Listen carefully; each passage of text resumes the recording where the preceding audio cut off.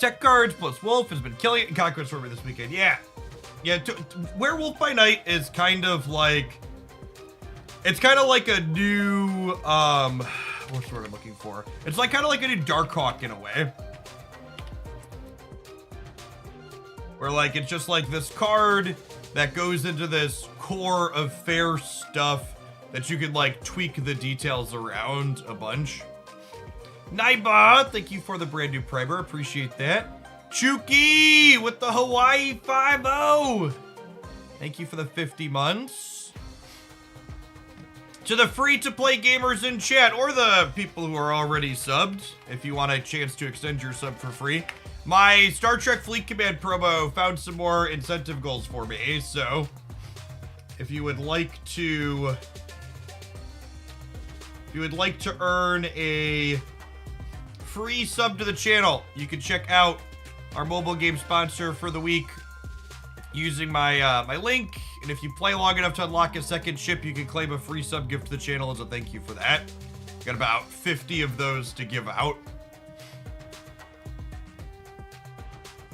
Wonder if Werewolf by Night will catch an OT and everything. It's very easy for him to make him double digits with at least a little bit of work. So, I honestly wouldn't be surprised if Werewolf by Night ends up being a Darkhawk-esque card where they're just like okay with him being a stat stick. I wouldn't like, so Darkhawk took a couple of shaved points off the top. Like he was a 4-1 to start, I think, or 4-2. I think it was 4-1 to start. So I wouldn't be surprised if Wolf got like a little bit of hair shaved off. Like maybe he's a 3-2 or a 3-1. But I think the card's still very playable and good even if they shave it a little.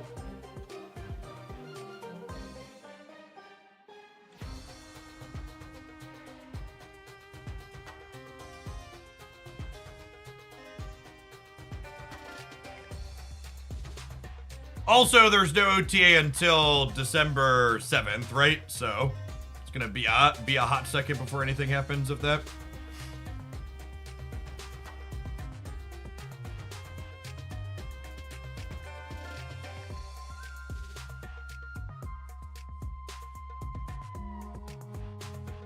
All right, should we look at some untapped numbers? See if our best decks video is holding up.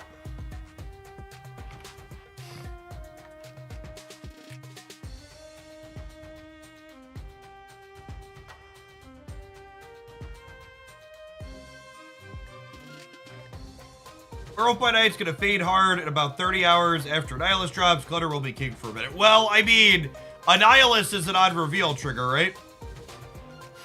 What's going on, Wiener? Thanks for the 26 months. Welcome back. Morning, Pablo.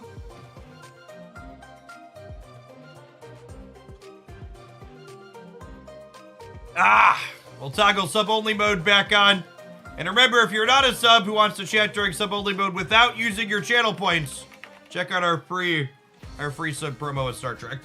Sorry, we were playing Genshin Impact on Saturday, so I turned sub mode off for variety games.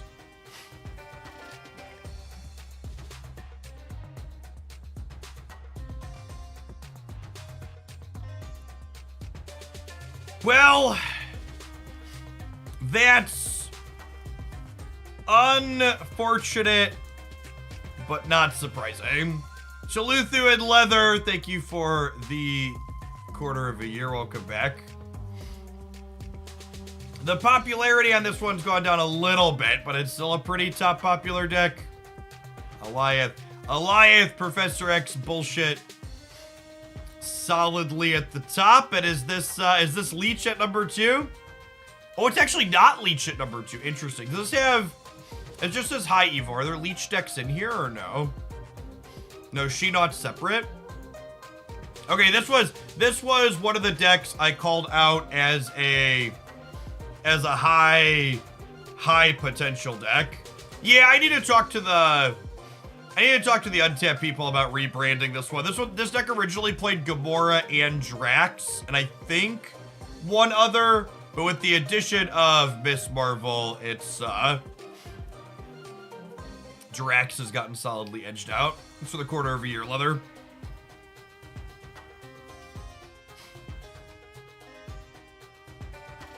I will say, I think it's weird. So here's a stature deck that's just Zabu Hawk with the stature package. Is the other Darkhawk build? I think stature. I think it's definitely a misnomer that this deck is singled out on its own. I definitely think this deck should be grouped in with this. Here's the Sheet-Up build with Leech. Still putting up solid stats. Cerebro 5 is still up here. Cerebro 5 numbers have been going down. That doesn't surprise me. Loki is pretty solidly middle of the road as an archetype. Discard and Shuri still just doing numbers. Yeah, this deck no longer getting Shane Sheet on the Abomination is real solid.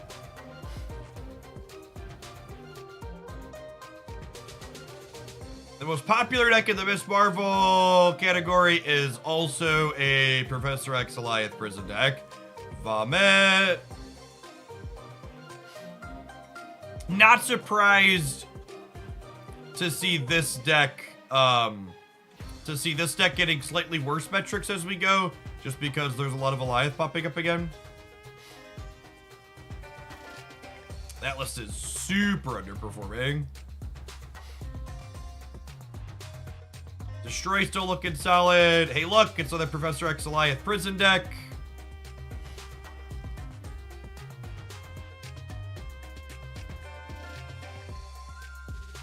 This build, back to putting up solid numbers. Interesting if they're playing Miss Marvel. Miss Marvel with Silk seems like kind of a dangerous game to play.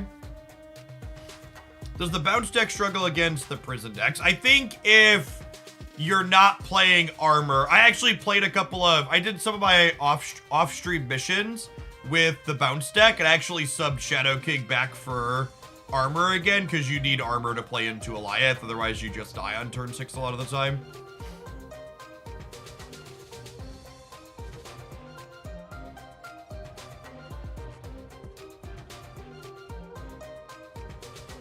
This build, this is what I called out as a high potentialist. So this category's got a bunch of different non-tribunal hellalists in it. This build is really putting up numbers. Dramatically overperforming. Why is Bounce not performing anymore? Well, this has it's a fun variation. Very small sample size here overall. I'm pretty sure the Hawk bounce deck is just not on the meta page, and it has good stats individually last I checked. Let's see if that's still the case. Werewolf.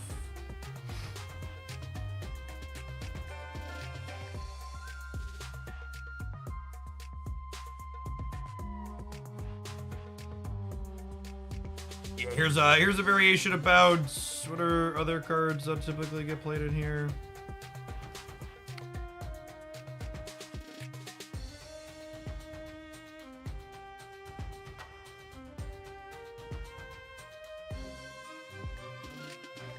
The numbers have actually come down on this one.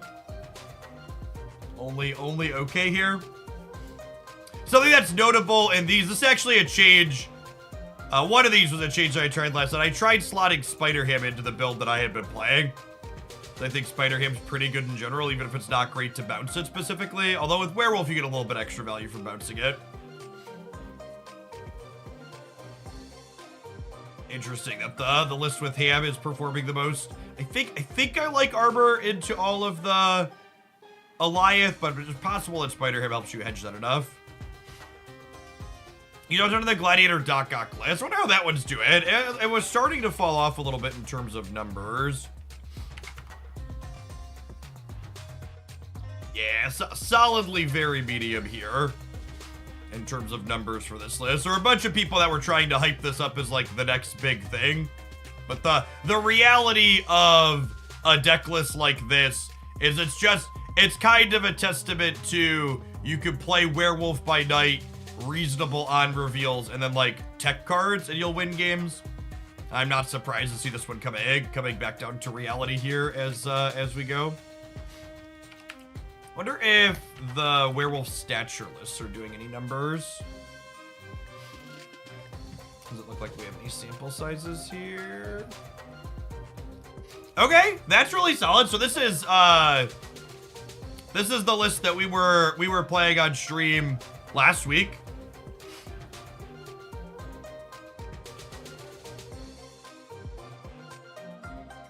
This is well, we'll probably play some of this today. I might try Goose in the Mirage slot. But I think this is a very good deck. I think this deck list is also similar. I think this deck list is similar to the Gladiator list we just looked at, where it's like Werewolf and tech cards, so it's hard for it to ever be truly bad.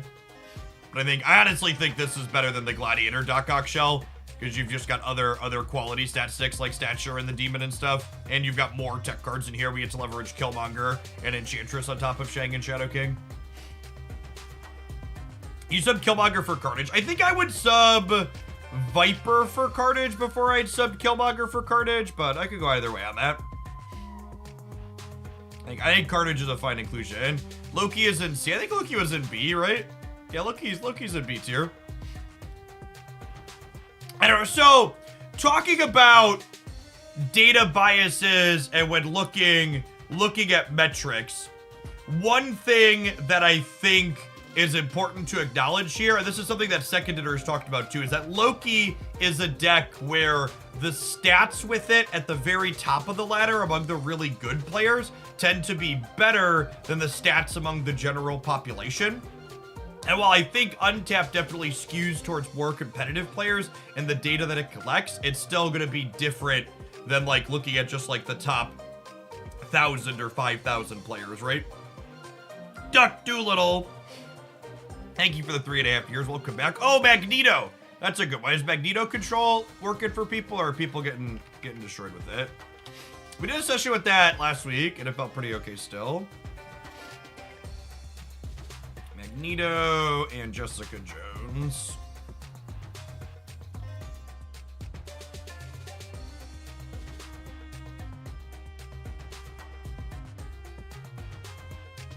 So this build here is not doing, this is the one that I did a video on. Gamers not having as much success with this. This one, oh, this is closer to what I had been playing before we updated it for this, right? Smaller sample on this, but better queued. The sample's super small here. I would be shocked if this wasn't sample size dragging this down. Like, maybe Captain Marvel's good here. We should revisit that, but I would be shocked if Ham is better. The differences here are Iceman over Ham and Marvel over Rescue.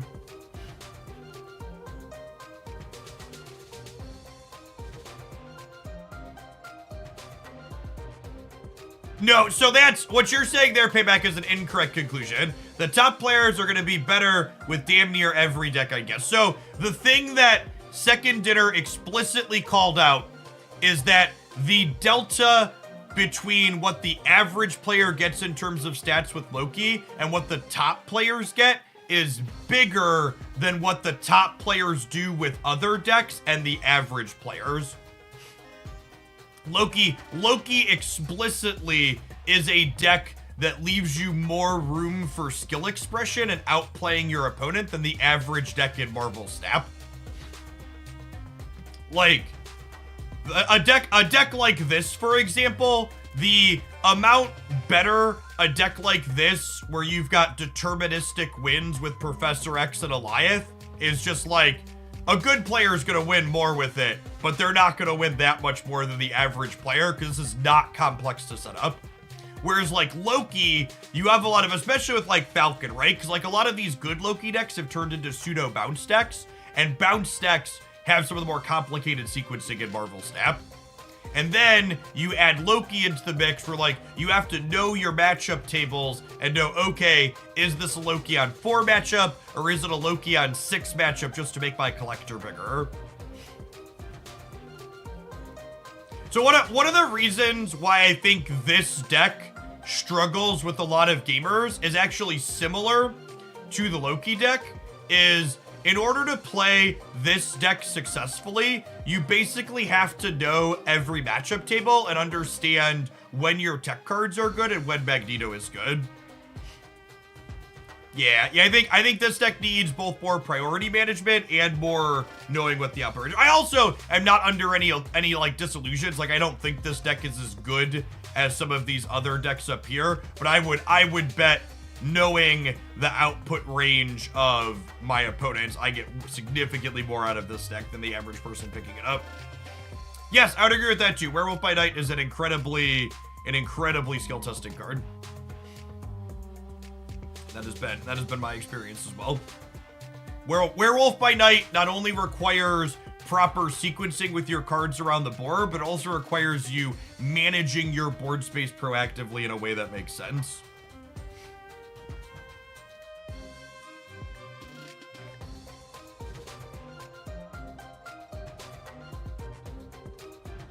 All right, should we play some games? Let's play some games.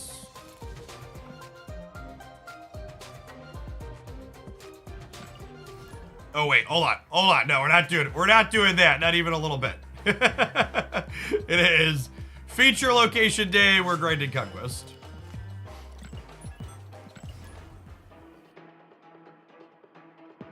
By the way, if you're a regular coming in who's not typically able to subscribe to the channel, we've got a mobile game sponsor going on for the next few days with Star Trek Fleet Command.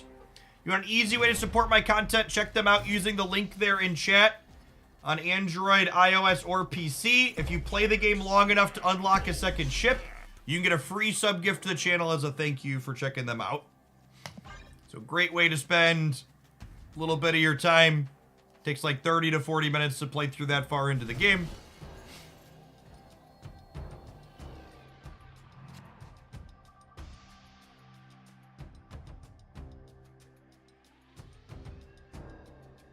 I think I am hard-pressed to tell anybody a card is worthwhile when they own every other card in a Spotlight cache that week. The key to getting the most out of your Spotlight caches is being able to open on weeks where you're missing multiple cards.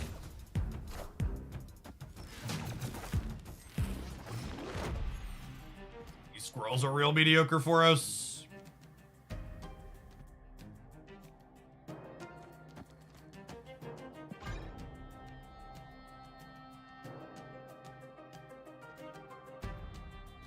Asgard's solid, though. We have Darkhawk here. It'll be real big.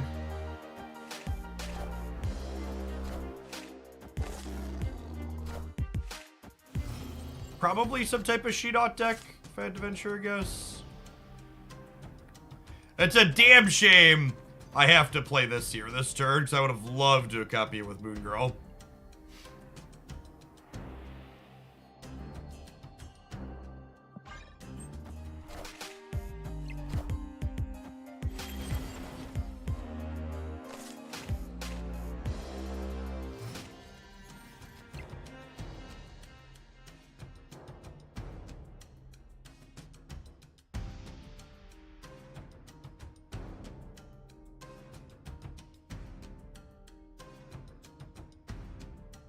I don't think they'll be able to compete here. So I think I'm just like doing this and then just like playing She-Hulk in the middle and hoping that that's big enough. It could have been right to play Miss Marvel here because I'm probably winning here regardless.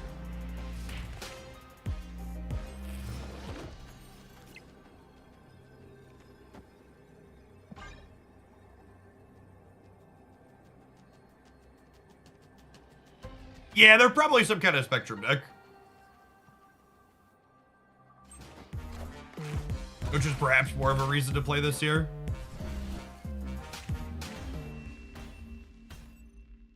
Victory. Alright, my Quinjet Zabu She-Hulk deck beat the Mobius on curve. Got him. That'll do, pig.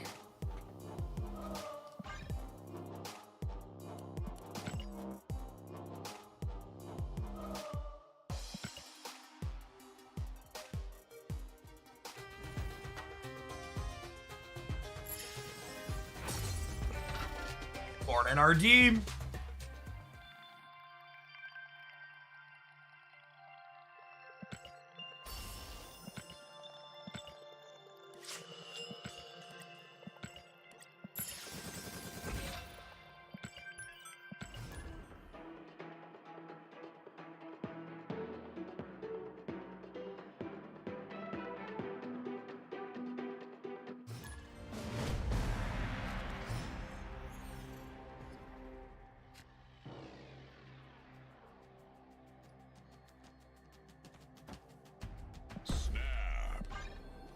I'm gonna play silver more aggressive today, I think. Our hand's remotely good. We'll just snap it and try and farm our way up. We'll take things a little bit more slow and serious into gold. Going on, Blitz Monkey. Thank you for the 12 months. Welcome back. Get you a sword to go with that shield.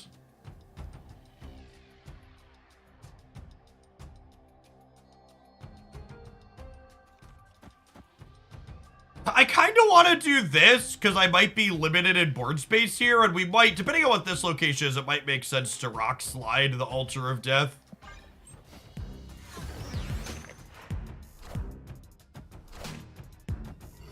Morning, Brown Kid. Thank you for the primer. Appreciate it. Opponent snapped.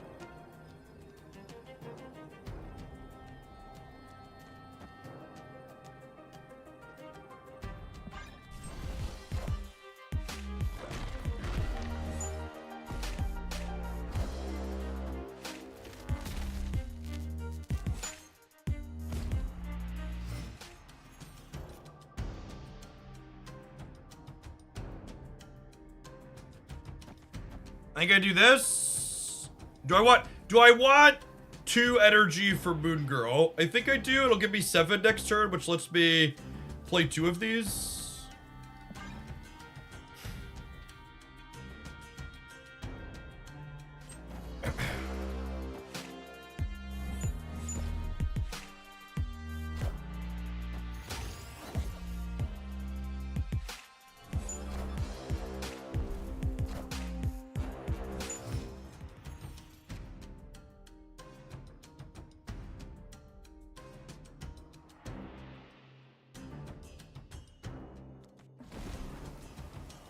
So this lets them know that I have another one of these coming. We've got Sunspot down, so we're doing okay. I think I Darkhawk right, and then we pass for now.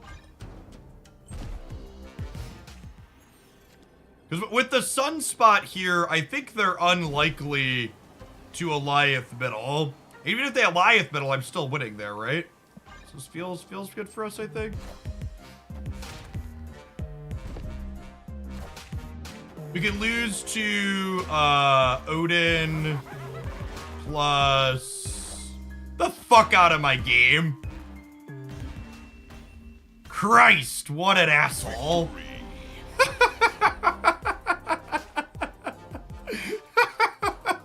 Man, that feels good. Out!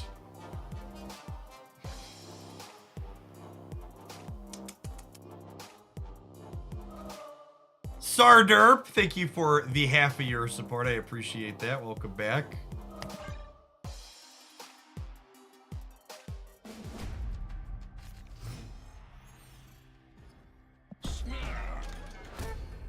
Does the Sandman Gamer sit here and sweat now?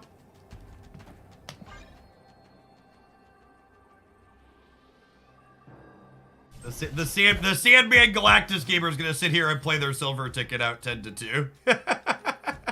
And they'll pause and rope us a bit in the middle. I'm gonna armor the Murder World just because I don't want them to get a free Electropath.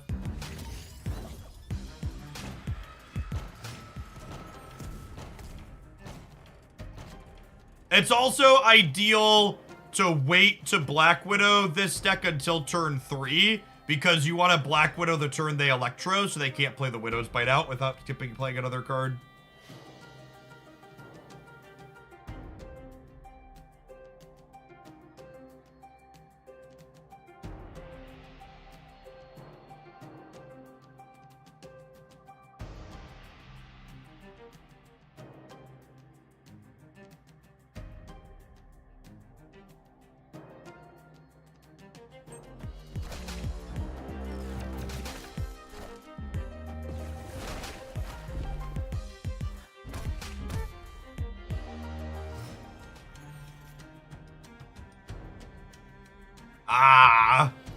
Everybody's favorite skill-intensive Coin flip where the Galactus is.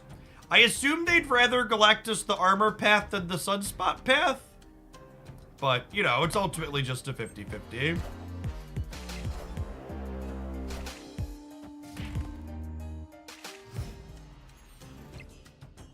Okay, so now they've locked themselves into not Galactusing me on the last turn, or not Galactusing me. And I think with the She-Hulk draw, we just soak up some sun here. Gonna tell everyone to get do-do-do. Someone could write their thesis on the correlation between being a Galactus / Professor X Sandman deck and sweating in the proving grounds. Yeah, it's worth noting that it's actually probably unideal to play the Darkhawk to the armor path because they're an Alliance deck. Because it was a coin flip anyways, I'm probably supposed to prioritize hedging to here.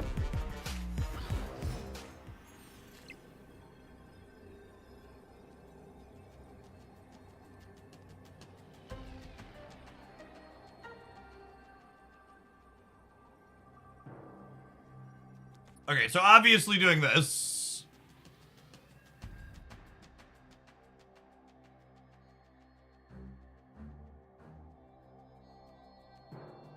We do just die to Alliance middle, right?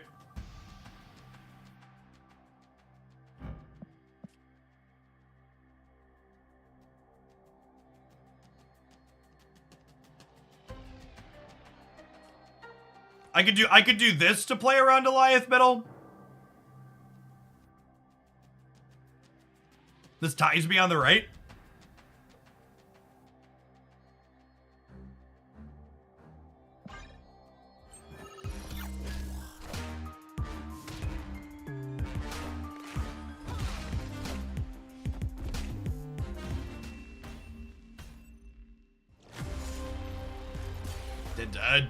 Giganto and their Galactus deck is real strange.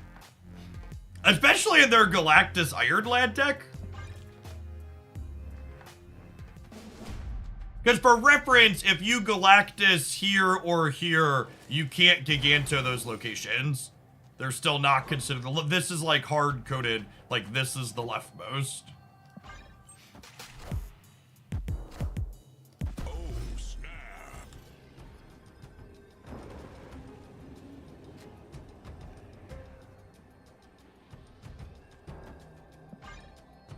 I'm gonna prioritize putting a rock in their deck.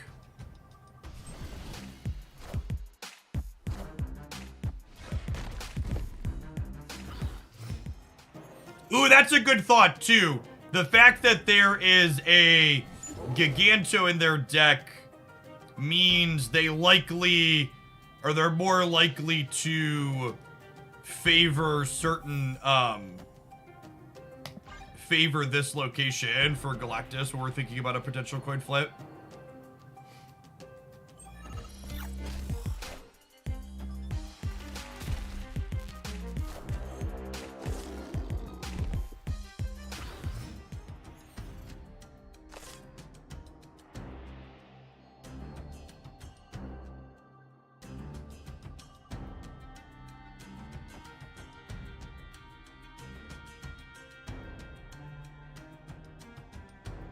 I think I'm doing this, so I'm kind of just covered against Galactus. It's tough. It could just be this into soak.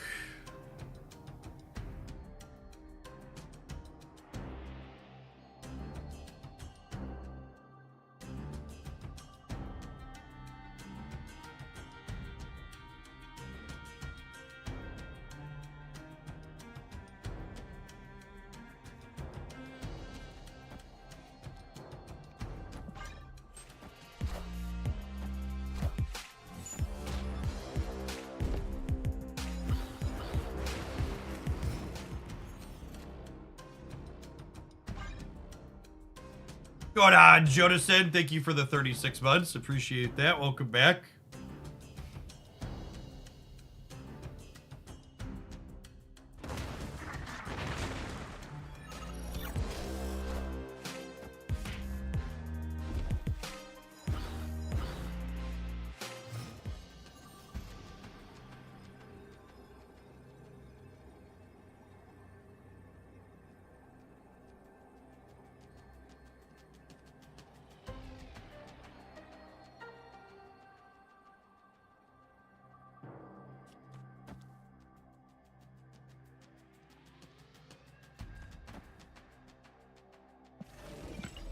Yeah, if I She-Hulk here, I can't miss Marvel points into here is noteworthy.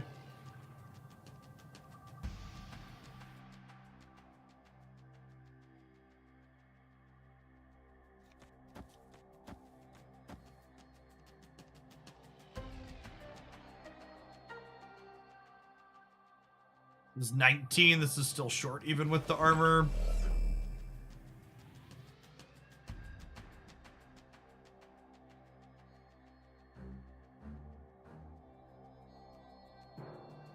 We're probably dead again.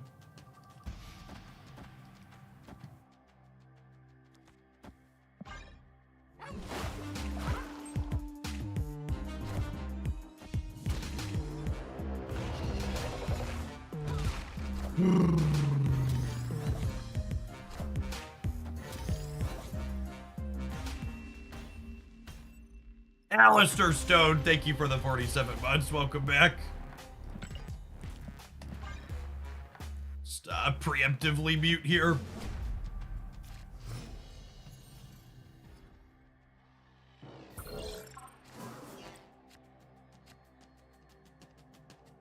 Snap.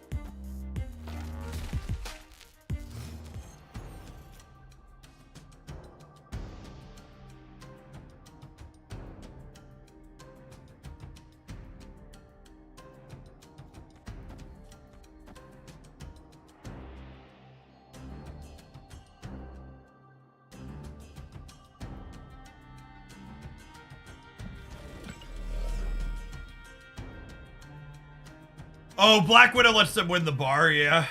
I think it's just this, right? We're just playing for most points. So we just like Moon Girl, and then each of my Miss Marvels are 10s.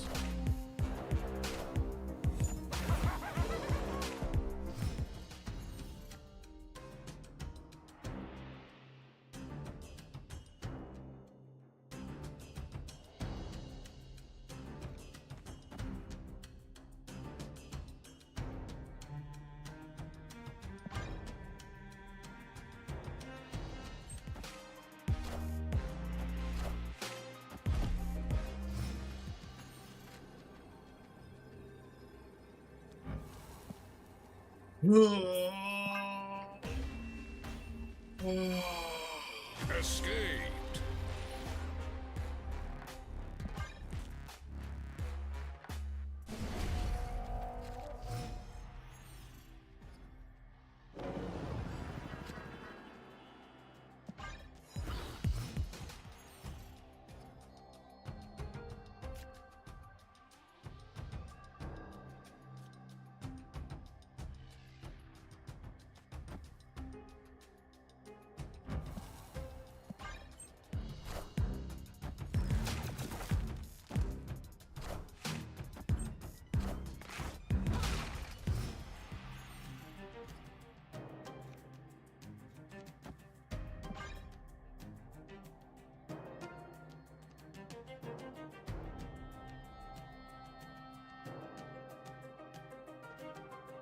All right, we had some above average variance in our favor for a change. Probably good to go.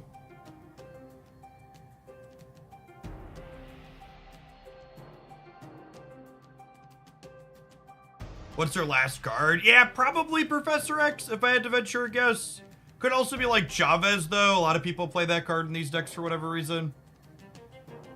Thanks for the 3 years, Joda said. Welcome back. Appreciate that. Alistair, closing in on 4. Appreciate the 47 months. Max Man, thank you for the 14 months. Welcome, welcome, welcome back.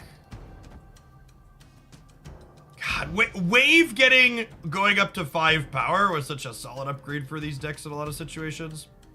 Although I guess they don't have a position that they can Galactus, right? So we're fine here.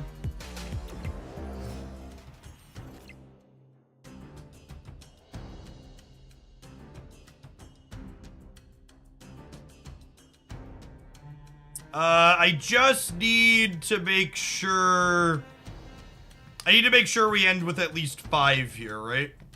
So that way we don't get Galactus. I'm gonna armor here just in case they're a Shang-Chi deck.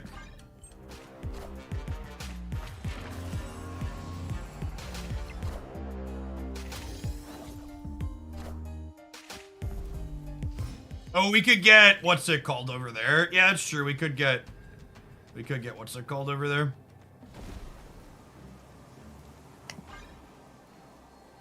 Could get Goblin into Galactus. That's what it is. Oh, their last card's Orca. Yeah, it totally is Orca. You're right.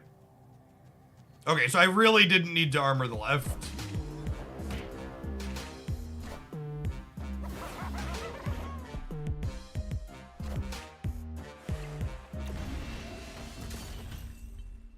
Victory.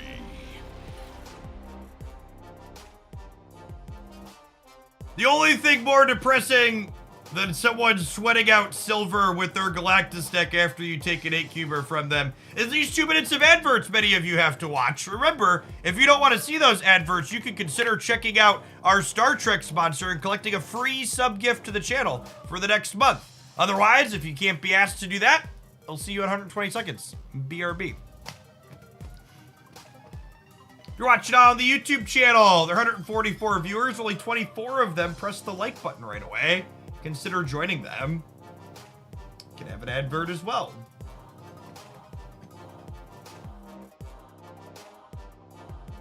When I logged onto my Twitch dashboard last night, chat, Twitch unironically suggested that I increase my ad density to 7 minutes of ads per hour for the month. I was just like, go home, you're a drunk capitalist. What's going on, half-half? Thanks for the 13 months. Appreciate that. Welcome back. Twitch is an asshole. Yep. What was it? I had a, when Snap popped off over the course of the last year, at the start of the year, I had an esports organization that offered me a contract with them as one of their content creators, and then they wanted me to do 4 or 5 minutes of ads per hour as part of their contract, and I was like, I think I'll pass on that one.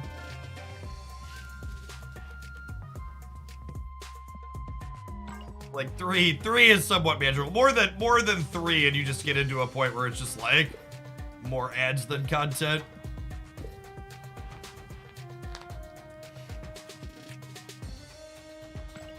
Not Tokujo, thank you for the 11 months. I appreciate that. Welcome back.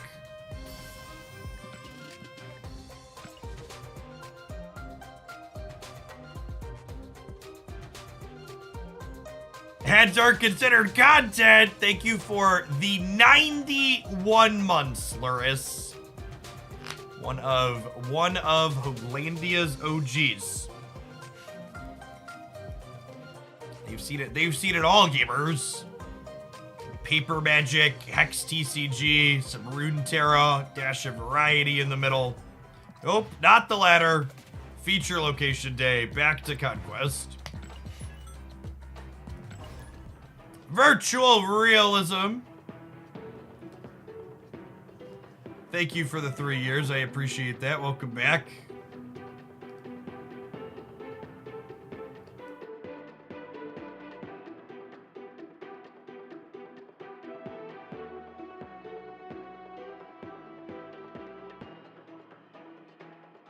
Fight Merchant. Thanks for the half a year. Appreciate you hooking that primer up again.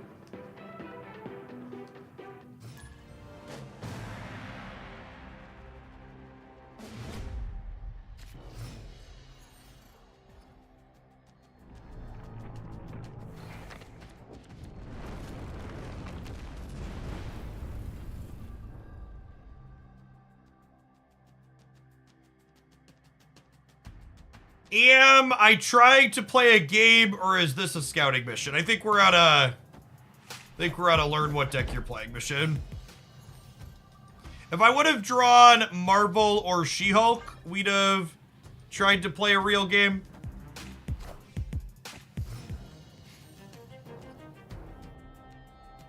I'm just gonna watch how many cards they're gonna show us before they snap.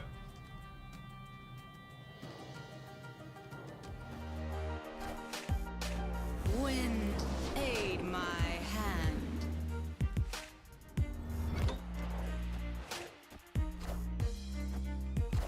Oh, look. I guess they could be Cerebro too, but I'm assuming, until proven otherwise, I'm assuming they're some type of prison deck.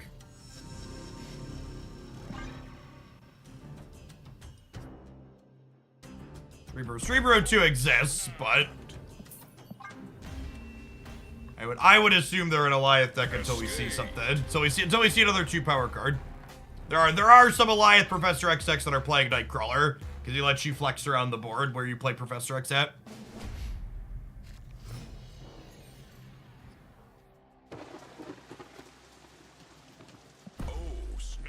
I have Sunspot on 1, and the off chance there's Cerebro 2, Muriel is bad for them, so I'm gonna snap on 1 here.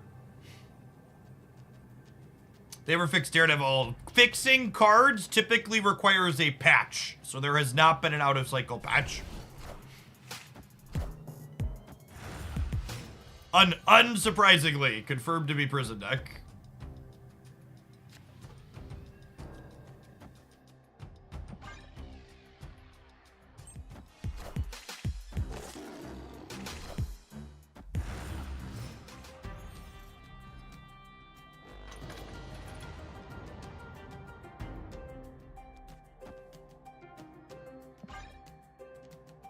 Stewie, thank you for the quarter of a year. Appreciate that. Welcome back.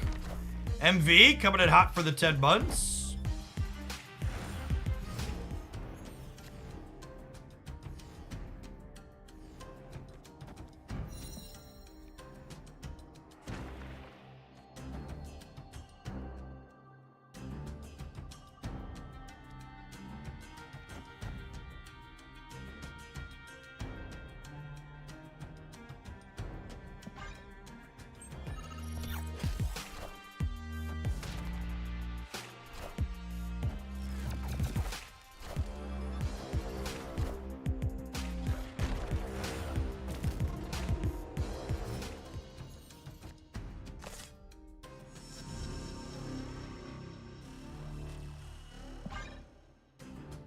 I wanna soak up some sun.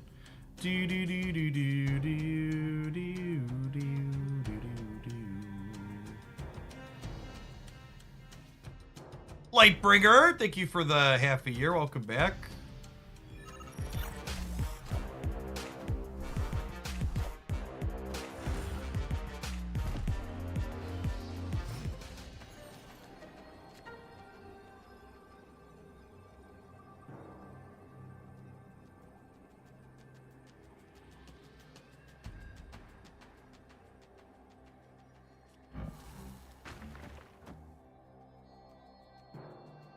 Oh. It's probably just this, right? Probably just this. James, thank you for that second month of Prime. Welcome back. Nero Charmer, thank you for the third of a year.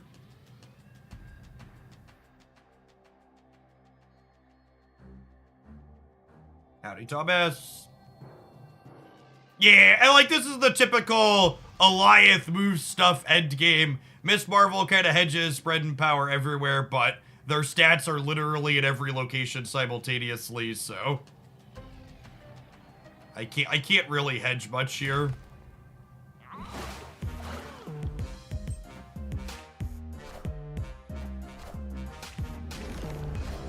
All right, we got him.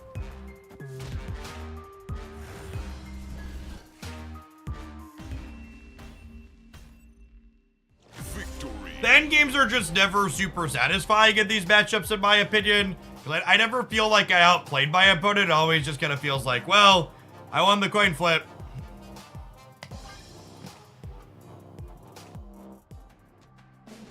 Yes, Black Widow, Korg, Rock Slide, making that very solid for us. Classic second Lamentus game in 3 games.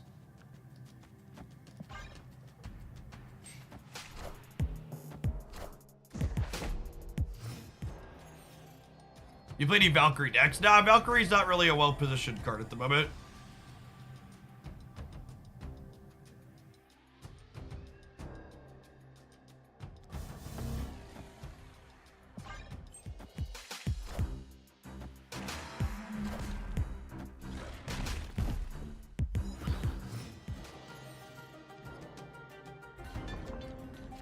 Opponent snapped.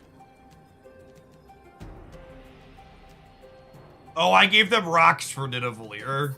Yeah, you take a few, bud. Escaped.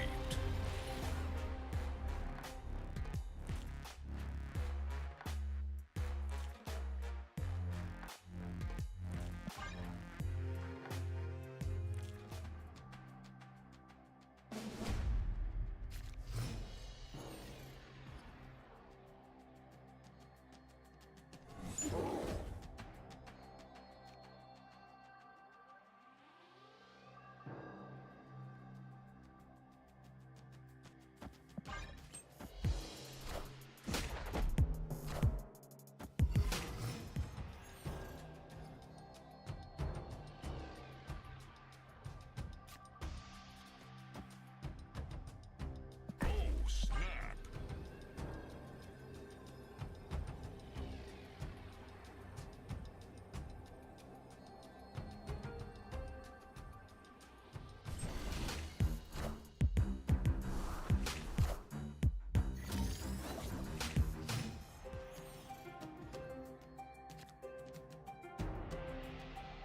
Ooh, that's actually a little awkward for us, huh?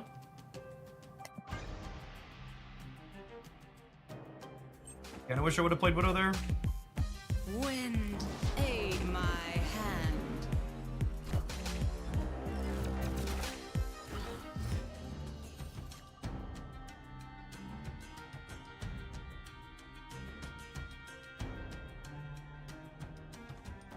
What do we think of Miss Marvel into Hawk right into She-Hulk left? I think that's the line.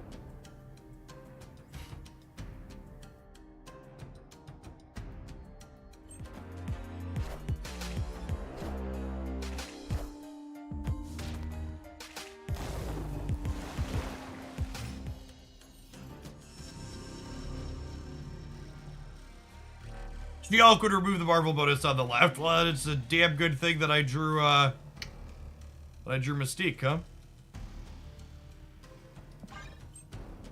The Aura Tog!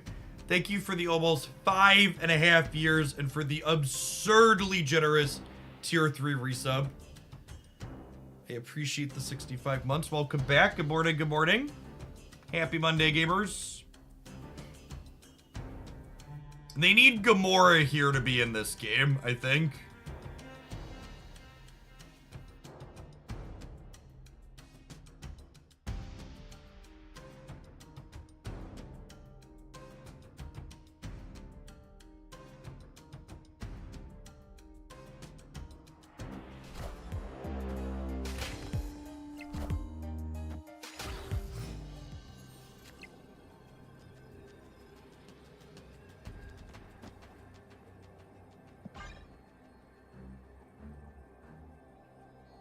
Going to 28, which means I'm tying Orca on the left.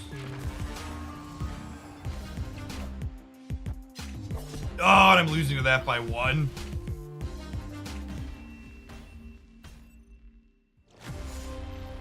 Thanks for the 45 months, Willa. Welcome back.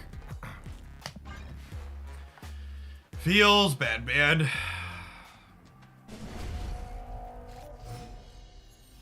Snap.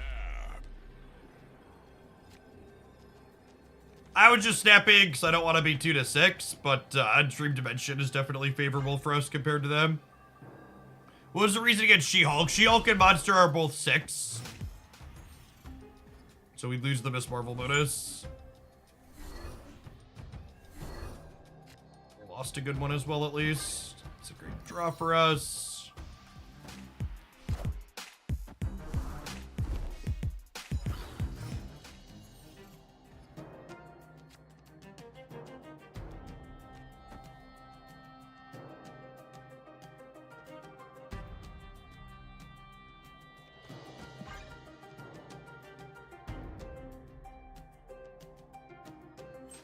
Is Quinjet worth in this deck? I think Quinjet's terrible in this deck. That's why I'm playing it.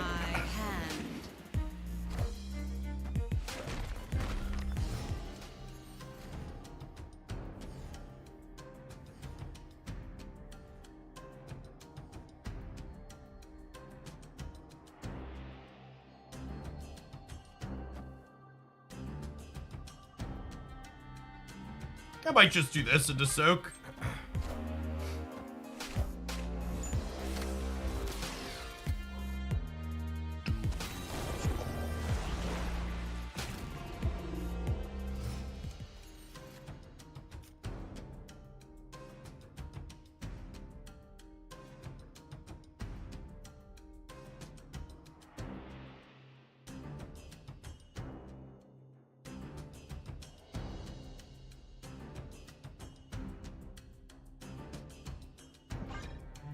Oh, I'm gonna take a line that leaves me dead to Goliath, but I think it's the line I have to take.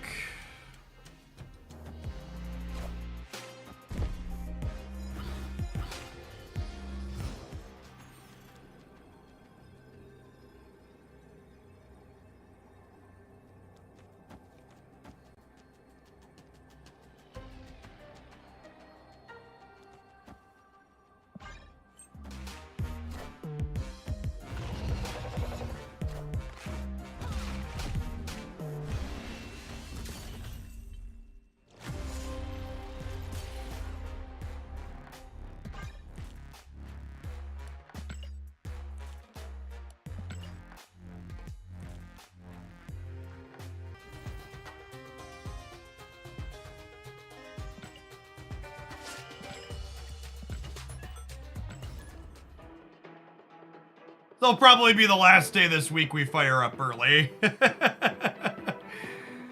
Oh, it'll be a light week for the holiday, methinks. For the holiday.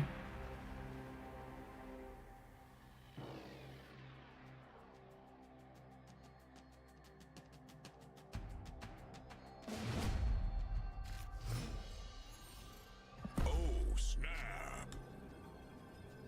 Don't worry, chat. There's an OTA in 3 weeks. 2.5 weeks. Opponent snapped.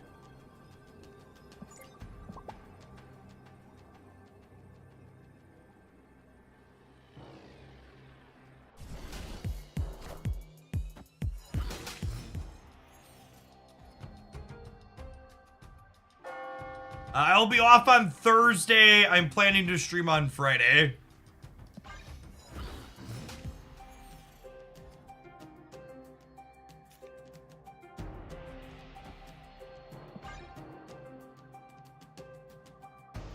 If Mirror Dimension is also killed, we're probably in trouble.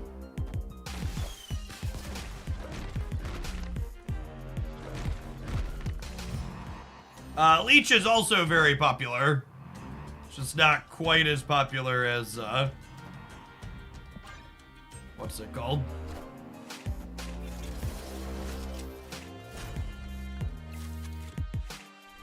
This other nonsense. At least we get a free silver ticket here.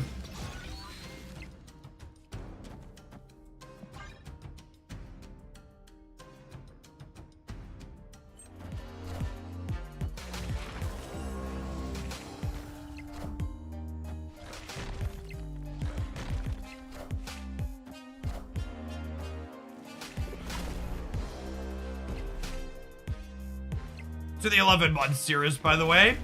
And Willem, thanks for the 45. Just gonna play Arbor here in the center, just on the off chance there's a Shang-Chi destroy deck. No reason to throw to that.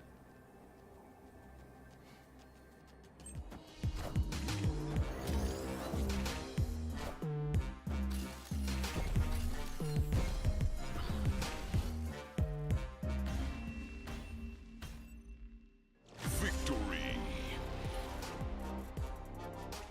How long is the Star Trek thing running for? I have 2 days on, or sorry, 3 days on the free sub gift promo, but I also only have about 40 of them left to give out. So first come, first serve on the Star Trek promo. If you want to collect a free sub to the channel, takes about 30 to 40 minutes of playing to get to the point where you unlock your second ship.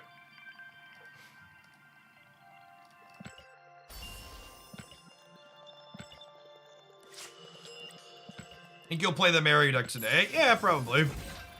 Well, I guess I don't know which Mary deck you're talking about. Do you mean the She-Hulk Mary deck?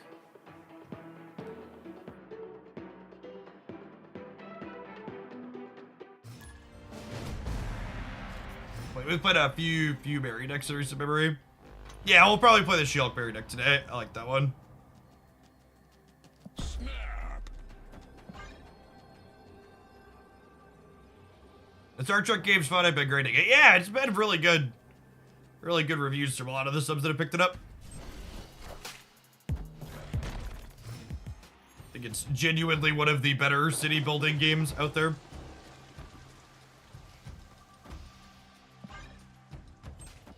I snapped them because we have Darkhawk into Vibranium Mines.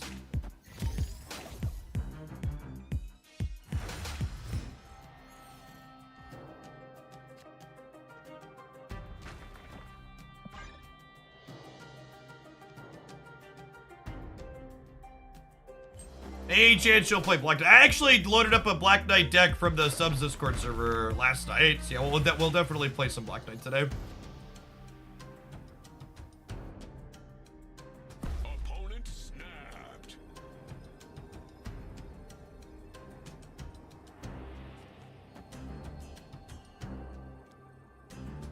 I guess I kind of want to wait on this in case we draw Mystique.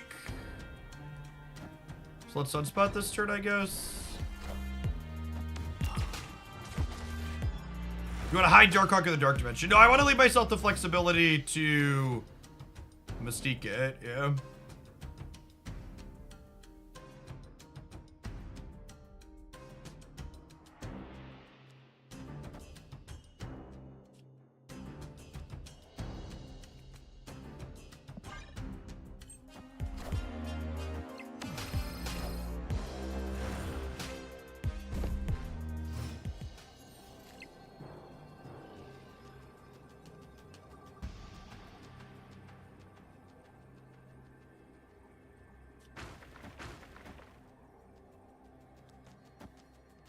It's just this, right?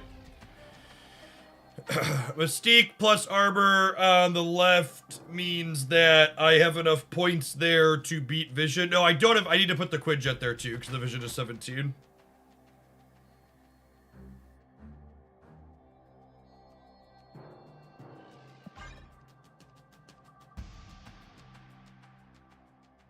I don't think they can compete for the middle. They need something really strange like a Dr. Doom in their Shuri deck to beat us here, I think.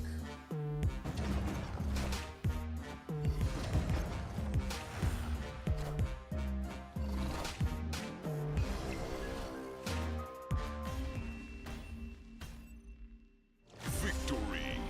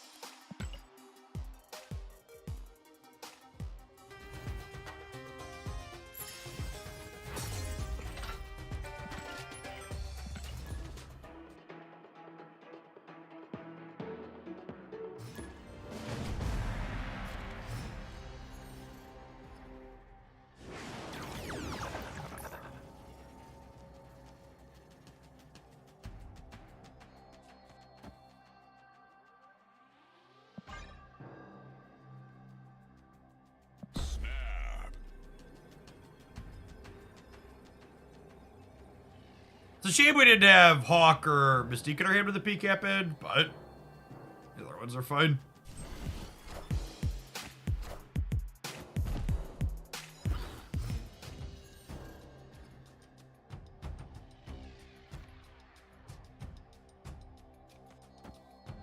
Armor this up over here proactively.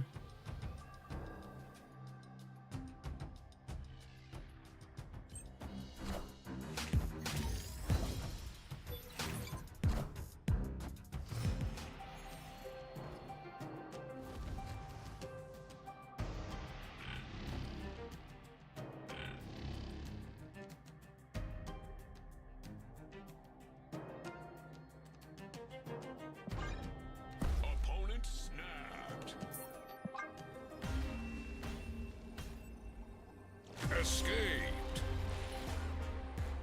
Oh, maybe I am just supposed to Mystique the armor. I didn't think about that, because it's not a line that's usually good. They have priority, though. Yeah, I think we're just supposed to. If I have priority, Mystique the armor is fine, but they won the priority coin flip. I think I'm just supposed to go.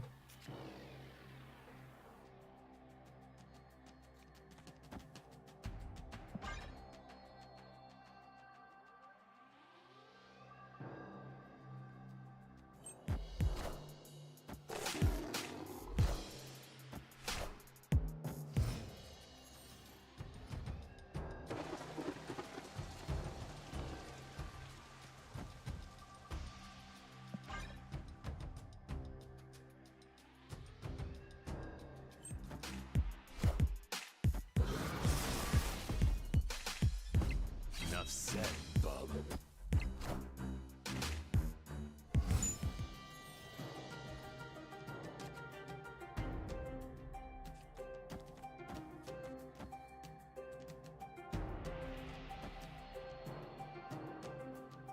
Oh, snap.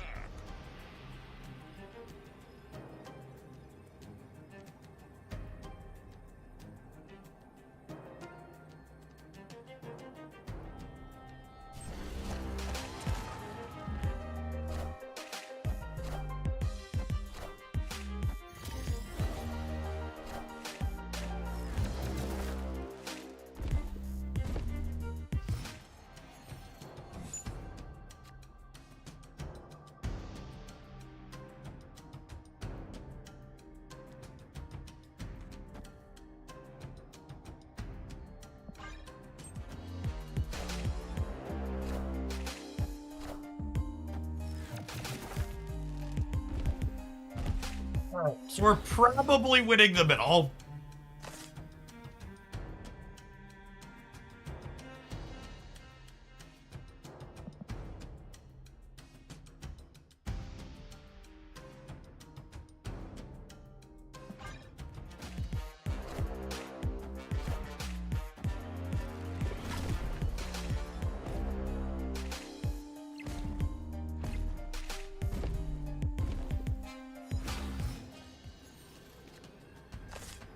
Hey, look, it's the Dark Hawk I wanted for Christmas.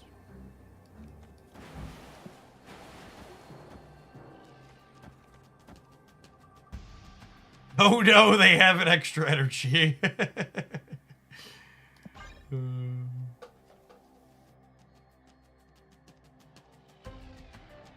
Victory.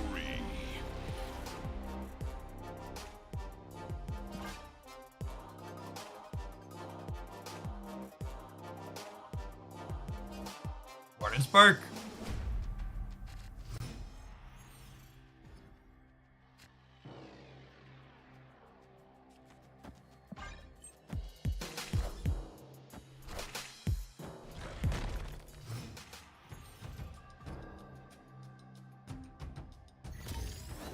Snap.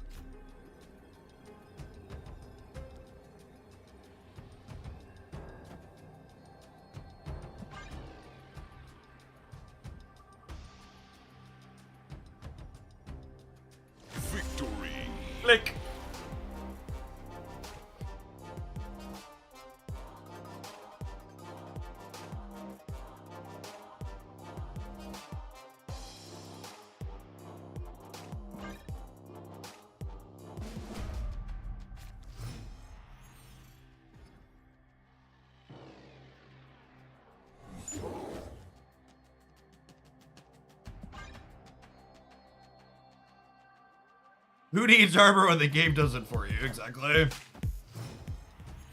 Yeah, my level gamers. That's relatively solid for them. I think it's not terrible. Ideally, we'd like a Sunspot, but Sunspot's not amazing against Destroy anyways, so it's whatever.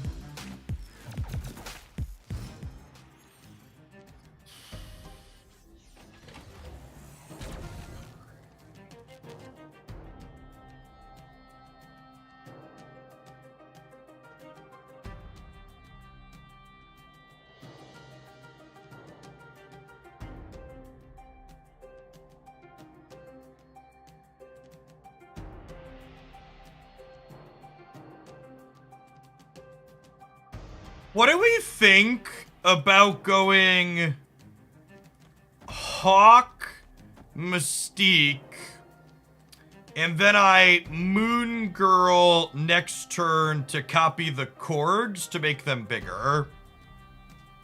I think I'm into it.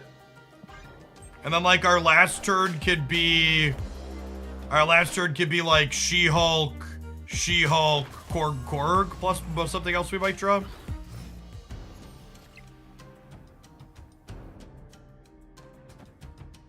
Or we could just like play a bunch of rock slides next turn. Also seems fine.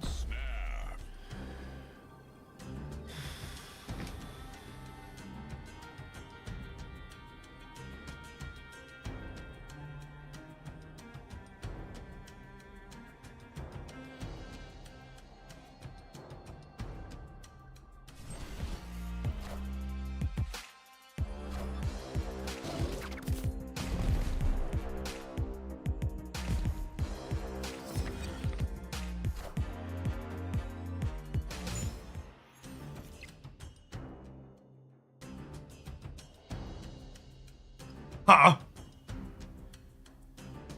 So if I do this, next turn, this is 2, this is 1, this is 2. The question comes down to, would I rather have She-Hulks next turn? Or would I rather have a chance to brick their draw? They have another Killmonger, yeah, that's true. I think increasing our odds to brick 1 draw is not worthwhile. And I'm gonna pass so I could go She-Hulk, Korg, Rock Slide next turn. Final answer.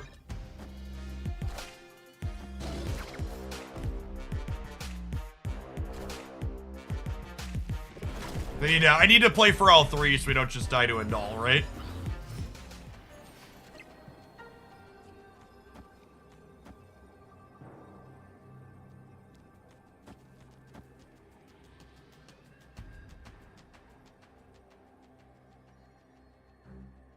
This will be +6 over here. We'll be +11 over here. And we're +20 in the middle. You think they Zola the Venom? Possible? I'm beating Zola Venom in the middle. I guess it depends on where...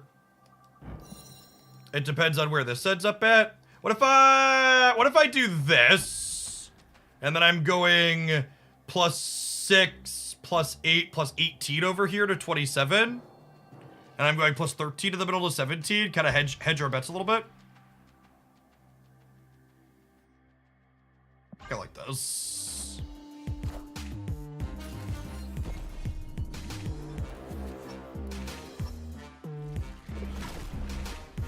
I guess if the X-23 jumps right twice, they could get us. Okay, we're cool.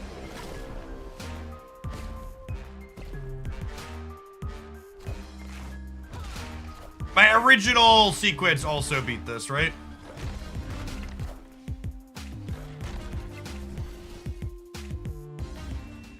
Did it? No, it didn't, right? I would have only been... I would have been -7 over here.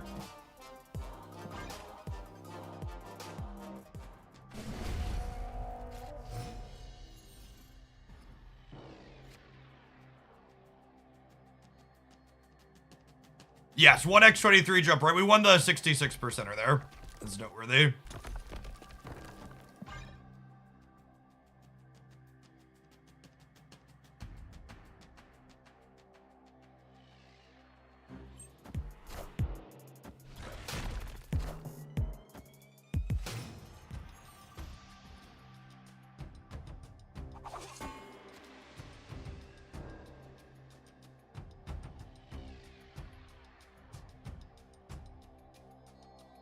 Hey, thanks server just unlocked their second ship in the Star Trek promo. Be sure to DM me a screenshot of your thing so I can hook you up with a free gift for doing that. I think I'm just gonna arbor the middle. We're kind of a coin flip on where they play their Nico thing to anyways, and we hit it. And this way they're locked out of the ninja blowing up as well.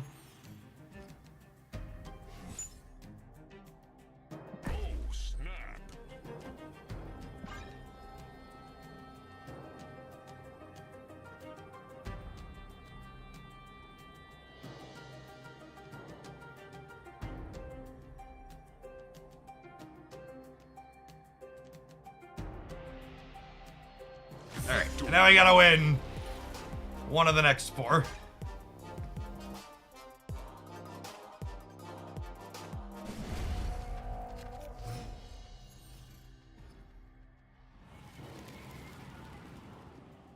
Live from the Daily Bugle.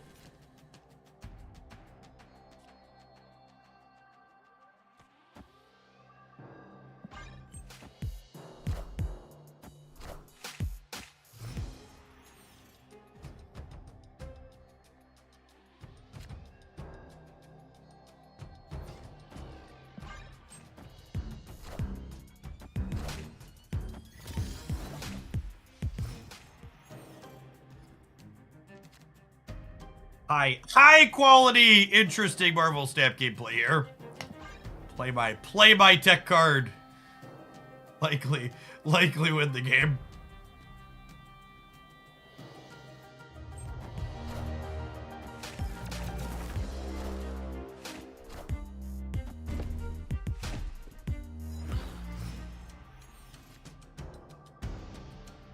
You almost want to mystique the armor. Yeah, I should probably think about that line more frequently. Just isn't what I've been thinking about.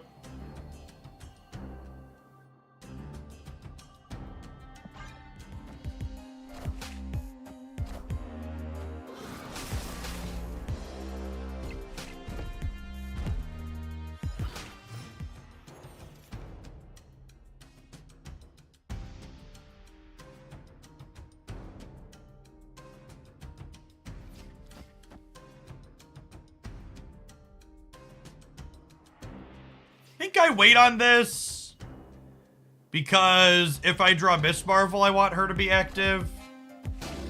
Oh my god, they murdered their own Sunspot. I wasn't expecting that after they sucked energy into it.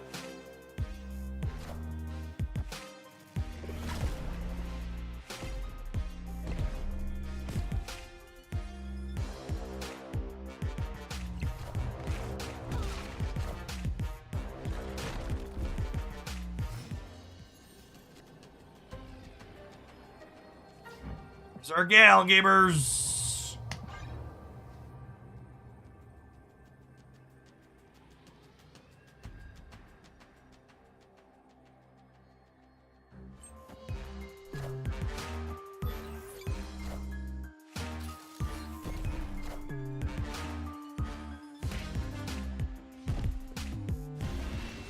Is that a gold ticket? I forget.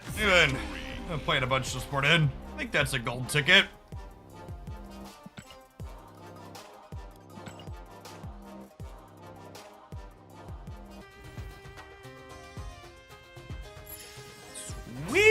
Or spend the day farming Conquest at least until the feature location rolls off at 1 o'clock. And while the feature location's not rolling off until 1, you know it is rolling off right now, chat? 2 minutes worth of adverts. And if you want a chance to dodge those for the next month, be sure to check out our Star Trek promo, where you get a free sub gift to the channel. Otherwise, we'll see you in 120 seconds. Thanks for hanging out. Don't go anywhere. We're gonna jam this one in Conquest a little bit more. Yeah, I'll take it into a gold. But this one's been feeling very reasonable. You're watching on the YouTube side. Consider tapping the like button while you're hanging out. Doesn't cost you anything. Helps the content.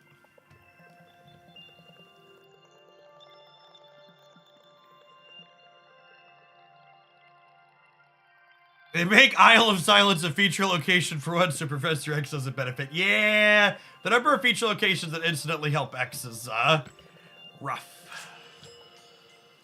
Play viewer next, so what if we're in Conquest? Nope. Playing a very easy way for me to be extra frustrated is to play bad decks that viewers pay me to play into the prison metagame.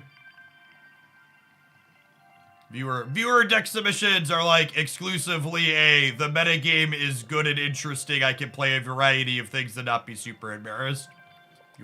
Viewer decks have like a 40% win rate on a good day. It's not even, and for the record, like, it's not like this deck that we're playing is like a top meta deck. The problem with viewer deck submissions is the way most people build and play decks in games like Marvel Snap is they don't build interesting decks that don't just happen to be tier 1. They largely take a good deck and fuck it up by 2 to 4 cards. They're like, here's my deck. It's a strictly worse version of this other deck, but here you go. Conquest hasn't had many... we played mostly against Goliath decks this morning, BNJ. That true Danny boy, thank you for the brand new tier 1. And Kevin, thank you for the 27 months. Welcome back. And that's not even so that's limited to Marvel Snap. Like, when I did viewer deck submissions in Magic the Gathering, that was largely what people sent in too. They just sent in decks that were worse versions of other things.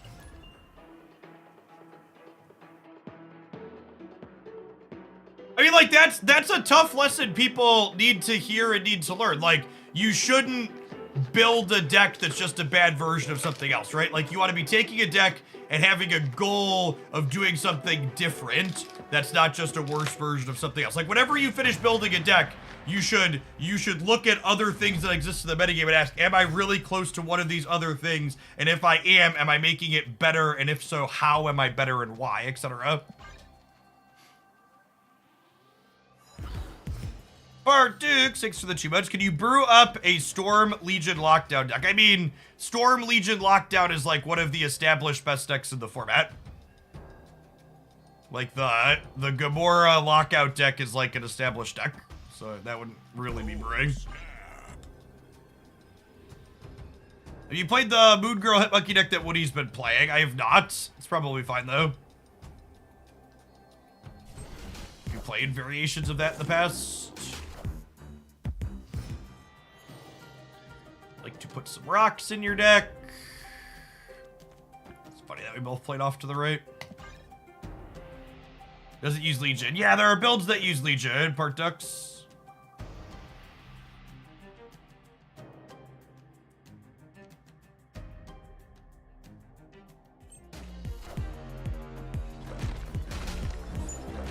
Here's Woody. Woody is another content creator. They hang out and chat sometime, and we've rated them a few different times. They're good at what they do.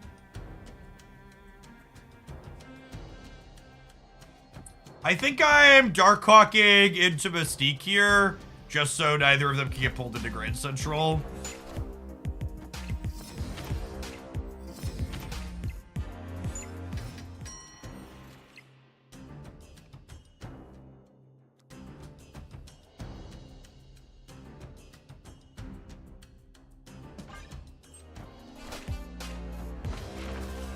See if they have their Iron Man here or not.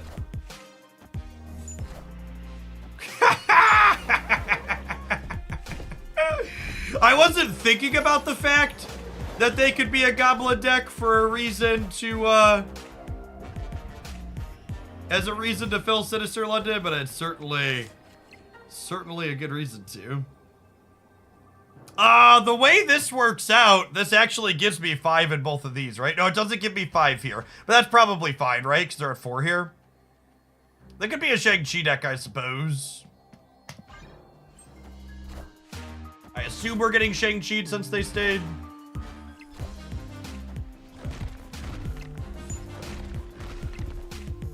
No, they were just assuming that they were gonna win the center.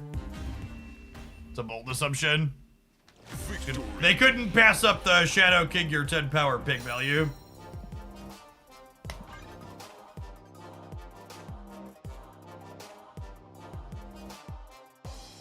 So the prison deck with Professor X and Eliath, the Guardians deck, Bart Dux, that build can play Legion. I genuinely don't remember if the build I featured in my best decks video had Legion in it or not, but that archetype plays Legion with some consistency. Hats, thank you for the 66 months. I appreciate that. Welcome back.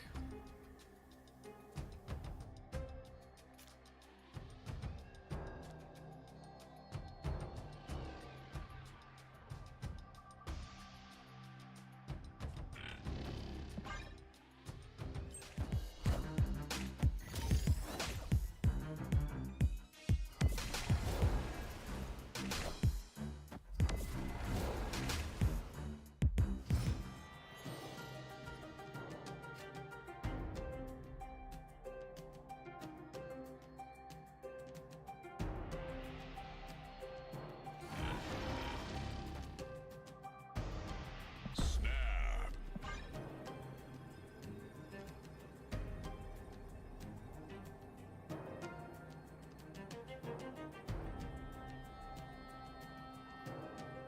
You're thought about doing one of those funny interaction videos? You mean like weird interactions and stuff like that? Yeah, I've thought about that video performed well. I've considered making a second.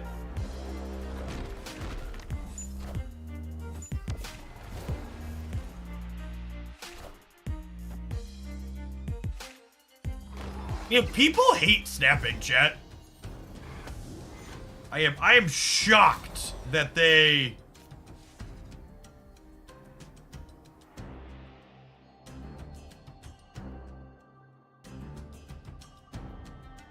I am shocked that they had Werewolf with Door Dimension. They didn't snap us back here.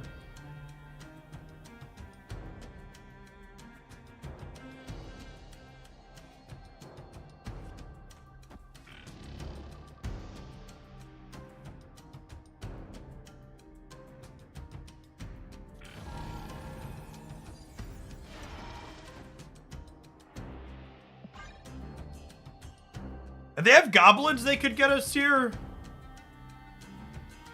Outside of goblins, we're in a very good spot.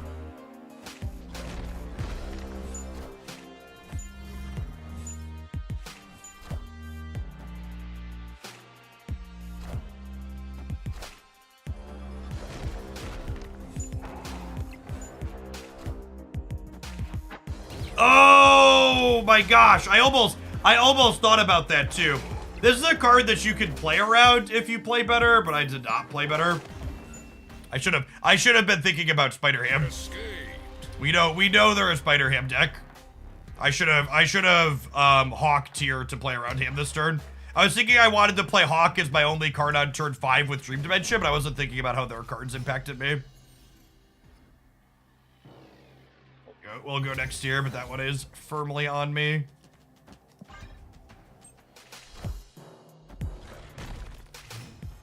Can you explain the Lamentis Hela interaction? Yeah, Hela says it brings back cards you discarded. Lamentis destroys things. Destroying things and discarding things are different. Snap. I think White Hot Room's better for us than them. My hand's also pretty good, so I'm gonna snap.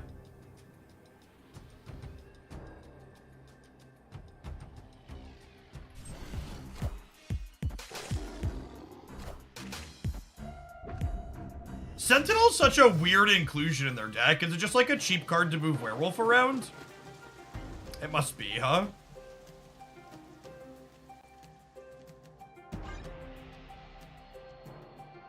Are they on Sarah? I don't think so.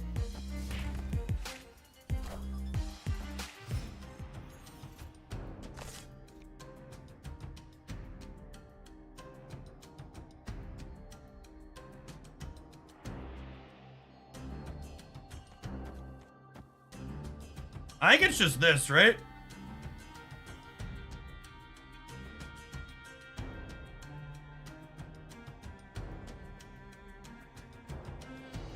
It could, it honestly could also be Mystique the Marvel into Sunspot as well.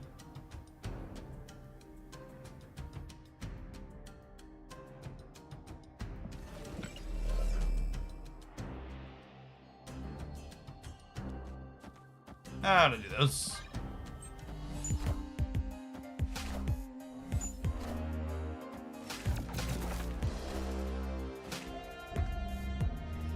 JoJo's Game Show. Thank you for the primer. Appreciate that.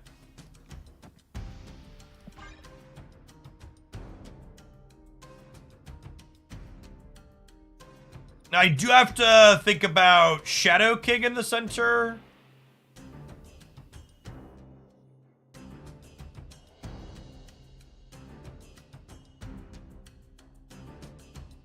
Marty Punker. Only 16 more months until a full year. Thank you for the 84 months. That's about right, right? 100 months in a year?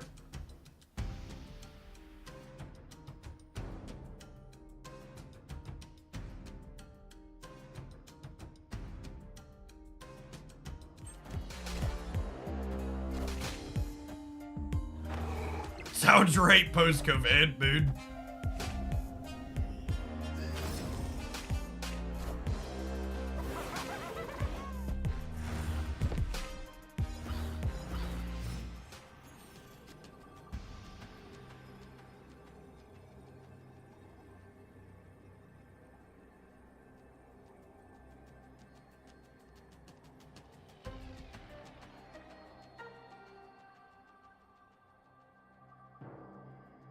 I have to give up the Miss Marvel bonus to play 2 She-Hulks on one side.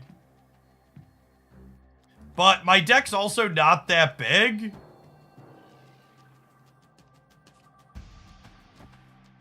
I think it's just this.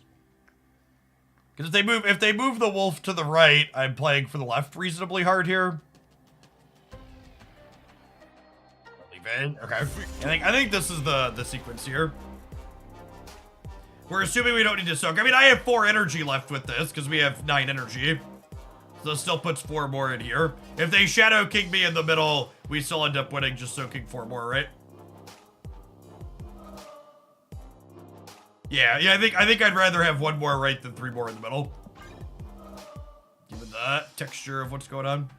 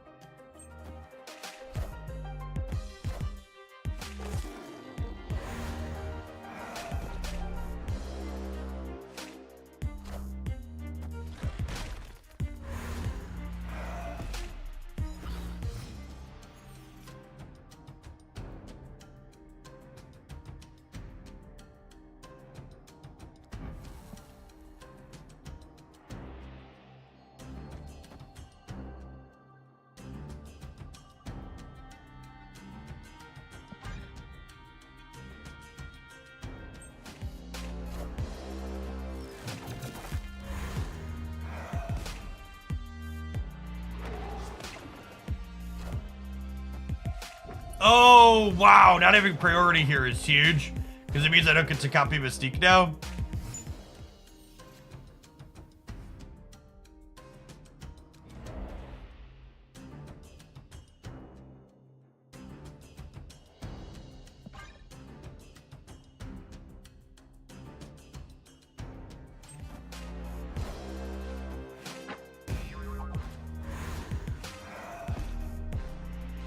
Morning, Jeff. How's it been? The metagame's, in a pretty toxic spot.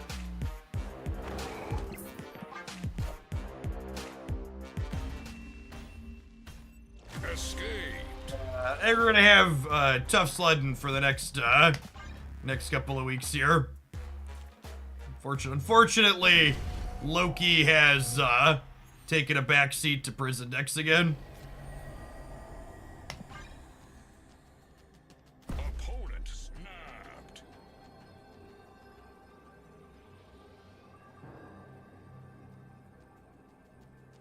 Yeah, the opponent. I would have left if they snapped on 3, but they definitely should have snapped on 3.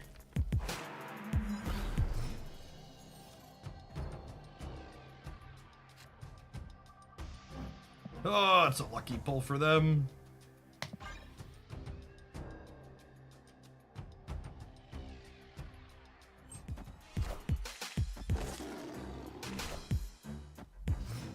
Why is prison considered more toxic than Loki? Because Loki doesn't stop you from actually playing the game. Loki plays a game that goes over the top of what a lot of other decks are able to do, but Loki doesn't explicitly stop me from making choices.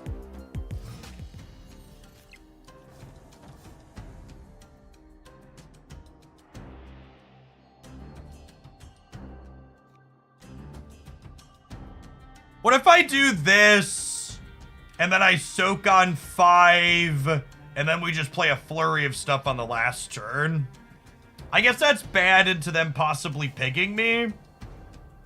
And then I can't Black Widow either. Okay, I'm gonna do this because of the potential for pig. Is Prison Sap as visual as Prison of Magic? It's very similar.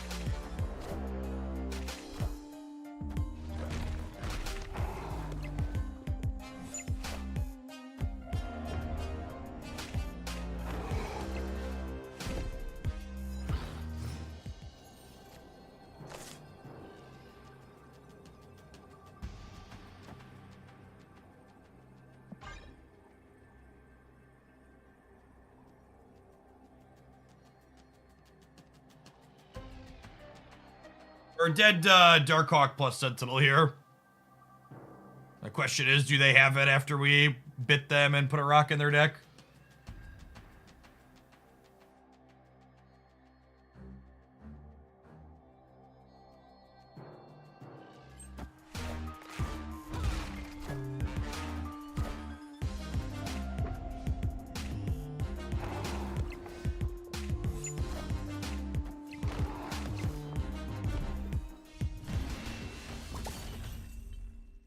Victory. Sometimes lucky rubber ducky.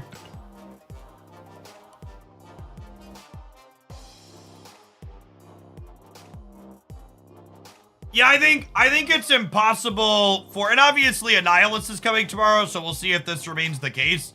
But I think it's very difficult for the clutter decks to ever be too overbearing with how good Destroy is against them. Like Killmonger, Carnage, those cards are very real, very hard checks on the clutter archetype.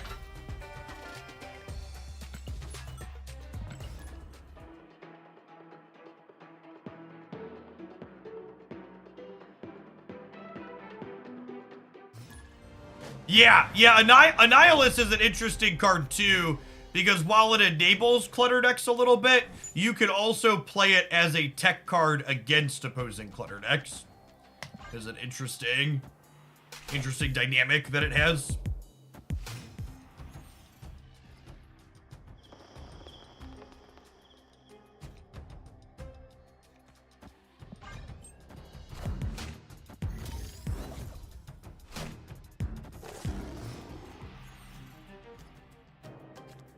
Oh, it's also playing Zabu Sunspot. Interesting.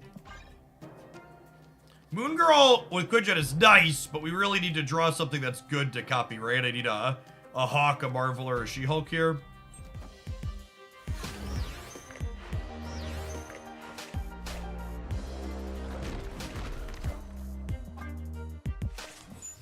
Oh gosh, are we playing a mirror match?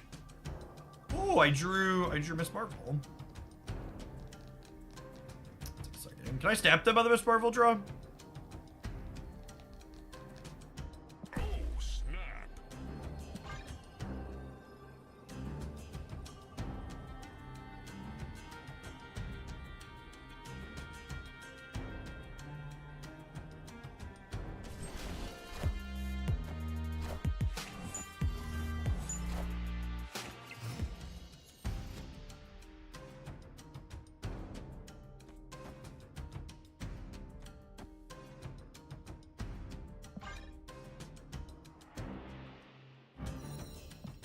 Question is, do they have a second Hawk? I'm really surprised they didn't snap having Hawk into Subterranea. This is definitely a mirror match, though.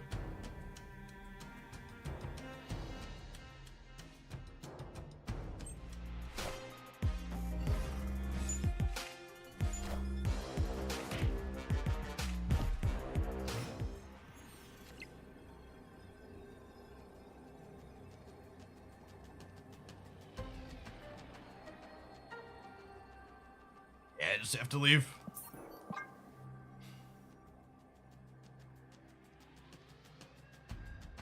The odds of getting second Darkhawk is too high. Not Quinjet, Mystique. I don't think I can play those on a board in a way that I can keep my Miss Marvel bonus on the last turn in a way that spreads power profitably.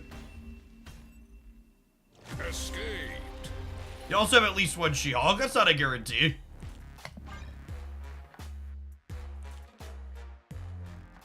Hit infinite ticket with this deck yesterday. Yeah, it's what felt really good when we were playing it on Saturday.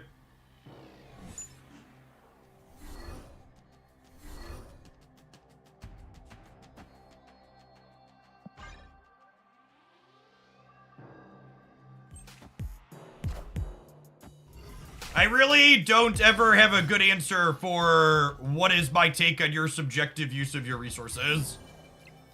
Gotta look inside yourself and ask yourself the question, what sparks joy for you? What will make you happy to have or not have? One of the things that I think is actually a really good part of one of the things I think was actually a really good part of the economy changes they've made is simply the fact that there isn't just these easy, strictly right, strictly wrong answers to how to use your resources anymore. People have to actually think. Hey, GG's, Kosowitz. Good luck in the rest of your gaming this morning. I'm not snapping them because they could have Darkhawk or Mystique that got flipped. Opponent snapped. Escaped.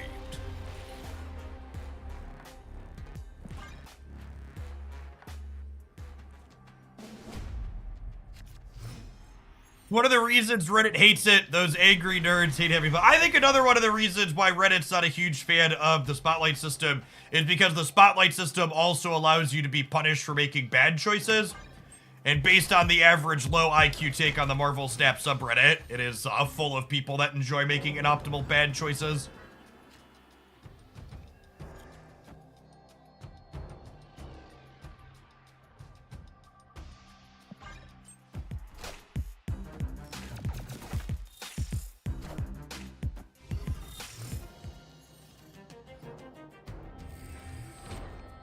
Just like, without fail, every single week, there's a bunch of posts up there from people who are like, the Spotlight cash system sucks. I opened 1 or 2 boxes and got only variants or collector's tokens. Woe is me for making poor life choices. Please validate my bad decisions and tell me that the system is the problem and not me. What's the difference between retreating now and retreating later? Retreating later means if your opponent also retreats, neither of you lose anything. Oh, snap.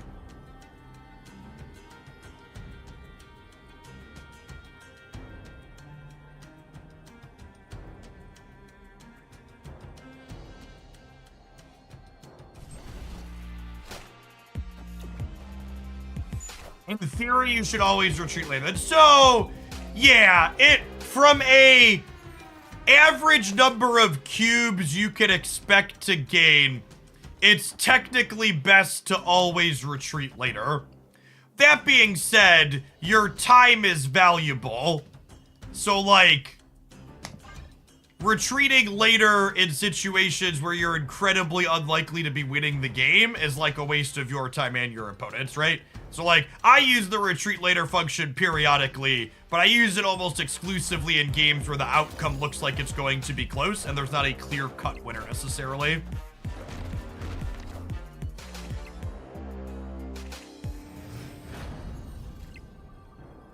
Yeah, and something like a tournament, I think being like, I should always be retreating later is an accurate statement.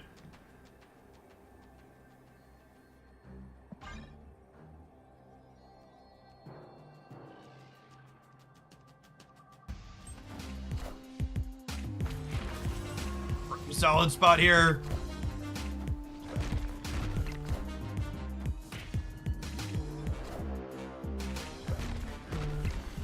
Ooh, close. Victory.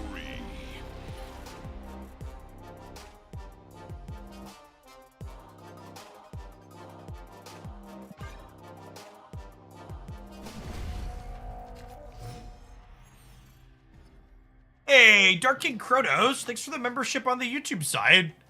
Appreciate the support. Welcome to chat.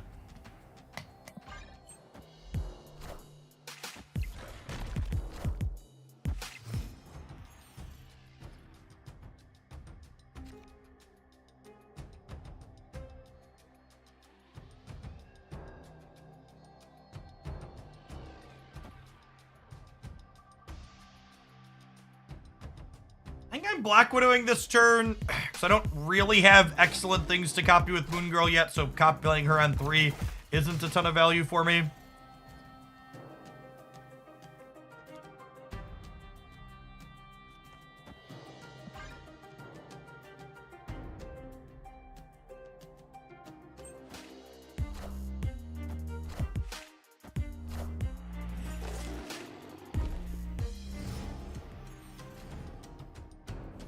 In the same vein, in a tournament setting, you should also be roping your opponents as much as possible and snapping as late as possible. Yeah, I've talked about it at length on this channel before, but Marvel Snap as a game needs fundamental restructurings in terms of what they incentivize to be competitively optimal.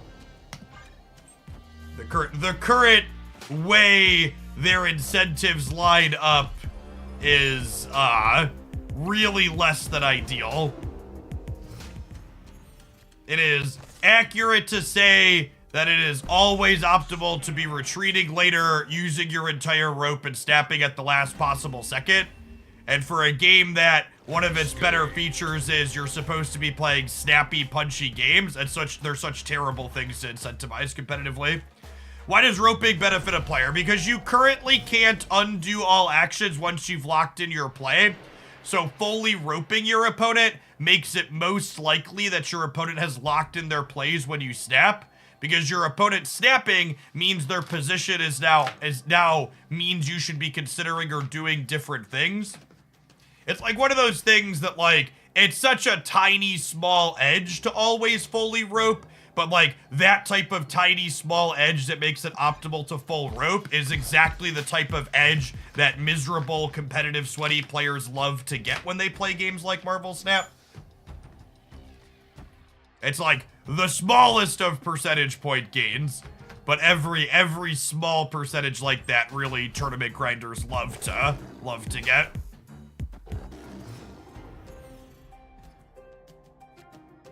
And again, just for the sake of clarity, I don't think they're wrong. I think it's certainly 100% optimal to fully rope your opponent every single turn in a competitive setting. But I also think it's a miserable gameplay experience to have that happen, and that Snap should readjust their turn timer because of it. What is roping? Roping is running down the timer every single turn. Ooh, copying Sunspot on the Time Theater is really good for them. Technically optimal, objectively annoying. Yep.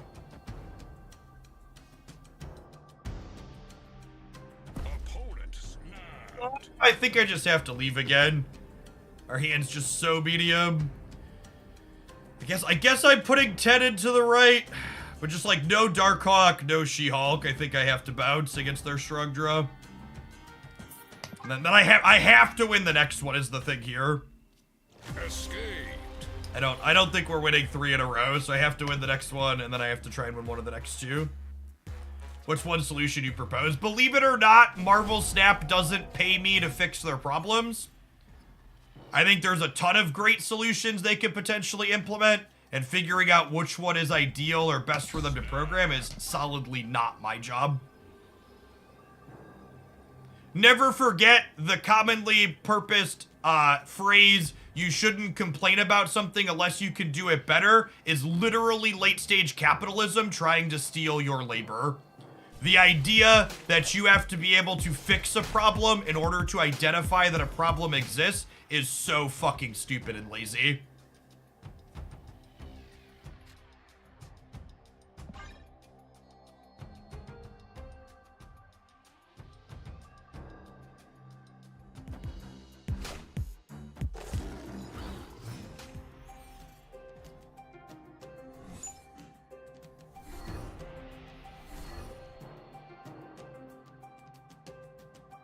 So, without Sunspot, I think I just She-Hulk here off the Titan.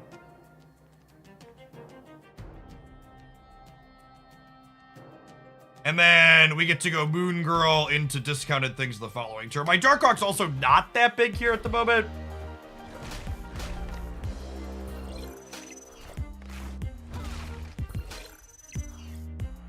Yeah, they lost their Moon Girl too. Yes, the Star Trek promo got extended. They opened up some more promo slots for me. Thank you to the other person that just got their second ship, by the way. So, if you want a chance to earn a free sub to the channel, check out that sponsor.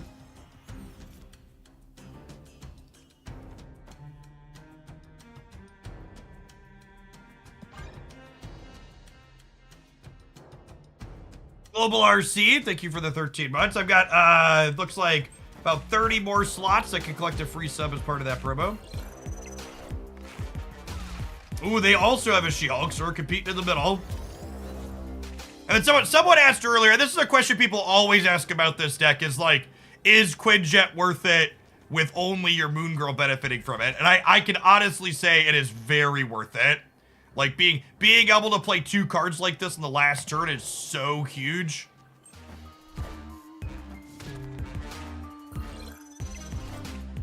Such a big deal.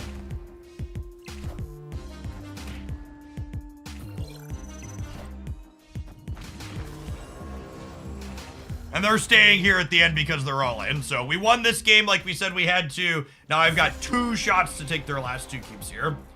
I stopped playing Snap for a few months, and I missed Loki and Elsa release. I feel behind the curve when it comes to new decks. So the number one thing to know about catching up in Marvel Snap when you're coming back is make sure you're aware of the upcoming cards that are going to be in Spotlight caches, so you can plan to use your resources accordingly to catch back up. So knowing which weeks have the most cards that you're missing is huge. So any deck with Moon Girl should run Quinjet. That is not what I said.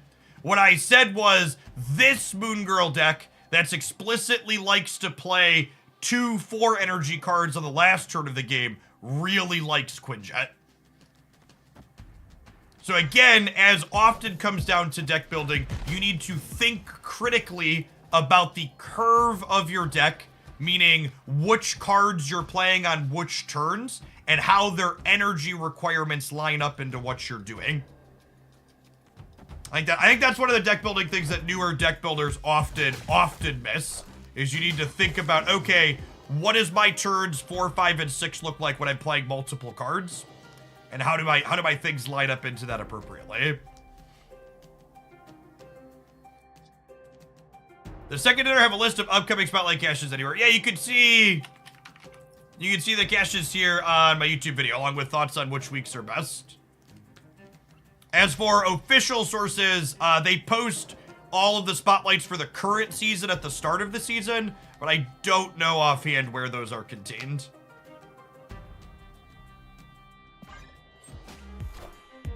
A kind of mediocre spot so far this game. We need one of our 3 cards that add stats to the board. Darkhawk, Miss Marvel, and She-Hulk are important for us to be drawing. Lovely.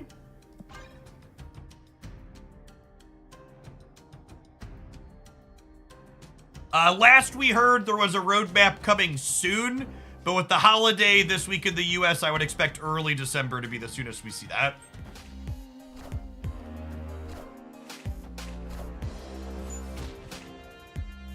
Clear for takeoff.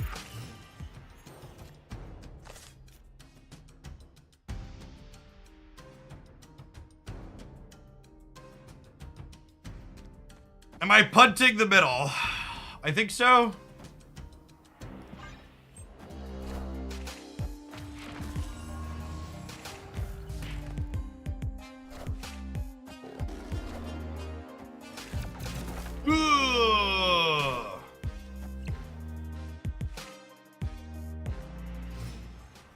Doke. Might have to win the last one. It's been a close set. Opponents played really well.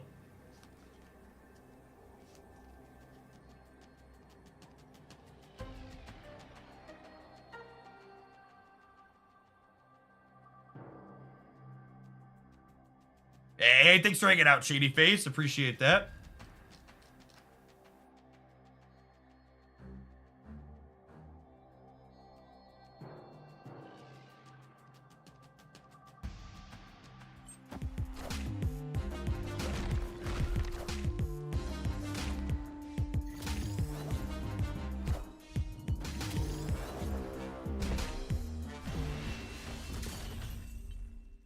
Would they have won if they hadn't played the armor? They would have been +7 over here? No, they just still lost. Yes, there's nothing this week, but there is a patch a week from tomorrow on the 28th. Yeah, neither of us drew. Well, their draw was okay. They had Miss Marvel and Darkhawk there. Neither of us had She-Hulk. All right, can we convert to another infinite ticket with this one, gamers? We'll find out in 120 seconds after this batch of adverts. Thanks for hanging out. Don't go anywhere. We're going to be snapping for a little bit yet today.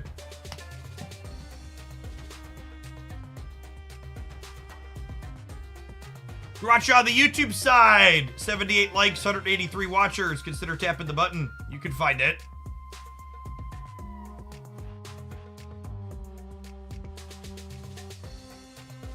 Still no ads over gameplay. Although it was funny, Twitch, I mentioned this earlier, Twitch, when I logged on last night to get everything set up, well, Twitch running your had 7 minutes of ads per hour changing. Yeah, I was like, nah, I think we'll pass on that, Twitch. I don't think I want to take 7 minute break per hour. I feel like 7 minutes per hour has to be, like, I don't know what the point of diminishing returns is, but there's a certain point where it's so many adverts you're gonna lose viewers and ultimately lose money, right? Like, I don't know what the threshold is, but there's gotta be a threshold where you start actively shooting yourself in the foot. Like, honestly, three minutes per hour really doesn't feel disruptive. Like, I take these little breaks. Apparently, occasionally I go fill my water bottle or grab a snack or use the restroom. Like a 2 minute break per 40 minutes is what we do, and it feels pretty reasonable. We chat with the subs for a little bit. Well, so you can't roll 7 minutes all at once. You would have to do, the most ads you could roll at one time is 3 minutes. So you would have to do like 2 minutes of ads every 15 minutes of something.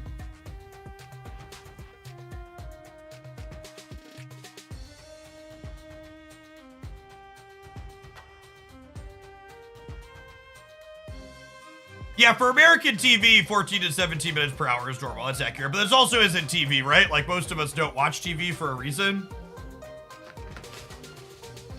So, I want to correct some misinformation here because there's been a lot of misinformation about this. I like educating people on how things work as a creator.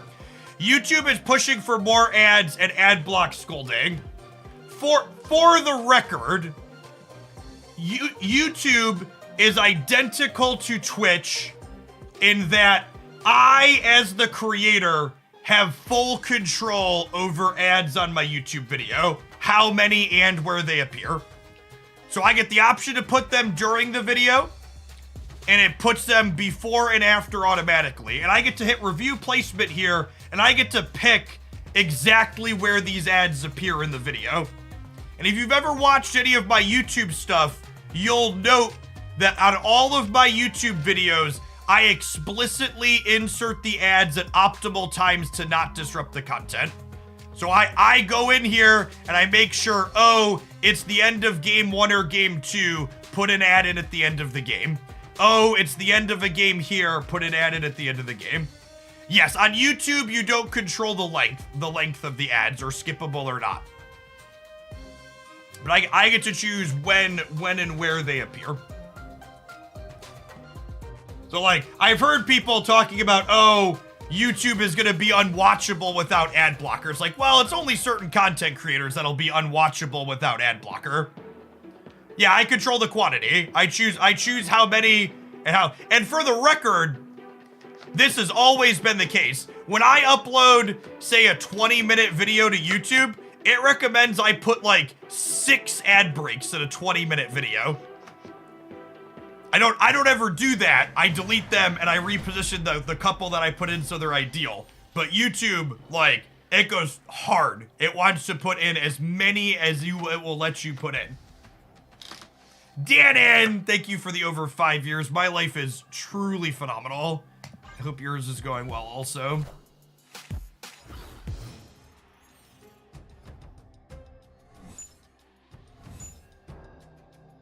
I think there is a ton of both misinformation and misunderstanding about how ads work in the content creator space in general.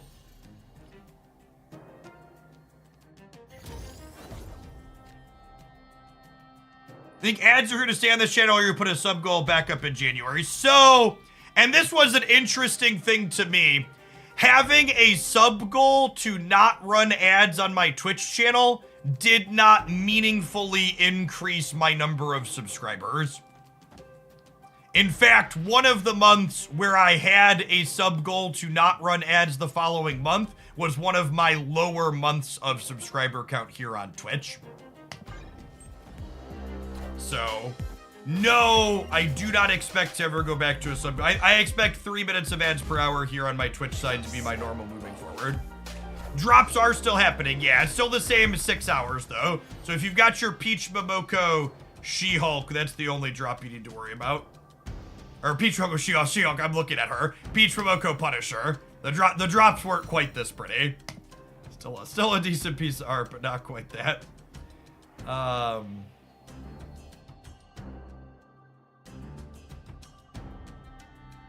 Bethany Winter, thank you for the 4 years. Welcome back.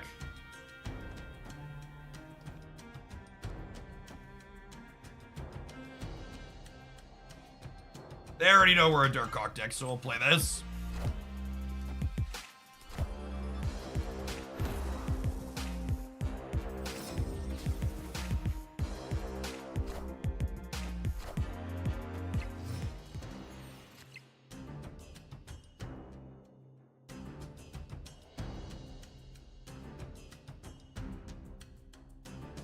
You made any Punisher brews through drops? Punisher's not a playable card. I was shocked they gave us another unplayable Twitch drop period. I think it's just this.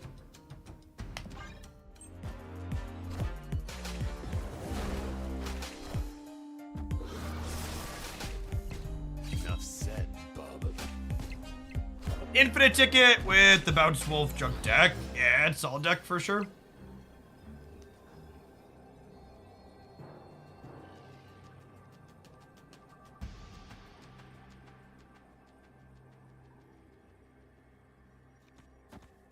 If I'm staying, it's just this. Their hand hasn't been amazing. I think Punisher might be playable to have some cryptic. Nah, I think it's worse than Gladiator in those decks for sure.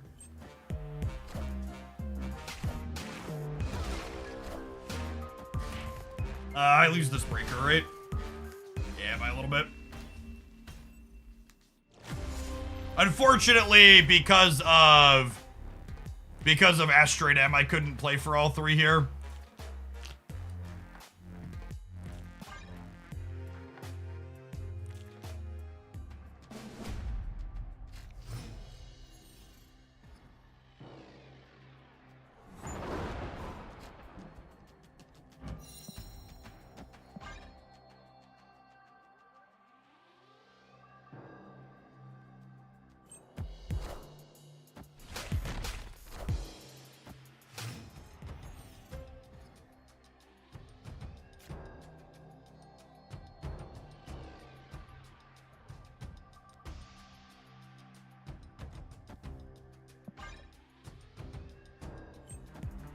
Any plans to play Bounce today? I don't think so.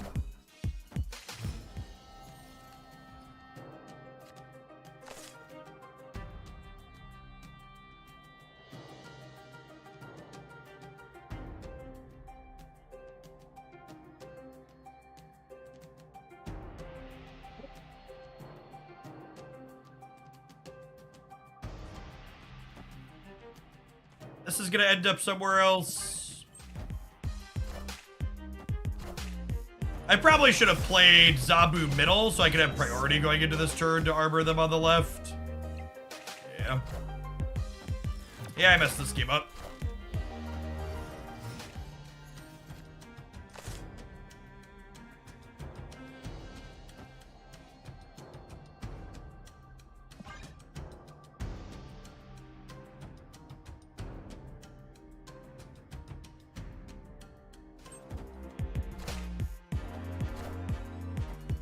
Played Magic at all recently? Nope.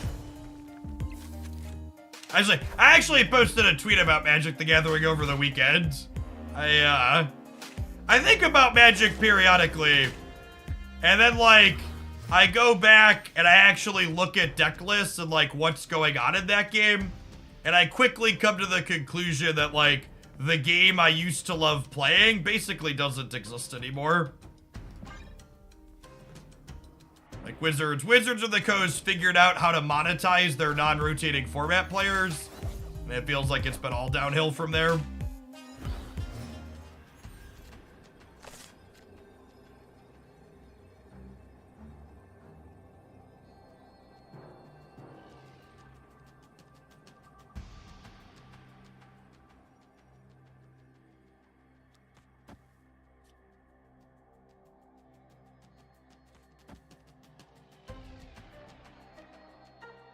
They're going up to at least 7 here. I think I just play for all 3. Okay. Victory.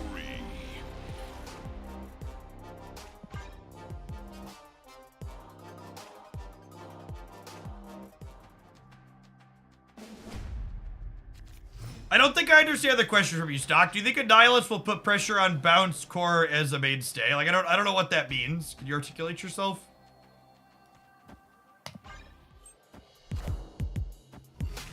Forge or Nico?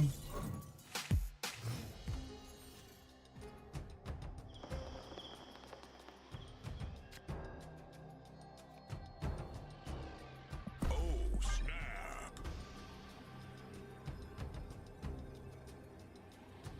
Your Darkhawk bounce deck from the best decks video feels unbeatable in Conquest you're playing. Well, yeah, I mean, we went 20-0 in Infinite Conquest last season with a variation of that, so. Oh, they had another 1-drop here, so they beat us to the draw, but we do get to armor them at least.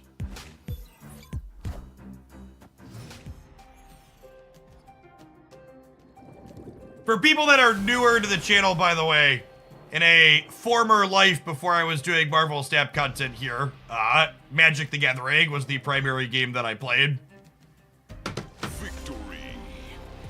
Played Magic for 2.5 decades. Did content around it for over a decade.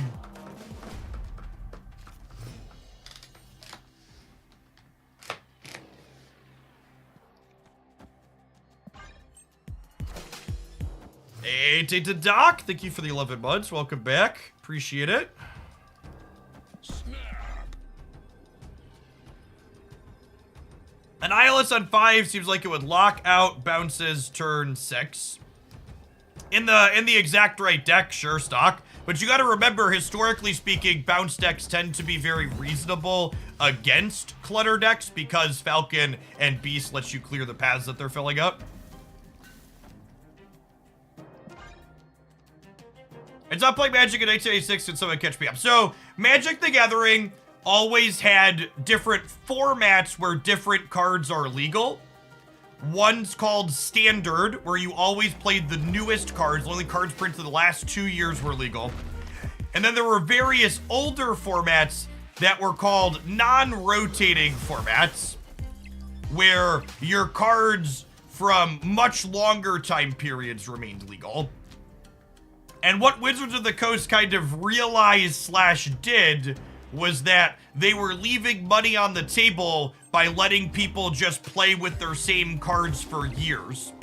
So what they did was they aggressively power crept their non-rotating formats to make it so you had to have some of the newest cards in order to play those formats.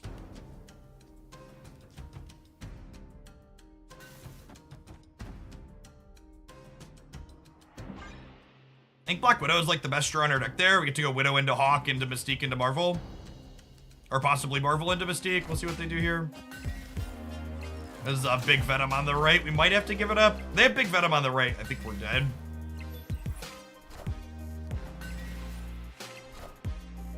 Or just a Hulkbuster, sure. Yeah, like a planned obsolescence. So they don't explicitly ban your cards there, but they make it so they might as well not exist.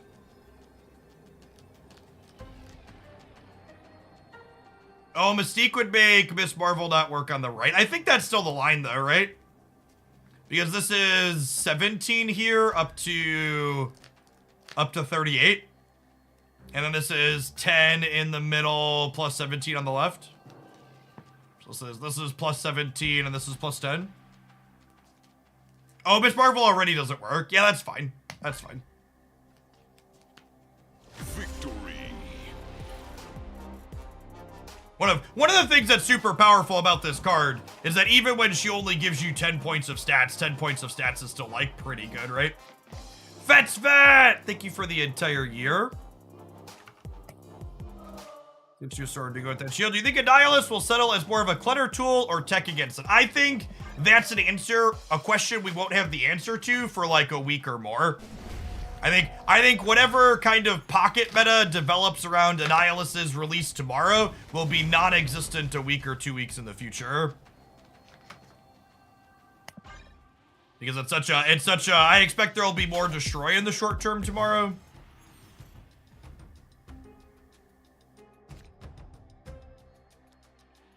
I'm just supposed to play this on curve and guess, but we could get punished for that.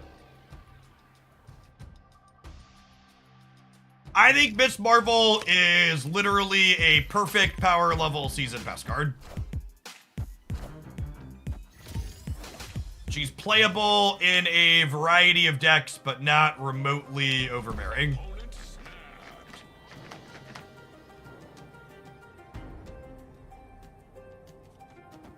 Do I want to play for 5 cubes here? The She-Hulk draw is pretty good with Moon Girl. Oh, I could armor them again. Yeah, that's true too. I don't have priority though.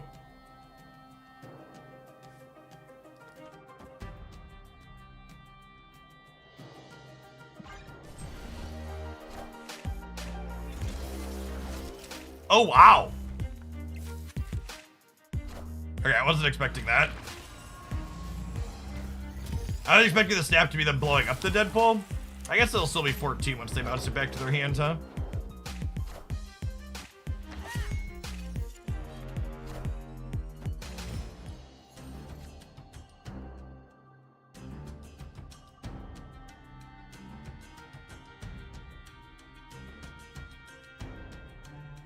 That's a solid one.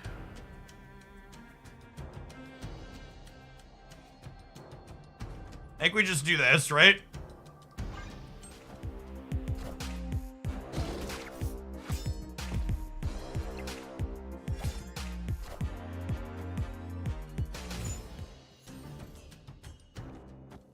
And then I do this into full soak.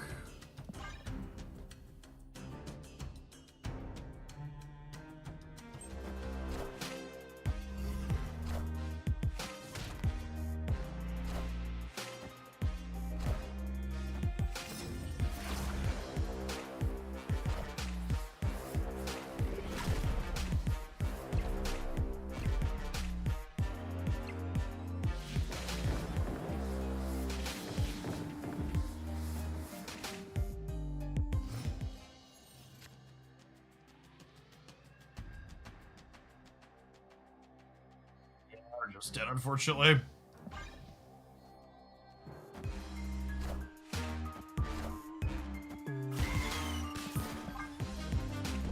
Yeah, I should have left. Escaped.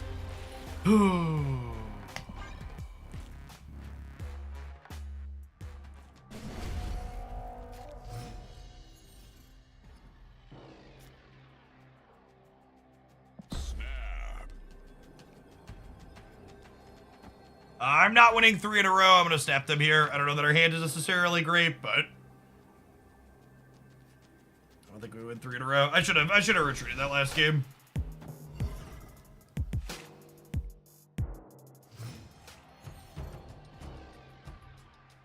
Heals, Marvel Snap, man. Yeah, Quantum Tunnel's not a stellar location for them. Us hitting literally the only brick in our deck isn't great either. Ooh, that's a solid one. Armor? Armor?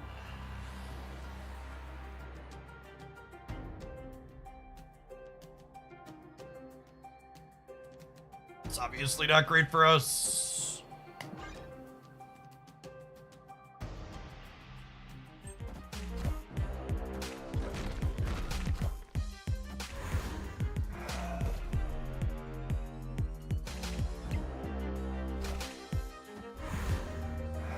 Wait, they didn't bite the Quantum Tunnel?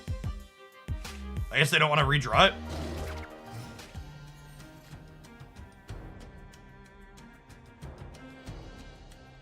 Not having to worry about She-Hulk is, or not having to worry about Killmonger is real good.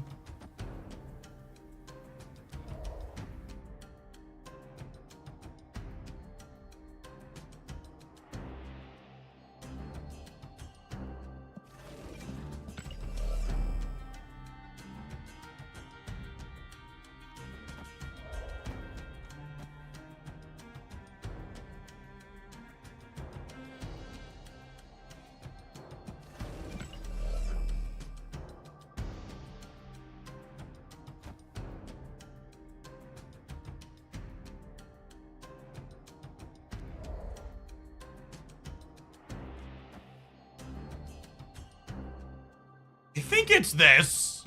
And then we just go like Hawk in the center. This makes their Quantum Tunnels worse and it makes our Hawks better.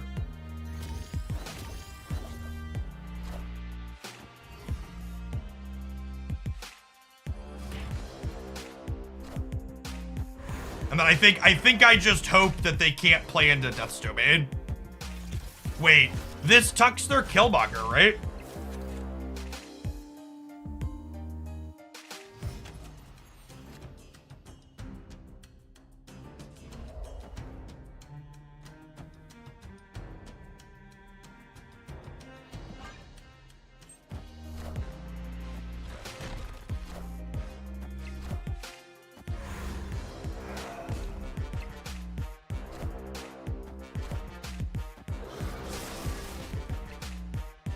Systems go. Hey guys, you didn't go for the double sunspot. Yeah, accurate.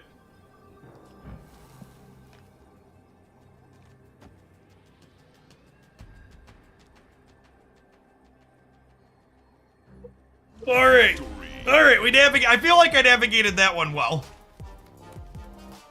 I feel like we got rewarded for some decent decent quantum tunnels after getting punished on the first one, but I feel like there were a lot of good choices this game. And we had some bits that broke well for us and some bits that didn't break well for us.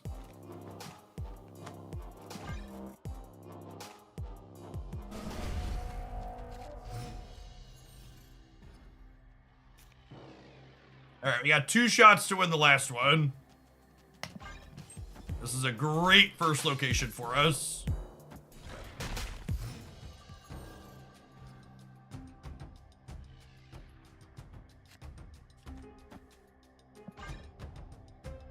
Like one of your finest sunspots, please, deck.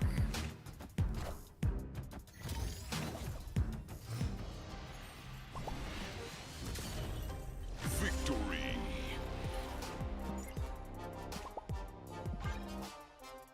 Great. Infinite ticket in the bank.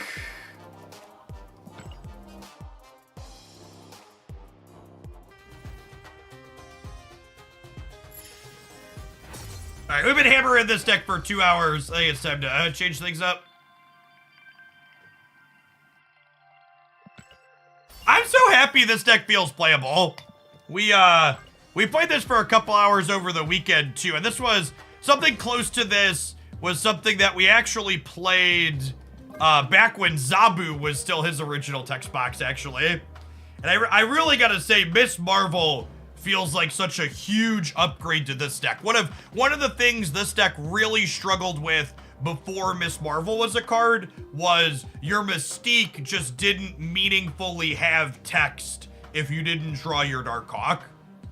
And the fact that Marvel gives us another thing that we're super happy to Mystique periodically added a really nice element of consistency to what this deck feels like it's doing.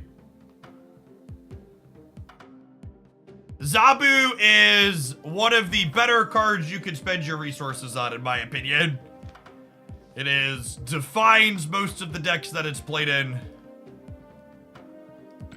Yeah, Marvel letting us play for all 3 simultaneously has also felt good too. Agree with that.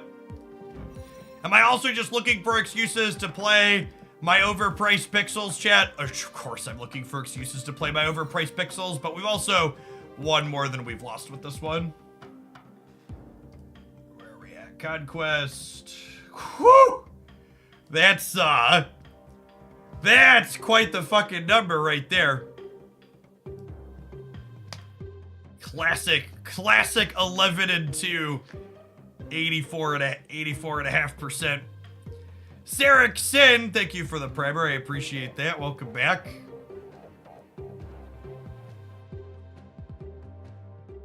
You spend your token on I think Darkhawk's a reasonable pickup as well. Darkhawk and Zabu are both cards that you just can't play the decks they're contained in if you don't have them. You can't substitute them for something else. All right.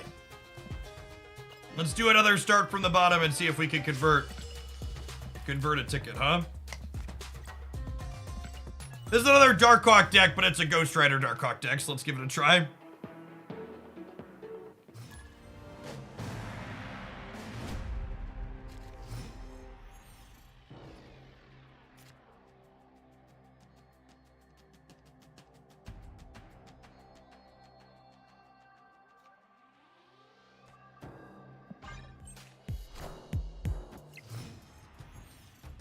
You don't like any of the cosmetics that come with the pass this month? It's a take. I really like the Spectrum. Oh, this is the Stamping Grounds. I just got done playing gold. Also, like, again, the thing I can't emphasize enough is the season pass comes with more than $10 worth of gold and credits.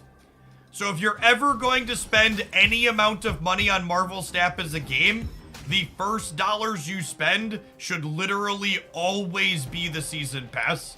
Even if you don't give a shit about the cosmetics or the particular card in the pass, it's literally still better to spend your $10 that way than any other way.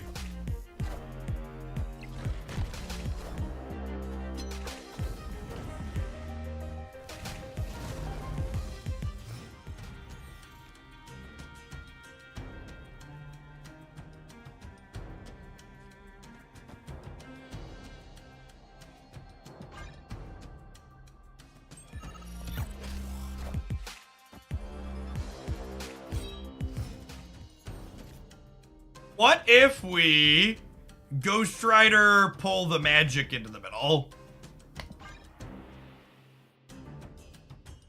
Has potential to mess him up, huh?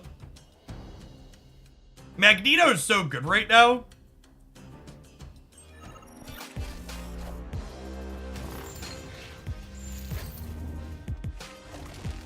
Here, milady. Join your friends into the central area.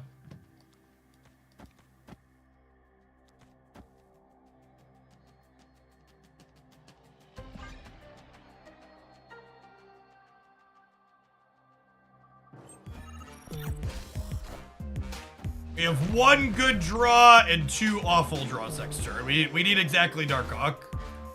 I am Iron Man. Yikes. Well, it's the snapping ground, so we'll vibe, but is what it is. The mystery intrigues me.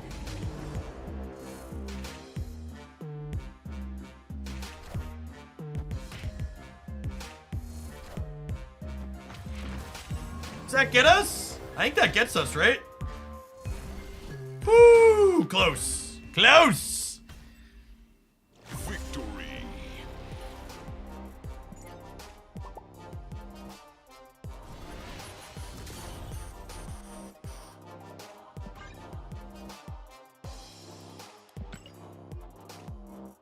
Alright, gamers. I've been pedaling on my bike, and we just won an infinite ticket, so we're being a little sweaty this morning. It's like the sweater's gotta come off.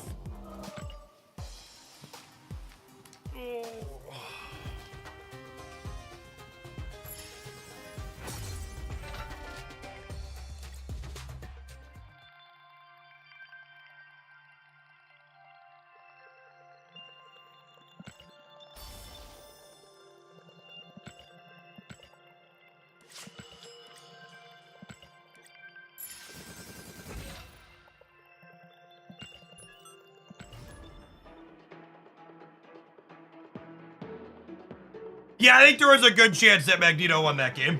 I agree.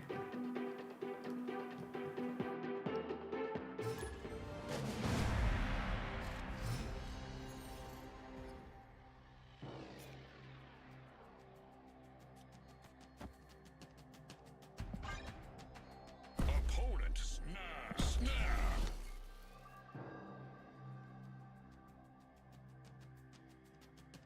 I'm just gonna snap aggressively in silver. You get so many silver tickets over the course of the season. I think playing silver a lot like the Proving Grounds is fine. I won't fault anybody for not snapping me back in silver, but I think always snapping here is real solid.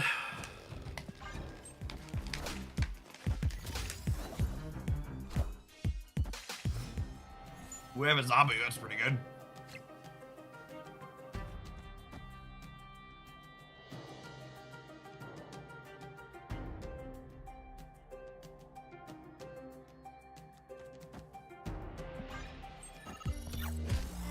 I could be right to Zabu Blade here.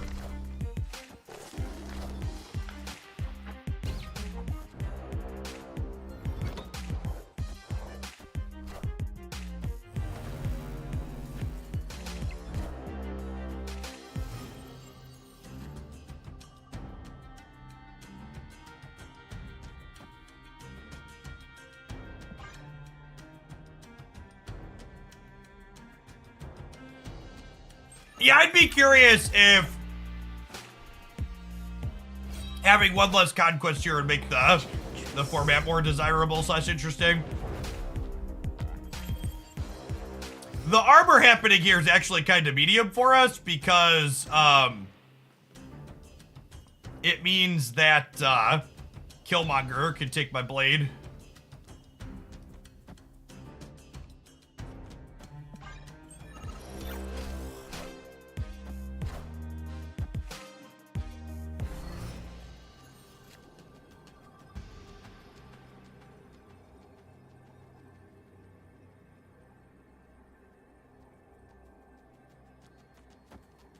I think Magneto is better than Ghost Rider Infinite here. I think.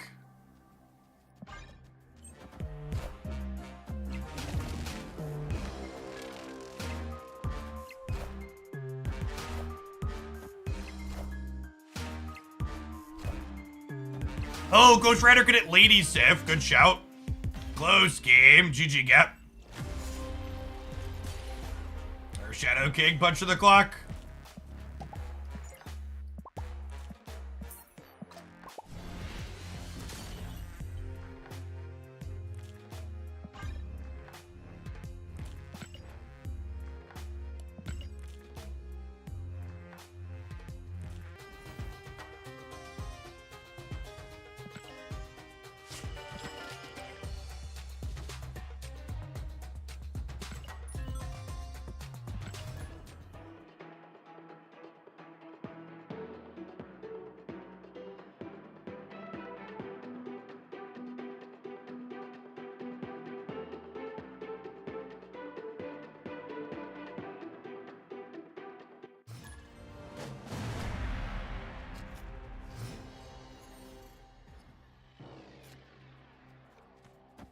Oh, snap. Opponent snapped.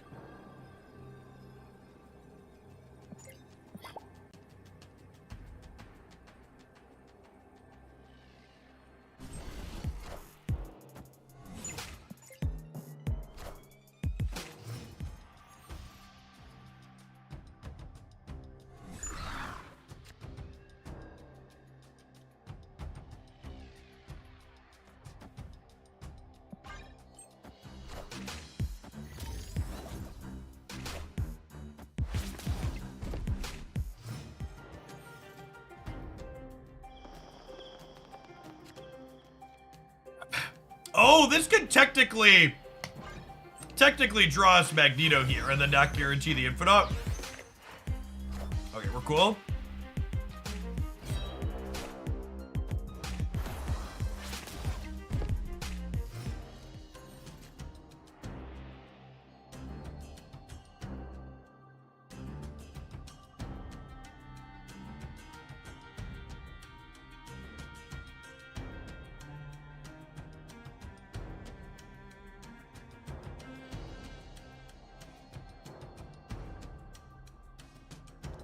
I'm supposed to play this on curve.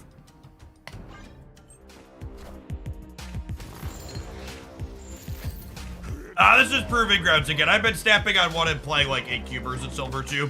So we're gonna bounce back and forth between Silver and Proving Grounds until we get a gold ticket.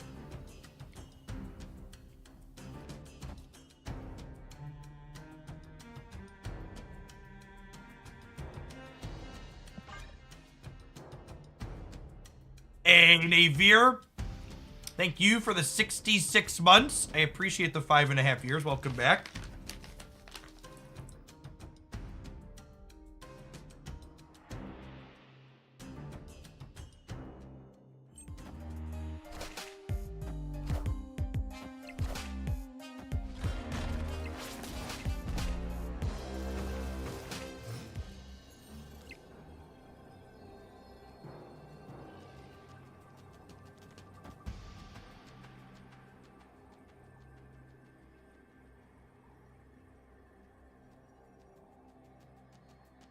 So I get +2.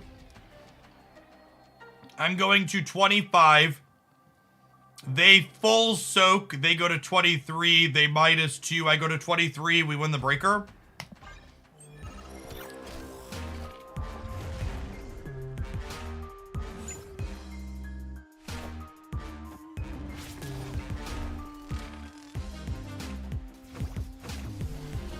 Woo!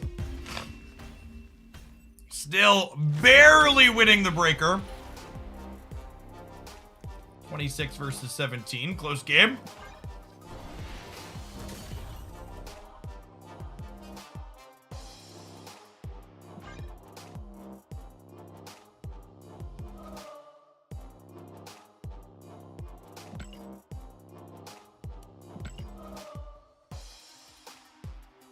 Missy could have ruined that plan. Nah, chat. I'm super lucky.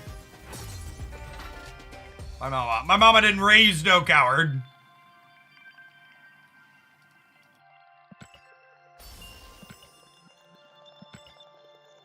Master of Tricks, thank you for the 10 months. Welcome back.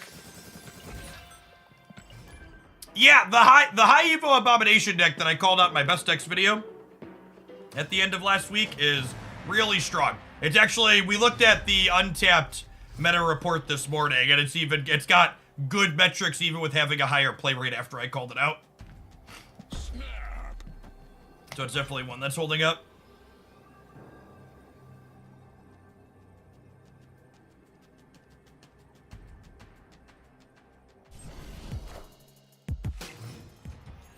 Power things are a huge premium. Heyo. Was it Hulk double up? No, the Abomination high Evo deck. It's in the, looks like our bot is dying this morning. It's in the best decks video I put up last week. If you haven't seen my best decks video before, chat, they're about usually somewhere between 10 and 14 minutes. I spend between 30 and 60 seconds covering each deck, talking about why it might be performing well or not. Great place to find quick hits on what could be top decks in the format. I don't think I'm gonna be able to enable Atlantis' ability, so I think I'm just spreading out here. They're snapping me back. I mean, I'm super happy with that, right? Genuinely, if you only watch one piece of content on my edits channel, make it those. I will give you the most valuable information to do well at Snap.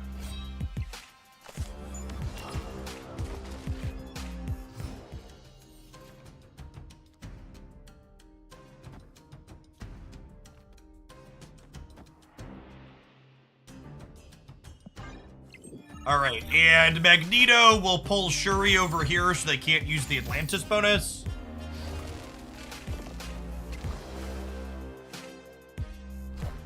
Oh, you know, maybe I'm supposed to play the Korg on the left. No, they do have vision. Okay. And then this is a 12 power Ebony Blade and a 12 power Hawk here.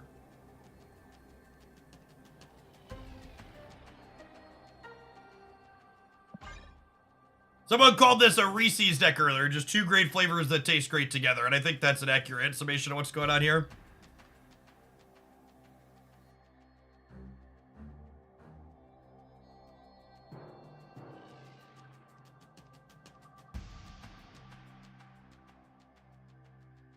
We lose whichever path their vision ends up in, and we win the other two.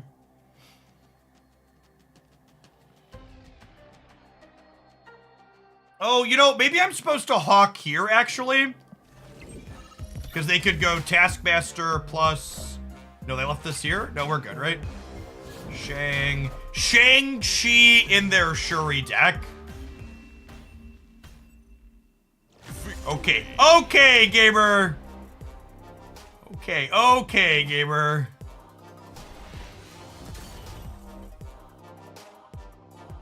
People love putting tech cards in places they don't belong.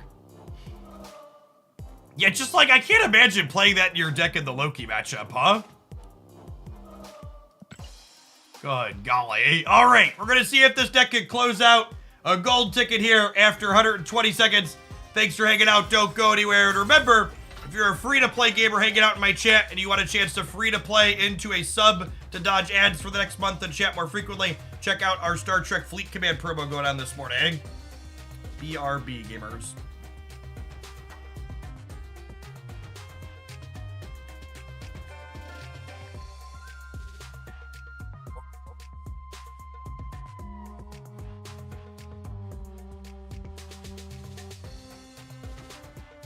Sit here and burn some calories while we wait. Loki is unfair and busted and nobody can beat it. Put Shang-Chi into the Shuri deck. Yup.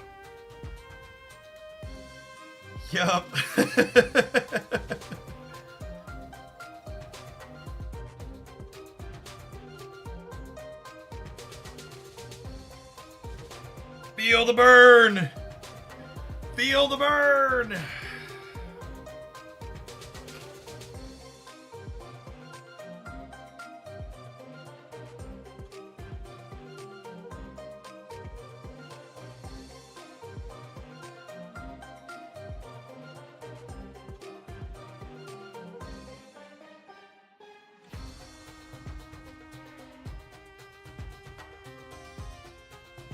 Yep. Yeah, that works fine, Nimble. There is, yeah, actually I have a fresh link for the Flexispot desk stuff. So they've got Black Friday stuff going on. So if you would also like to sweat while you stand at your desk periodically, the standing desk sponsor has some sales going on for the next week with Black Friday.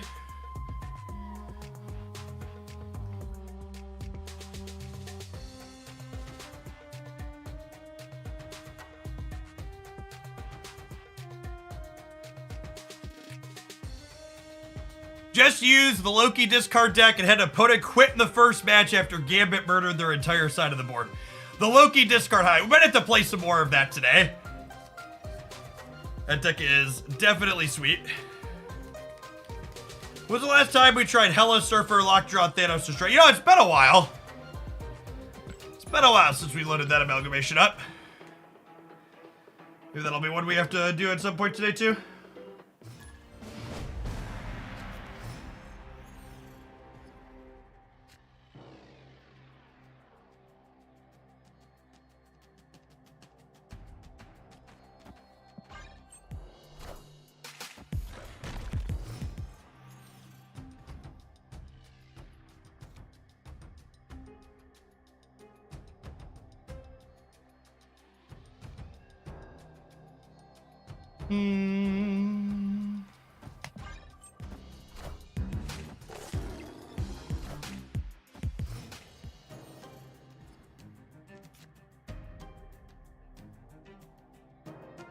Throne rooms in theory aren't terrible for us.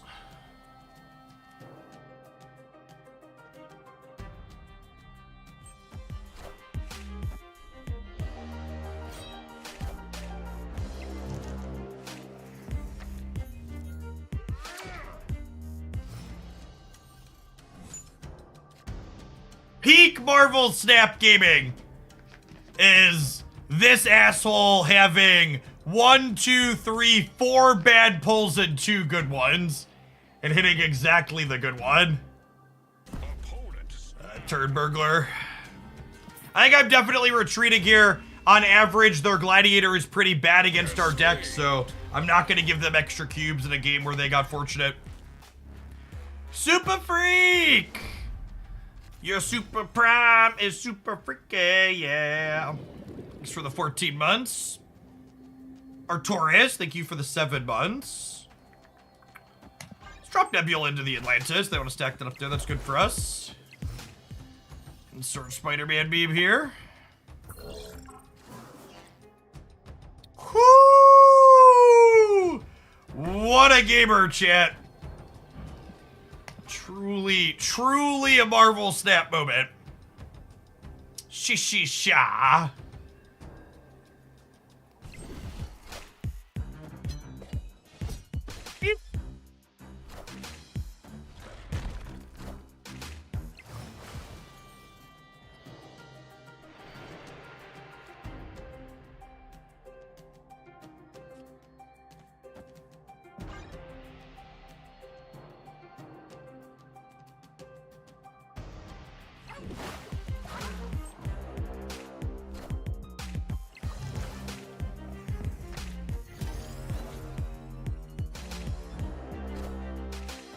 Hey, Yuri, thank you for the 11 months. Welcome back.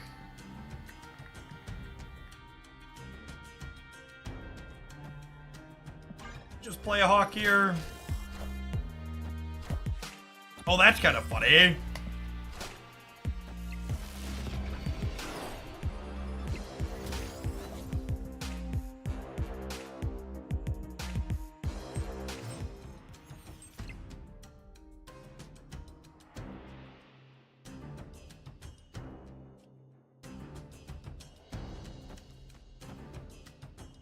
This is perfect, right? I get to go Blade, ditch this, Ghost Rider it back, and then play a 20-pointer in the middle next turn.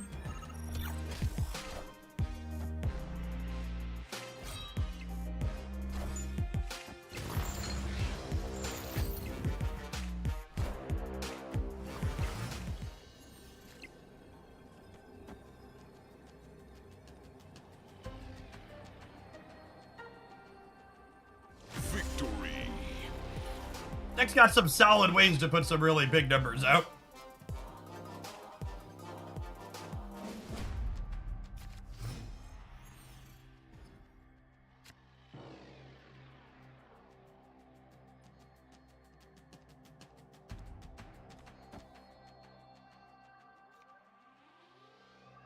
How important is guaranteeing the white hot room? I think not very. Maybe famous last words.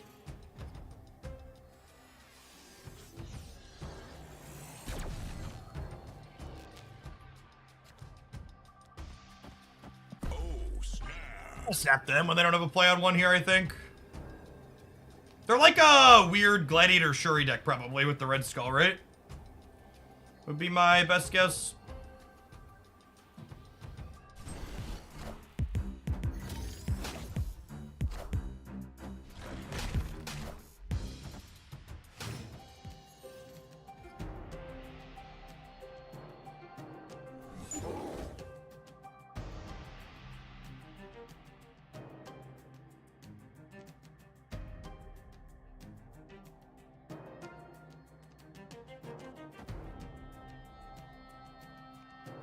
I'm just passing.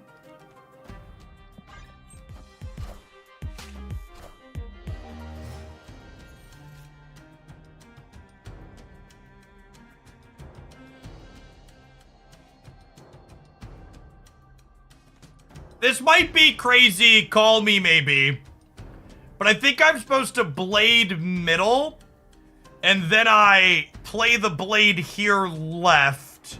So that way I have the energy for the last turn, and I can have the option to play to all three. Does that make sense? Because if I play Blade here, I'm kind of giving this location up, right?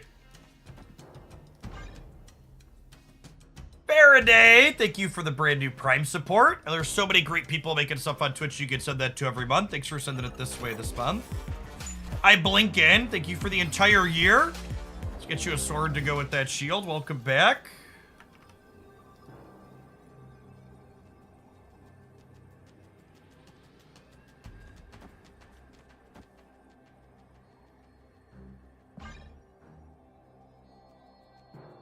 Victory. I gotta pick it up what this deck is putting down, chat.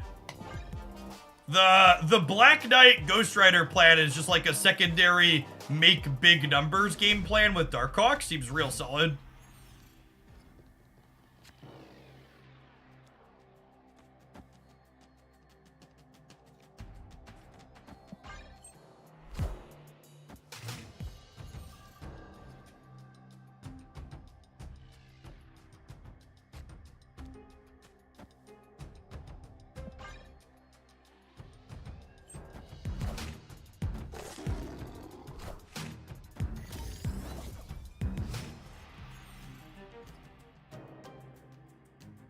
Ooh, would have gotten rewarded for playing here.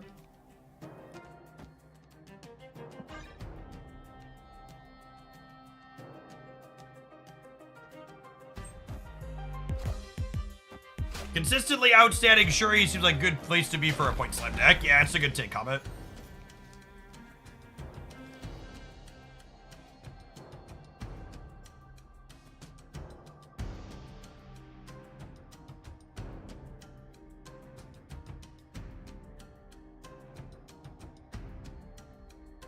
Opponent snap. Yeah, I don't think I'm letting him catch back up here with them having jump into Sanctum. I think we gotta go. Escaped. Feels kind of similar to the She-Hulk package deck we were playing earlier. Yeah, for sure. And sweet to see a lot of diversity and things you could do with Hawk now. Because for a while, it was just like, you play Hawk with stature, that's what you do. Yeah, this deck, unfortunately, is certainly not playable without Black Knight. I don't think it was unreasonable to skip on Black Knight, but if you don't have him, you can't play this one. Play a different Darkhawk deck.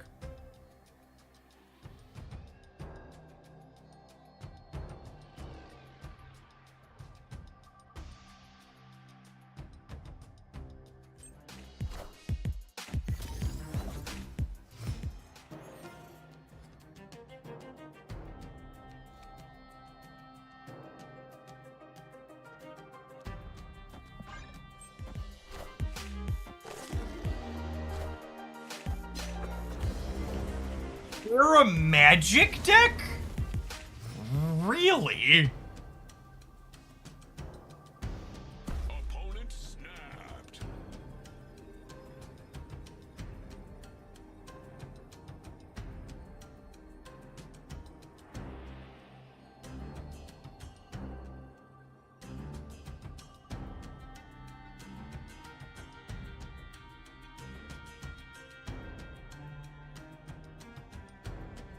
Am I staying? My hand's only okay here.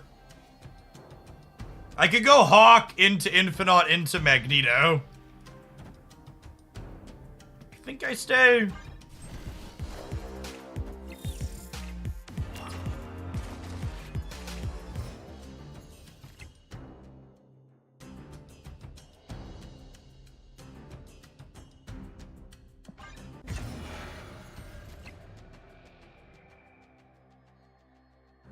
Are they also an Infinite deck? Holy shit. Well, I was gonna play this here to contest their Red Skull. Hopefully it's just She-Hulk. You think I need to Infinite left? We're in trouble if they're also an Infinite deck, obviously. Holy fuck.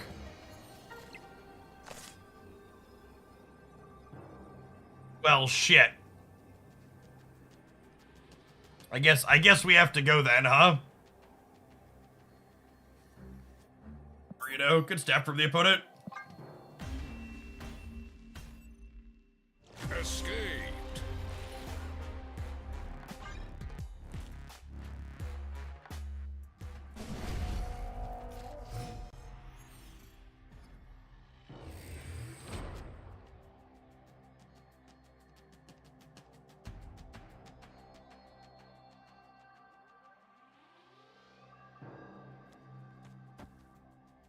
Snap. Cube's in here. Hey, ACTG, thank you for the brand new tier 1. For 6 months in advance. I plan to be here, Snappin'. Thanks for keeping me around. Like I covered in my 1-year review video, those subs are a big part of why I'm able to do this as my job. So thanks for the support.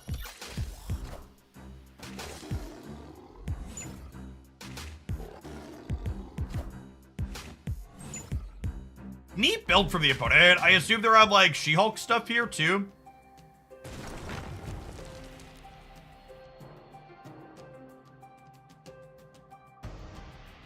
Oh god, that's so good for them.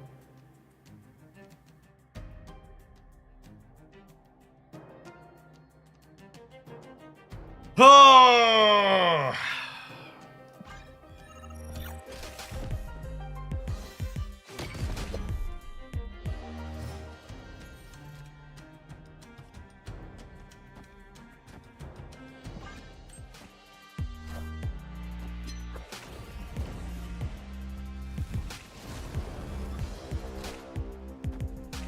Hey, we won that coin flip. That's great.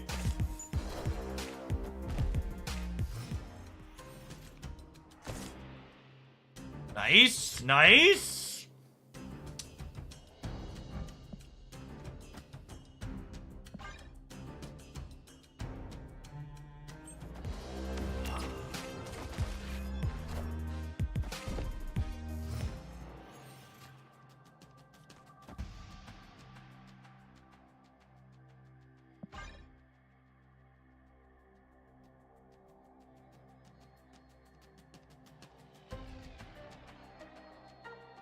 I have Ghost Rider Darkhawk on the last turn. Do they have Shang-Chi? I mean, like, Shang-Chi is certainly in their output range.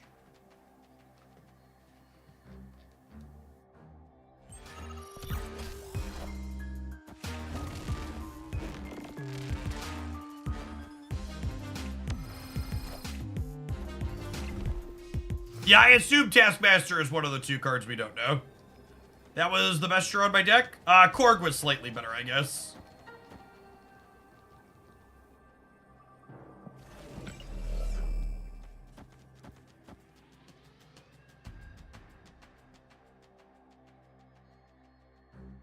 Hey, Taskmaster here. So I'm winning here, and then we just win the other 2, we assume. And then we win the one they don't Taskmaster, we assume.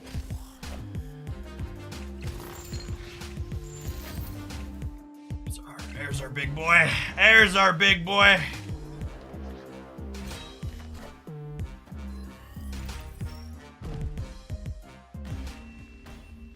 All right, now we got 2 shots to win the next one. Is Black Knight worth getting? I would never recommend that you spend collector's tokens on Black Knight. If I recall correctly, I ranked Black Knight Spotlight Cash Week coming up next month really highly. Get my fuller thoughts on that in that highlight video there.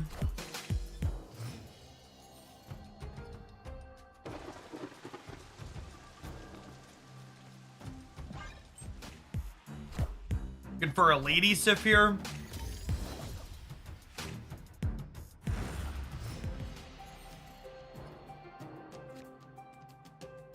Oh, that's pretty good for us. I guess it's okay for them too, but it does just shut off their sunspot, which is nice. Do you ever rune a good split in inked gold finish to look for a different border effect? Yeah, occasionally. Usually if I'm willing to do that, involves having a green crackle or something on it. Not a fan of those. Yes, objectively, Fallacy, the Spotlight Cash system was a large improvement in terms of the number of cards that actually get into players' hands. Are you ever curious how much it's an improvement by? We've got an endgame economy breakdown with some comparisons here.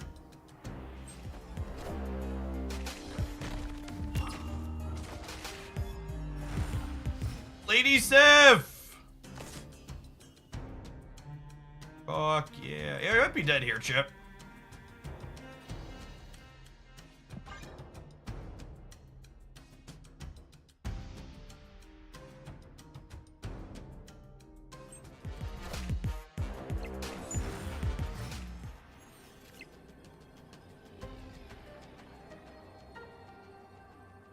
And is their last card She-Hulk? Their last card feels like it could be She-Hulk.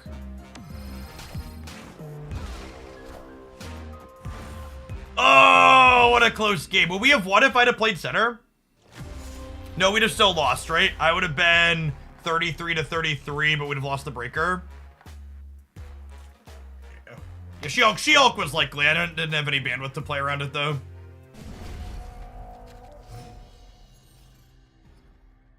Opponent's played a neat pile of cards, and they've played it pretty well so far. It's a solid opener for us in the last game here. We just need to draw Magneto or Infinite to get the Black Knight and Blade going.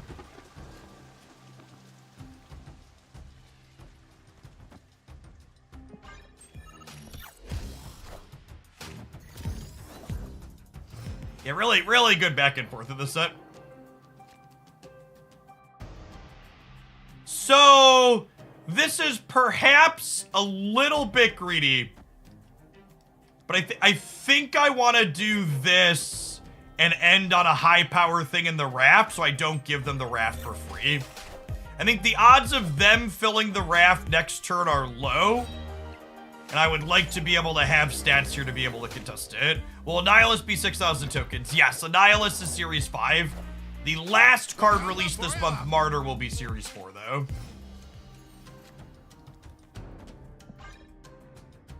There's a chance they fill here, but it would have required them to have drawn a bunch of cheap things the last couple turns. Yeah, Goose on the right is good beat for us too, agree. Especially if they can't fill the raft. If they could fill the raft, they would be able to overcome the Goose, but with us getting a raft card to them, not the that's a pooper if I ever saw one.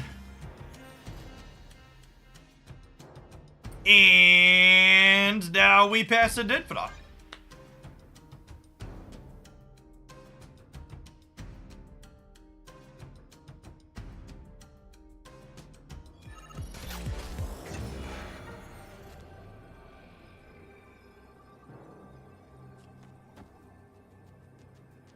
I don't think I need extra help over here, right? So I just lead her in case they play like a She-Hulk into here.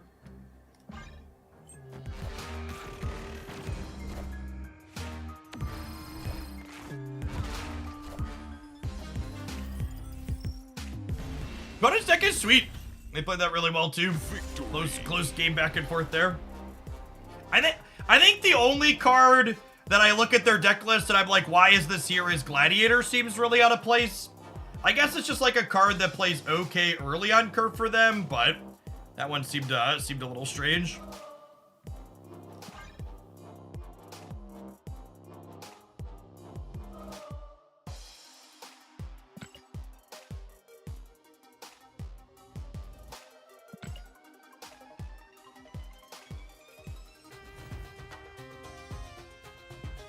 People are trying to get their weekend wizards done. Good shout.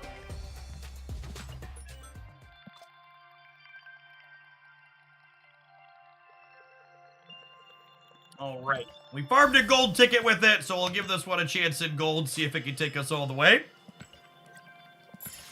And Cecil with Shuri if your draw is really bad. Yeah, but it could just be a different card that Cecil with Shuri, like Vision or something, right?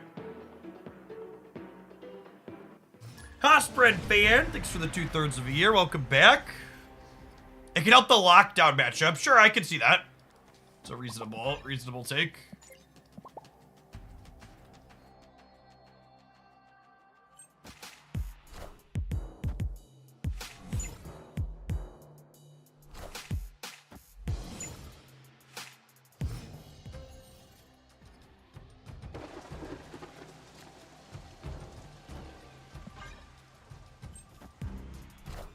All right, deck your finest copy of Blade, please.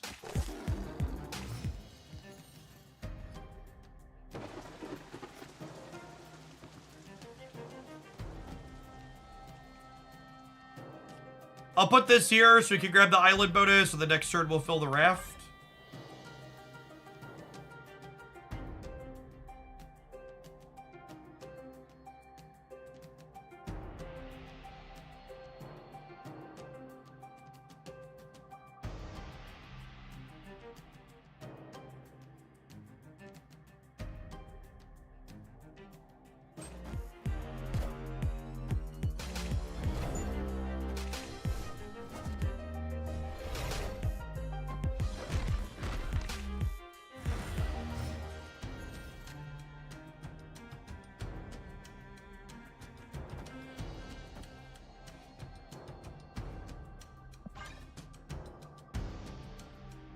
Oh, snap.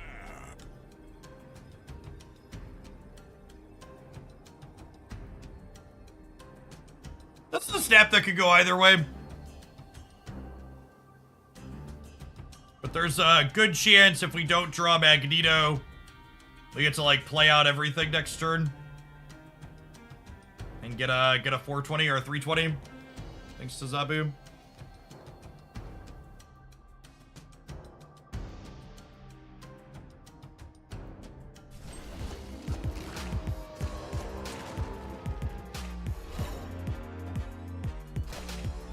Does deck work without Zabu? Not really. Zabu's one of those cards that like defines the decks that he's contained in. It's very, very strong.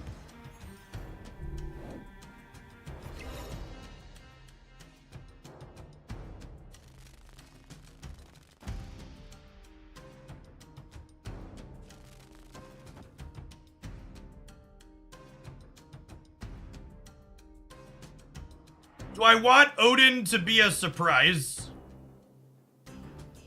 Or do I want one more point on him?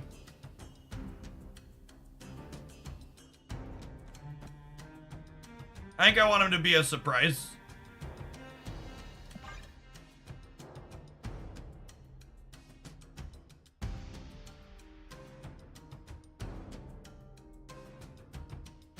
It could brick a draw. Yeah, that's true. They're probably, usually these decks are just Chavez decks though, right? So bricking a draw is not really a concern. Sif won't discard him. No, Sif looks at the current costs in your hand, so Sif is guaranteed to tag Infinite on here. And then in a perfect world, we draw Ghost Rider next turn.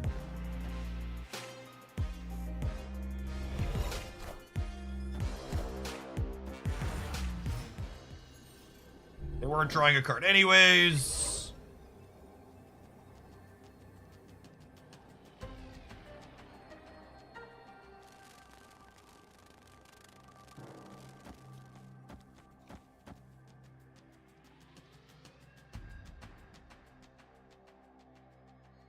Yeah, the surprise 4-power middle has a lot of value here. I agree with that.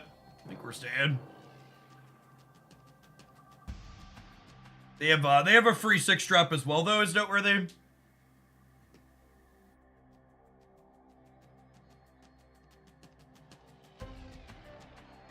Armor was the second worst draw in my deck here. Korg would have been... Ghost Rider was the best, and Korg was the second best. Korg would have been +4 into the middle, too. We probably would have assuredly won the middle with that.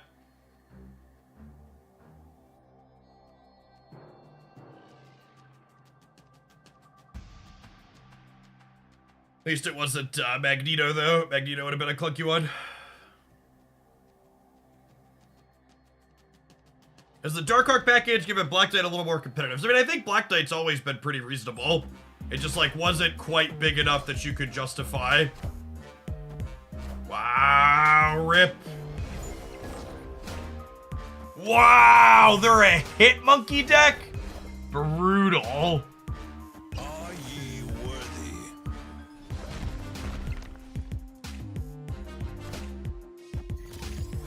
Man. GG.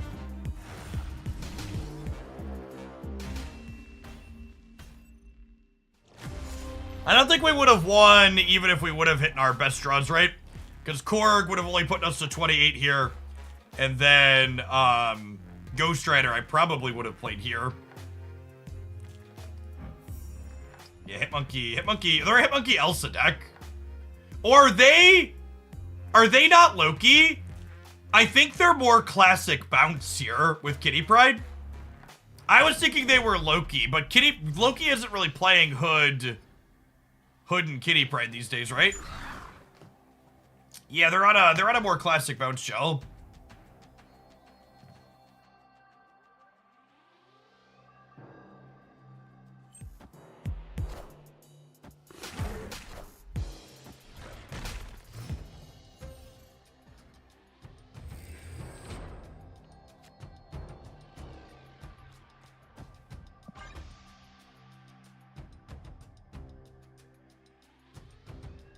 So rare to see in the wild, they must be protected.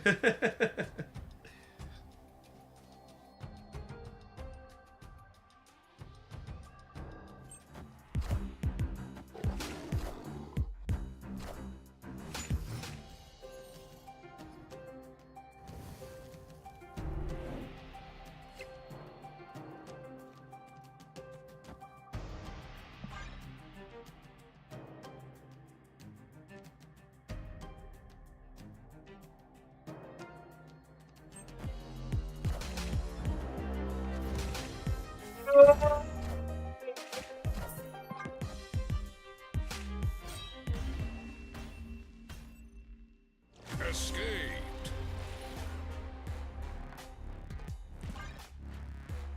All right, so we've got this game or the next one to make a move here. Snap. I'm gonna try and make it this one. Victory. So last 3 cards, like Angela, Chavez, Bishop. I wouldn't be surprised around Angela. Chavez is almost assuredly something. I think the Iron Man call out in chat is something that these bounce decks have played in the past. Is something to maybe think about.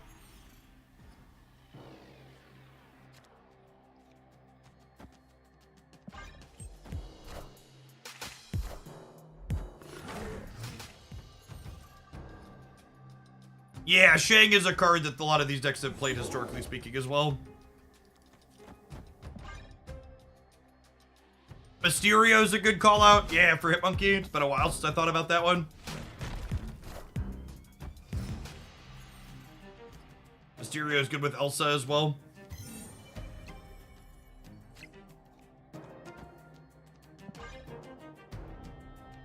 Alright, we're looking for a Magneto or an Infinite here.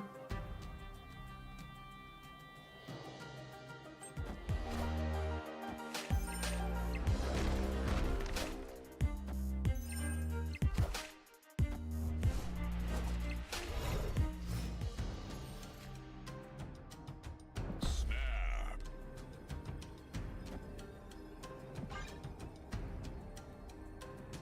Hey, Big Show, thank you for the quarter of a year. Welcome back.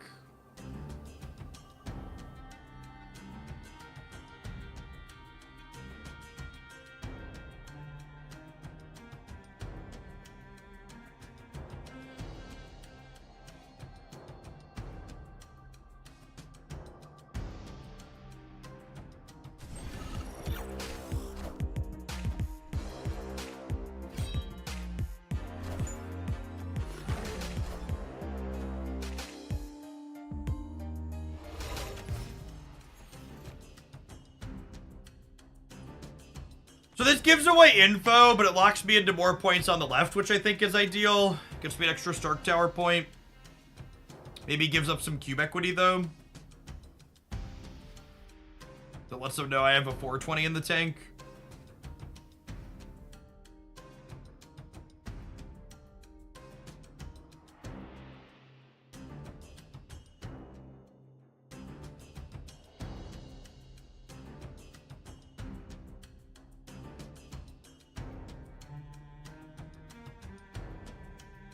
C2 still performing well. Yeah, it's got solid stats.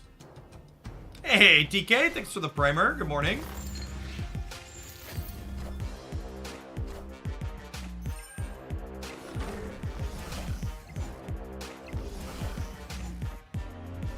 Even we can't protect the 420 with untap decked armor. Yeah, but like, there's so many spots for them to shang on this board. I don't know that that really matters.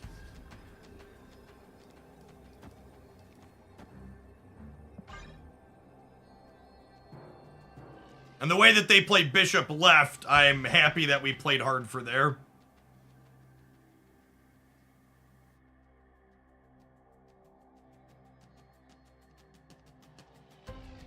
We spread out and play for all three a little bit here. Definitely happy to put my cubes on this game. Victory.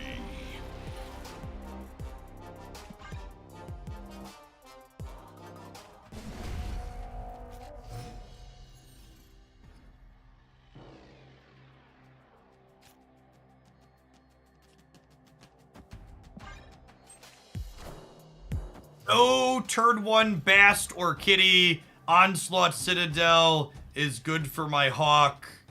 Do I snap here? Oh, snap. I think I snap here.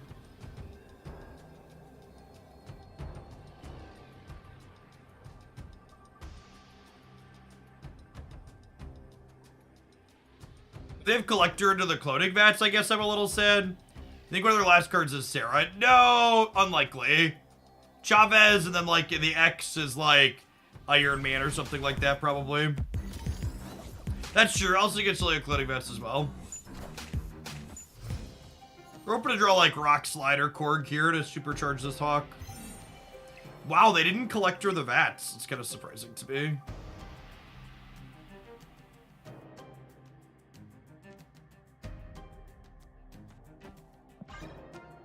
Chavez, Mysterio. Yeah, right. We talked about Mysterio. Mysterio, I feel like, is likely in their output range.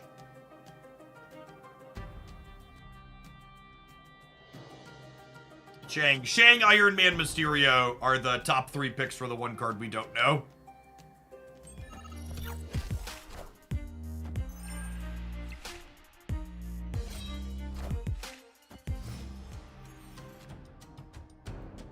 Okay, so they're beasting this then, right? Is what that play says. This is 1 drop into Beast, and then they're gonna cloning vats the Hitmonkey.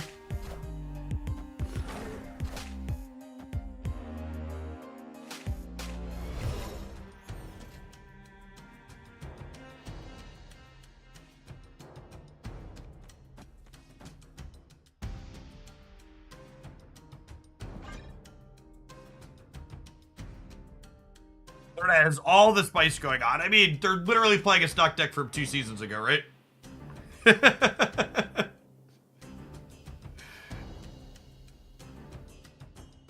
Not that they're playing it poorly. It's old spice. There you go. There you go. I like that. Yeah, Rockslide and Korg not showing up in the game where I get 2 Hawks is a little sad. I kind of want to give the opponent's deck a try. Maybe we'll do that today.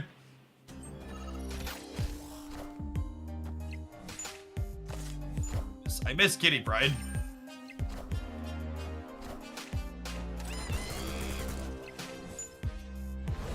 Hitmonkey's underrated. I mean, Hitmonkey is kind of shit into Eliath. I'm not sure that I want to play Hitmonkey in their deck, but the rest of it seems okay. Did they just bash their Hitmonkey? They did just bash their Hitmonkey.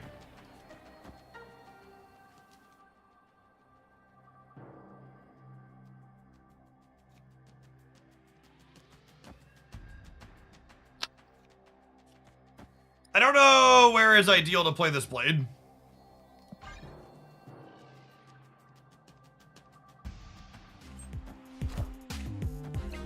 Our opponent put some stats into play.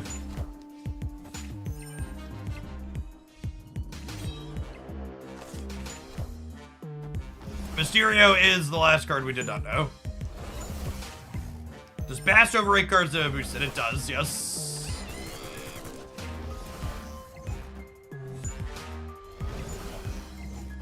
Are we gonna be good? I think we're good, gamers. Alright, their Bass Flub last turn didn't matter. We needed the blade on the right. We guessed correctly there. Alright, 3 shots to take their last 2 cubes here.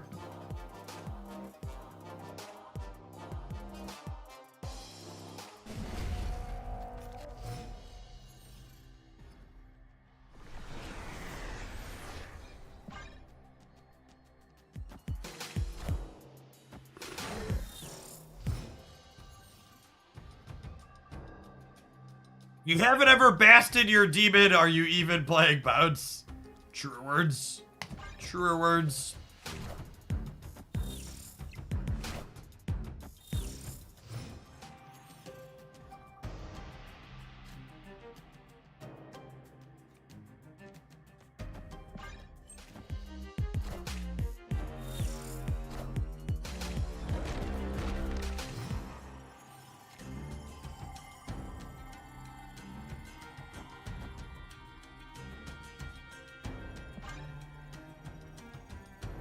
I think I'm waiting one more turn to Lady Sif so that way I can peel a Black Knight.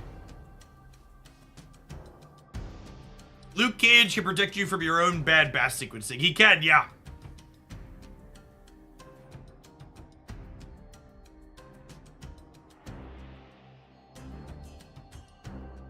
Luke Cage undoes penalties once you play them to the board. So when Luke Cage is in play, he won't show a different thing in your hand, but he will give you,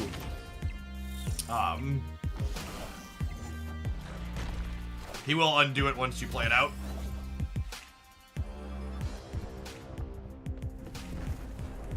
Clear for takeoff. Black Knight!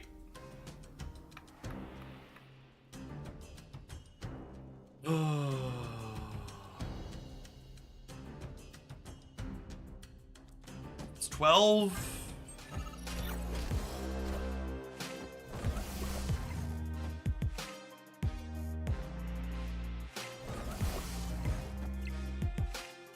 think we're dead here, unfortunately.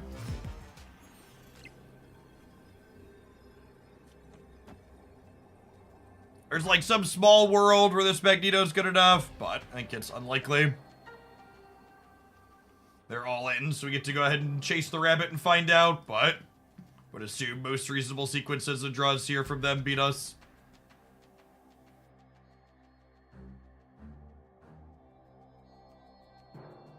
How come Mysterio didn't populate the opponent's deck tracker? That's a good question. I don't know. Must be bugged.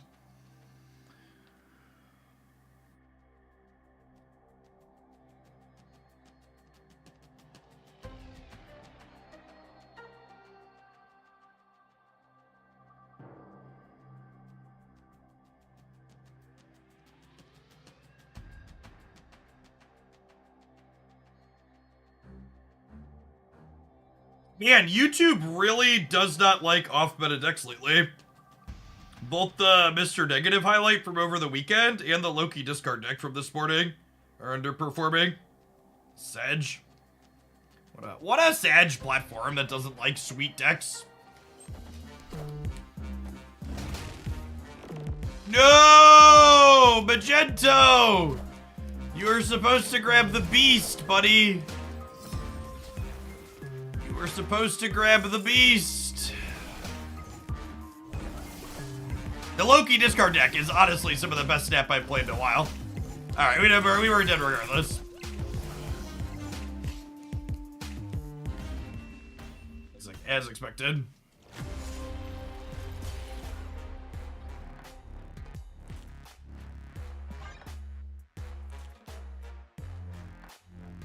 Loki discard is super cool.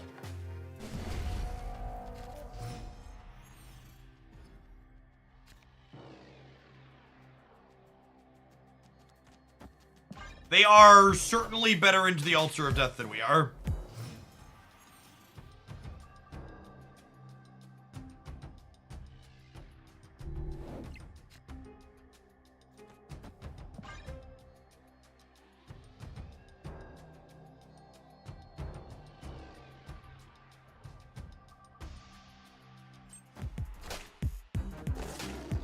It's a non-work week. Yeah, I'll be curious to see what metrics look like this week.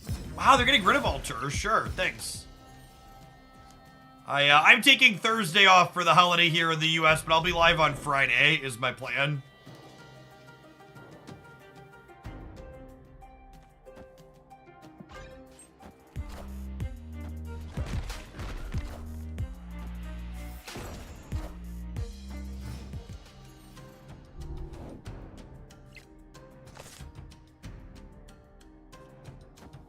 Take an extra Darkhawk, question mark. New Raven. All of the new 1 years today. Thanks for sticking around. Let's get you a sword to go with that shield.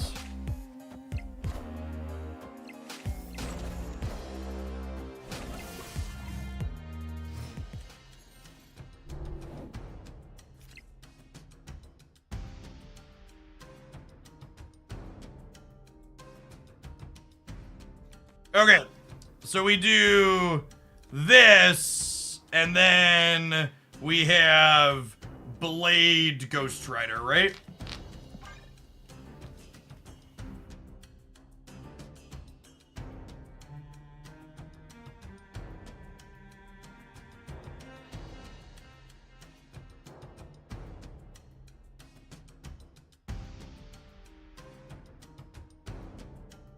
Hey, Lemur, thanks for the 11 months. Welcome back.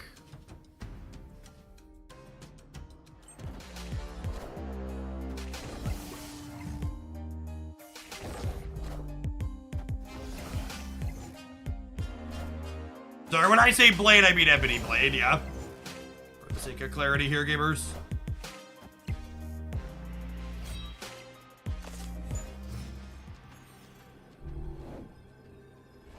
This deck has felt very competitive. Just casual 43-point swings here on the last turn.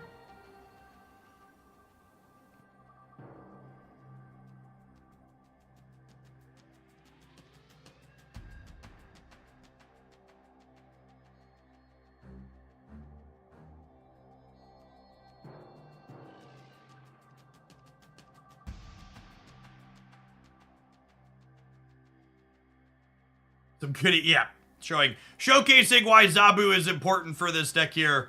Being able to Blade and Ghost Rider on the last turn is really important in terms of keeping competitive.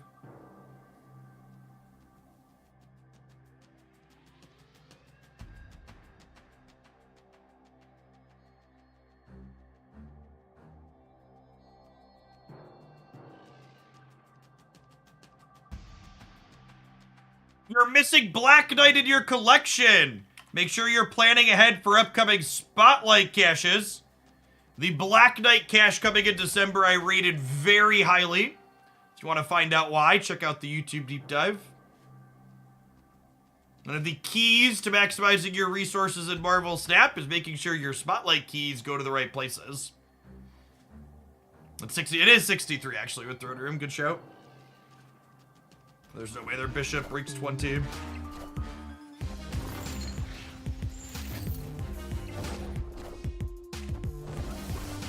Their last two cards are Mysterio and likely Chavez, I'd assume. We saw Mysterio earlier in the Trekker's little foobard.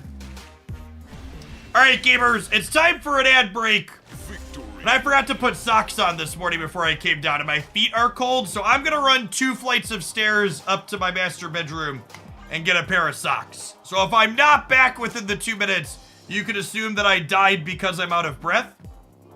Time to put the cardio bike to the test. Have we built it up? Hopefully we'll see in about 120 seconds. BRB.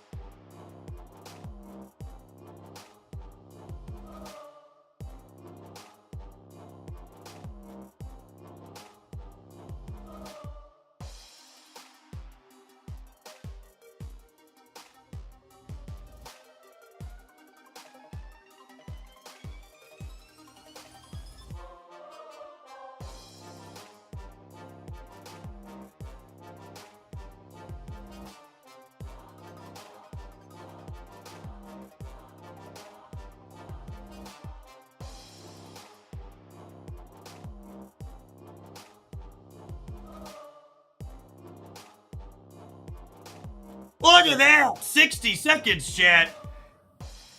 Whew! Look at that fitness check.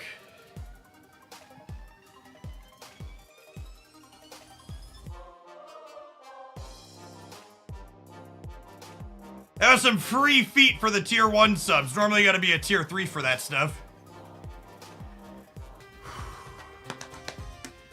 I am speed. Can I give a non-sponsored shout out to my Bose headset, by the way? That stayed connected from my computer in the basement all the way up to the 2nd floor. Actually kind of impressed. I don't think I've gone that far. Usually I like walk around in the kitchen occasionally and it stays connected to my computer, but going up an additional floor is kind of impressive. Someone said casual house size flex. Listen, chat.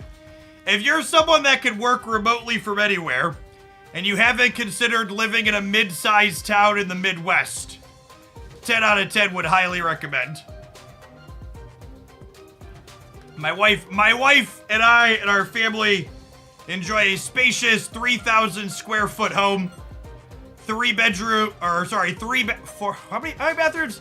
Actually, no, I haven't counted. It's 1, 2, 3. It's 4 bath, 5 bedrooms, 3 car garage.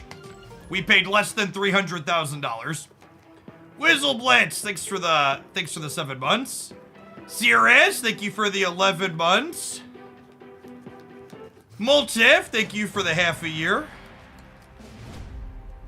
I resoundingly do not live in Seattle. Now, it is noteworthy that my wife and I bought this home before the housing market went too crazy. But even with things being crazy, houses in my area are selling for approximately $400,000. So they're about 33% more than what we paid. But they're still significantly cheaper than any major city.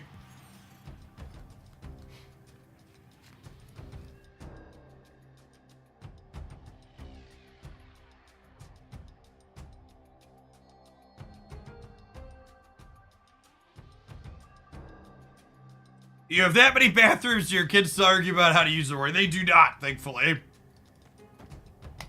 I'm someone that grew up in a 1,200 square foot house with a single shower with a family of 5 people, so definitely greatly prefer my current living situation to the one I grew up in. Nova! That's a card I haven't seen to destroy in a little bit.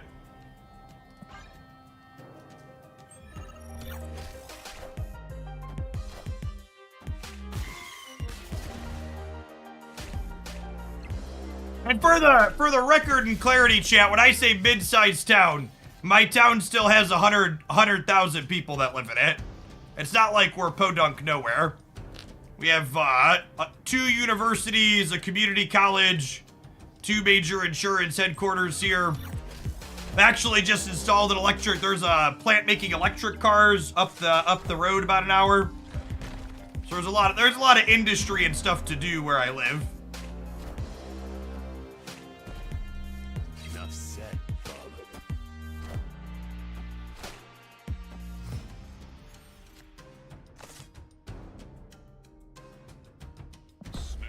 Might be too late to snap at this point. We'll see.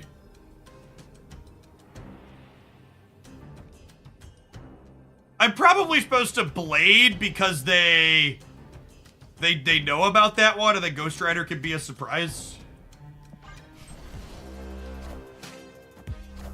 Yes, yeah, Rivian is the company making electric cars where I live. Well, that was easily the best draw on the deck.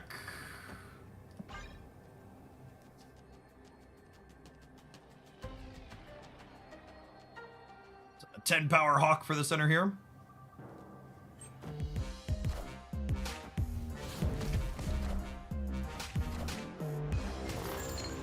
Okay, Shang-Chi Destroy Gamer.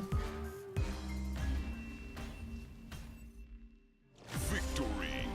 Anytime you get to see your opponent's tech card in Conquest and win the game, it feels almost like cheating. It's just like, yep, this is huge information I did not have to pay to get.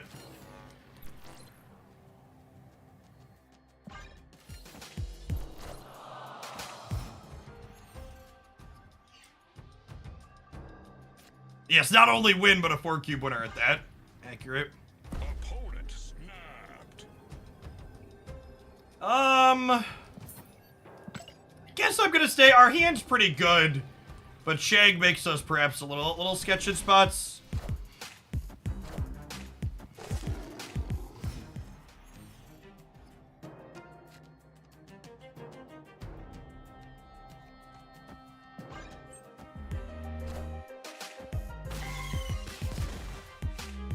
Yeah, the whole rental market across the entire world is a very, very obvious racket set up by people who are already ahead in the system, right? Like we tell people who pay rents that are more than their mortgage would be that they're not someone that could afford having a mortgage, which is just like obviously ridiculous and stupid.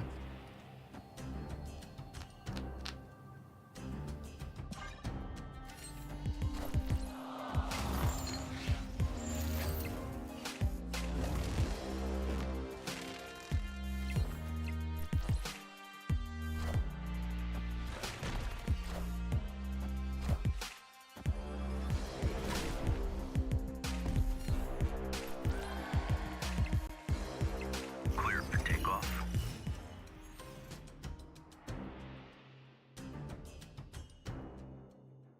Oh.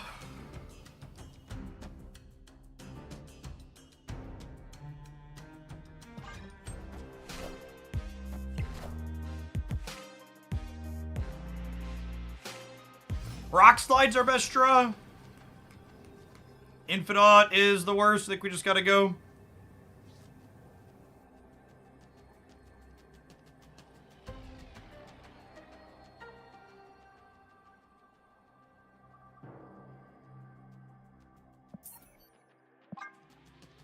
I doubt anybody playing Shang-Chi and their Destroy deck is ever retreating under most circumstances, but we could tap retreat later. Escaped.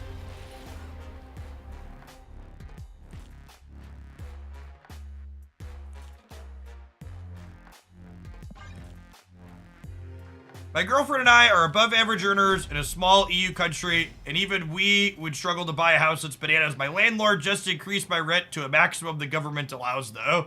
Imagine having a government that has a maximum on what rent can be. What's that like?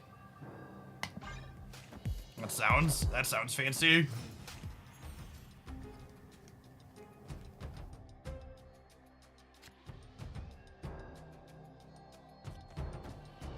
Opponent snapped. Easy dip on the Shuri's Lab against Destroy. Escaped.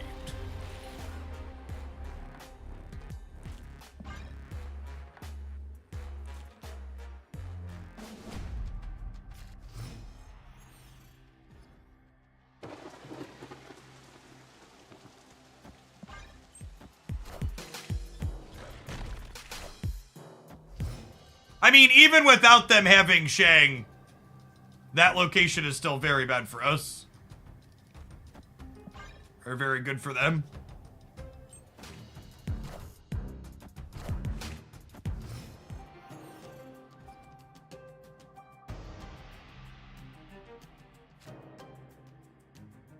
Oh, they've had so many locations in a row that are great for them. I'm gonna Lady Sif this turn, so that way Killmonger can't kill our Black Knight before we use it.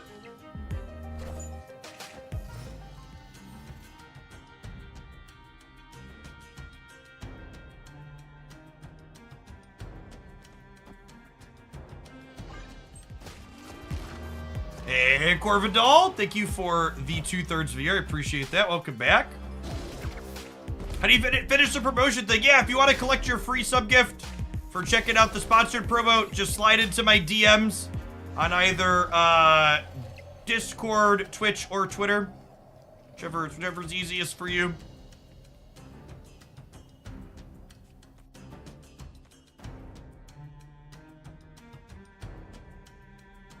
Could also email it if you're into that sort of thing. Oh, they don't have anything discarded, so the Ghost Rider doesn't do much for them. Oh, they could Shang the left. Yeah, that's a good call. I should play both of these middle. Is that a priority?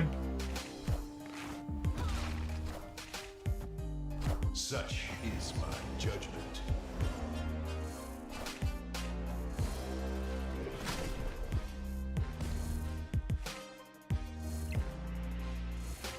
I don't know if my body is ready to not get shanked from them and then get shanked next turn.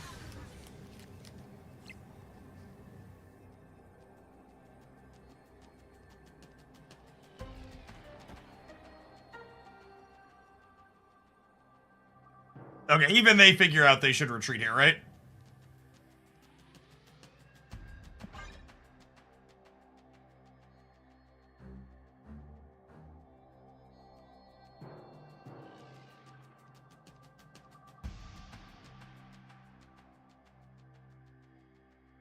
Part of you wants to be greedy and snap them because they strike me as the type of person who never retreats, but it's probably wrong.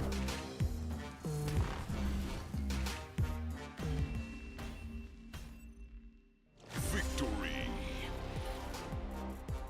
Yeah, exactly that, Endman. And then I'll take care of gifting the sub later this evening once I'm offline, since it's a manual process for me to take a peek and then gift it.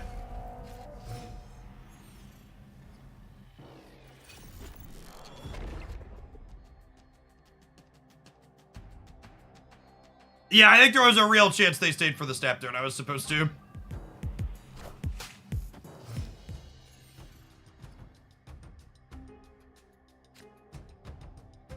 I'm not playing the Blade because they're a Killmonger deck. Blade's probably part of a turn 6 play, if at all. Oh, snap. Karmartage for our Rock Slide, Lady Sif, Infinite Ghost Rider. Oh, wow. They do know how to retreat. Victory. Okay. Maybe they thought you'd Shang their Tribunal. You can't Shang Tribunal anymore. It's not a thing.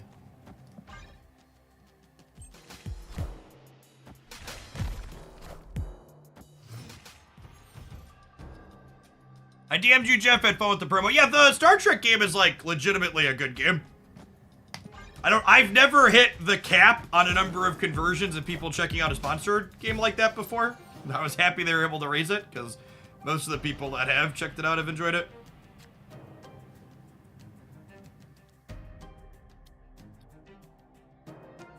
I'm just vibing to avoid Killmonger on my Blade.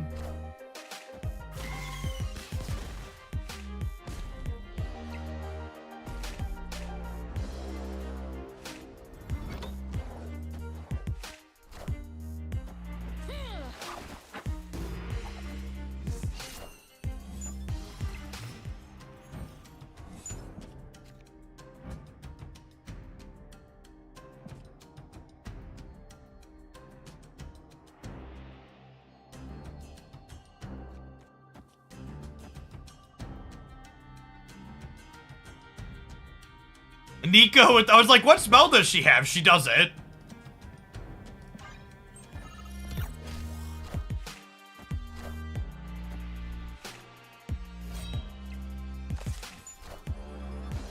I'm kind of hoping they Killmonger me. Hey, Snobs, thank you for the half a year. Welcome back.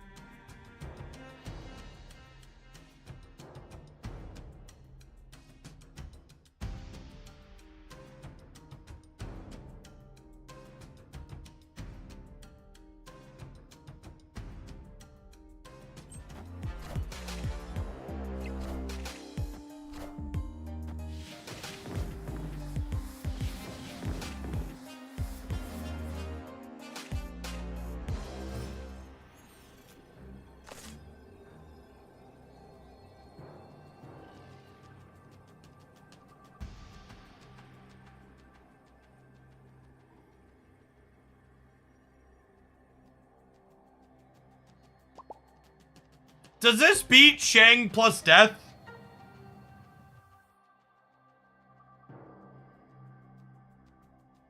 How many things have blown up?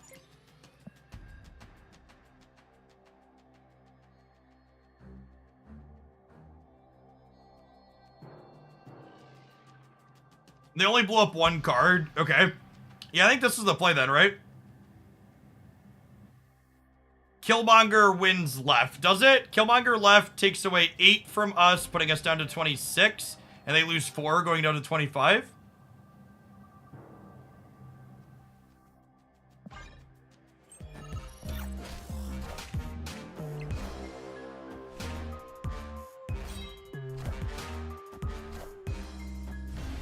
Do we draw armor a single time? I don't believe so.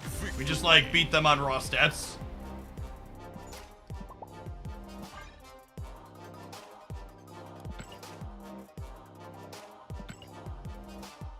The old Cheeto fingers will do that. Do we get in the first one, maybe? All right. Can we go from Proving Grounds to Infinite Ticket Gamers? Can our Black Knight get us over the top? We ignore. Thanks for dropping that primer off again. Appreciate the 45 months. Welcome back. Habba the Hutt. Thank you for the over 3.5 years. Good morning, good morning. Almost afternoon in the cornfields here.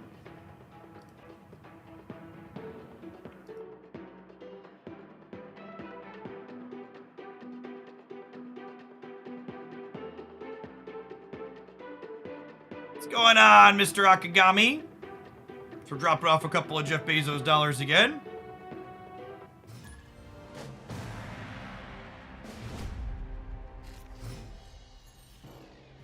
The prisoner's back on the rise. You think it's always going to be an ongoing issue that prison cards and enablers always keep those archetypes good and viable. The long term is our way to put the genie back in the bottle. As they continue to grow, they make the game less fun for players like me. I really hope they redesign Professor X at some point. Just like desperately hope they redesign him. I agree. I am among the gamers whose joy is immensely drained by. What do you think about running Luke Cage's deck if you ran into a lot of Shadow King? Maybe? I believe by the numbers, armor is... Shang's a lot more popular than Cage. And we have a lot of Shang targets in this deck.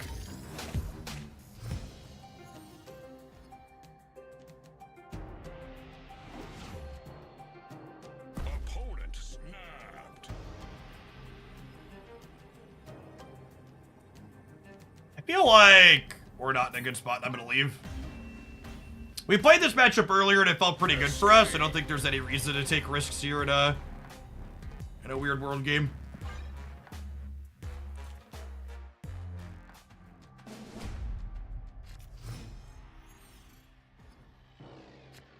Opponent snapped.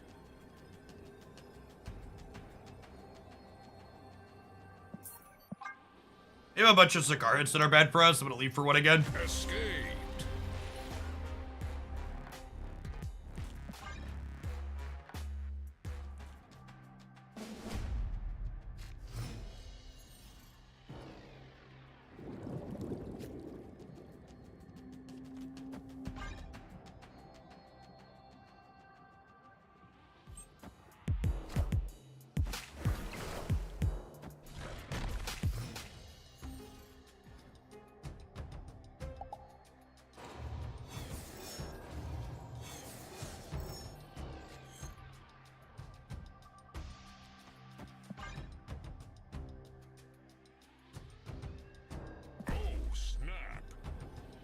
Press a button back here with the Nebula drop.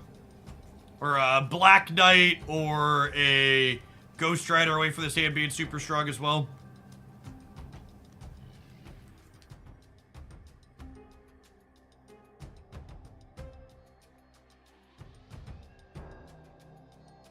Mike Awesomeness, thank you for dropping your awesomeness off here for 7 months. Appreciate that. Welcome back. No Sauron from them.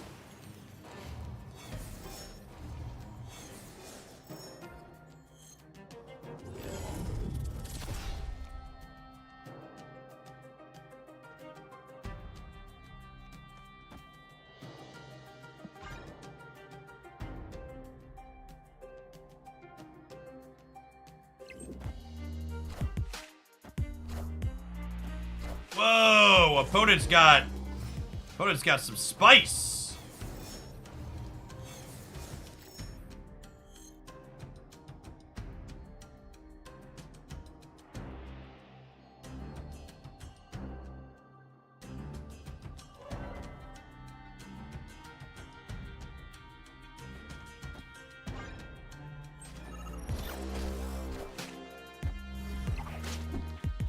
I played the armor left, so we have a second chance to kick the silk into the super flow on them.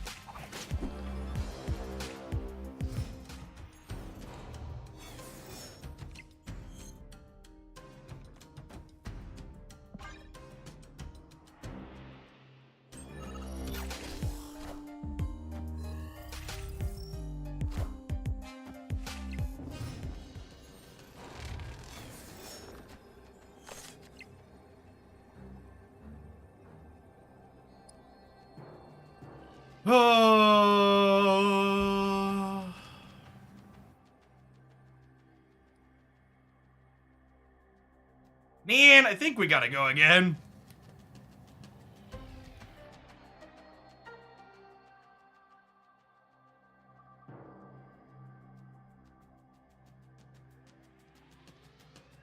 They're at 10 here. I'm at 10 here. I'm going to 12. Yeah, there's no way this wins. Hey, Jeff! Long time no see. I stopped playing Snap that monkey season. I wonder if I missed too much. So the number one thing, if you're thinking about poking back into Snap, is be aware of how the economy changed a little bit with Spotlight caches. The TLDR is that the Spotlight cache change as a whole was better for players like you who are going to be returning, because it actually acts as a catch-up mechanism for you to get more of the Series 4 and 5 cards. Opponent snapped. If I leave this game, I basically have to win the next one. Great. That was pretty bad for us, though. Alex, thank you for the half a year.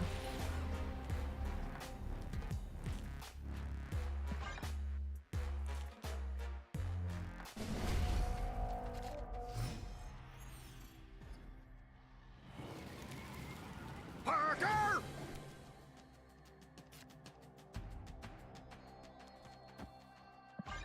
And with this being a high-stakes round, this is the game I have to win.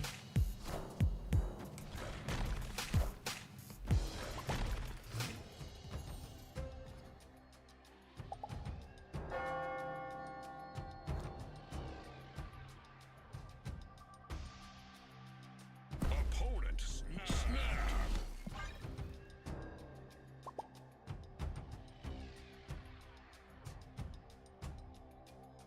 Unfortunate to lose an infinite ticket this way, but I don't think we're winning the next three here.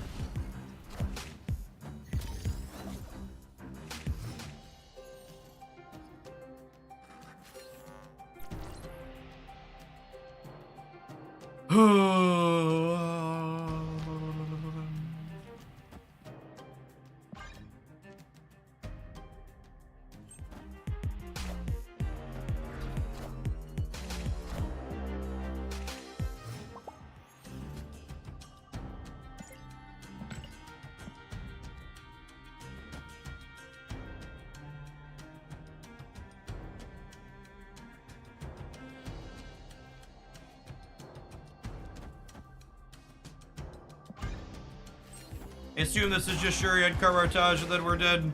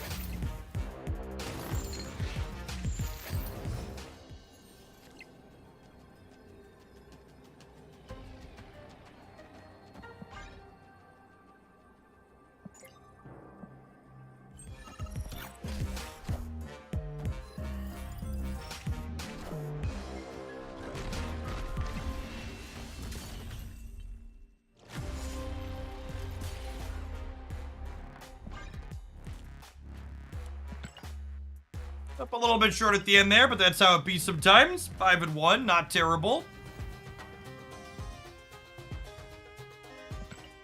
Back down to the bottom we go. And 90 minutes left until we can play the ladder again. What's going on, Ultra Lord? Thanks for the primer.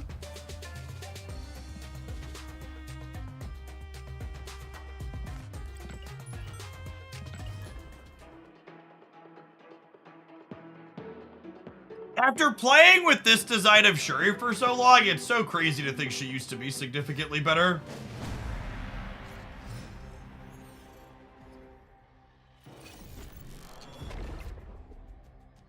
Oh, snap. What's wrong with the ladder? There's currently a feature location. Spider, thank you for the primer. Appreciate it. Ariark, thank you for the brand new prime.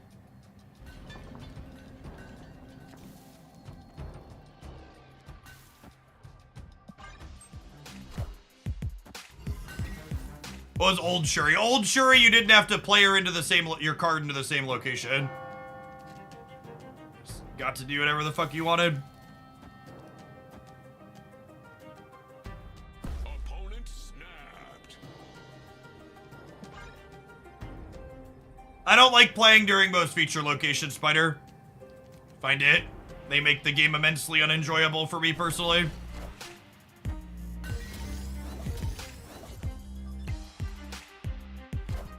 Yes, old Shuri, you could play Armor and Cosmo and basically never interact with them.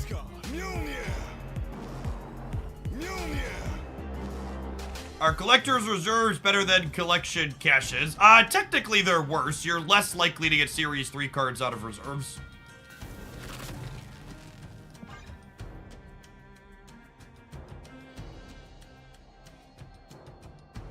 The big problem with feature locations is that a majority of locations, when they get featured, make Destroy and Prison decks better.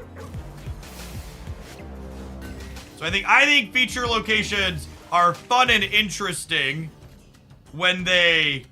I think feature locations are fun and interesting when they shake up the meta.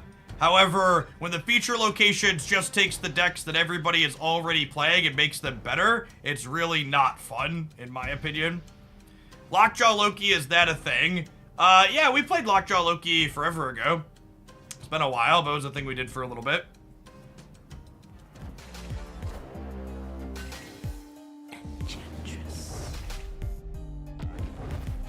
Yeah, I agree. In practice, feature locations, in theory, feature locations are kind of neat. In practice, they are deeply unfun and I don't enjoy them.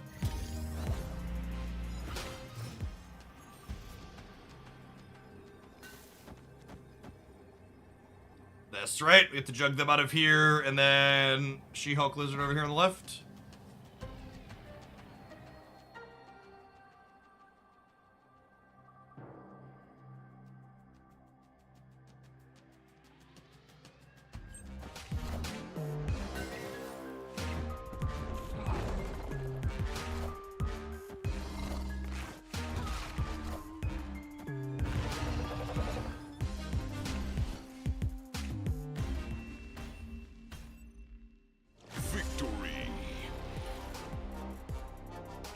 How would you fix the feature location system assuming you're not allowed to delete it? I would make when they choose the feature location more flexible to try and explicitly choose feature locations that don't enhance the already best decks.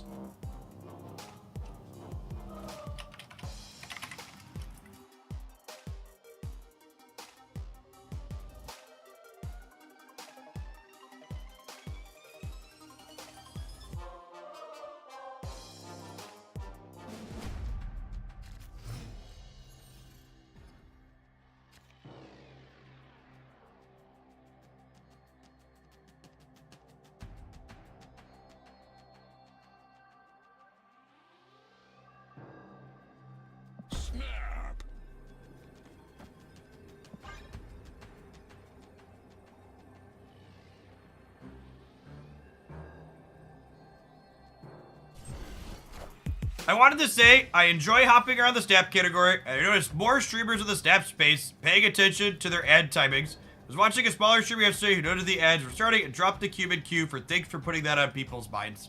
Yeah, Queenie. That's exactly my goal. Despite what a bunch of people who make me out to be this big, evil, bad guy in the space like to say.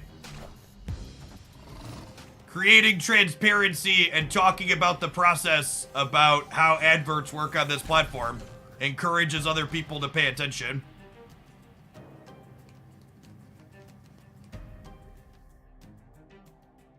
I think there were a number of people who genuinely didn't know they could control their ad timings by manually running them, and there were also people who, before I started calling it out, quite literally were lying to their audience about not being able to control it.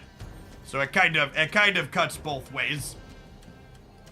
And the end result is better for people who are watching Twitch content. Victory.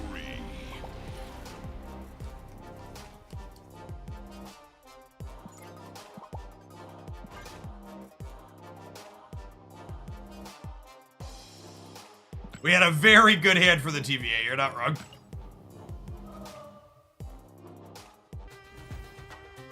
You know what else is very good, chat? All the things these 2 minutes of adverts are looking to sell you. Speaking of, we'll see you in 120 seconds. Thanks for hanging out. Don't go anywhere. Subscribers, I'm gonna run to the bathroom and fill my water bottle up. So I'll see you in 2 minutes as well. BRB.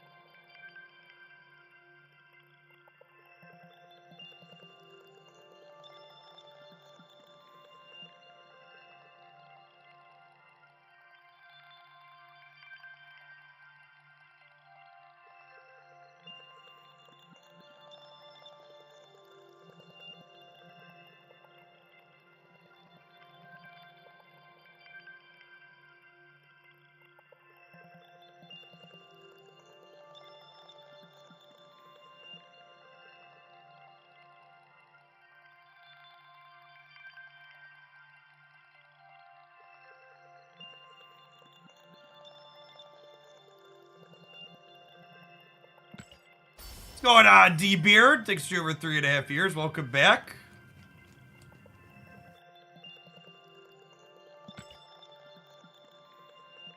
There has definitely been at least one point in my last 2 months streaming where Twitch as a platform was just having like massive crap the bed and my ads manager wasn't reacting or interacting appropriately or how it was supposed to.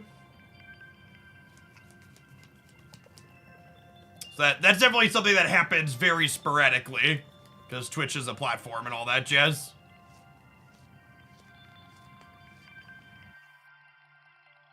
That's definitely something that happens more infrequent than not. Hey, Jeff, I just got the second ship in the Star Trek Pro. What proof would you like to see?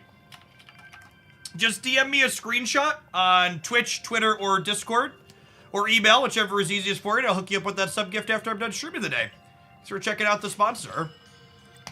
If you're someone that would like to free-to-play your way into a sub here in chat, get to duck those adverts when they happen for a month and chat more consistently, and pop on into the subs Discord server, checking out Star Trek Fleet Command, a great way to do that. With sponsored mobile games, always give me a bit of a kickback when someone does certain things in them, so to encourage you to do that, I like to pay it forward back to you all. This just in. This just in.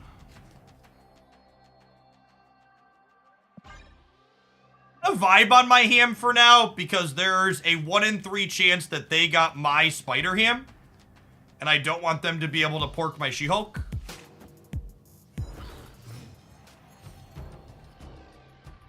You're about to break 20,000 Conquest tokens. Yeah, that's fairly common. We play a lot of Conquest on this channel. Feature location days are basically Conquest days here.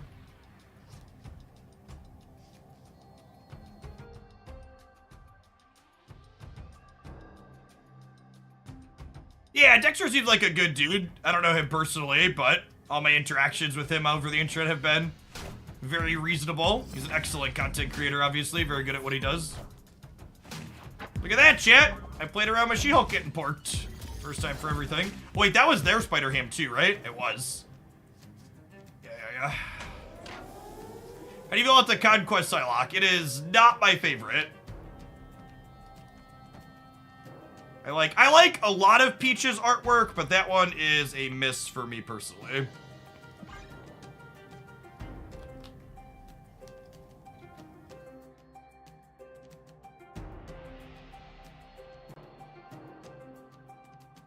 Some of the like bodies in her artwork kind of have like strange proportions, for lack of a better term, that I don't personally enjoy.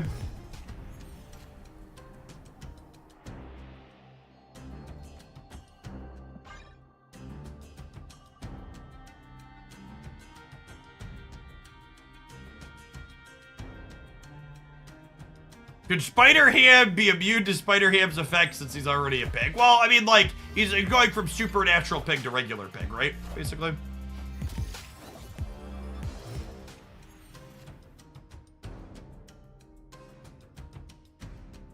Luke Cage is a great draw, because it means I don't have to Enchantress on the last turn now. It's a shame we don't have Sunspot. That would have been an ideal card to have here, but we're going to pass into Cage, Shadow King, She-Hulk here, I think.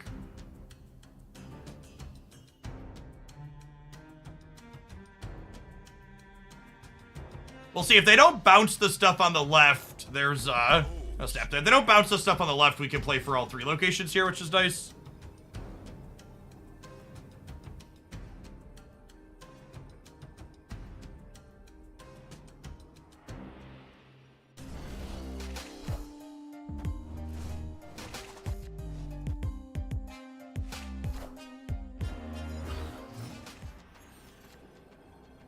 Right on time, Sunspot.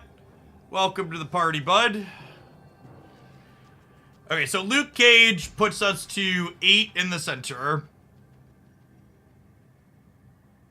And then Shadow King takes them down 2. This puts me to 13 here. Is that enough? I don't know if that's enough, gamers. But I also feel like playing She-Hulk there is overcommitting. If I do this, I'll do this. It's just a silver conquest. Someone said I like all these cards. Me too. Yeah, this deck list is basically just like Marvel Snap cards and variants I like. got my Typhoid Mary and my She-Hulk, my Banger Enchantress split.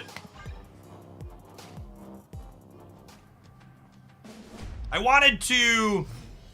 It had been a long time since I had played a non-combo She-Hulk deck. I wanted to see if I could put something together that felt reasonable, and this felt pretty reasonable, all things considered.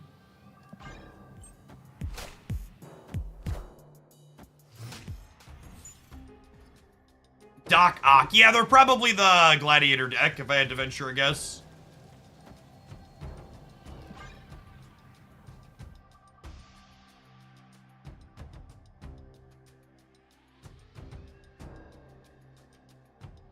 Shadow King's a card. Yeah, they nerfed Shang-Chi as well if you've been out for a little bit. Shang-Chi only kills 10 power things now.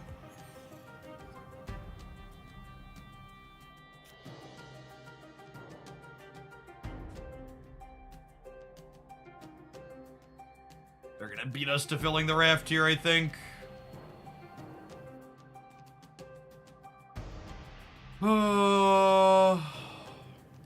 Goose basically doesn't have text to this matchup. We're not snapping us, so we can vibe for a little bit.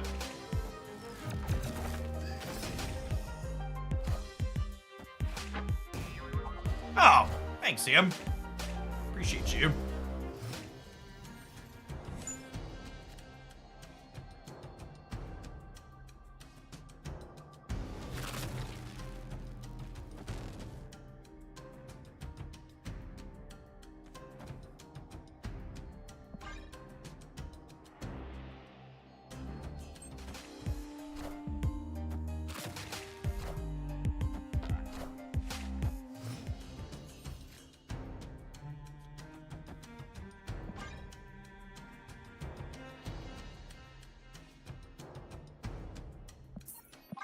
Stop wasting time and go next here. Escape. Yeah, a bunch of tech cards we don't have counterplay into at the moment.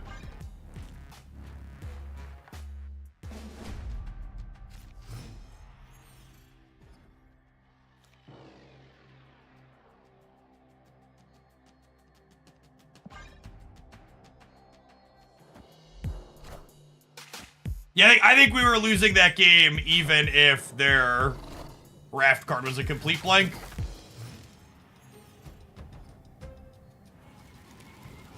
Breaking news. Hey, thanks for checking it out, Medley. Good to have you.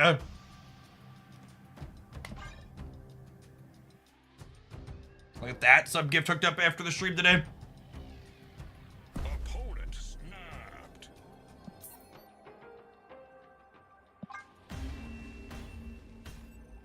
Do they get the bite? Who knows? They have. I'm shocked. Like people love snapping after it's obvious that they're winning. Like you're supposed to snap Nico into Black Widow, chat, when your Nico's drawing 2 cards. Even if the bugle gave them a bite, like they're still drawing 2 off of that.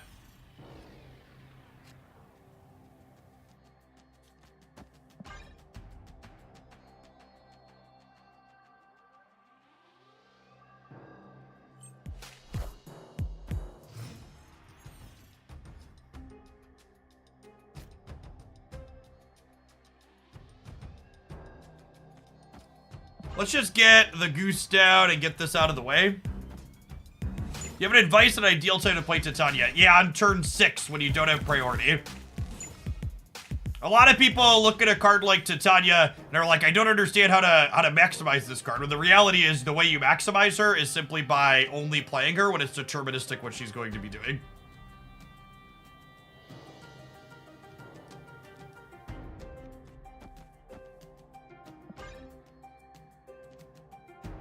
I'm doing pretty well, Nat. Had a solid weekend. Chill day so far today, doing Conquest stuff. We're up, I think, 1 Infinity ticket, which is not bad in 2 or 3 runs.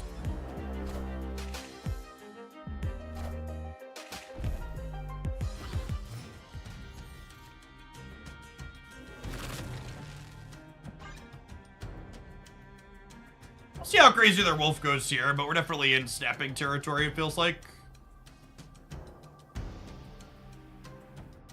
Yeah, there's some tricks you could do with other cards that this deck isn't playing. Like if you play her alongside like Debris or Green Goblin or stuff, there's some tricky things, but in this deck she's more straightforward. Any Christmas decor up or after Thanksgiving? My living room is currently completely taken over by Christmas gnomes. The tree's gonna come this weekend, I think. I should have taken a picture. I knew that was gonna come up on stream, but I almost took a picture before I came down. Maybe we'll run up and take a picture when we take our next ad break so I can share with the class.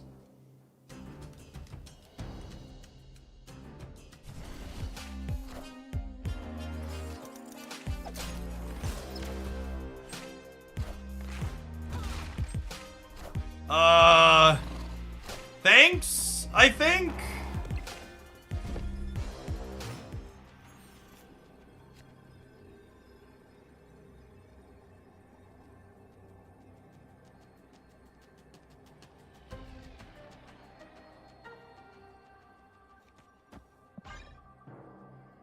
Call me Mr. Noobers. Thank you for the over a year of support. Welcome back. How many gnomes? There are too many for me to count. When I take the picture during the next ad break, we can count them together.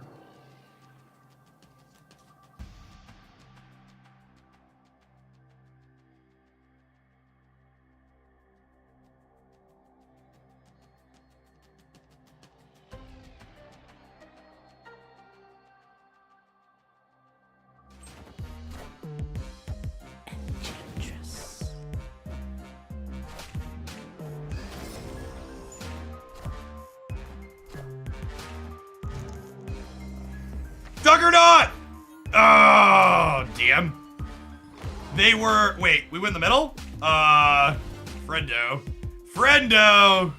Did they mess up the sequencing? Did they mean for Wolf to end left?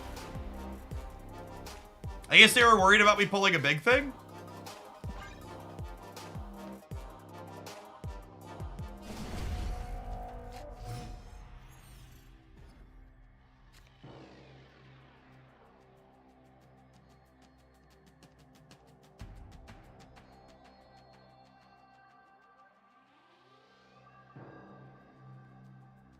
No sequencing could have kept the Wolf bid with those plays. They could have gladiatored on the left and then Nico'd in the middle, Steric.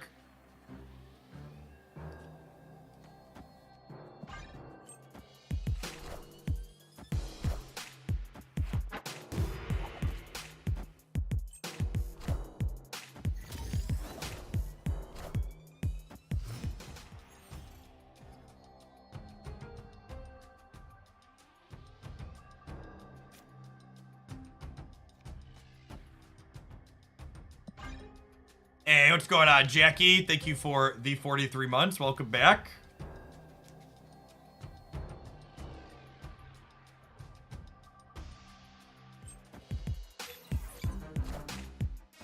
Let's sit down for a little bit.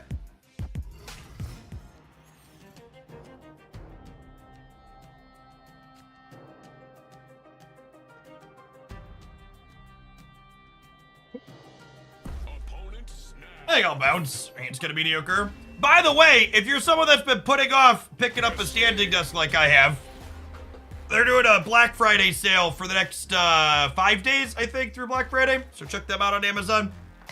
Flexispot stuff is great. If you're someone like me that spends a ton of hours behind the computer most days of the week, your body will thank you.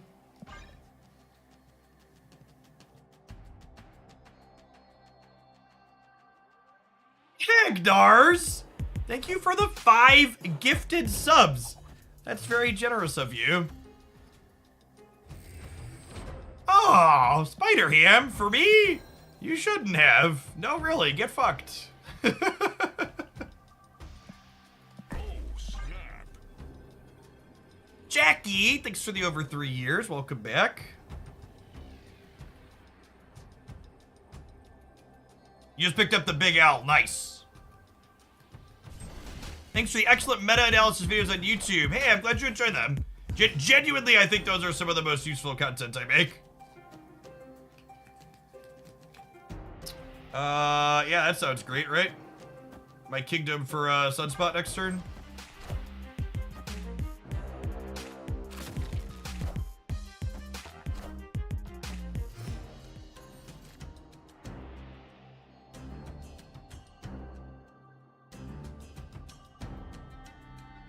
The king! Did Christmas start early and I missed it? Thanks for the 5 gifted as well.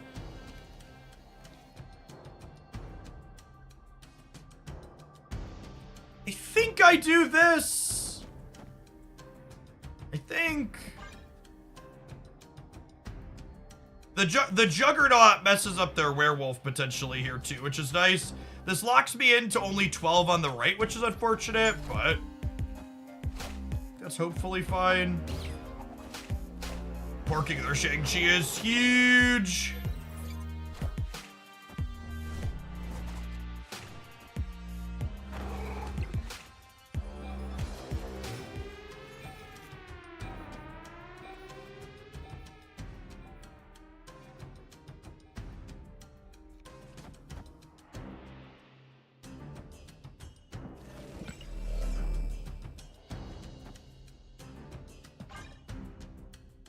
No Sunspot, and this locked to 12 in the White Hat Room might bite us here. I have a link to the Hawk, She-Hulk, Moon Girl deck from earlier. Yeah, check out my decks page on my Untapped. Just keep in mind that you need to click over to Conquest at the top, because that's the format we've been playing today.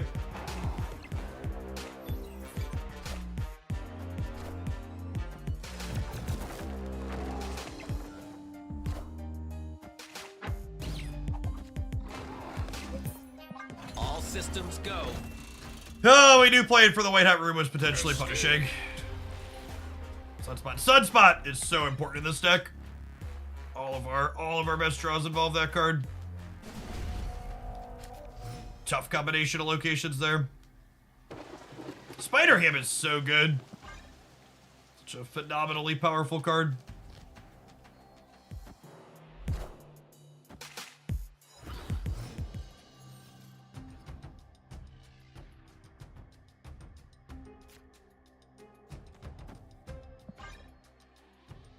Ham and Widow are a potent combination for sure.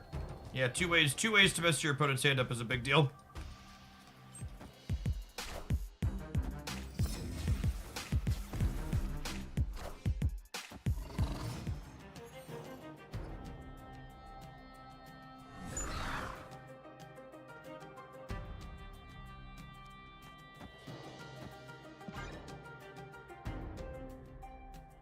Yeah, having our potentially last game against the deck into Shuri's Lab when they're bouncing is not great. Shadow King's a good one to be rid of.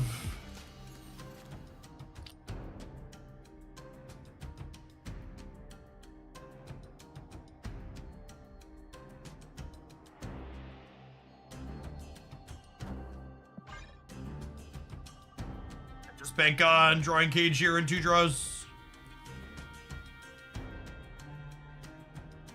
Did Secondary say they're going to count November purchases with the new purchase warrant start in December? No.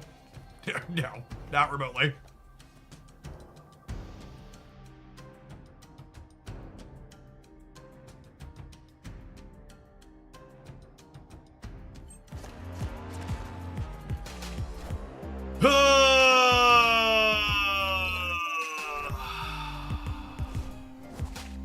God, that's a huge rip. Why would they not ham the right?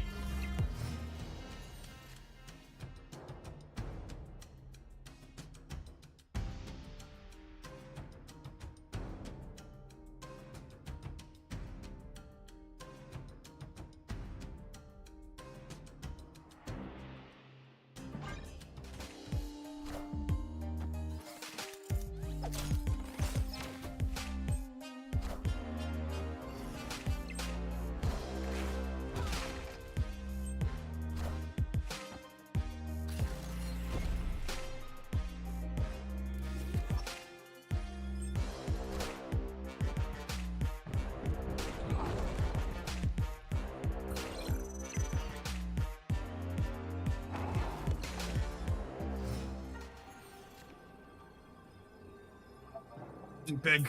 That'll do. Escaped. No, there's no updates for a while, Burgle.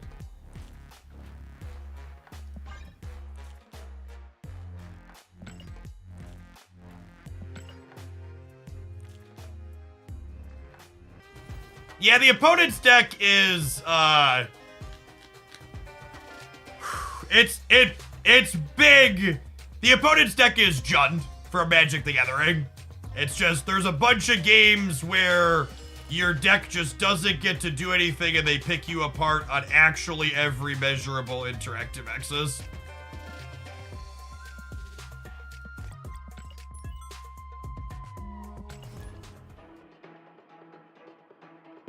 Locations like the Raft and White Hot Room make Jeff so much more powerful, 100%. You should probably try and fit Jeff into that last deck somewhere.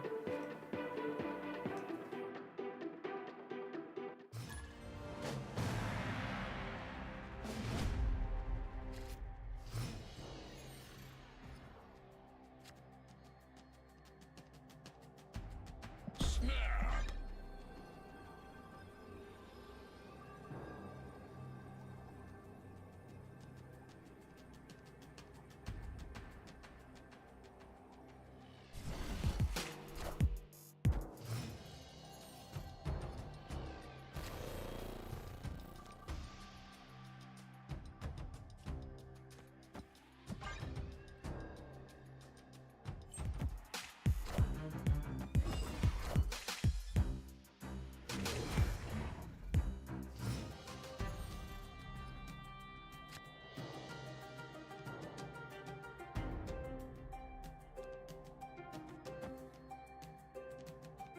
I think I want to take the opportunity to Killmonger them now.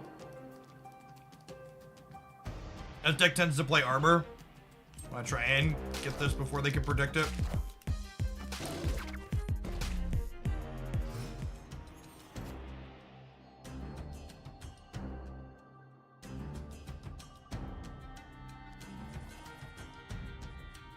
All of our non-Shadow King hits on this are real good, huh?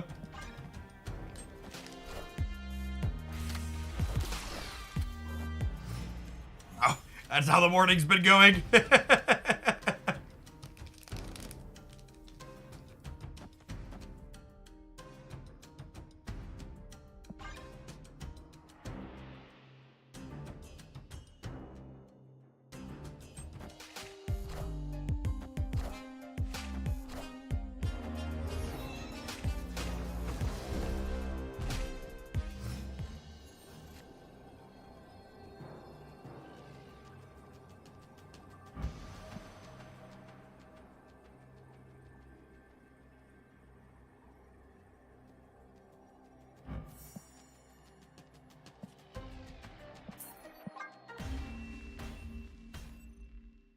Escaped. Is the Moon Girl variation of this deck getting more pep? I mean, I think the Moon Girl variation is better, having played a bunch of both. Like, the Moon Girl copying your hoax is significantly more flexible than trying to infant out people.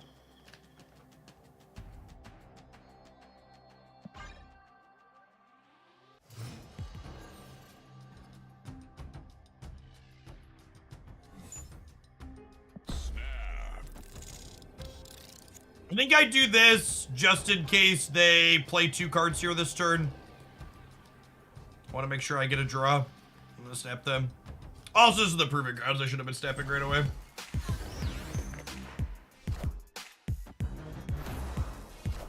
Yikes! Quite the Scorpion. Okay, so there are the Scorpion means they're an Abomination variation. So that one 10 times fast.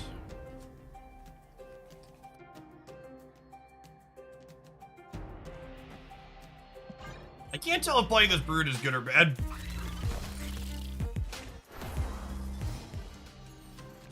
Could have been worse. Could have been worse.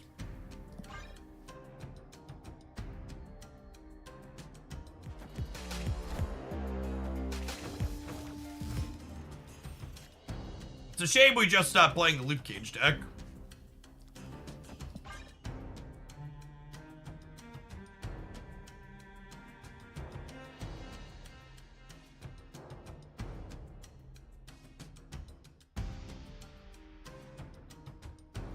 I'm just gonna go ahead and give this person their silver ticket. They're not snapping us back in the proving grounds, and they're roping every single turn while playing a singular card. The Time Theater copy card, get Quinjet if you have one in play. It should, yeah, 3-oct. It's not a card that started in your deck. It's a copy of a card that started in your deck, just like Moon Girl.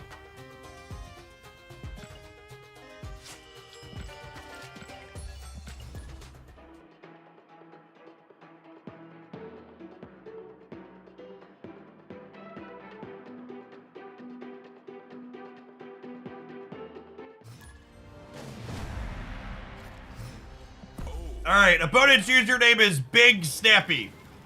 Does that check out for us here?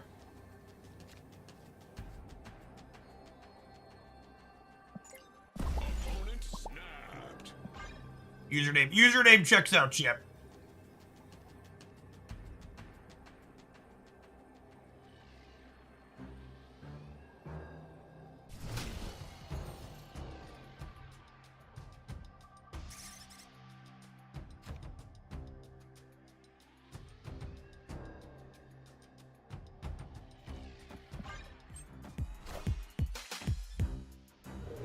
Deadbolt.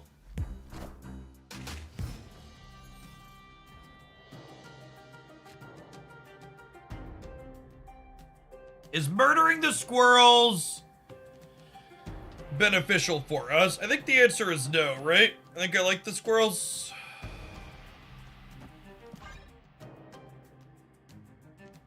Maybe brooding is wrong. We're open to draw Patriot or Iron Lad next turn.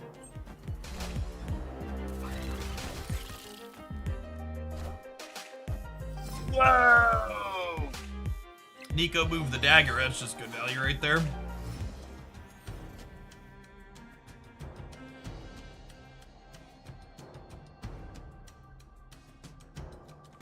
I don't think I have space to set up the Invisible Woman here. I think I just take my Shadow King for 4 and call it a day.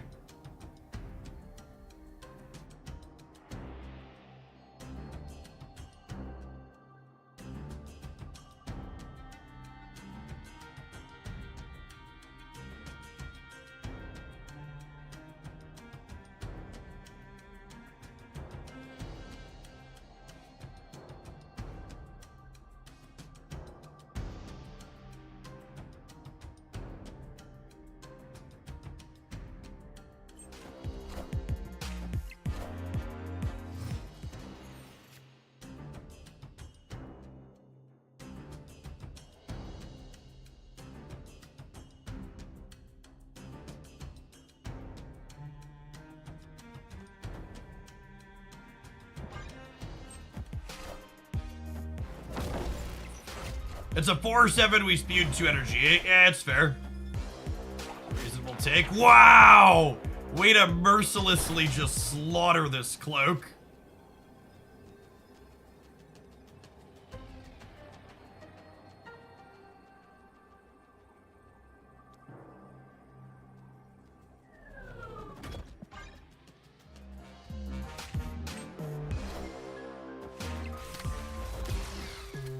Nailed it!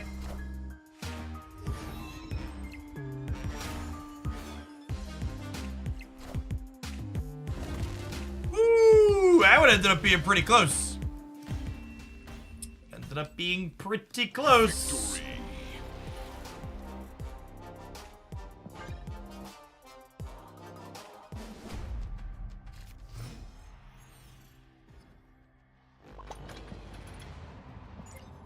Victory.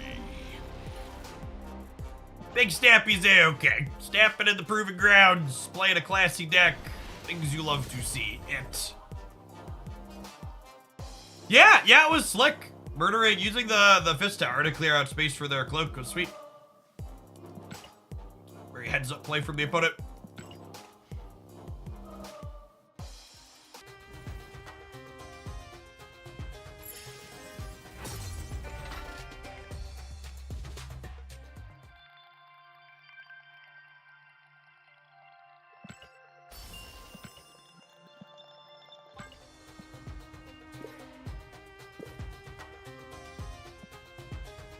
Invisible Patriot deck has been a lot of fun to play. Yeah, it's not a lot to look at, but I was surprised the first time we played it how dynamic the gameplay felt and how many decision points it felt like I had in a lot of the matches. This deck's responsible for one of our infinite tickets for the season. Which, by the way, is a good shout out if you're someone that isn't aware of it. Due to YouTube algorithm optimization things, I've been posting a bit less content on the Hoaglandia Snap channel, but I've had a lot of decks I wanted to post features with. So the Jeff Hoagland YouTube channel has deck highlights 6 or 7 days a week now. Just so I have a place to feature things without losing them in the aether before the content kind of expires with patches and OTAs. I enjoy how regular the balance is for Snap, but it does put a very real shelf life on your content. This might be a fact-finding mission. No Blue Marvel, no Patriot means I probably don't have enough points to win this game. Opponent snapped. Yeah, I'm just gonna leave. Escaped.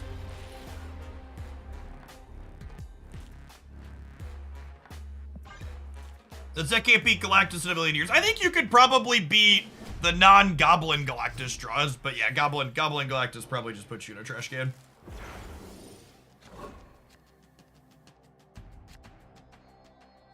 I feel about the meta in Snap right now. I think my current feeling about the metagame in Snap is directly dependent on how many Professor X Goliath matchups I played in my last number of games.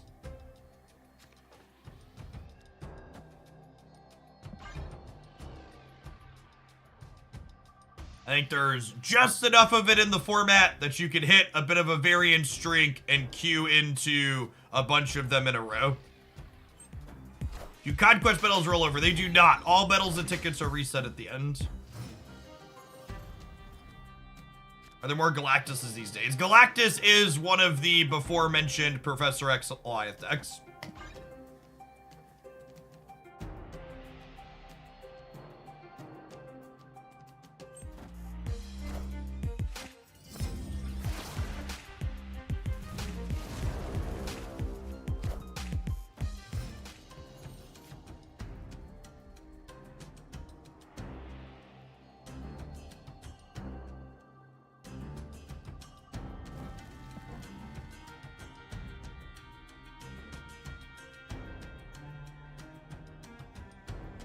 This is mostly good hits here.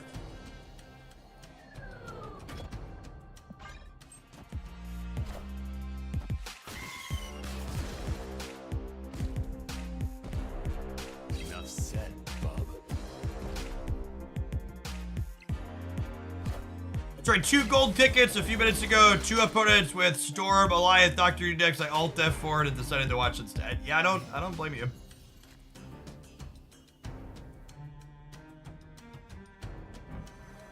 Nothing quite kills my desire to continue to play the game like that archetype. Wait to see your objectives tomorrow. So the release of Annihilus will be interesting because it's definitely Annihilus's release is going to create this pocket meta where I think I'm not actually sure I'm going to play dedicated clutter decks tomorrow because it's so easy and obvious to be able to hate out dedicated clutter decks with destroy and other cards that I think it's going to be hard for them to really gain any traction right away. I think the primary thing I plan to focus on building tomorrow when Annihilus drops is probably Sentry decks, because Sentry is an effect that can be powerful even if there's counterplay. Like, I'm still getting a 10 power thing out of it with maybe some upside. I expect long-term Annihilus will probably be good inside of those types of decks. But in the short term, I expect it to be less than stellar. I think I Ultron, and then next turn we will Blue Marvel plus Shadow King. I'm gonna snap them as well.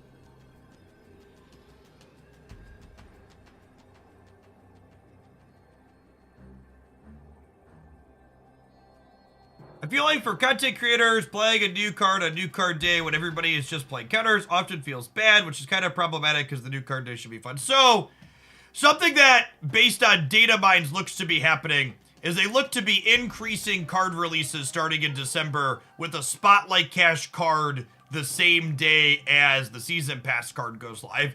And I'm actually really looking forward to there being more than one thing releasing on the same day, because it'll make the direct counter decks less appealing, because there'll be 2 different things that people are trying to play new, right?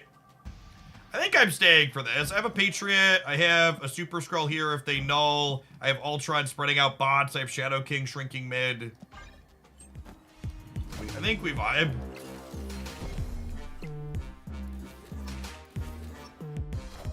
Oh, they didn't null us. I think we die. I think this is a fat L, right? Okay, I'm not quite at 22 in the middle. We were counting on Super Skrull to do some lifting. If I would have played Killmonger instead of Super Skrull, we would have won this. We would have likely won this. We would have killed their Deadpool and their X-23 would have bounced.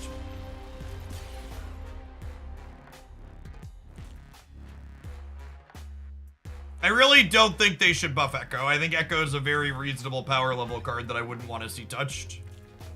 You can find my untapped profile for Marvel Snap here.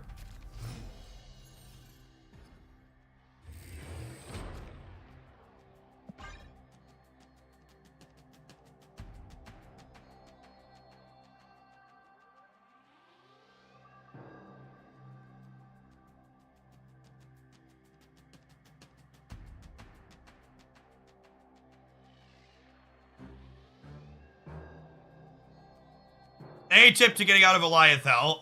If you have Goose, I think Goose is one of the best cards you can play against Goliath. The deck I was playing before this one with Goose and Armor in it, the She-Hulk Typhoid Berry one of the reasons why I like that deck is because it's good against Goliath.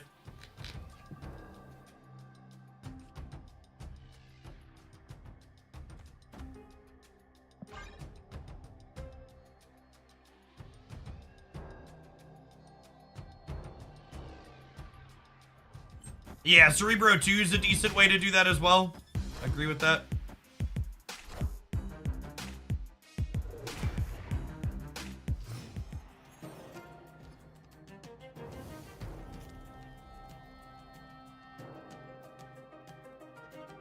They should revert the Captain Marvel and Earth. Yeah, I would like if they rolled Carol back to 5.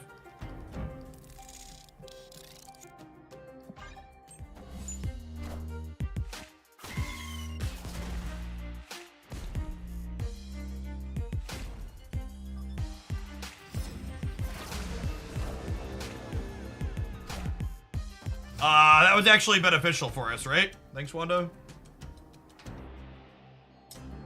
Opponent snapped.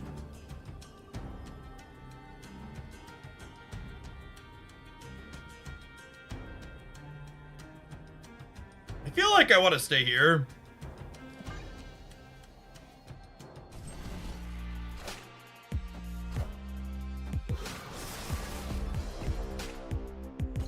Enough said, bub.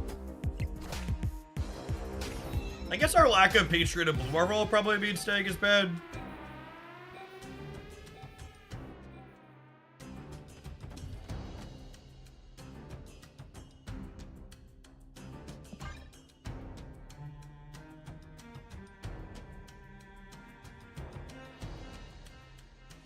I see Carol get Jeff's ability for a move. Yeah, if Carol could break into Professor X's location, that would be great.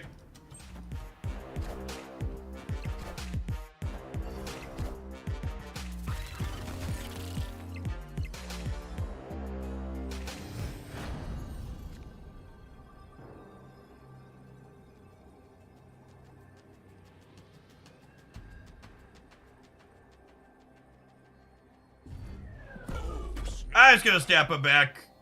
It could be a bluff, but we're probably dead. I really don't want to play 3 to 10 though. There's a chance to Blue Marvel. Yeah, hitting Blue Marvel probably doesn't work though. I assume they have death or something for the middle. Got punished for not playing Scroll on the left. I believe in the lad.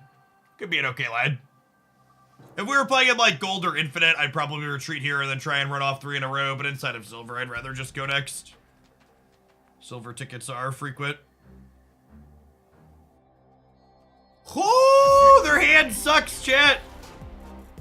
Their hand sucks. All right, get it to win it.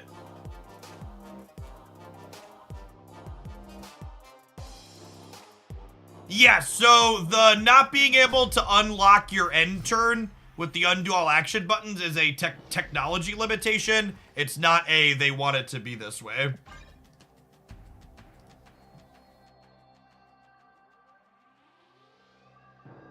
I'm taking Thursday off for Thanksgiving. Friday's stream will be sponsored by Manscaped, so we're firing up on Friday again. We're happy with our last sponsored thing, and they asked us to do another.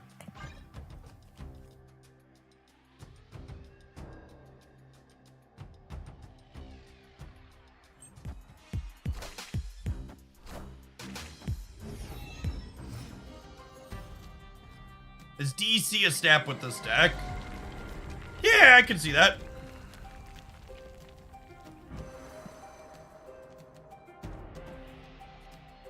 Oh, snap. Their start's a little mediocre too.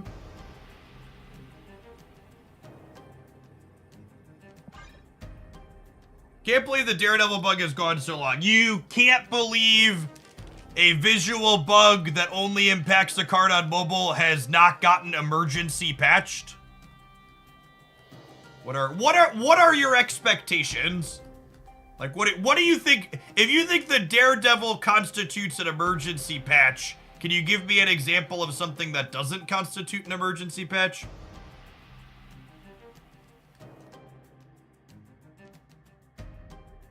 So I am the exact opposite of surprised that the Daredevil bug hasn't been emergency patched.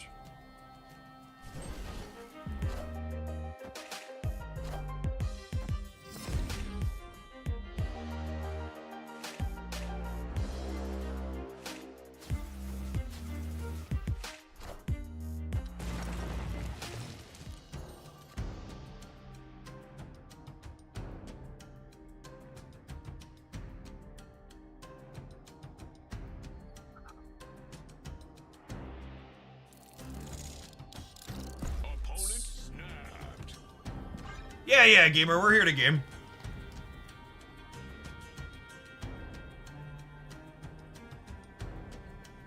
Is that a Loki player Goliath me? Yeah, unfortunately that's a thing periodically.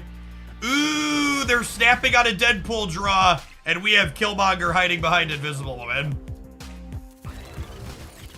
That's exciting.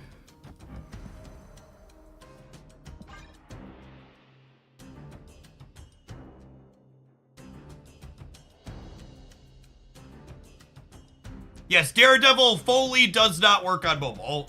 That is correct and accurate.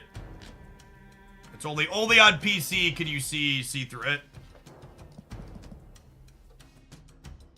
You like to see Mobius go back to a 2 cost? I want Mobius to be a 2/2 so I can play him in Cerebro too.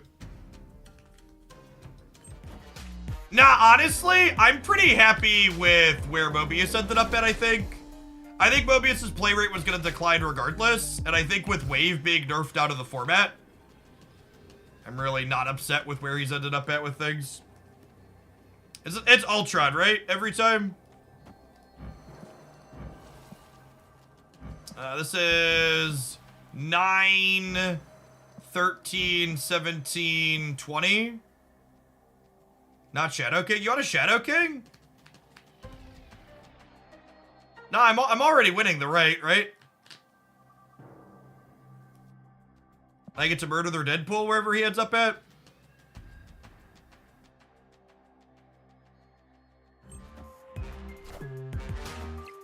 What a weak last turn play. I suppose that they're already basically all in, so they're just like hanging out, but not a lot of points from the opponent here. Yeah, they probably assumed they couldn't beat them on the right. Is that accurate?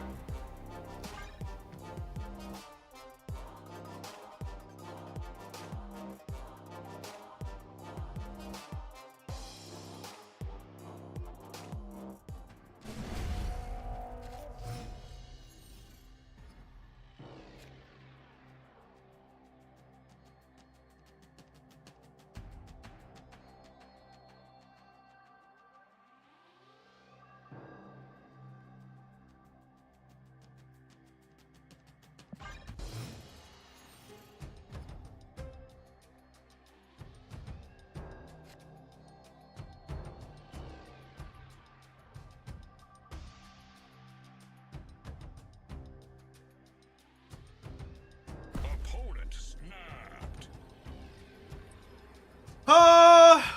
Yeah, I have a free Invisible Woman, right? I think we stay.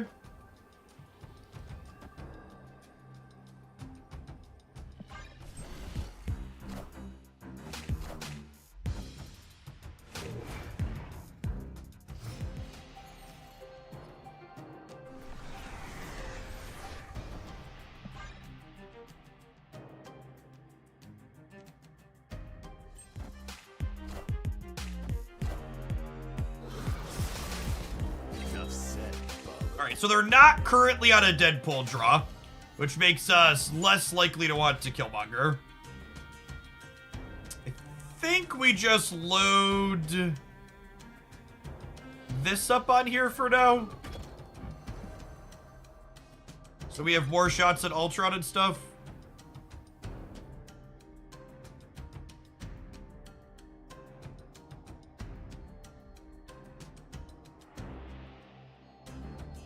Mobius was also helping tap down Loki, but Loki's nerf to 4 cost made him less necessary that matchup as well. Yeah, completely agree. They adjusted the 2 primary things you wanted Mobius against.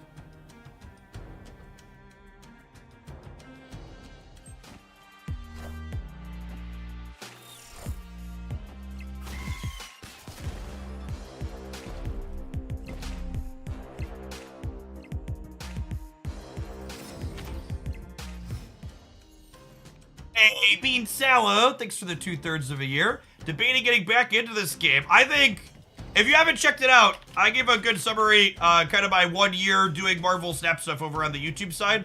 If you want my thoughts on getting in and stuff and where I think the game's at currently today. The too long didn't watch on that is I think Snap's in a pretty good spot, and the Spotlight cash system they updated the economy to a number of months back, was solid. Good for the game and good for returning players as well.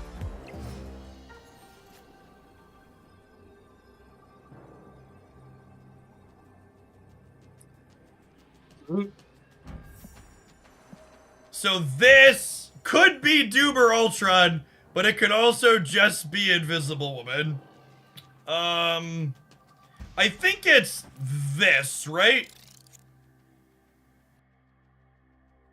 I think it's just this.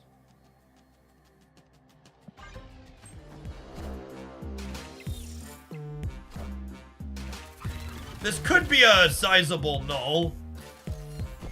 Narrator. It was in fact not a sizable null.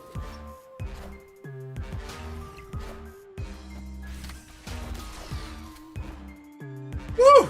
Alright. Alright, we needed those. Coolio. Yo, and else is pretty cool, gamers? These 2 minutes of adverts. Wait, before we roll the 2 minutes of adverts though, I said we would reveal how many gnomes are in my living room. How many gnomes in the living room? Why are you talking about my gnomes? So I told them I'd take a picture because I didn't know how many we had. Why were you even talking about my gnomes? I forget why. Okay, how many? 0. No, there's more than 0, chat. 5 to 14, 15 to 29, 30 to 45. I'm gonna assume there's not more than 45. 46 plus. There might be. I feel like your intervals are too big. Your intervals are too big. Chat, I'm gonna take a picture of these gnomes, and you're gonna tell me if the intervals are too big, okay? All right, I'm hitting the adverts. You vote how many gnomes you think are in my living room. BRB. How did the topic of gnomes come up? I don't remember. It was like 40 minutes ago. I was like, oh, I should have taken a picture of them.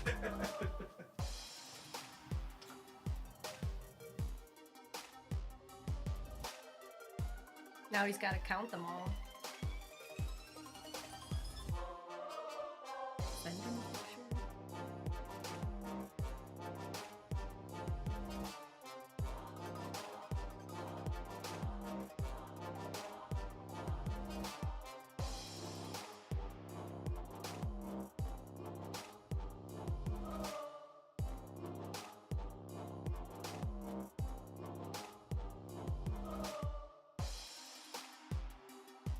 He might not be able to count that high.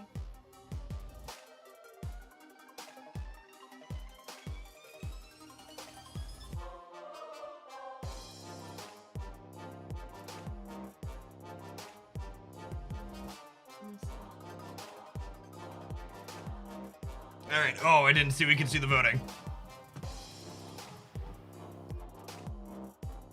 Chat solidly in the 15 to 29 range. All right.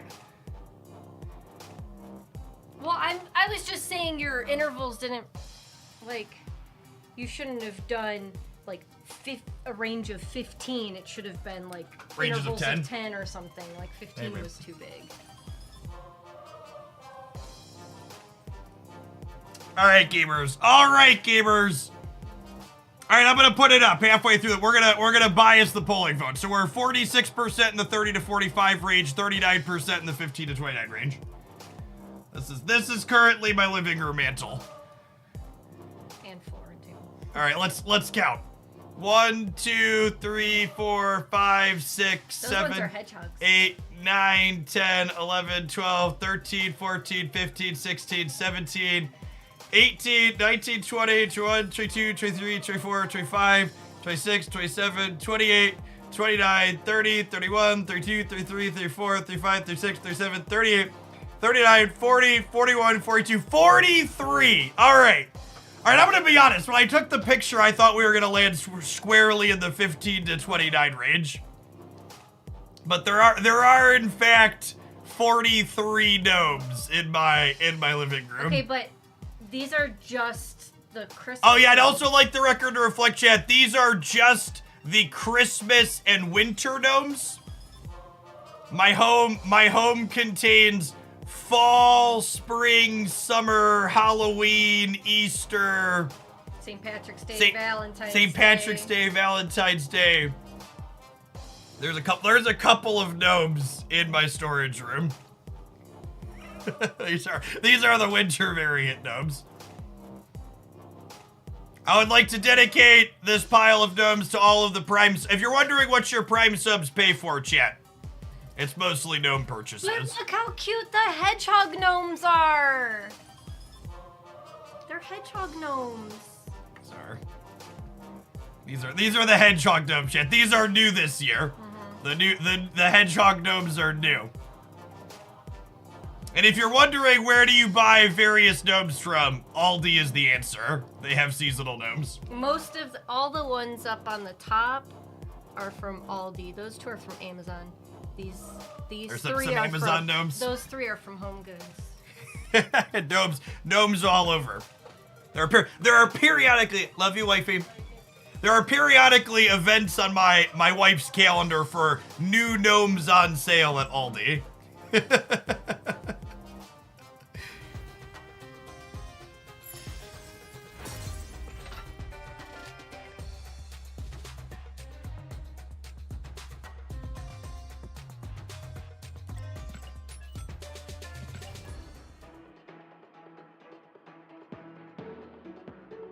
Range quit.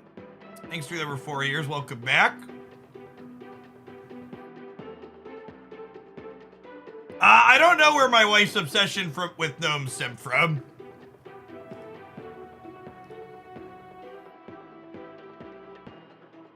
Oh, Pato, thanks for contributing to the Gnome Fund. Appreciate the 5 months. Oh, by the way, because everybody always likes to ask what I'm eating.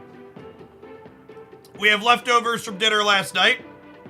We have some wonderful red pepper pasta with some fresh mozzarella that gets baked on the top with breadcrumbs and a cream cheese and marinara sauce.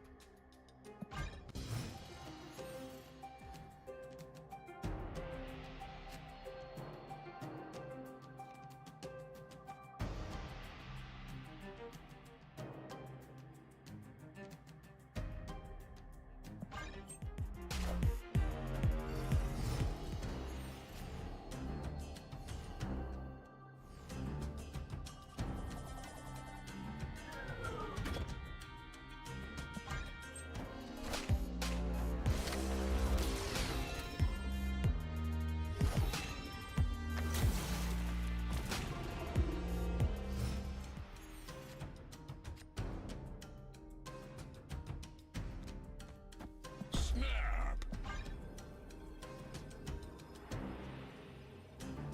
Victory.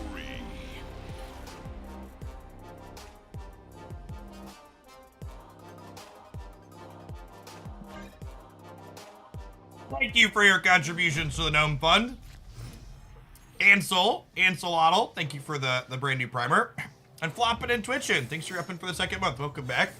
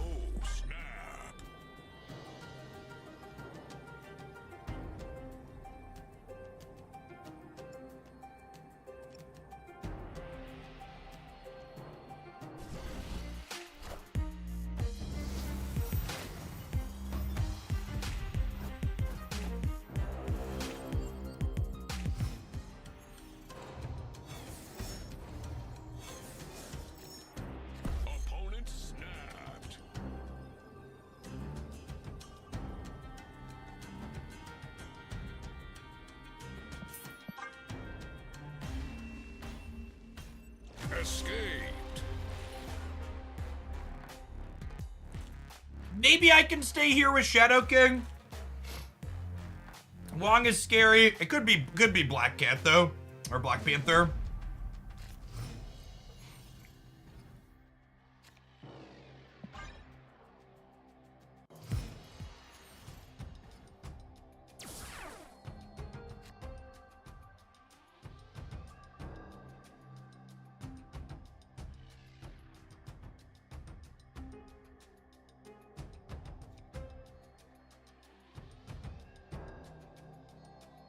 You had the Star Whisper on Monday. Yeah, if you messaged me a week ago, you should, well, it couldn't have been Monday, right? Today's Monday, and the promotion wasn't going a week ago. And whenever you message me, ping me again. So I definitely missed it. Every day I go through all of the submissions and DMs and stuff and take care of them.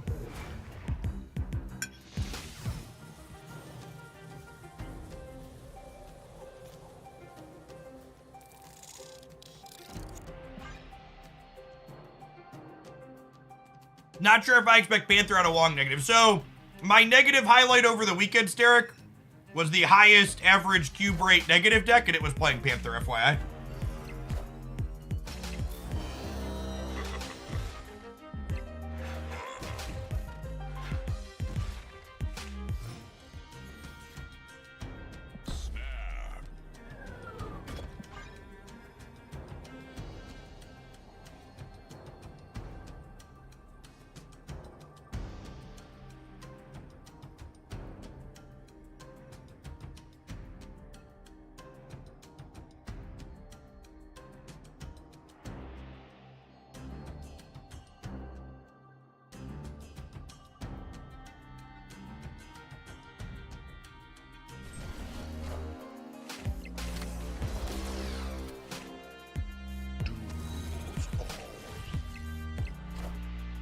The list that I posted was not playing Shang.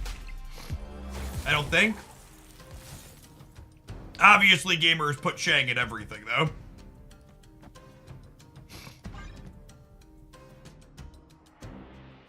You know what? Maybe I'm supposed to put Blue Marvel middle so I can contest that location, too. Opponent snapped. I think I'm gonna stay. I'm a fish.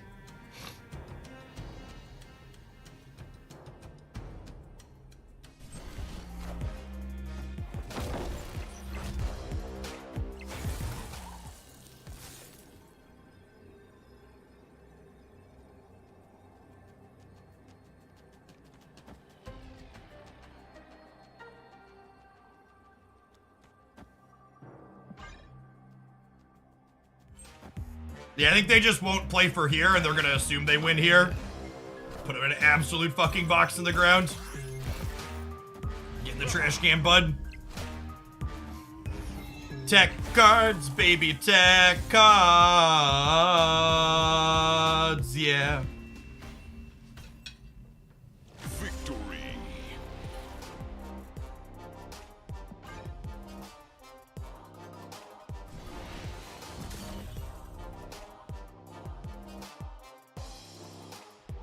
Got him.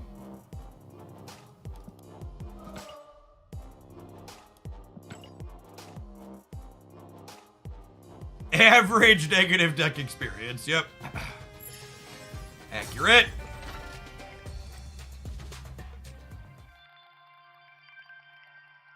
Jeff, I feel bad that Moby has killed their deck. Yeah. Any ladder plans today? Yeah, I'm planning to play some ladder. I don't know, actually. I don't have enough, what's it called, tickets. Can I ask a genuine question? Why do you care if I'm playing ladder or playing Conquest? Like, I'm genuinely curious as a viewer why that distinction matters to you. Because anecdotally, the experience playing is about the same on my end. More variance, I guess? I would actually argue that the ladder tends to have a higher density. Like, I get that I'm playing more games in a row against the same thing in here, but the ladder actually tends to have less, matchup variation than Conquest does, because Conquest has more people playing a wider range of mediocre and bad decks on top of just good decks.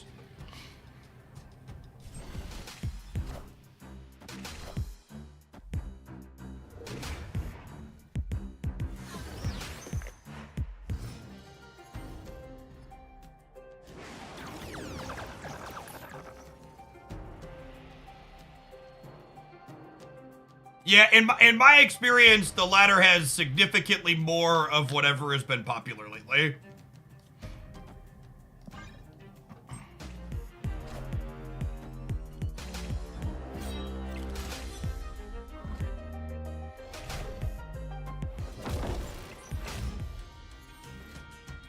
The skill people need to build is intuiting what an unknown opponent is playing every game as you demonstrate the ladder. I guess, but I guess like with just like less matchup variation on the ladder, I guess I just don't see that being the case.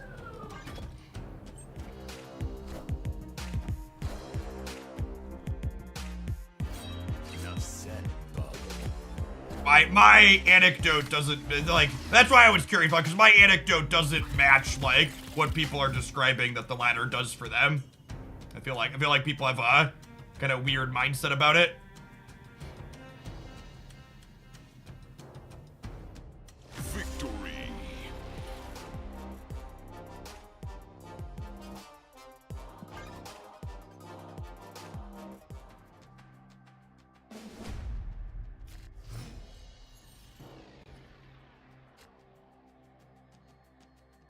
I don't know. Today might end up being an all Conquest day, honestly. I want to try and get up to like double-digit tickets or so before, because we only have what? We have one more week before Infinite Conquest opens.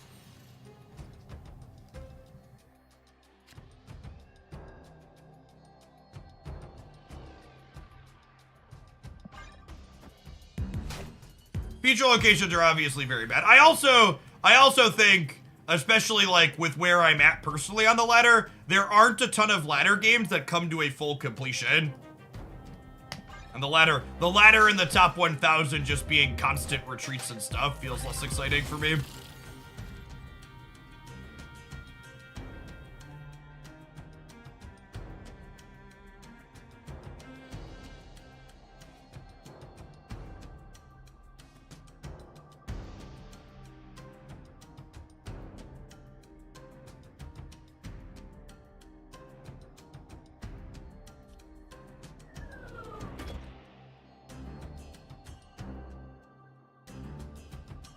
Give it an Iron Lad in the middle. I can wait and get the extra energy here next turn. Or I want the extra energy. I think I want energy more than cards here.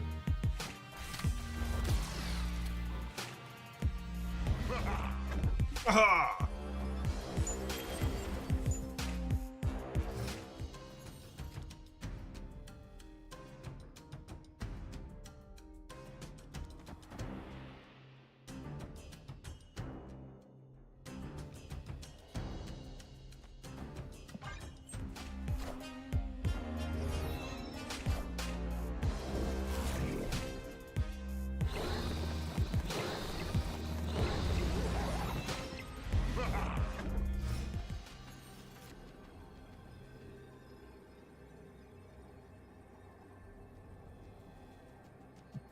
Our lack of Patriot and Blue Marvel is unfortunate.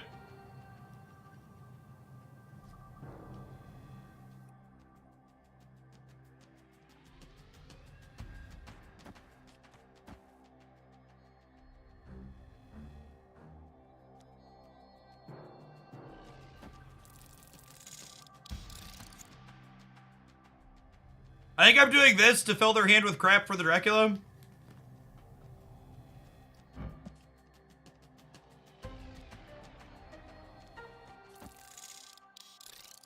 Need more points in the middle. I'm gonna stay, I think. It might be a fish though.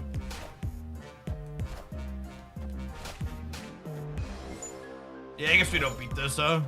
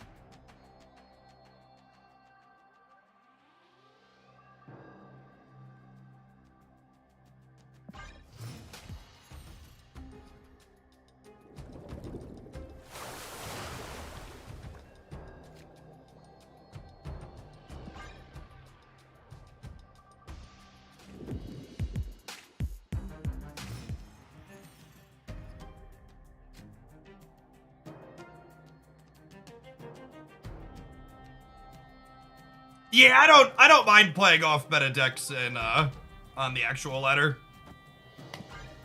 Dream Dimension's pretty mid for us here.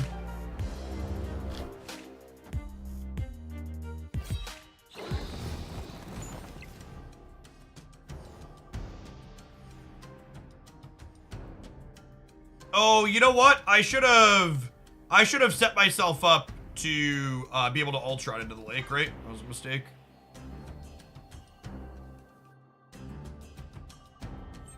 It's Thursday. All right, just ping me wherever you message me, board kid, and I will I'll do a peekaboo over there again. Make sure that I didn't mess up.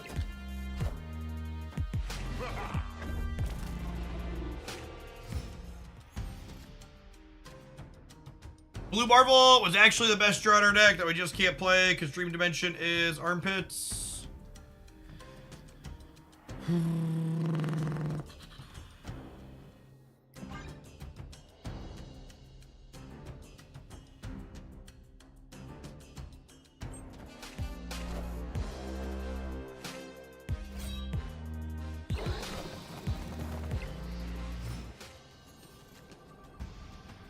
I mean, their draw was also kind of terrible here, right?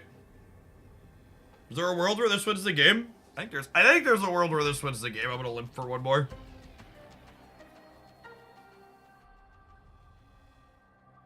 We're beating Chavez, right? I think.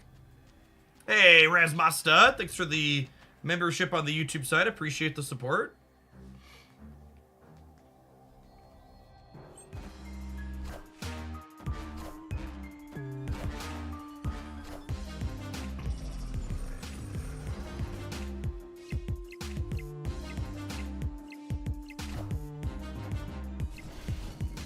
Toy! Tie.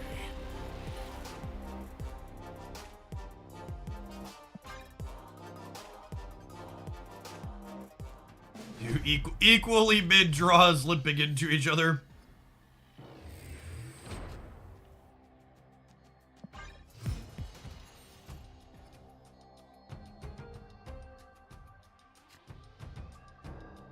Ooh, yeah, that's a good call. If my Patriot placement had been better, we would have won that game, right? That's a good shout. Enough said, bub.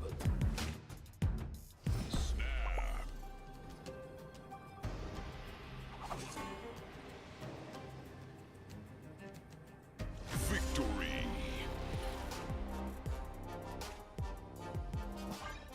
I don't expect Destroy's popularity to go down at all. If anything, I expect the release of Annihilus tomorrow to make Destroy more popular than it's ever been.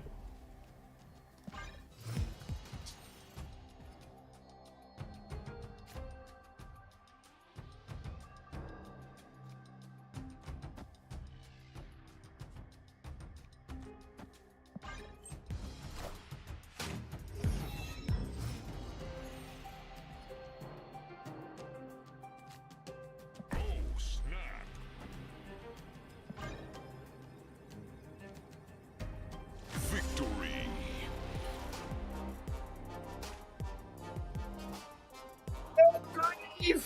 Thank you for the 44 months. I appreciate that. Welcome back. Shadow King does impact himself, yes.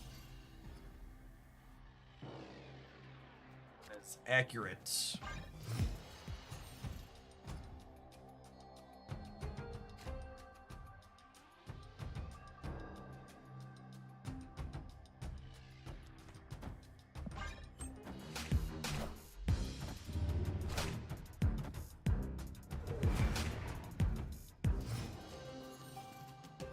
Oh yeah, that's true too. A bunch of people are gonna get X23 tomorrow as well. That's a good. I hadn't thought about that, but you're super right. Enough said,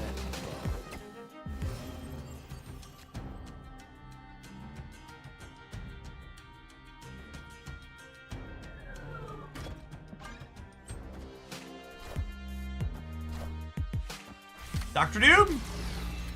And this woman's fine.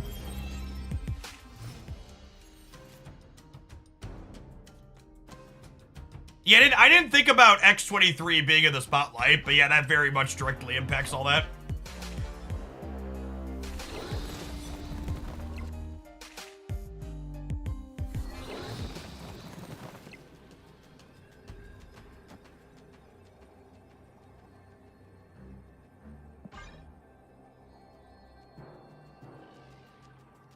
Dakin's kind of a destroy card, but not really.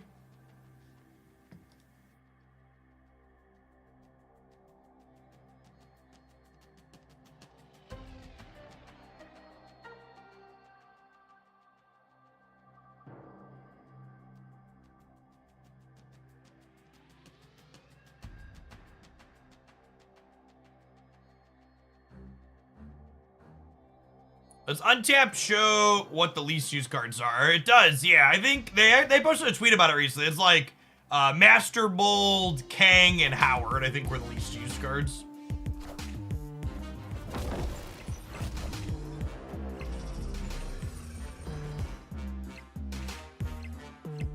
Alright, so we're good to go here regardless. Putting the center.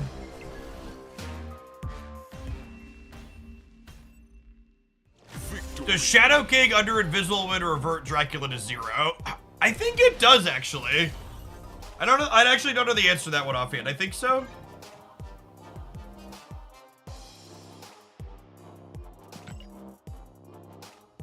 So people play Omega Run. Yeah, I mean, the play rate of even bad Series 3 card is always going to be higher than the play rate of bad Series 4 and 5 cards. It does, as long as Dracula is played before Invisible Man. Yeah, that sounds right. End of game effects happen in the order the cards hit the board.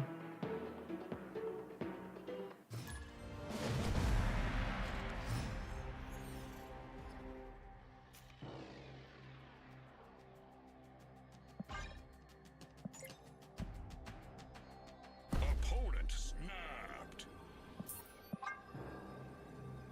Our hand's only okay. I'm gonna leave. Escaped.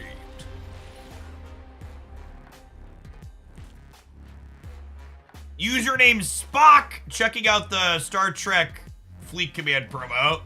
This promo was made for you, Spock. Destined, in fact. Although I suppose there's a good chance you already play the game. Oh, snap.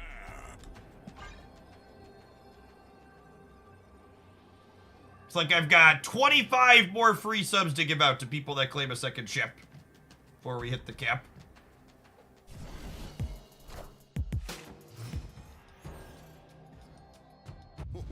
This land is always changing.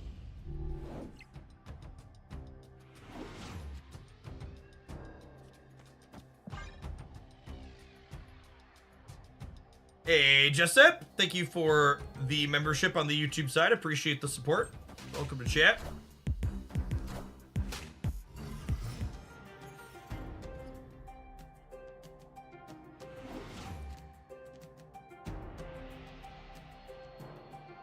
Yes, I'm aware Loki is discarded. I snapped when their Loki discarded.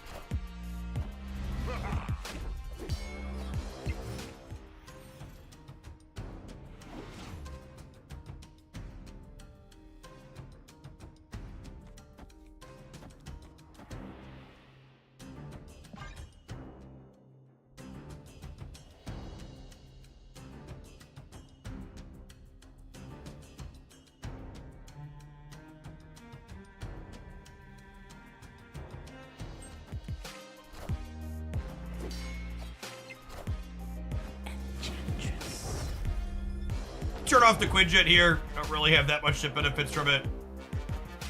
Maybe it could have been useful, but...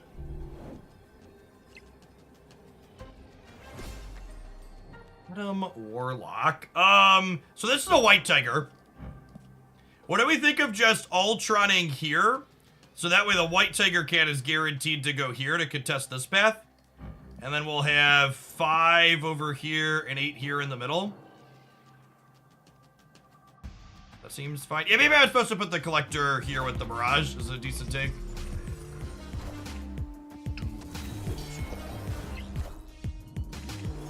We could lose it like a Patriot here. put the collector in the middle, we would have won. GG opponent. Yeah, that was the better line. Collector would have been 4. So it would have been +3 here.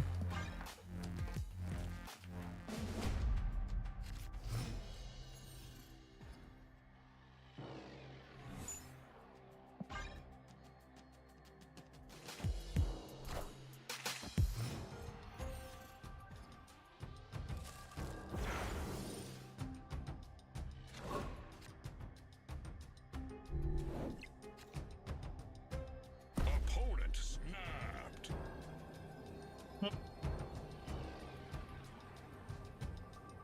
Take another mulligan here. And then next game will be the one where we kind of have to start making moves. Once you're 4 to 10, you gotta kind of push the button and get back in the game aggressively.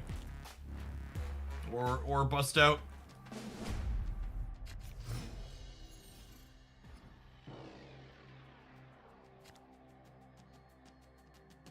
Although, that's a real shit location for us. Opponent snapped.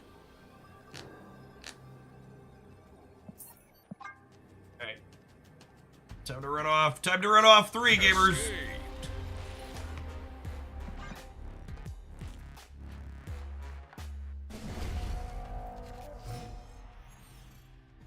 Snap.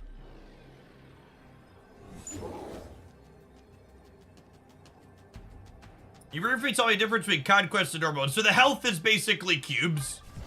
Each player starts with 10, and then when someone loses 10 cubes, the match is over in favor of the other person. So there's no winning cubes, you only lose them as you go.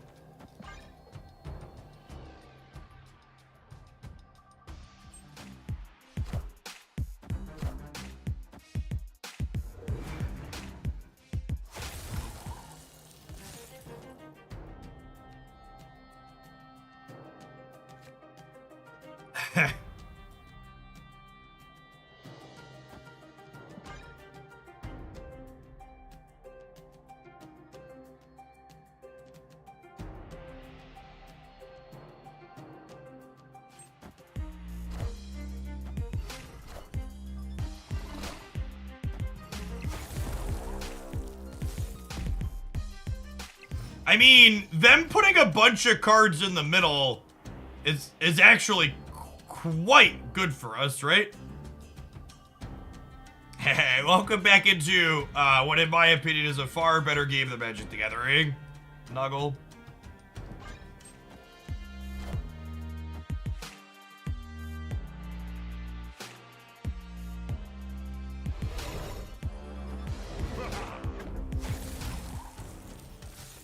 We saw a rickety bridge 25 minutes ago. Batching confirmed. Yeah, exactly.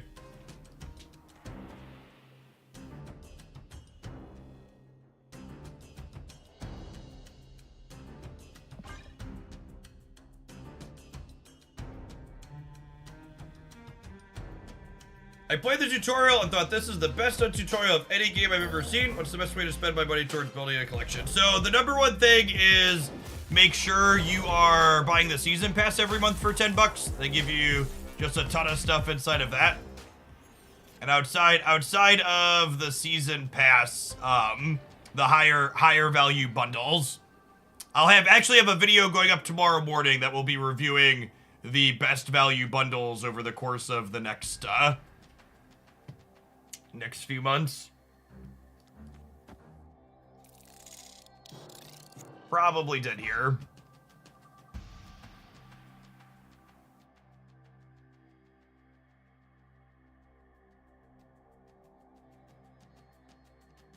On top of Modern being broken, they also broke Pioneer. And I don't keep up too much on Magic the Gathering. I like occasionally peep deck lists or stuff comes across my Twitter timeline, but I don't seek it out too often.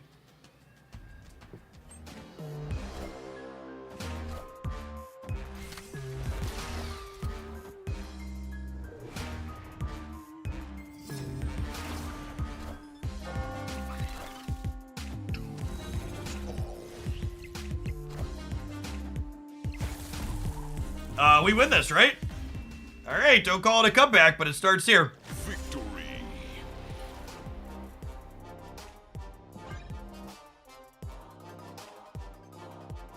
Oh, I heard there was a new cascade mechanic.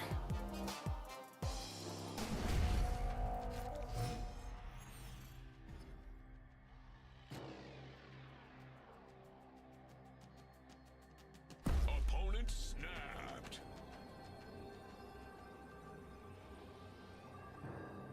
Oh, snap.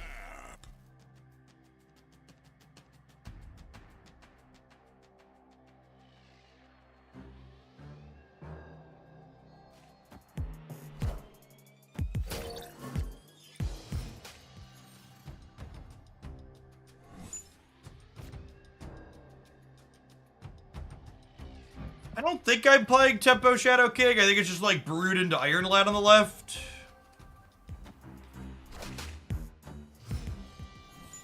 They have a 2/5 Shadow King that resets itself, so it's not a big deal. Well, golly. Think I just accept that I'm not enabling that? Maybe I should have played Shadow King for tempo on 2 into one of the other locations. That way just my hand wasn't over full.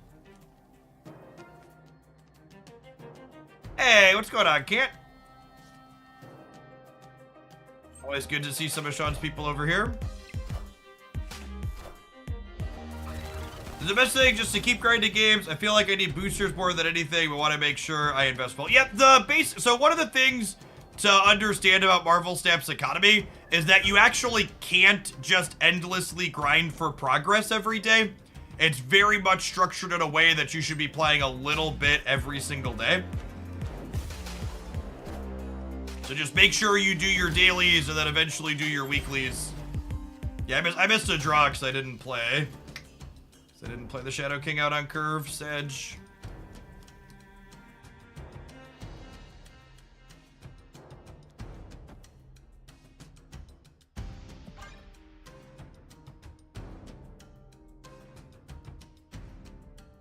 This was a Blue Marvel Ultron middle, actually.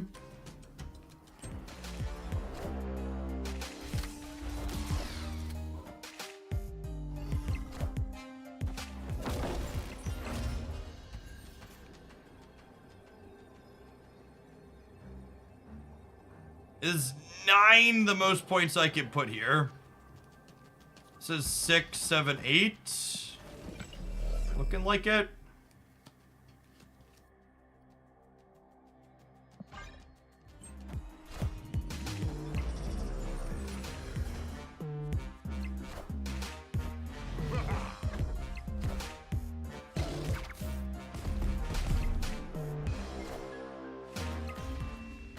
Okay.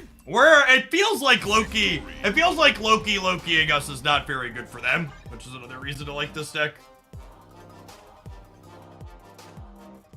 Kyle, thank you for the 2 years. Welcome back. Appreciate it.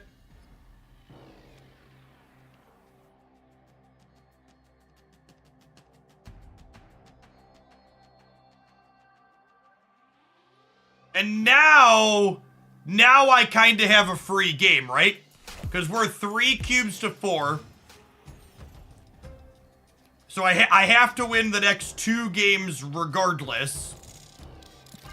I have to win 2 games regardless, but it doesn't have to be this one. Because even when I go down to 1 cube in Conquest, even when I go down to 1 cube in Conquest, wow! What a bad variance flip. That's frustrating.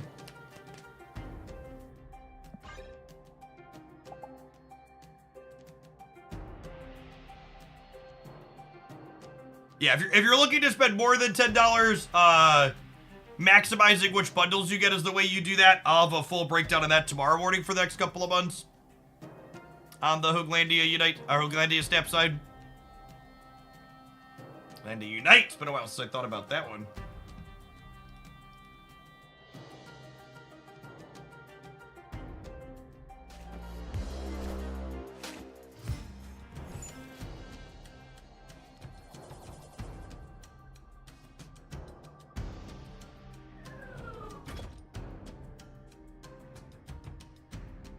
I think I'm playing this here. The Star Trek promo runs for 5 days or until I hit 25 more people that get the second ship, whichever happens first.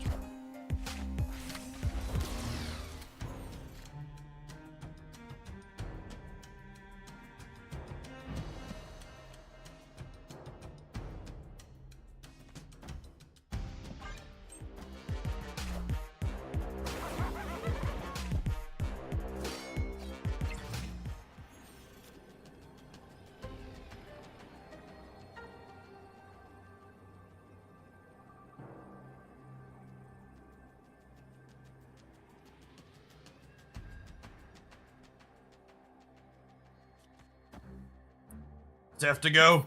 Have you played any Unite recently? I have not. Escaped. I saw they finally did some solid balance patches for the game, so I was happy for my friends that do Unite content to get that finally. Howdy, Kotako.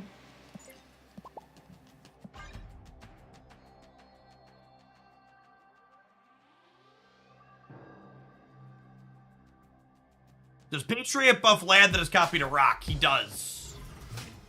Is in fact how that works.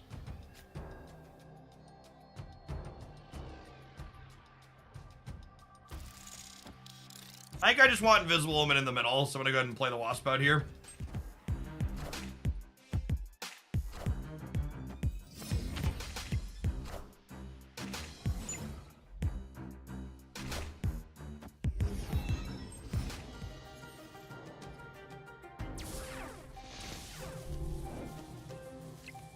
And they are not a Shang-Chi deck. Alright. Oh. Let's go. Might be getting a final. Might be getting a round 9 this match, chat.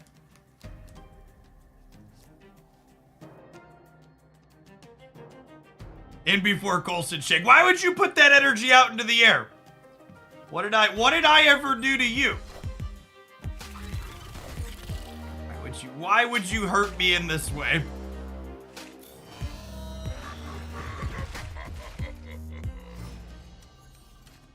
Alright, chat. 1 full gamma, please. Honestly, I think this is better than Iron Lad here, huh?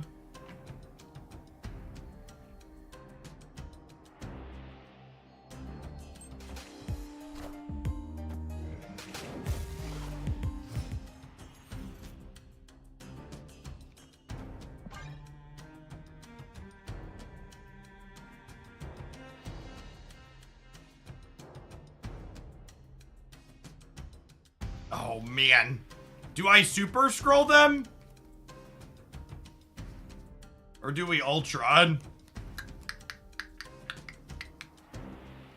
It's probably just Ultron, right?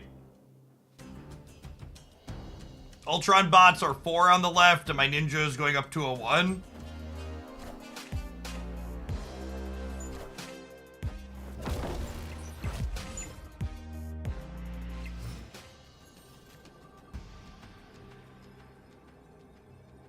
Okay, well now...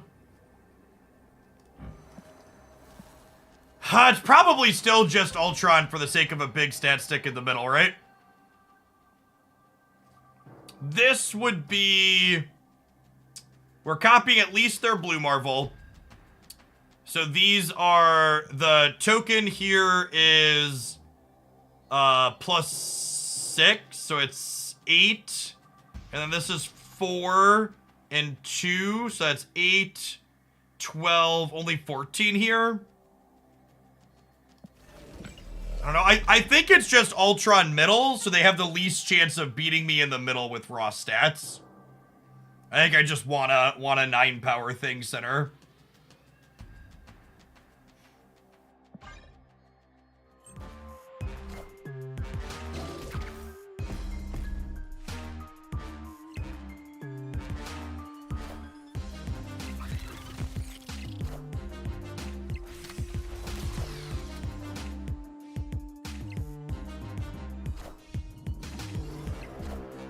We're short in the middle, right?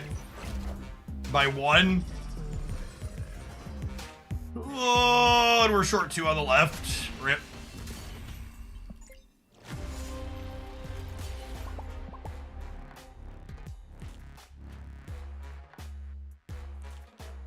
Quinjet Loki's a hell of a drug, gamers.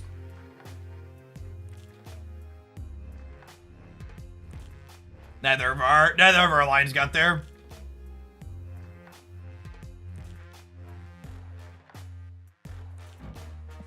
Mirage Diff. They didn't play the card they got for Mirage, right? Oh wait, they got Iron Lad? Oh, they did get the Iron Lad for Mirage. Yeah, you're right. We also quite flip on what the Mirage got. Is that true? Would they have, if this had been Super Scroll instead, this would have been a 3, so it would have been -6, but it would have given them +1, 2, 3, and then +2. Oh my god, if they had hit the Super Scroll, we would have been 18 to 18 and won the breaker. Right? Because this would have been 3 in this slot. And then it would have been 1, 2, 3 from copying my Blue Marvel. And then it would have been 1, 2 on the Broodling from copying my Patron. So it would have been 18 to 18.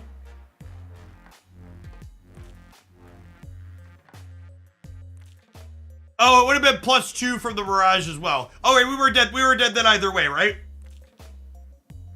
Yeah, we didn't lose a coin flip. We were just straight dead. They would have been 1 more point with Super Scroll.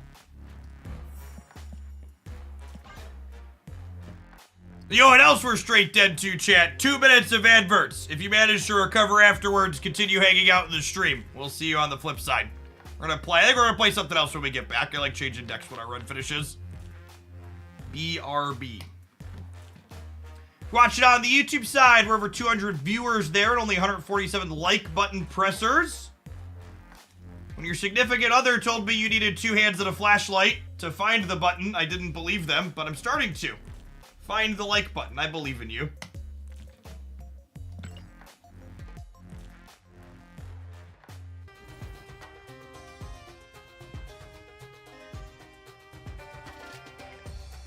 I wanna play some Kitty Pride.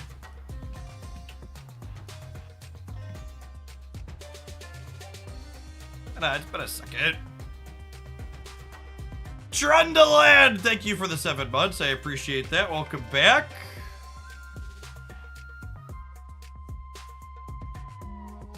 Oh, this is the list Woody's been playing, I think. Yeah, this looks hot.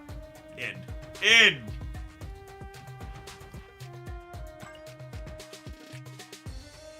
Great googly moogly. It doesn't take a lot to sell me on playing Moon Girl, chat.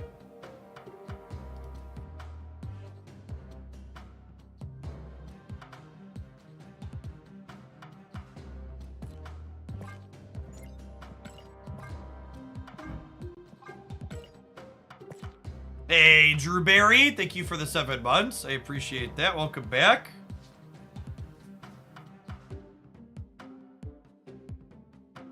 I do also enjoy having an excuse to play She-Hulk. Accurate.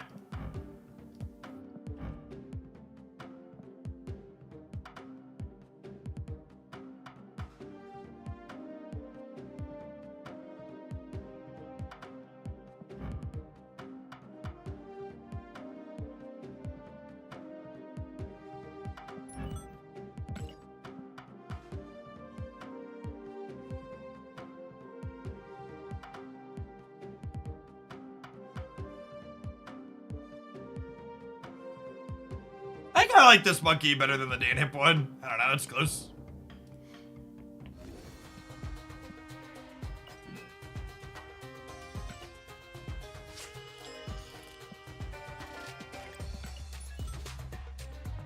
I took the shop. Oh, the shop did just roll over, didn't it? I'll claim my credits at least.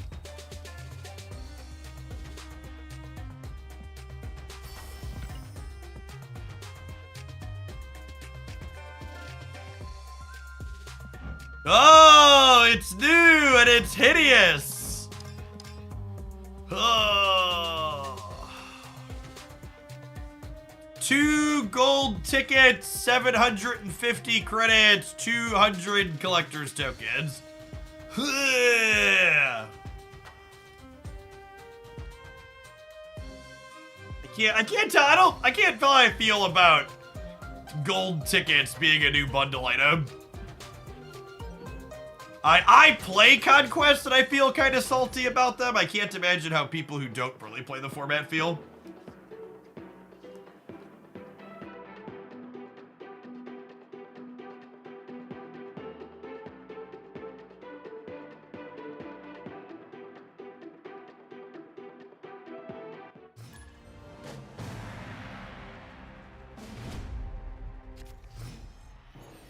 Snap.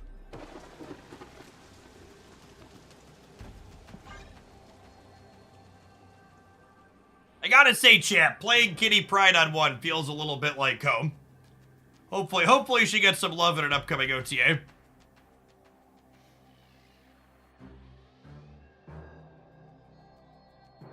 I think she could easily go back to being a 1-2. Is there any indication if Second Dinner they will sell keys in bundles? Second Dinner has told us point blank that they will 100% be selling keys inside of bundles. It is a when, not an if.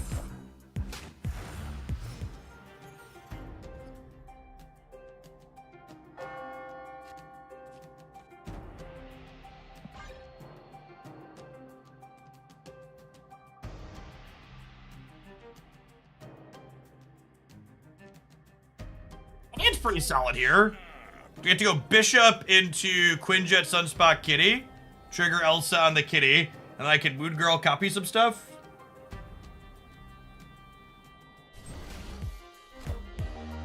Yes, the other question is how much will they be selling them for is accurate.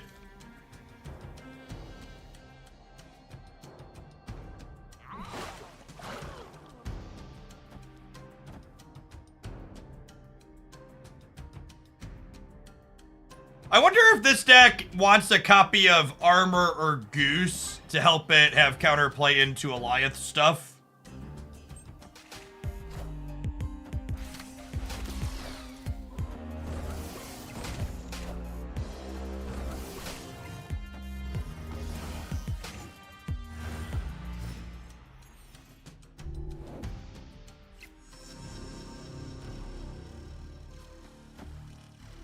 So if I do this, I copy my hand and have 4 cards, and then I get 2 more kitties. It's actually kind of awesome, right?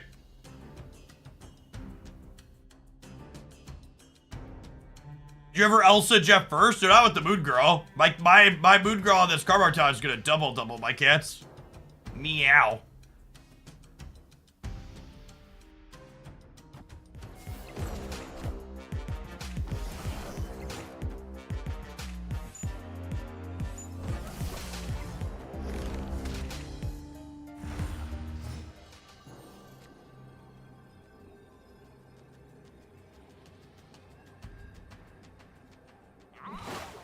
What an interesting and fun game of Marvel Snap. Truly enjoyable.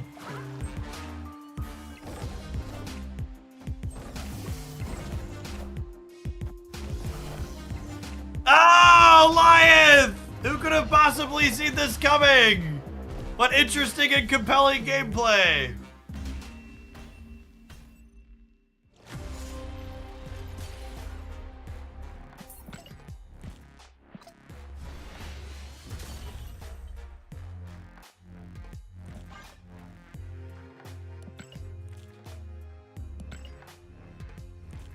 Okay, so I like the idea of what this deck is doing, but it definitely needs adjustments to be competitive into Prison decks.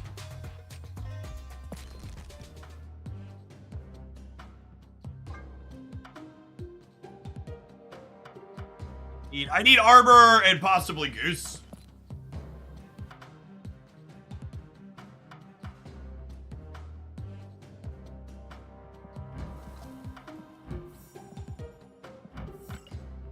This deck likes drawing Hitmonkey, She-Hulk, and occasionally likes drawing Mysterio on the last turn. I'm gonna cut Chavez.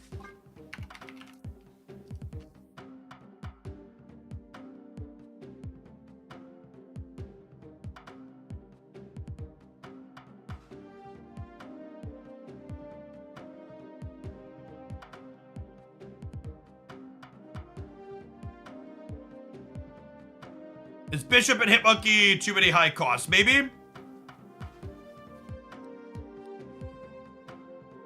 I don't see too much floating happening. The Sunspot is there not only to mitigate your bad draws, but also enable your She-Hulks. It's probably Jeff, Wasp, or Bishop are the 3 cuts.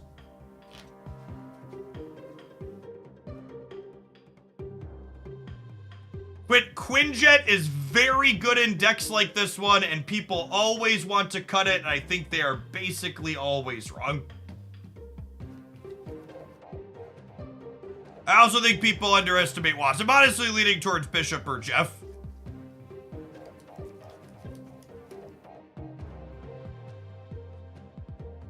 I think it's Bishop, because more really cheap stuff makes Elsa better.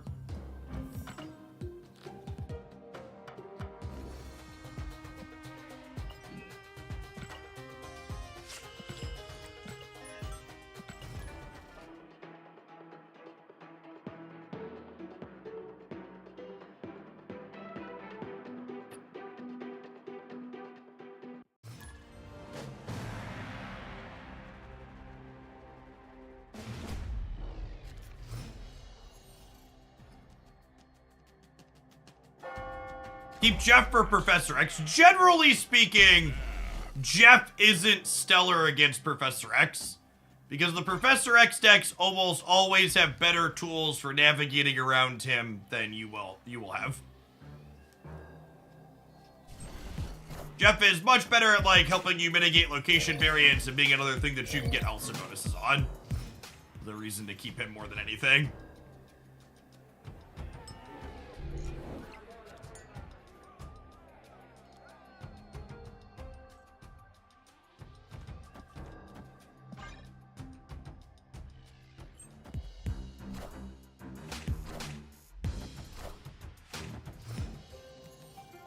Maria Domino, I assume.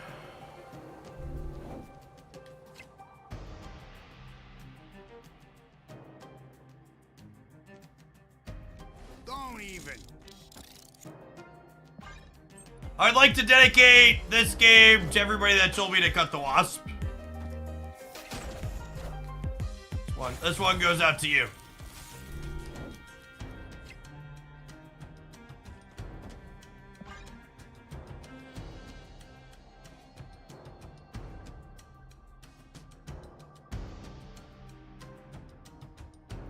Our deck's kind of poppin', huh?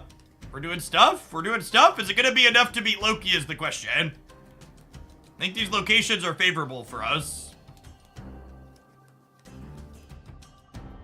Hulk's a great pickup.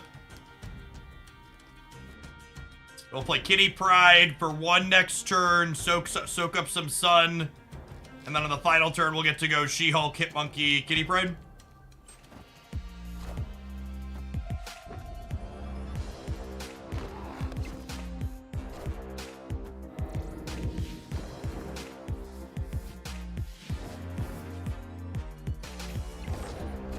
Your deck isn't very good for Loki. Getting Elsa out of our deck is very good for Loki. Everything else has kind of been for them, I agree. Actually, do I just do this now? Is this better? I guess this means I don't soak on the Sunspot. The upside to playing She-Hulk is it's better if I draw Mysterio. This lets me dodge Shang-Chi. I like dodging Shang-Chi. That's a good call. You want to goose the bar to stop a Legion? Nope. Not even a little. Not even a little bit. Is there a fast way to see the cards that Jeff deck does? Yeah, you can always type !deck in chat, and you'll grab a link for my current deck list. If the bot's alive. There we go.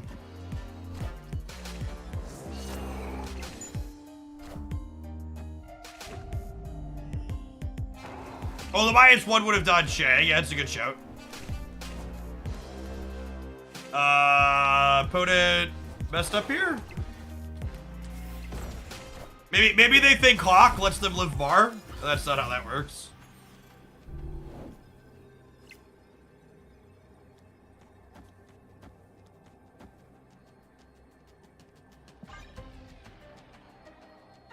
Yeah, they could have miscounted their hand size as, with the snow guard making stuff too. Definitely possible.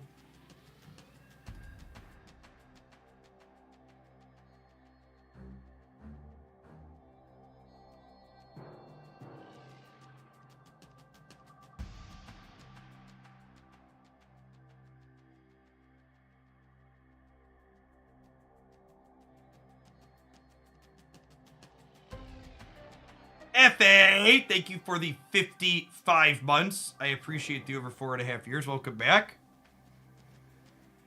Anyone think Debris Annihilus, the new card Kyaria, will be broken as hell? Only people who read Kyaria and assumed that it meant all cards couldn't be destroyed. Kyaria only protects your 1 energy cards.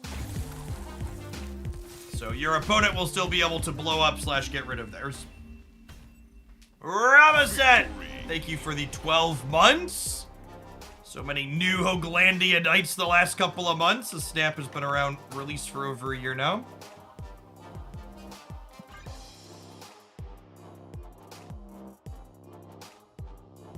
You gotta Viper your Kyaria over. Okay, now we're thinking with portals. There you go. That's the line. Avalock, thanks for the 10 months. Good afternoon. Nice Cosmo Gamer.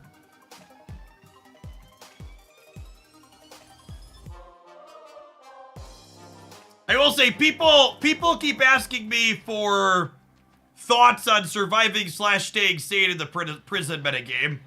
And my Goose and Armor have been like my go-tos for feel like I'm not losing my mind against the lockout decks. Being able to dictate where their Professor X goes and make it so they can't Goliath you on 2 paths is quite strong.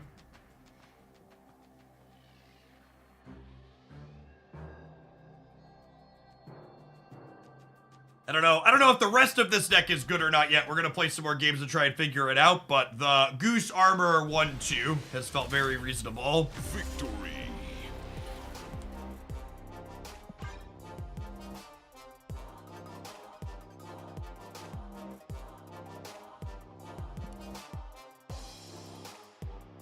I don't think it's necessarily safe to assume Salt in a game like that.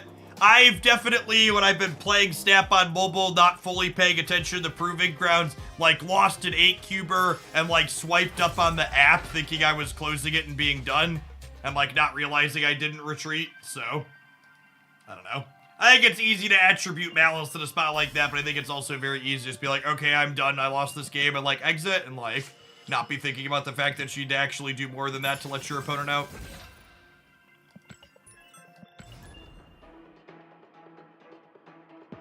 Maybe I'm giving humanity too much of a benefit of a doubt. It's like, no joke, gamers. If you're feeling salty about the results of a Proving Ground match, you need to take a serious step back and reflect on how your emotions impact you while you're playing games like this. Because the least amount of stakes or literally anything else possible. You should never feel mad with the results of the games in there. It's a sure sign that you're probably not engaging with the game in a healthy manner and should reassess.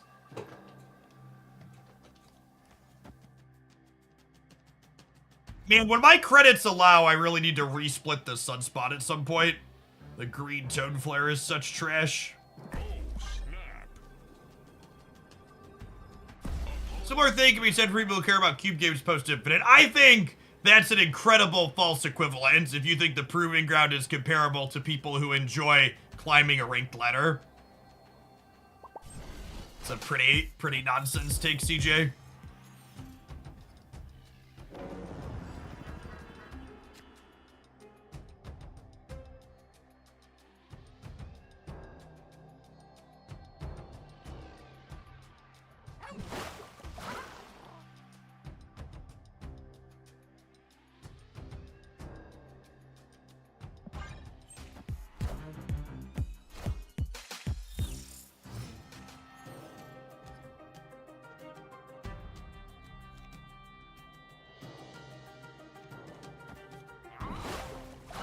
I'm moving Jeff to try and lock them out of drawing with Adam here. Wind, aid my hand.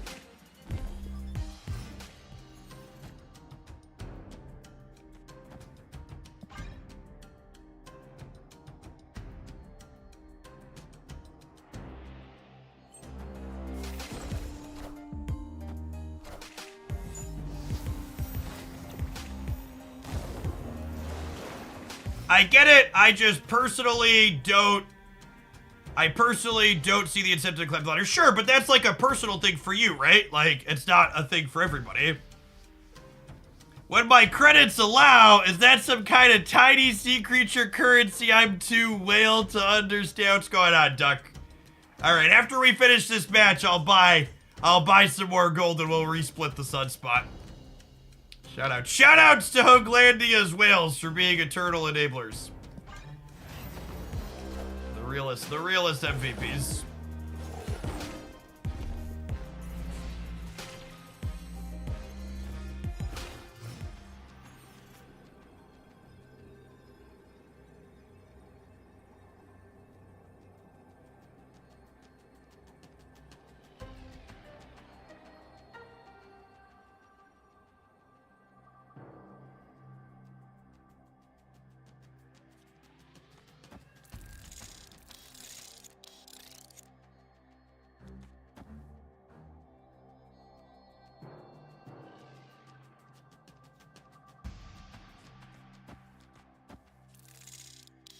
So if I soak nothing and I do this, they lose 3, we gain 3. They go to 20, I go to 22.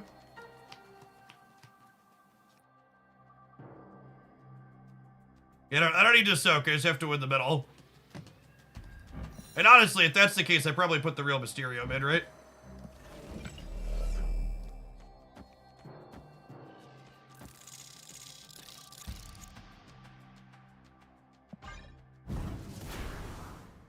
I don't know if my body's ready to get Goliath here. Just a note in, God bless. Are ye worthy? Are ye worthy? I am. I am in fact worthy.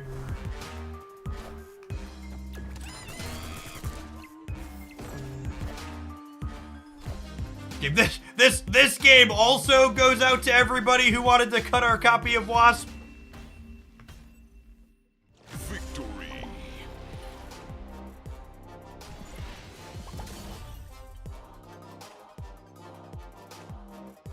Yeah, we gotta do a little song and dance. I only buy gold on my mobile, so I can get my Google Play Point rewards. Gotta keep my Google Play Platinum status up, you know?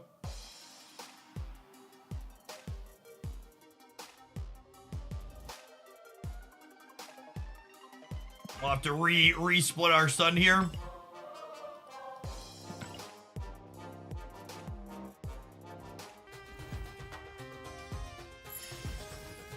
You're a free-to-play player. I'm a free-to-play player, too. I'm free to playing right now as we speak. No day. Thank you for the 11 months. I appreciate that. Welcome back. So temporary replacement for Dak in the Loki discard deck. I don't know that there is one. Like if you watch the set, you use Dakin to make numbers a lot. Alright, and then I have purchased gold. But we have to... We gotta restart here so it appears on the PC. Thanks everybody for hanging out. Great to see a bunch of people in here. To the people that are new, thanks for choosing to do your drops here at Hoaglandia. If you're not familiar with me, my name is Jeff Hoagland. I stream full-time here on Twitch, typically here Monday through Friday during the week from about 9 a.m. until about 3 or 4 p.m. Central in the afternoon. I usually play a ton of different decks here, changing decks every 60 minutes to 2 hours at most. Tend to play a lot of off-meta and fun stuff here, always trying to see what we could do to work outside of the box.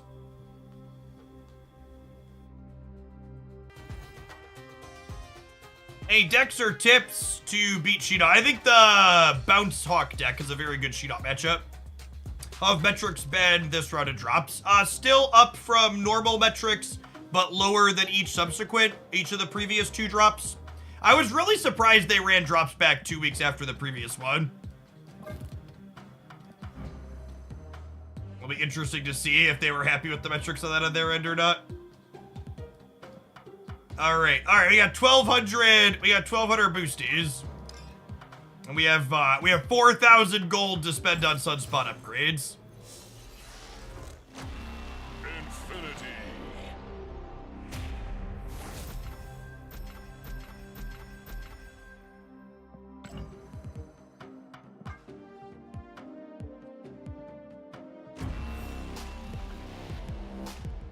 That's it, chat.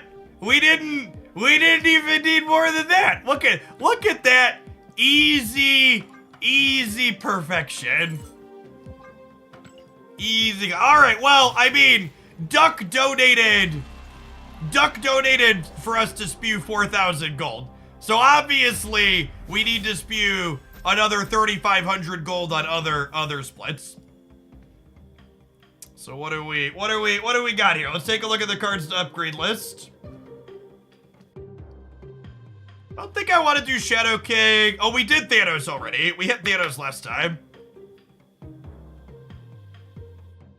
Oh, we could go for a gold on Kitty. Yeah, I actually have a different... I was thinking about doing that anyways. We have this other Kitty variant. All right, that's the answer. I want to go for gold on Kitty.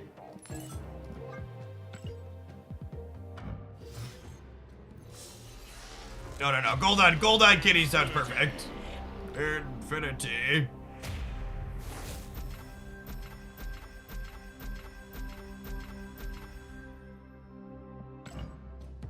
No, that's what we were just talking about, Bretoni. I don't think the Loki discard deck from today's highlight works without Gambit.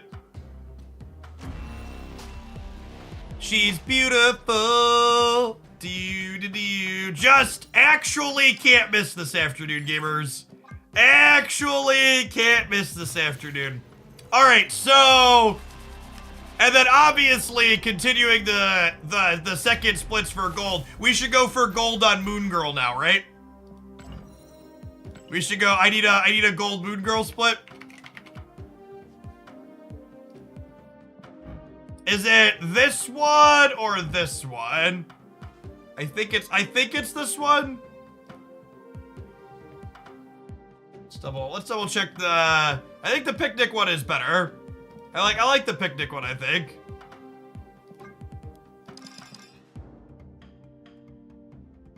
Actually, if they're close, usually I go based on rarity. Was this the Twitch drops one? Where are these variants from? Does anybody know? Which one of these is more exclusive?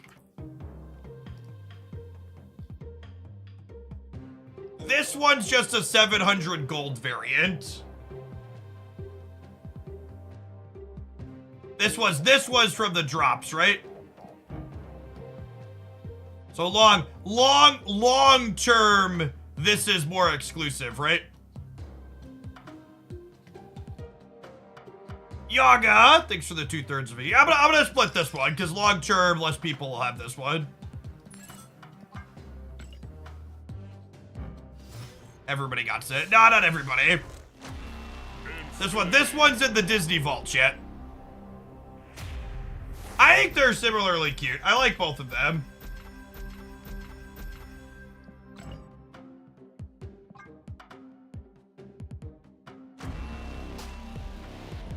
All right, I've got gold from Duck for one more split here.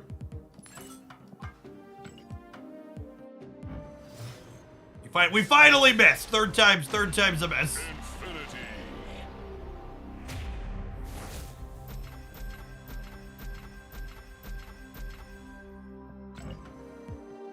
Hit me, bro. We actually just cannot be stopped. We have unlimited power.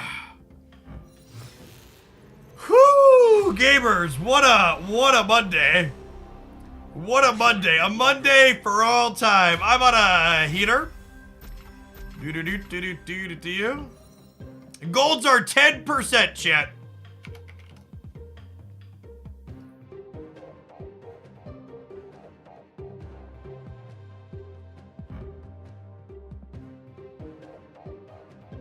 Am I supposed, I'm legally obligated to split a second Mysterio now, right? Is that the case? Are we legally obligated? I'm pretty sure we're not allowed to stop. Actually, this one is one of Dan's kind of fool's gold, right?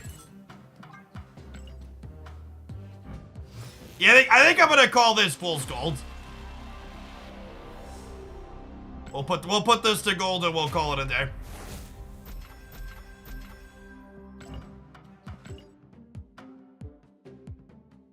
a solid set. The monkeys, fool's gold as well. We're pretty far off of an Elsa split. Elsa and Goose. This Goose actually is gold. What kind of blood buddy did Duck send you? I'm pretty far off of Elsa. We were not an Elsa abuser. We're forever away from gold on Elsa. Because what I only have enough boosters to split her twice, and you need 5 splits to go for gold. Well, that's gorgeous, chat. Shall we? Shall we, gamers?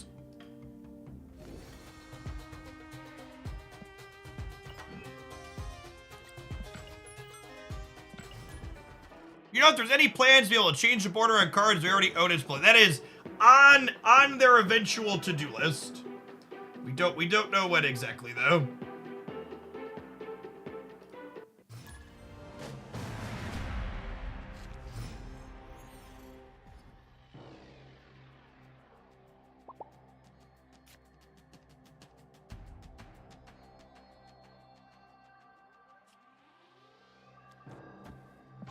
Look at how pretty it is, gamers.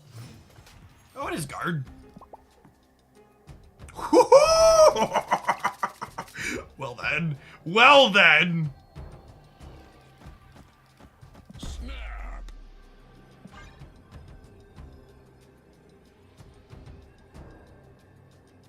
Oh, man.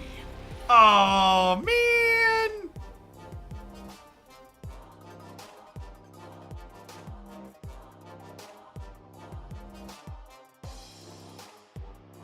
Mysterio over Goose. I want to be able to goose this path because this path's already going to have a bunch of stats in it, so I want to protect this one from Eliath. Leaving when the Kitty Pride deck snaps you on Elysium is probably smart. Just good play.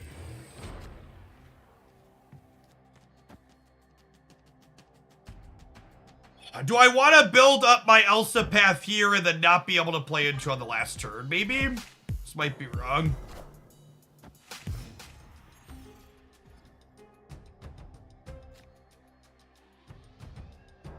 Punished for not hedging center. Depending on what their deck is, I think they're typically supposed to snap me here when White Hot Room flips up. Yeah, it looks like they're playing Prison.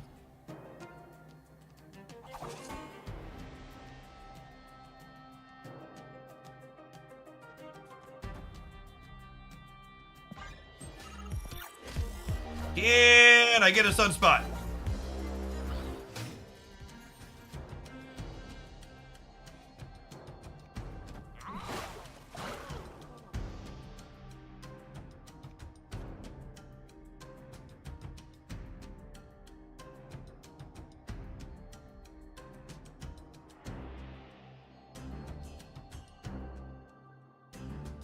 How do you claim the Star Trek reward? Slide into my DMs and I'll get you sorted later. So, I think I'm actually supposed to Sunspot here. And then Soak. Because I'm not going to be able to play here on the last turn, and this is the path I have insulated from Eliath. So I think it's this, and I'm going to snap them. It also kind of looks like I'm snapping into the White Hot Room.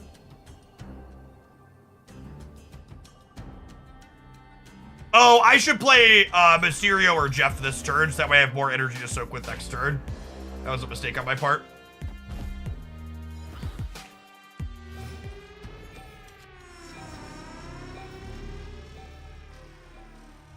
Although I suppose I could just do this now, right?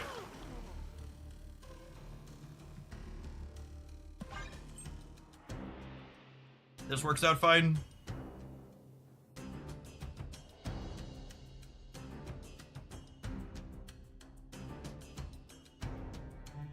And then this gives me the option to just, like, soak 9 into the Sunspot next turn, potentially.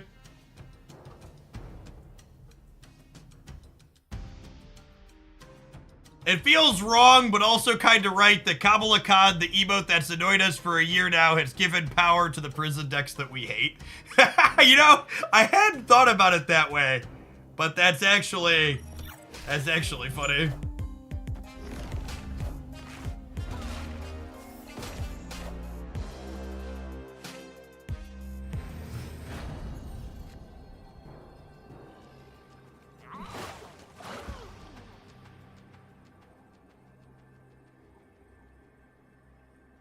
They're never a Killmonger deck.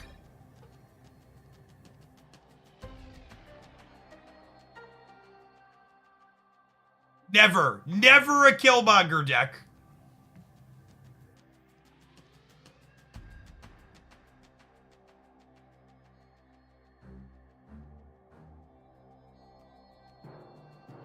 Never, never, ever, ever in a million years.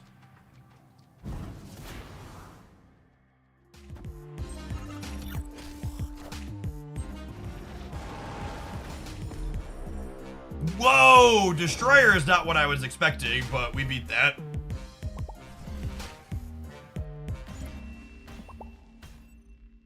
Victory.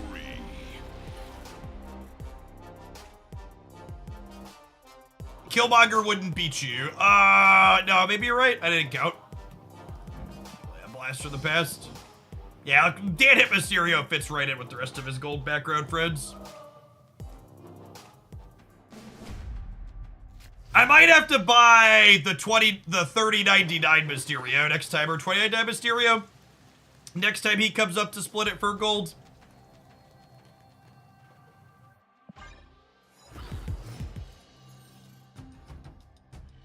Yeah, maybe they're the Atuba builds. I could see that.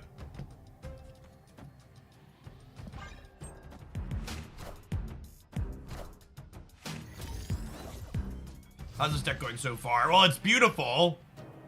It's mostly gold cards.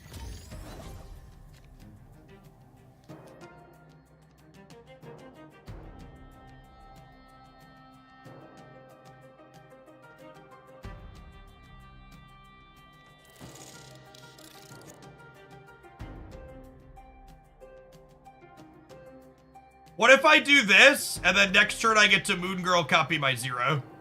Snap. Opponent snapped. Yeah, and silver. Let's play for all of it. What do you think of introducing deck building restrictions? Like, for example, you can't put Jeff in the same deck as Professor X. I think that's kind of confusing and unnecessary and bad.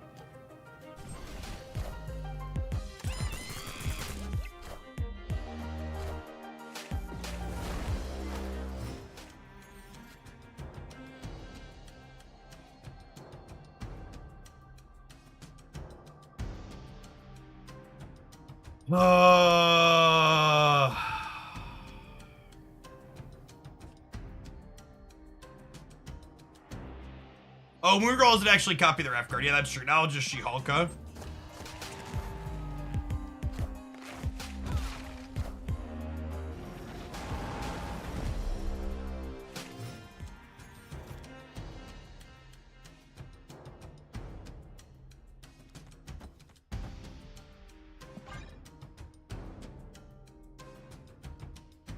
Please, Professor X, the right. Okie dokie. Kneel before Galactus.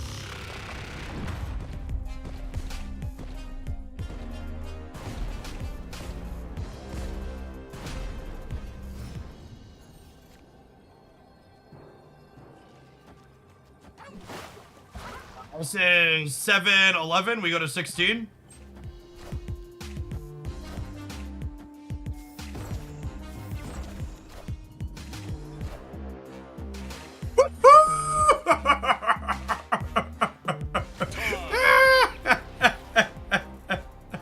What a big fish. Big fish, little fish, chat. Big fish, little fish. What a game of Marvel Snap.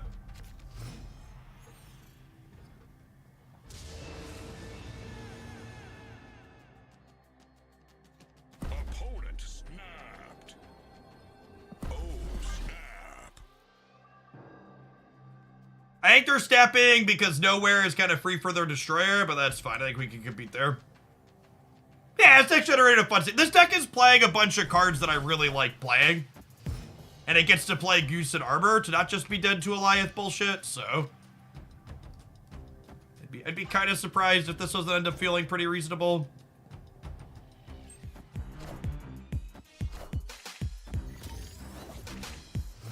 Oh, you know what?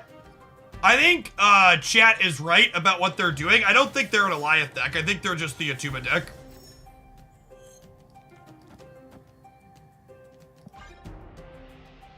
100%. So they're a Professor X deck, but it's a Tuba.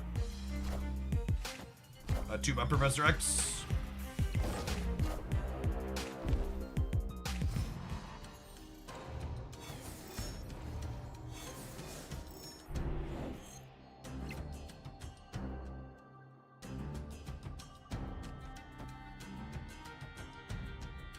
I guys want to keep soaking into Sunspot so I can contest Destroyer on the left. I could have played around this, but I like having the extra energy. I think I just want to play for middle. Clear for takeoff.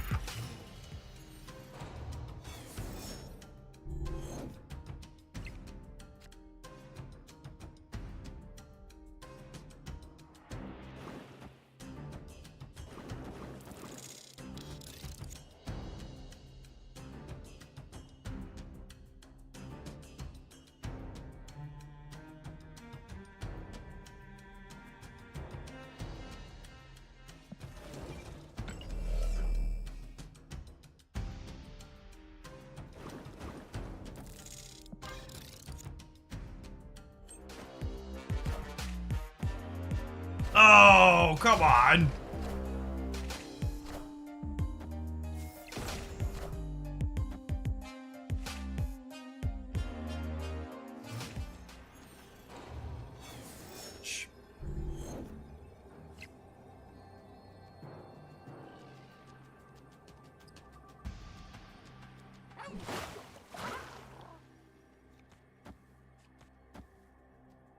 This win?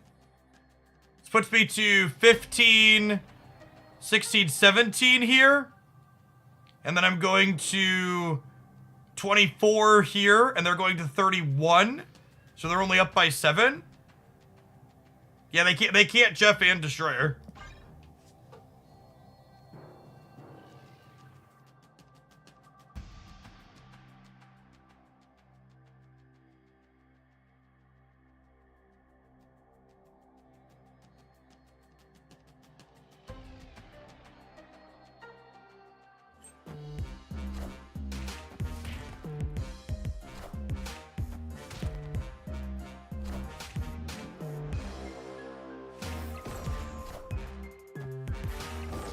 They don't have cheat. Well, there's an arbor center, or there's a arbor left.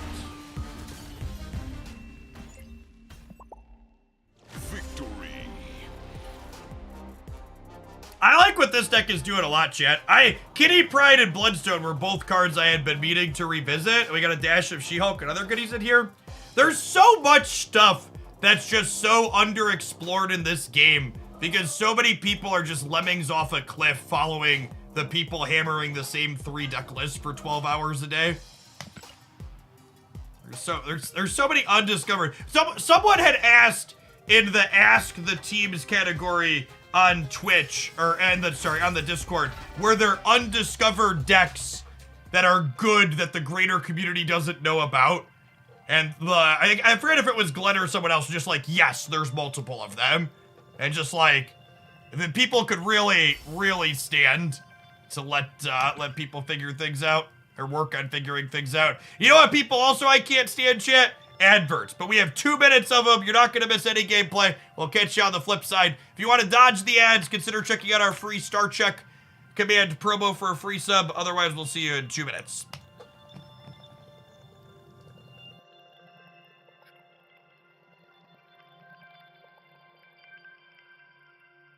Could not agree more. I've been having tons of fun with also the card's still really freaking good. Yep. Yeah, Goose and Armor both feel really good in this metagame. All of my most successful decks that I've been having fun with are Goose and Armor decks.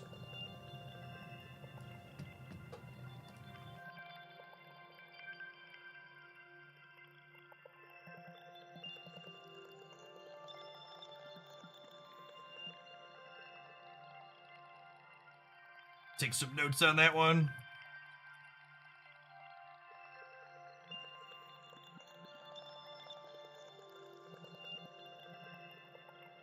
Seems to consistently be a card you rate higher than the outside community. Yeah, definitely. I think part of that's Derek is a lot of the greater community just wants to be like playing Goliath. They don't want to play decks that make you have sequencing decisions like that, right? Do New Rescue and Jessica Jones still feel lacking? I mean, the Magneto Control deck has very respectable stats. It's not over-the-top best deck in the world or anything, but it plays both of those cards and they're very solid. And if you haven't seen the Magneto Control deck I'm talking about, you can find that in my best decks breakdown under my pocket picks. Hey, thanks for the primers. Project X coming back for 2/3 of a year. 80 Wolf, thank you for the brand new prime. And Bando, thank you for the 7 months. I think Jeff's decks need Goose more than most other decks. That's true, Chaos, yeah, but I also think, like, that kind of exemplifies, like, where I'm at with deck building compared to most other people, right? Like, most other people are just, like, trying to do more of the same. They're not trying to find the cards that let them actually innovate and do new things. You think Annihilus is gonna rescue toxic decks? I mean, I think Destroy is already one of the most popular decks you can be playing. And I think that it's only going to get more popular with Annihilus stuff. I talked about this earlier, but the very first few decks I plan to build with Annihilus tomorrow after it releases is I mostly just plan to play Annihilus as a way to mitigate Sentry's drawback, because I think playing really dedicated clutter decks is going to just get metagamed out of the format from people trying to hate out the new card. Whereas, like, if you're playing Annihilus just to mitigate Sentry, you're still getting a 4/10, even if they, like, get rid of your Void or whatever, right? The general incentive is for grinders to find the best early thing and then pound it into the ground and let other people lose trying to counter them. Yeah, for sure, Hobbit. They're definitely, like, Marvel Snap doesn't have, like, consistently big tournaments, right? And the general reward for innovation on Marvel Snap is, like, making your ladder number bigger. And, like, making your ladder number bigger is not conducive to trying different things and losing with them. There will not be an OTA update tomorrow. Our next OTA is supposed to be on the 7th of December. You can always come into my chat and type !OTA to see when the next scheduled patch and OTA are. Try to keep that updated. What's going on, Varlic? Thank you for the brand new Prime support. I take this one into gold and see if we can run it up to an infinite ticket here, huh? I think the ladder number bigger and latching onto stuff is probably partially due to the patch and OTA candidates. It's easier to let the meta change around you. Sure.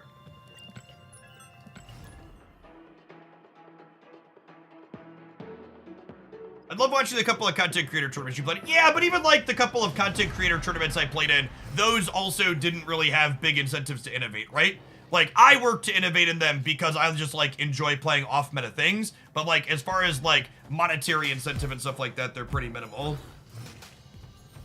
Is there a degree where staff spontaneation discourages rogue innovations bruised because cards are hard to find? It's actually the exact opposite of that, Sidax. I think your take there is very wrong. I think Snap's... Echo. I think Snap's monetization gives you more reasons to innovate in other games because Snap incidentally forces you to have cards you wouldn't necessarily build with. If Snap was like other card games where you would just only buy the good cards, right? Like, there's not really an incentive to innovate there at all. Getting a second She-Hulk in Sacred Timeline sounds nice. Play out to here. Go Nightcrawler.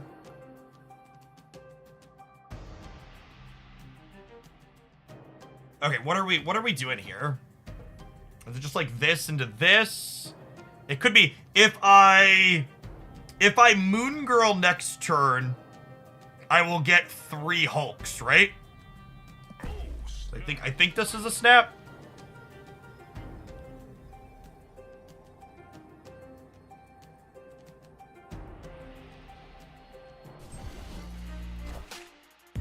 Wind, aid my hand.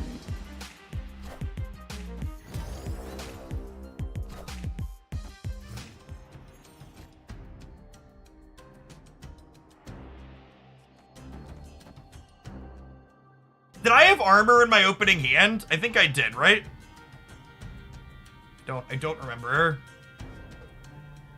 Storm is bad news for us.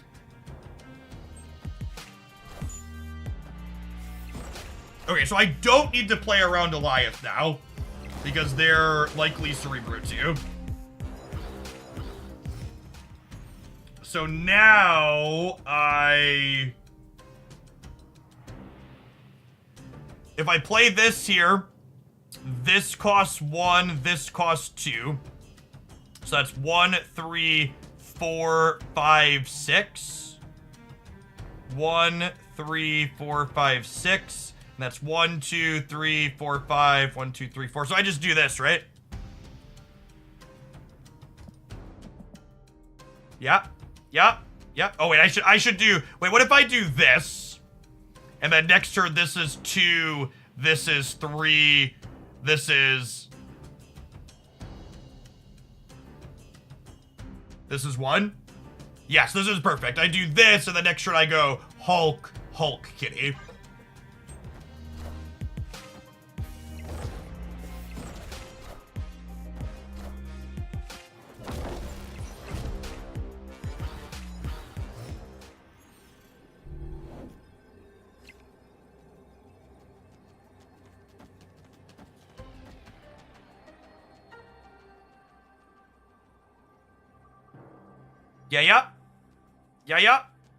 Yeah. They might Goliath, right? There's Cerebro too. That's why when we saw the Teenage Warhead, it meant I no longer had to play around Goliath. So if you heard when I asked was armor in my opener, I was thinking about, do I need to armor here to play around Goliath? They're not in Goliath deck.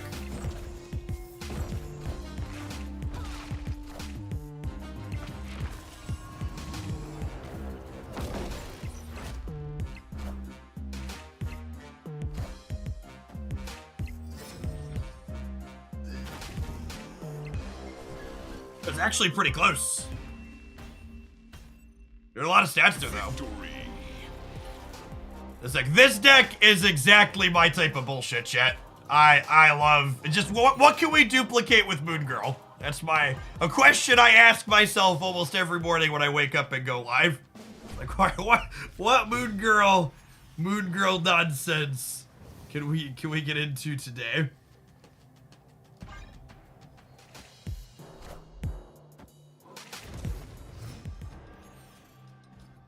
If you're missing Hit Monkey from this deck, you could probably play Bishop in that slot. Obviously, how you prioritize sequencing is going to look a little different.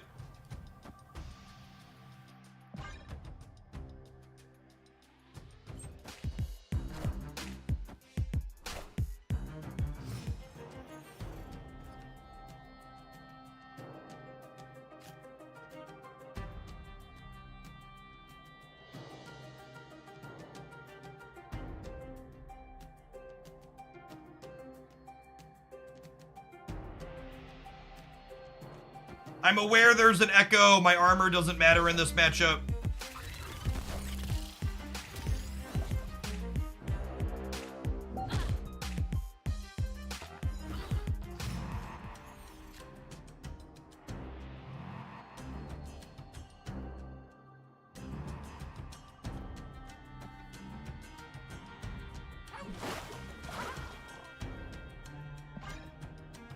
It matters for Warhead, sure. I think I'm leaving. Very favorable locations for the opponent. I was surprised they waited that long to snap. What to replace Elsa? I don't think you can replace Elsa in this deck. If you don't have Elsa, you should play something else.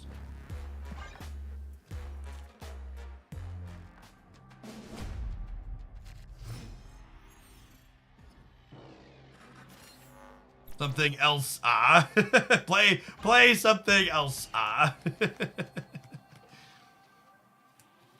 That's funny right there.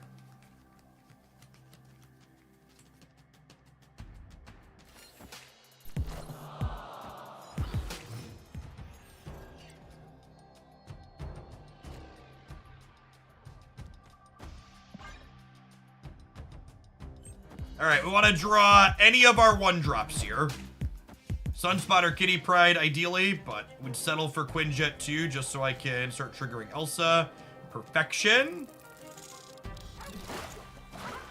I really can't overstate how good Wasp has been in this deck.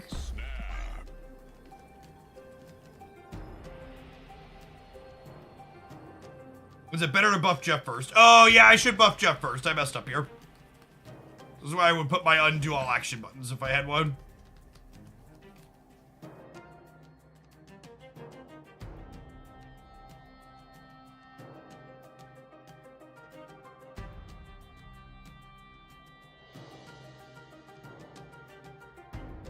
Yes, it's a feature. It's a feature that they're working on. I'm aware.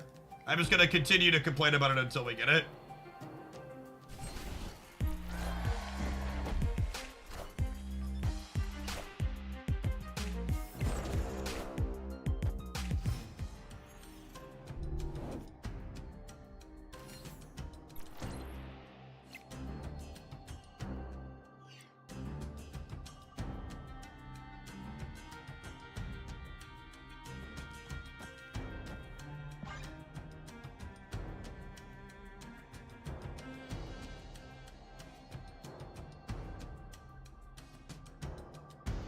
Oh, I should hit monkey middle. Yeah, that's a great line. Good catch, gamers. I should 100% go kitty hit monkey here. Done messed up.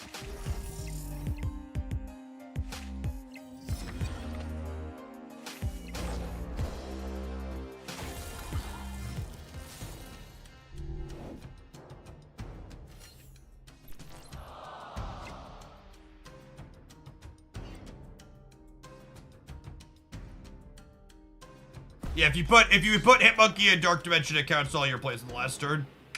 I think I gotta go here. This matchup seems tough. They've got good disruptive elements, and their numbers are real solid compared to ours. I think I just have to go. Yeah, they have Luke Cage too for this Jotunheim potentially. Maybe if I hadn't messed up the Hitmonkey line, Escaped. would have been okay here.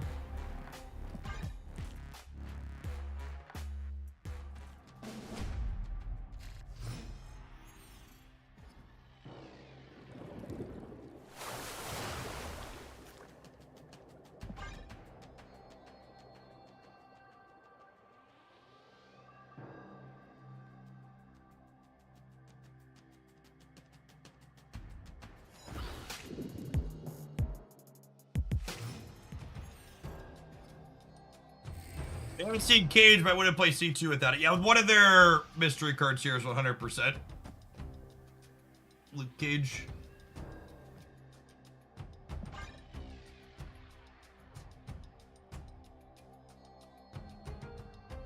Cerebro 2 is very good against Professor X Alliance stuff, and it's serviceable into Loki. Loki copying your deck is, generally speaking, not super profitable for them.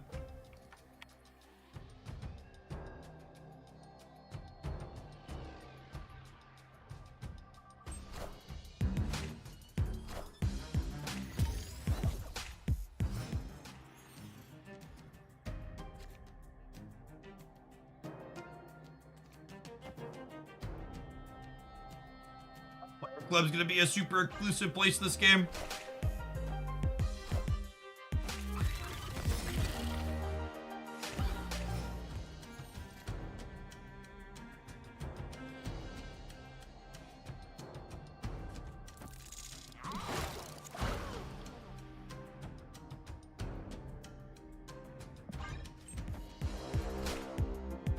Wind, aid my hand.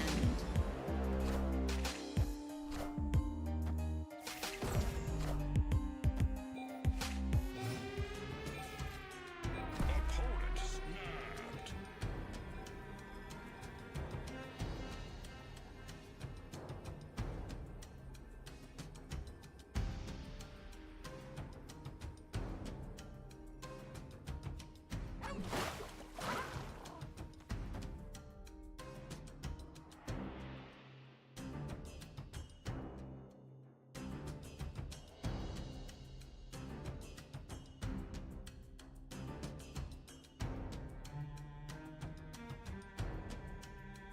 So it put me to 13 on the right. And then they'd have to have Cerebro plus Mystique to get us, which they could have.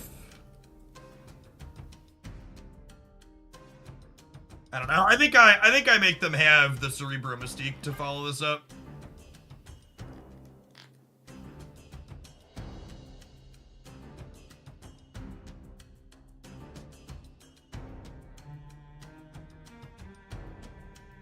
Oh, I guess they only need Cerebro, huh? Yeah, we know they have the second brood. I'm aware of that.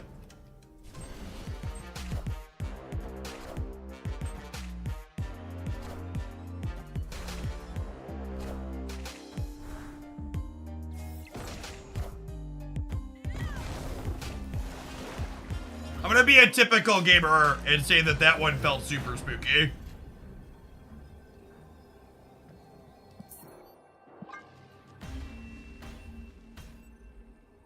Escaped.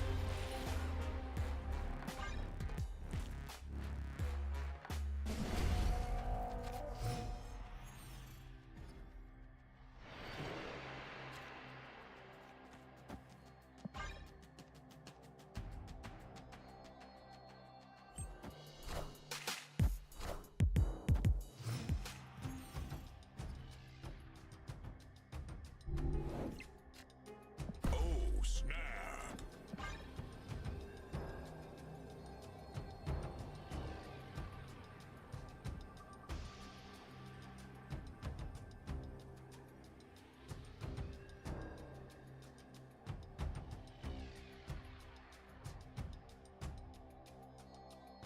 London's kind of a loaded location. It's like potentially good for them as well.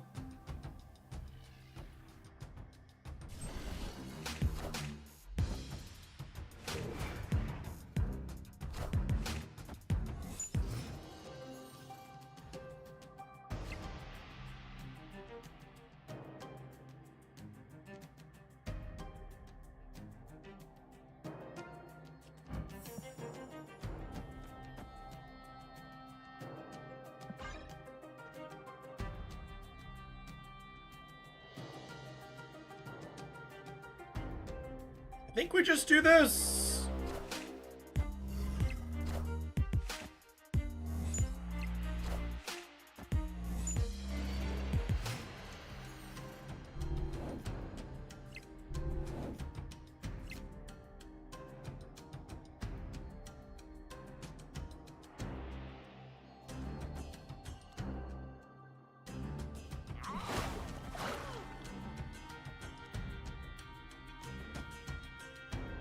I think it's this, and I think I do want to trigger on Kitty because I want to be doubling up my Kitty next turn.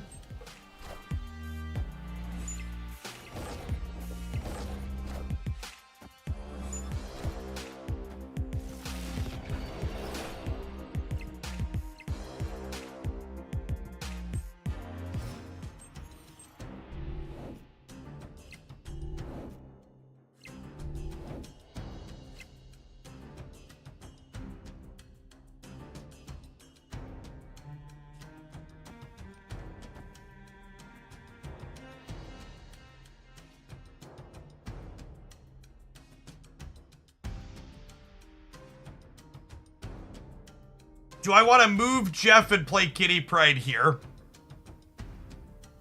I don't think so, right?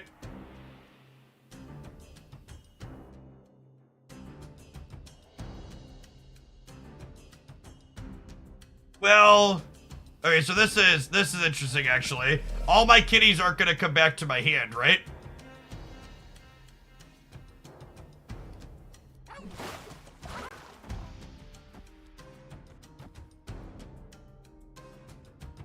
What if I do this so all my kitties come back to my hand? Is this crazy? I like this, I think.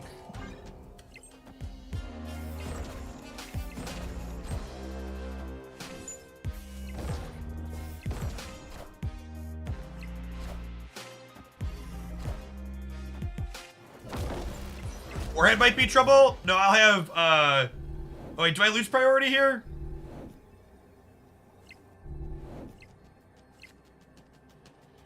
Oh shoot, I guess I do lose priority.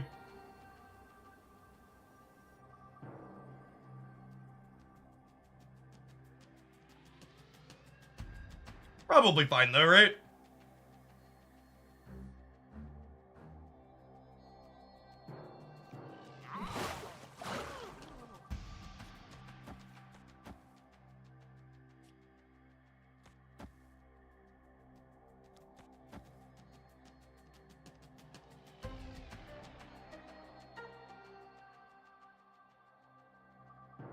And then even if they warhead here, I'll still have 2 kitties here, right?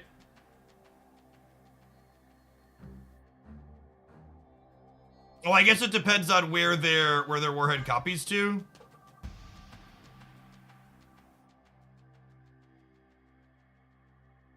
Yeah, the first one blows up. I don't know. Figure it out.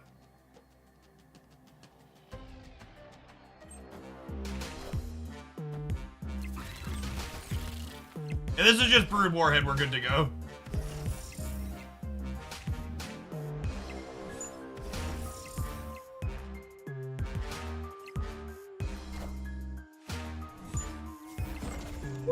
That's close. Was I not supposed to play the hit monkey? Maybe I wasn't supposed to play the hit monkey. I don't feel like I deserve to win this. I don't know. It's just different if they have warhead.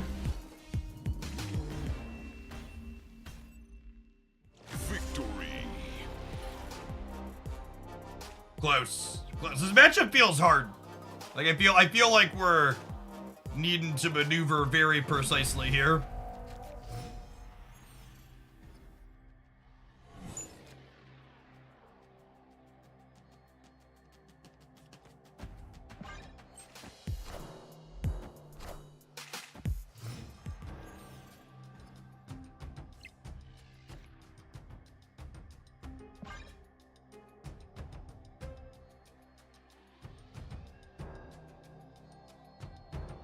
I don't know why they didn't blue Marvel mid.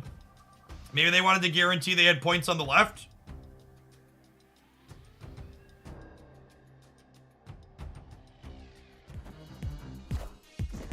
I do get to play Electro out into their Echo. Which is very fun. Or I could put it here. I think I'm just supposed to play it in the middle, because if they storm the right, I could get punished, right? I think that's how I lose the game. I think it's greedy for me to try an Electro on the right when we know the Restorm deck. Because I realistically, I want to pass on 5 into these 2 on 6, huh?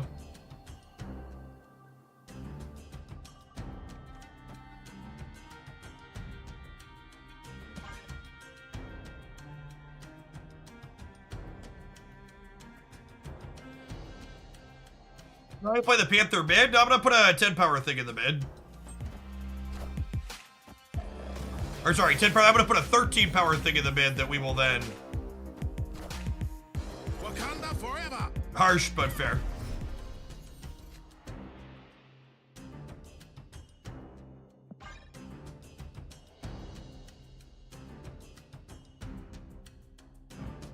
She's very good, chat. Her. I feel like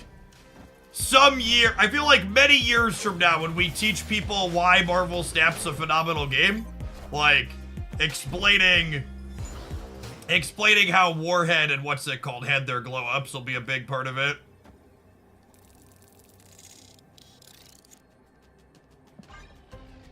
For all 3 here.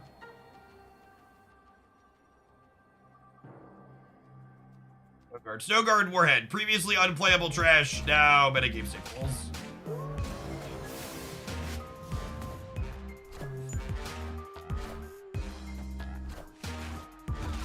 Why did I cloak for points? Is that bad?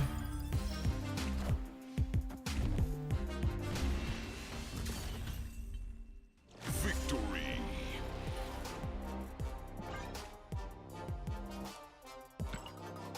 Years from now, when Mr. Negative is the most reliable deck in the format, I don't know about all that. That was our first cold one, right? It was. What a sweat, chat. You know what else brings out cold sweats? 2 minutes of adverts. We'll see you on the flip side. We'll be making our next gold conquest battle here in a couple minutes. Thanks for hanging out. Years from now, when Rodin's finally a 5/4. I really hope. I feel like Rodin could be a 4-drop like Darkhawk, or maybe a 5/0 that gets +3 again. There was a brief moment in time where Rodin was a 5/0 that got +3 per card in your opponent's hand. It's kind of magical. Is the Collector or Angela a suitor replacement for Elsa in this deck? No, I don't think you can play this deck without Elsa, Dark King.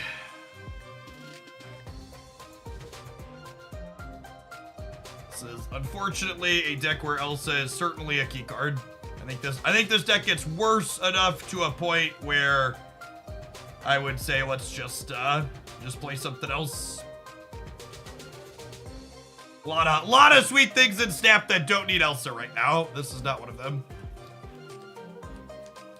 Rhoda just needs to be literally anything other than what he currently is. Yeah, basically.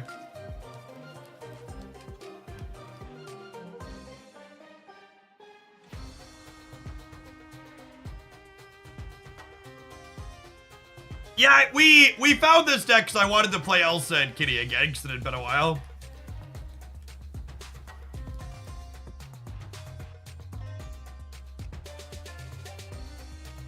Hey, Varlek, thanks for the primer, by the way. Appreciate that one.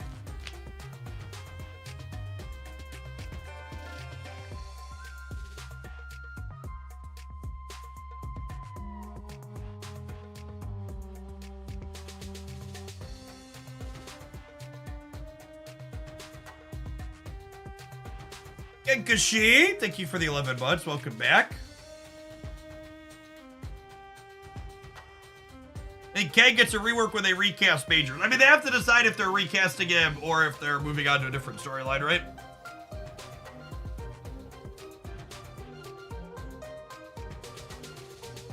They could just shelve the character.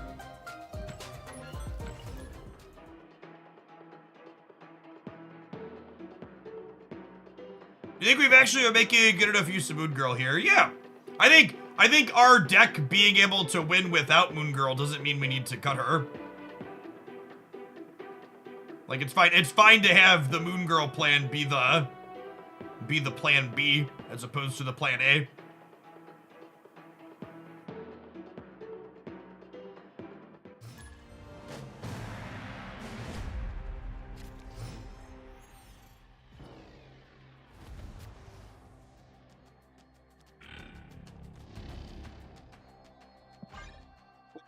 Okay.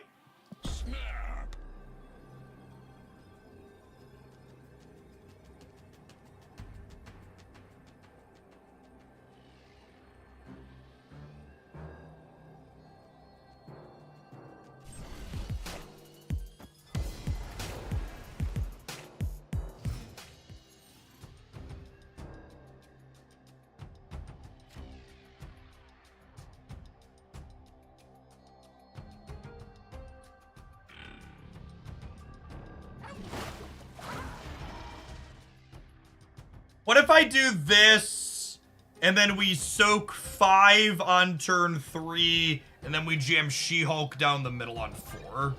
I'm kind of into it.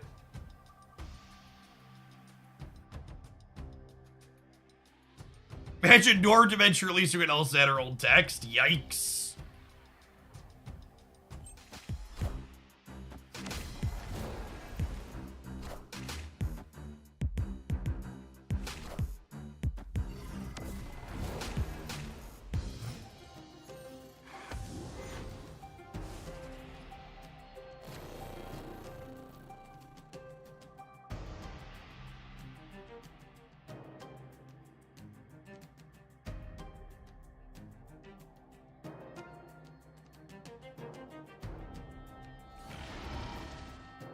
So next turn, this will cost 1, and I'll have 6.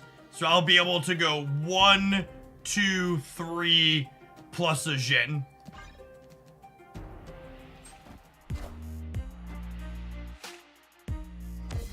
Does Quinjet make the Jin cost -1? No.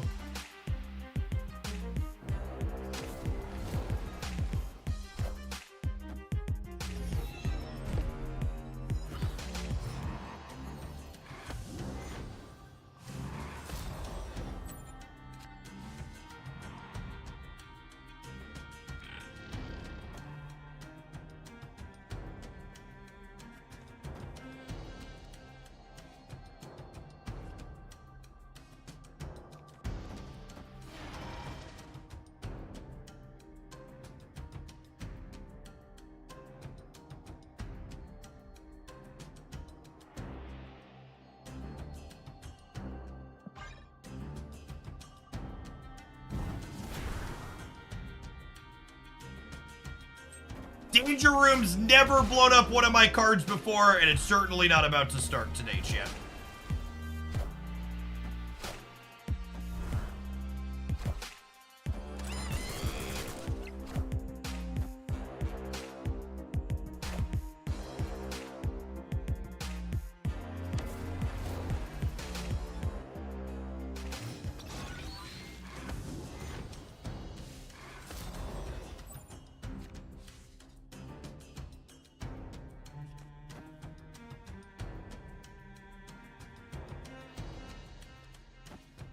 I think I do this to insulate against Valk and Shang-Chi on the right.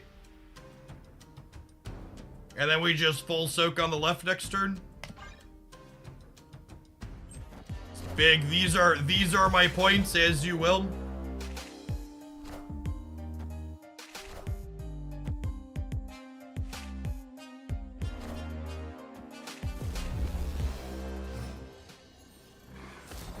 Onslaught is terrifying.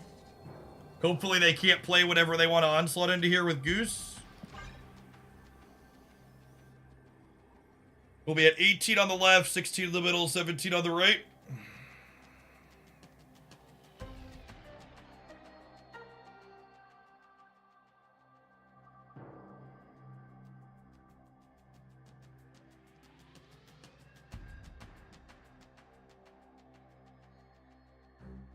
Are you an MCU fan? Did you catch the Marvels? I am an MCU fan, but I don't get to the theaters very often.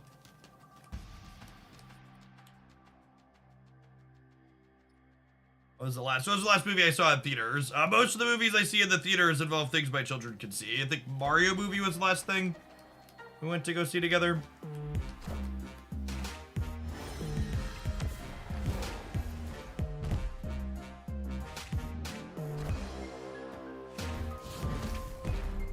What a weird deck. Also, what a weird stay. Like, they literally... I couldn't make a play, gamer. You knew what was happening. This was the only thing I could do. They sure did kill my She-Hulk, yep. Retreating is for losers, yep. Coward's way out.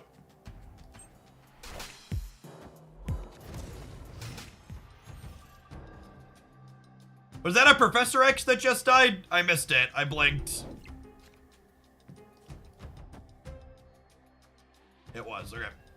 Oh, snap. I'm gonna snap them on the Elsa draw here. I should have revisited Elsa Kitty sooner. I really like Elsa and Kitty Pride. I just don't like playing the most popular decks, so we like weren't playing them for a while. It feels good to be playing them as like off-meta things. I like it. I like it a lot.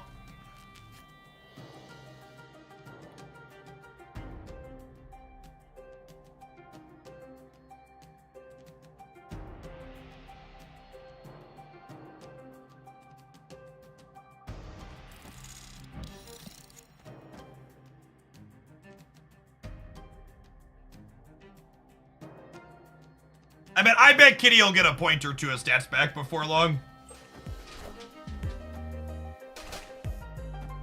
Do I want double Goose? Maybe double Goose? Yeah, maybe I'm supposed to do that actually. That's a good thought.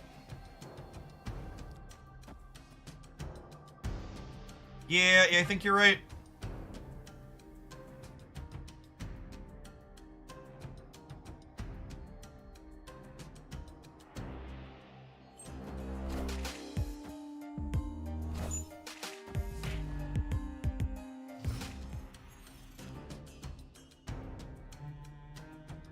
Well, we queued into the singular person still playing Mobius.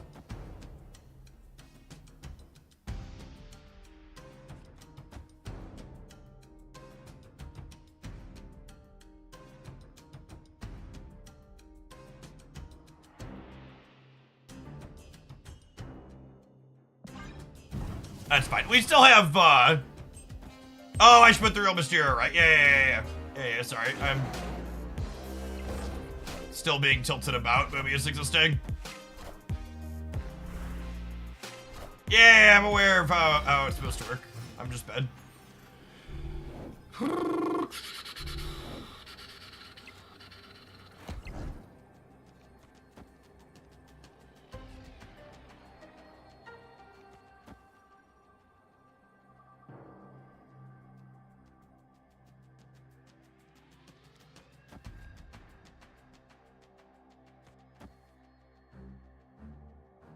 Let's say they play Onslaught in the middle.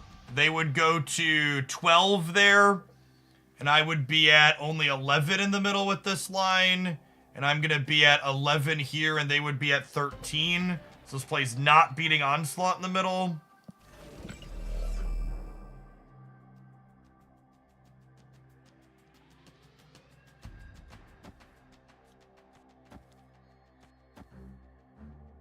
This beats Onslaught middle. And actually, if I'm punting here, I might as well put the points there, right?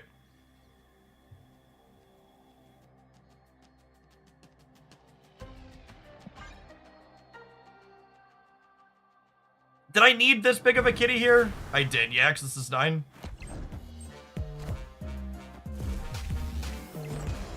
As I always like to point out, if you're sitting at home wondering, Jeff, how do I get better at Marvel Snap? This is what you gotta be able to do. You gotta be able to be like, well, this is their line. Can we shuffle our permutations to beat it? And then proceed to do so.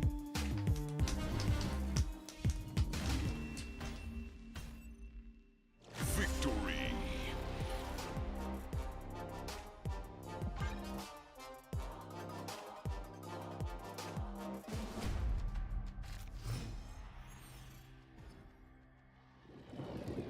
Or if we get set for all my posts are playing prison decks, and of course they're emoting stacks of shit. Every session I played has ended with me dropping tracks and tilted out. Breaks are good. If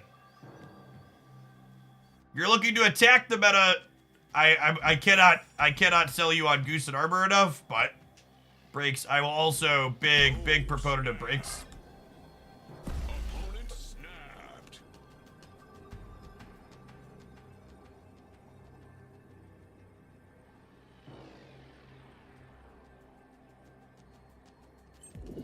Goose Armor, Echo have been my jam lately. Yeah, I think Echo is a little bit more narrow. Like, I think Goose and Armor have a widely applicable application. They're like good into the prison decks and also good in a variety of other spots.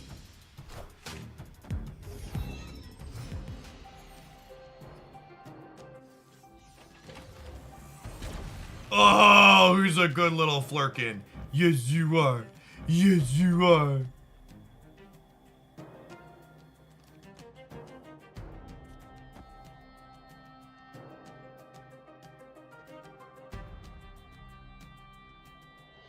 It's just this. I think it's just this. Moon Girl is a nice draw to Project Pegasus.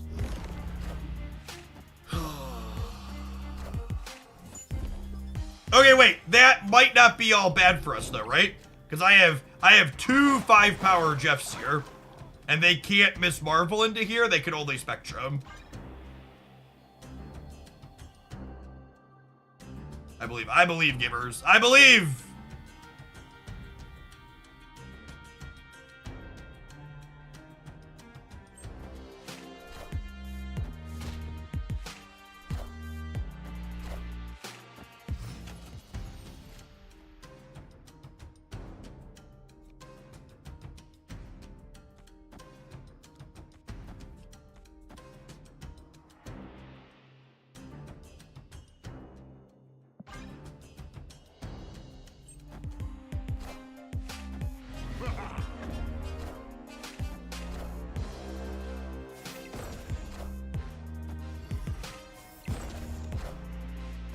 All systems go.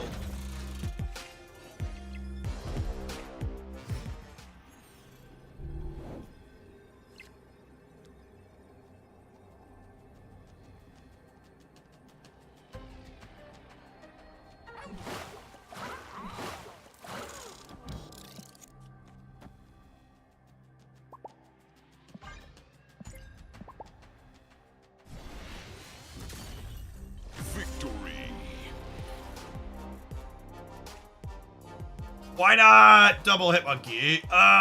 Because I can put more points on Sunspot this way. I don't know. I don't think it matters. All the roads were leading to Rome.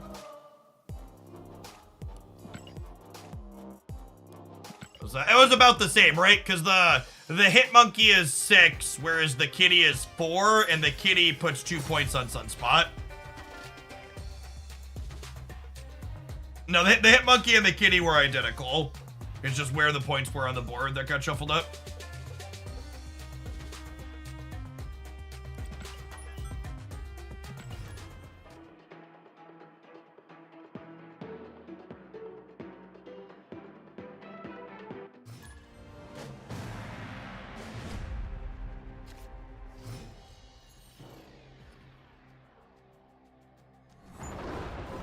Because so many good one-cost cards it wants to draw, chat.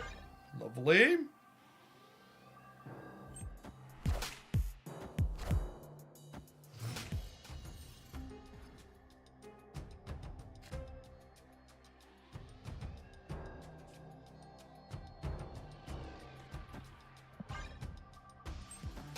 So, the most popular deck that plays Misty Knight is a Leech deck. Is something to be aware of while we are making choices.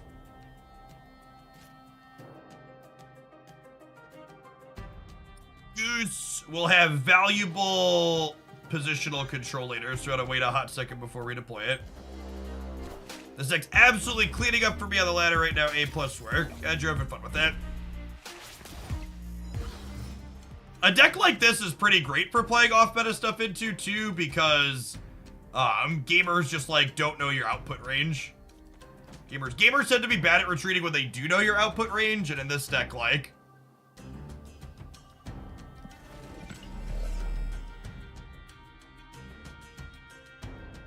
You think I'm supposed to play around Leech by, like, soaking 4 here and then playing She-Hulk next turn? I can soak 3 and then play She-Hulk next turn? I think I'm gonna do that.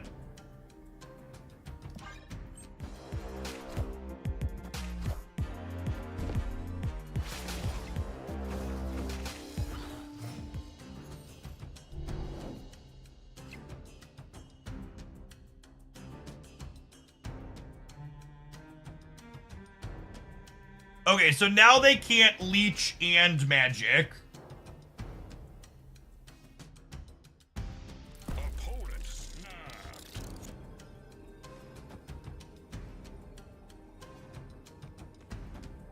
Is this too greedy? What if they Magic me this turn? This is insane, right?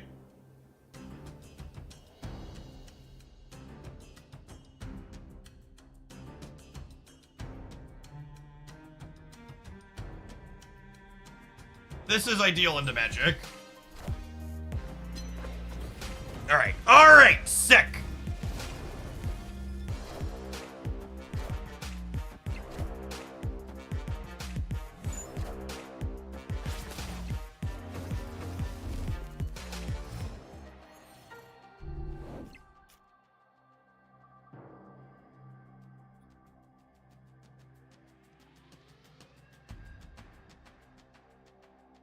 How do I win the game?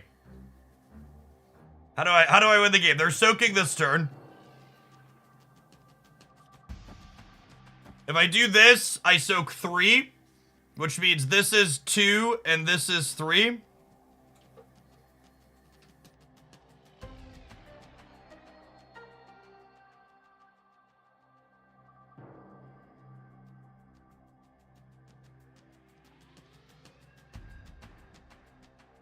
Snap.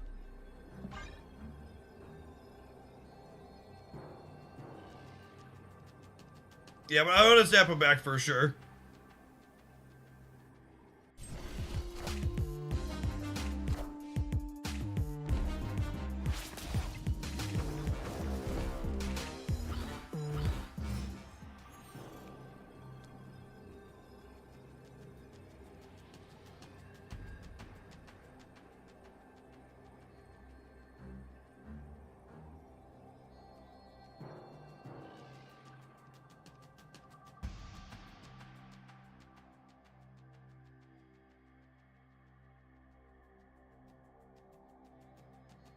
Can I beat their She-Hulks?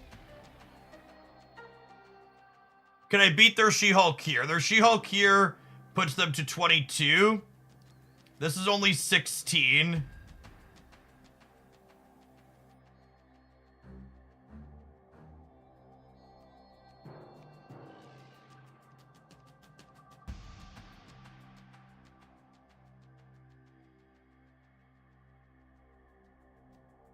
They play their She-Hulk here every time, right?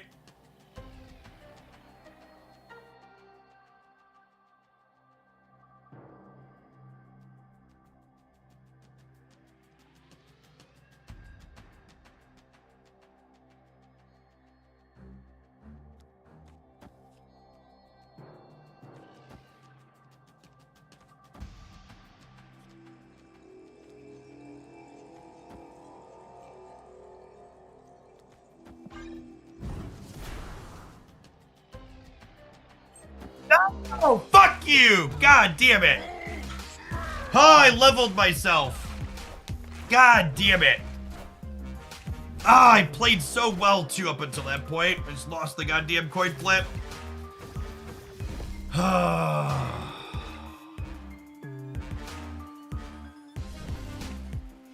It's the worst fucking feeling.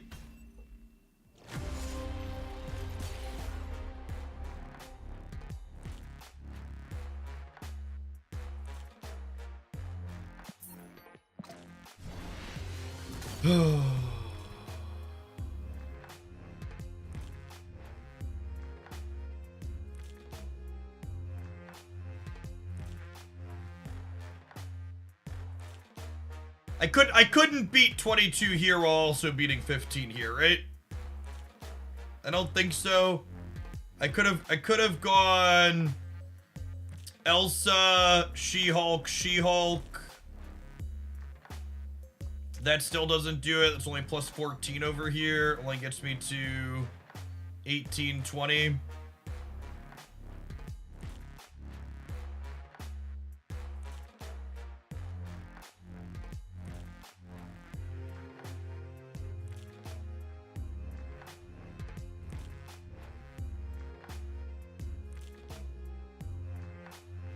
Nah, it's a super common name. Guard yourself. Could have been 20. Yeah, I don't think I can get to it. I don't think I can get to 23 over there. It's always, and that's always like, this is the super feel bads of Conquest. That like, on the ladder, it's like, okay, we lost a big one, we go next and it's frustrating. But like here, the single elimination, my entire run, like we just spent an hour to lose our run to a coin flip, right? It's big Magic the Gathering vibes, where I was locked into a control matchup for 30, 40 minutes, and then I missed my third land drop on turn 3 in game 3, and just like, had it just get fucking cratered into the ground. Alright, that's enough Conquest for the day. What a rancid, miserable feeling.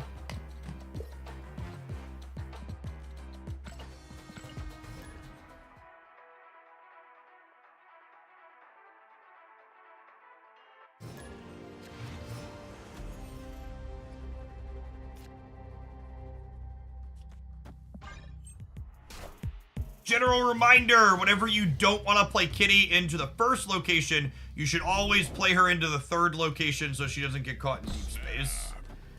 Snapping Elsa on the clothing vats. Feels like home, gamers. Feels like home, gamers.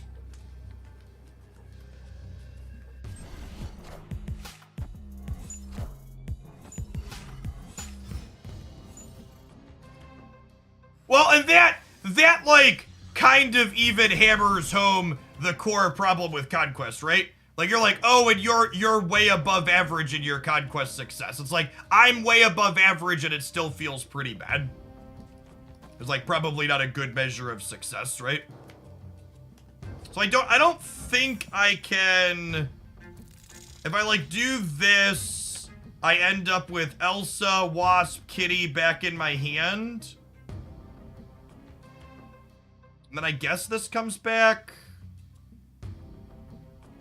I could also do this into this, And then next turn, I go Elsa Kitty here.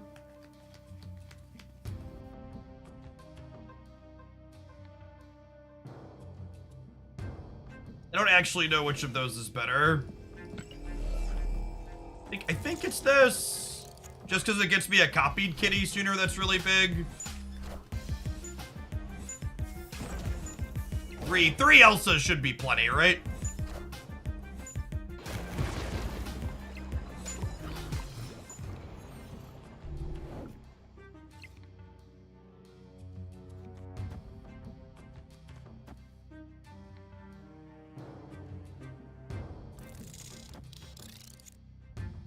Do I need to play Wasp? If I don't play Wasp, I'm not drawing a card. Do I need to draw a card? Yes, the Flexispot Black Friday deals are live if you're looking for a standing desk. I don't think I need to draw a card.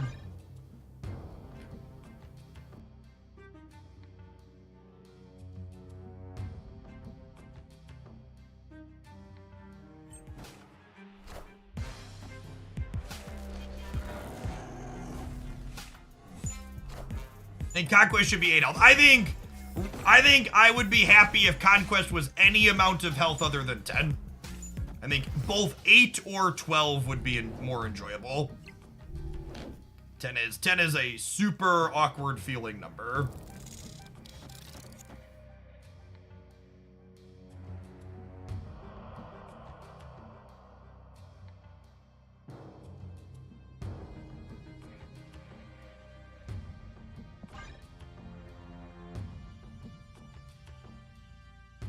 Prefer because it's already long. I think you make high stakes start sooner and then it's fine.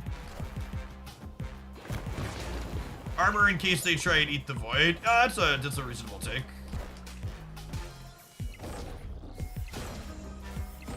I wouldn't be able to play. Oh, I could have played armor on the right and just had one less point than a Kitty Pride. Yeah, this Kitty Pride should be armor here. That's a good shout from chat. 12 cubes in Conquest would make it so you're not just dead when you lose an 8-cuber. It would make it so there's actually a reasonable chance to come back. Your odds of winning a match of Conquest if you have 4 cubes left into 12 is much higher than 2 cubes left into 10. I also think 8 would be a better number of cubes than 10. Just because, that way when you lose an 8-cuber, you could just be done for the day.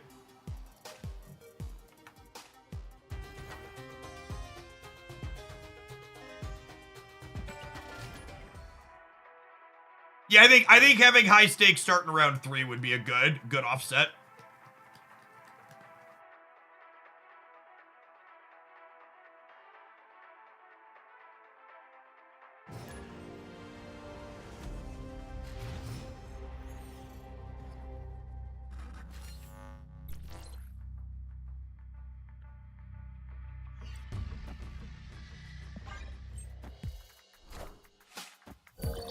I think they could also experiment with having different levels of Conquest be different health totals. Like it would be kind of neat, in my opinion, if one set of Conquest was like 8, like Proving Grounds and Silver were 8 and Gold and Infinite were 12. I think that would be a neat way to approach it as well.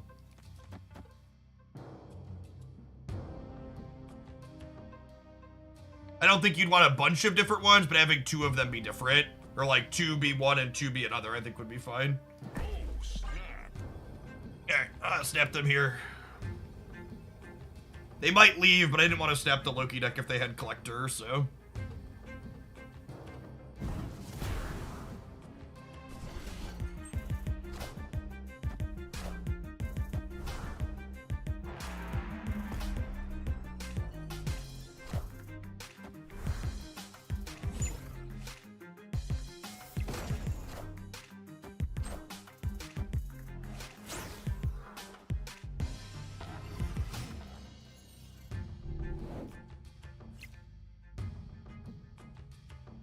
I would be incredibly surprised if Marvel Snap ever added a draft mode. I think a draft mode lets people have a way to play Marvel Snap where they don't care about the contents of their collection. And one of the things Marvel Snap makes a big effort to do is try and make it so you care about the cards in your collection. It doesn't fit the core of the model. And obviously there's plenty of people that enjoy Limited and would have fun playing it, but I think that's one of the reasons why we're unlikely to see that as a game mode.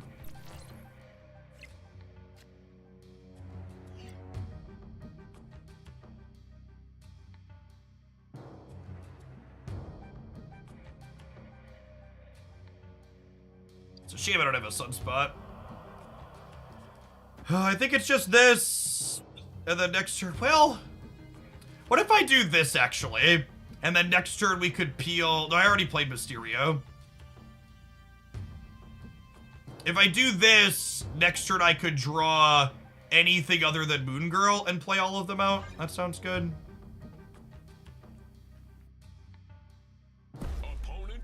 And Umbro, thanks for the 10 months, welcome back. Oh, they have our Quinjet off their Rogue. Yeah, I guess I just have to leave. Escaped.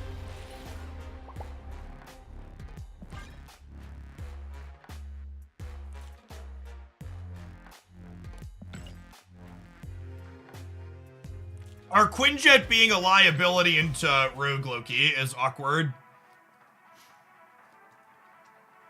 That's definitely not something I had considered.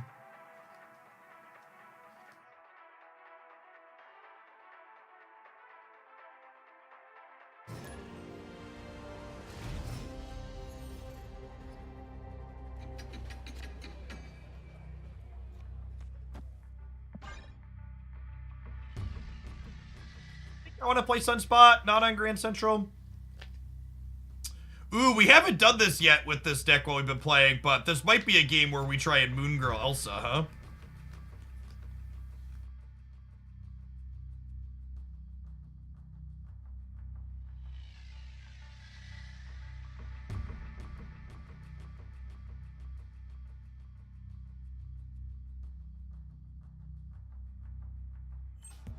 It's probably also worth exploring in this deck if Sunspot She-Hulk is something I'm truly interested in doing. Like I could see a world where it's right to maybe have Bishop in there. Something else in that other slot. That being said, this does look pretty solid here. I think we just soak into Moon Girl, into soak, into She-Hulks and Elsas. There's no Nico in here. Yeah, that's a good shout.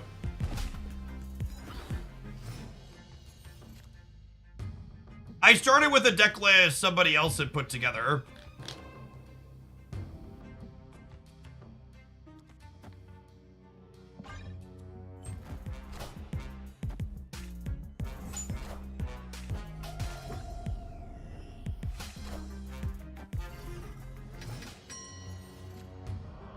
Gamers always want to cut my Quinjet. Please stop. I'm begging you, chat. Please stop trying to cut my Quinjet. Pleading with you to stop trying to cut my Quinjet.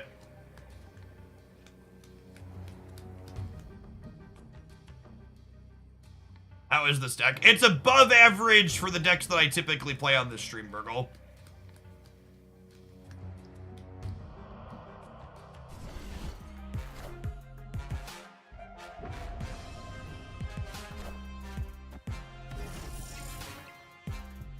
Wow, that bad, huh? Christ, what an asshole.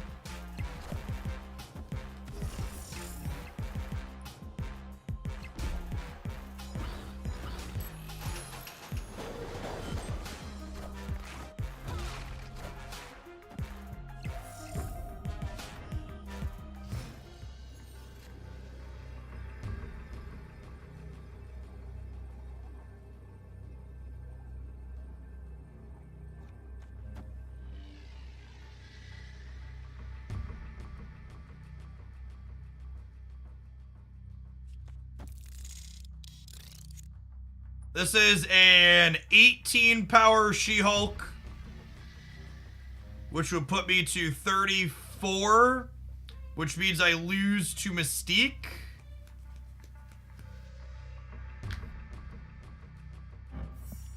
Mystique puts them to 35. However, if I go Elsa She-Hulk, this gets me 20, which puts me to 36, which beats a Mystique. And then this Elsa is... I'm losing to Valk in the center with this line.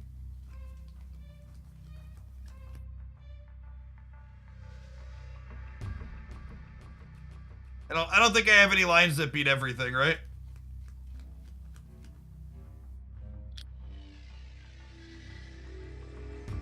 Wasp on the right's +7. Yeah, but then I lose 2 here, which means I lose to Mystique.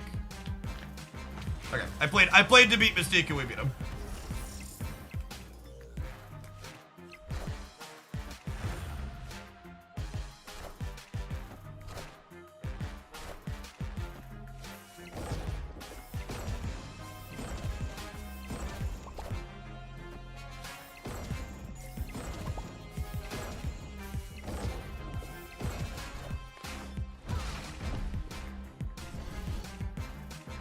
Can't play around them all. Victory.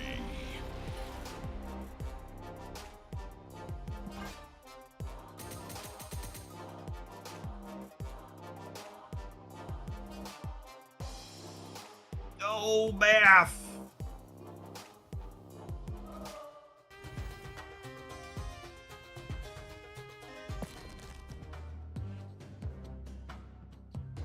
Oh, Wasp Raid isn't +7, she doesn't get buffed. That's also accurate. Accurate.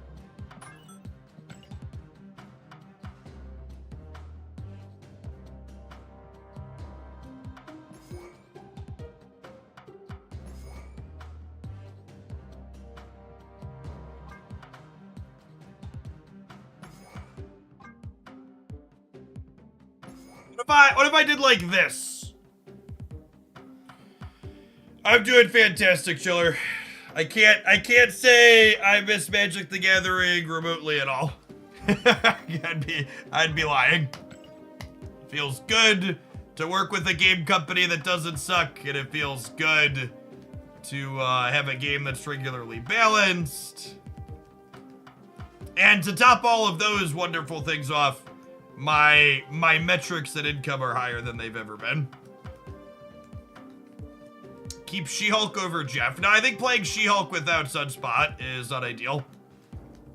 Like, I think I want to explicitly try the deck without She-Hulk Sunspot. It might be worse, but I feel like I need to play some games with it to find out.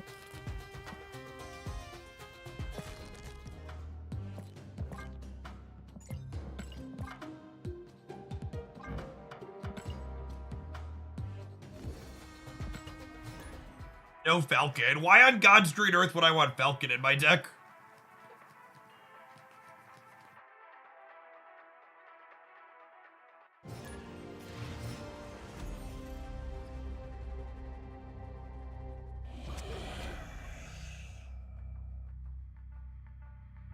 What does this build want? Bast. That's a good take. I like that one.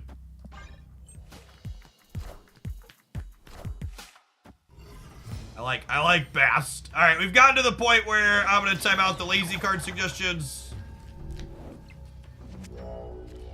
Move the camera. You're not my dad. You don't tell me how to live my life.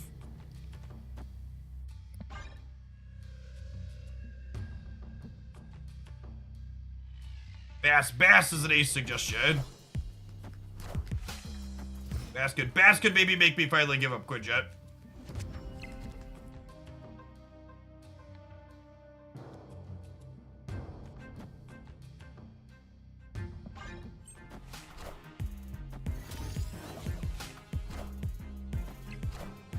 If we have Bass, then we want Hood. See, there's a lot of stuff there, gamers. We're morphing towards bounce. Are we? How are we morphing towards bounce? I don't have anything that I really want to bounce in my deck. Like that's where I feel like those are like the types of things. Like it's literally exactly Nico that I have a card that I want to bounce my hand, right? That's why I like. So I was like, why aren't we playing Falcons? Like, why would I put Falcon in my deck? What? Why would that be good?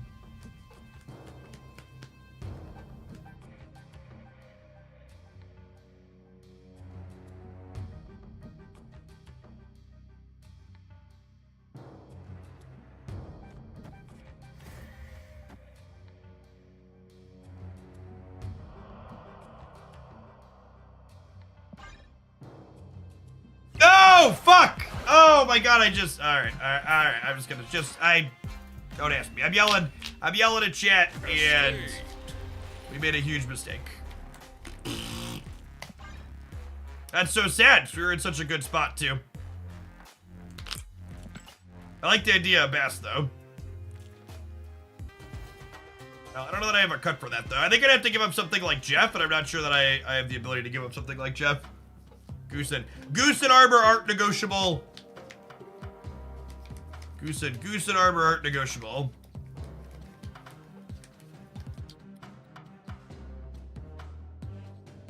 Could be Bishop. Could be Bishop.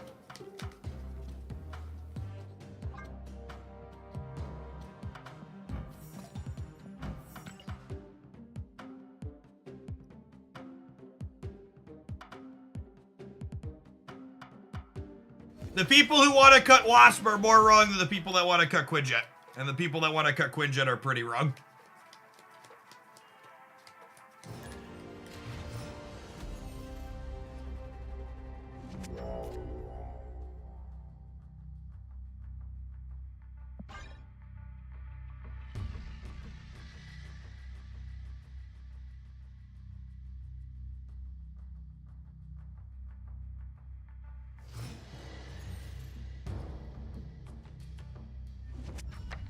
I am disabling the ability for non-subs to send messages with channel points for the remainder of the stream. You want to be able to chat when chat does that, consider checking out our Star Trek promo. But holy shit, it's been a long time since we had a series of card suggestions that fucking atrocious.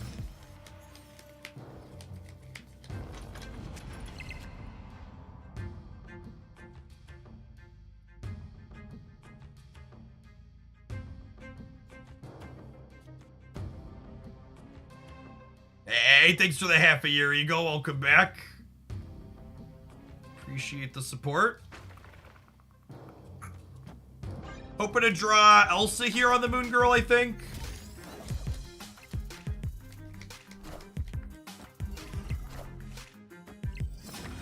Yep, looks like Loki.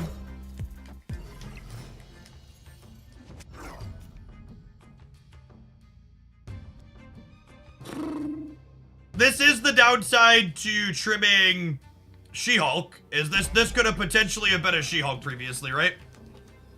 And I think you just basically always have to leave when Loki stops you from this position. They have Quinjet, they have Collector, you're just like almost 0% with most decks. Unless you're really well set up. Escaped. So they're effectively Nutstrut. Just gotta go next.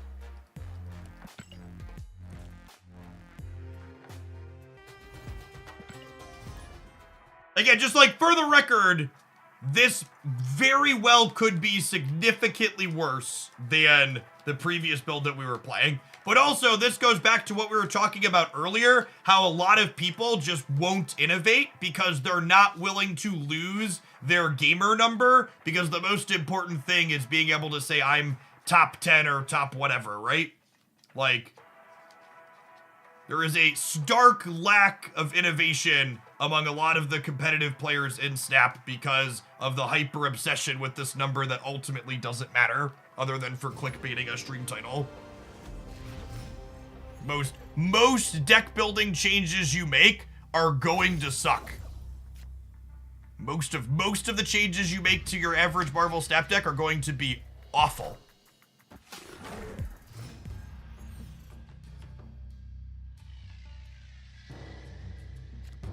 Honestly, even just the fact that what's it called was so good. The last She-Hulk variation that we played was so good.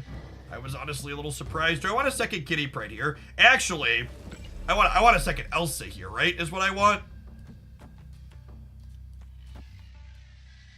And then next turn we'll go Elsa Kitty and then Elsa Kitty again. And this is the other side of why I was testing decks. So I was like, well, why are you playing Conquest instead of the ladder? It's like, trying to test decks higher ranks on the ladder is you snap optimally and then they leave. Which, for the record, they're probably very right to leave here.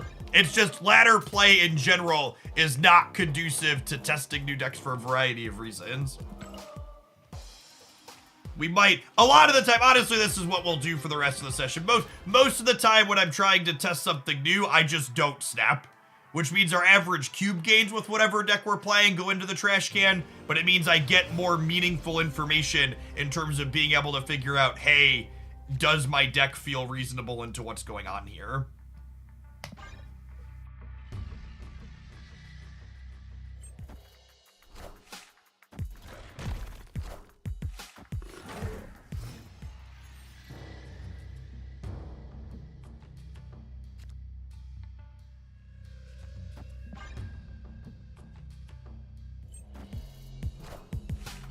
Yeah, like, honestly, this hand's probably a snap opener, honestly. Bass Kitty Elsa.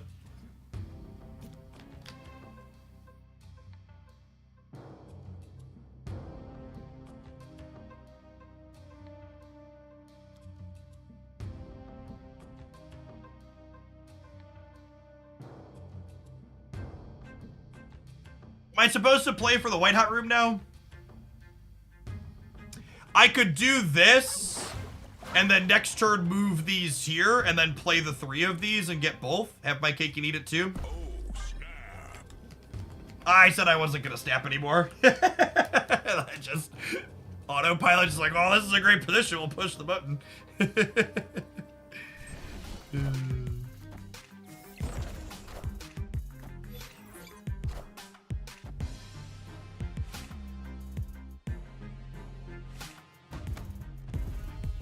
Okay, so we're both gonna have the White Hot Room here.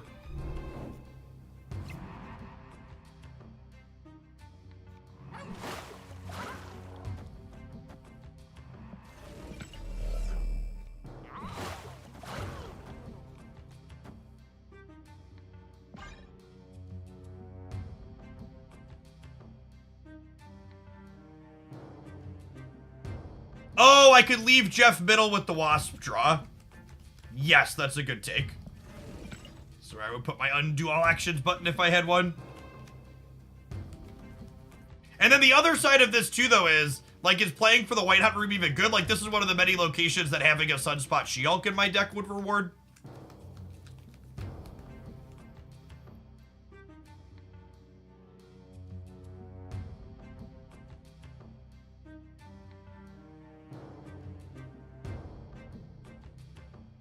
Yeah, like, I'm not really doing anything useful with the extra mana here. I would 100% should have left Jeff middle and played Wasp right, though. Alright, would have lost that anyways, don't worry. They have a Falcon. Okay, so they locked themselves out of winning the right.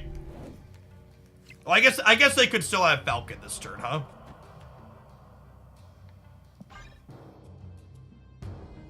They also basted their demon. Accurate. Listen, gamers, if you've never basted your demon, are you even really playing the bounce deck?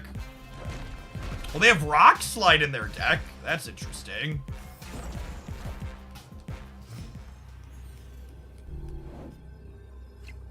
I don't know if emotionally my body is ready to get Eliath out of their deck. Does this beat Darkhawk? So their Darkhawk is 14, which puts them to 26. My Goose is 2. My Monkey is 8. 12, or 10, 18, 19, 21 only. I think we gotta go.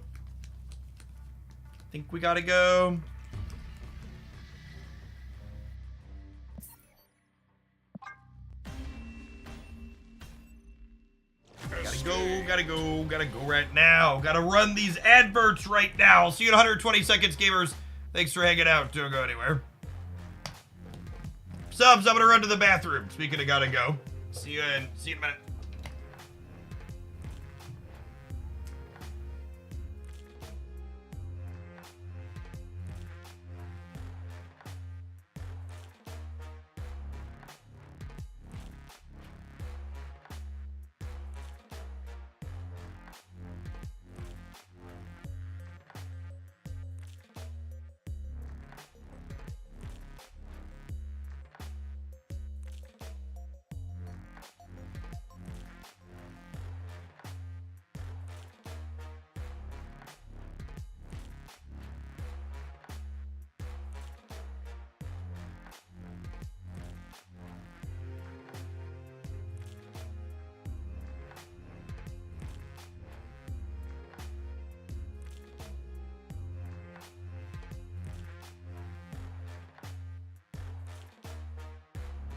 All right, I think I do want to try a couple of games with Bishop. I'm gonna be the Twitch chatter and cut Quinjet for Bishop. I feel like I don't have enough ways to make big numbers after we cut She-Hulk. I think I need another card. I think I need another card that makes numbers. Not having She-Hulk also makes the Quinjet a little bit less good with Moon Girl. I think Moon Girl is still good. But maybe we're at a point where we just don't want her either. Moon Girl copying Elsa is still good. Moon Girl copying Kitty occasionally is still good.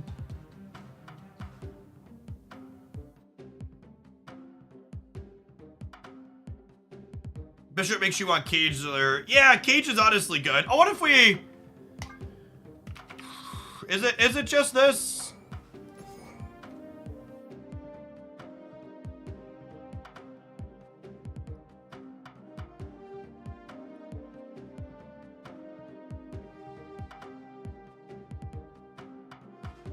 Is that fine? I don't know if that's fine. Sure. I just feel like Elsa and Kitty Pryde have just been like thrown away like last year's Toy Story. Nobody wants to play with them anymore. They feel like they're still pretty relatively reasonable cards.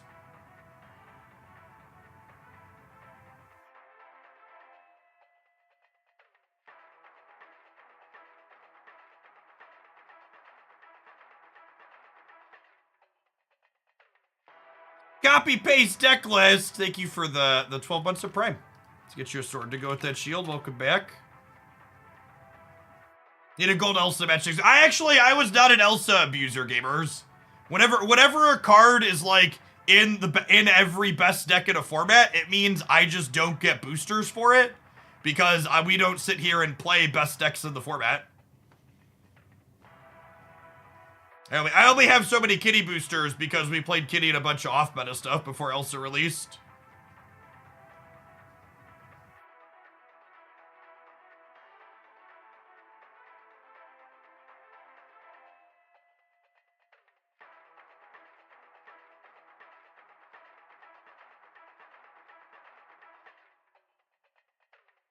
I really think is my matchmaking bugged? I'm gonna relaunch my client here really quick. I really think the people who are calling our deck almost a bounce deck really need to take a step back and learn to dissect and differentiate from decks that have similar threats but different core strategies around those threats.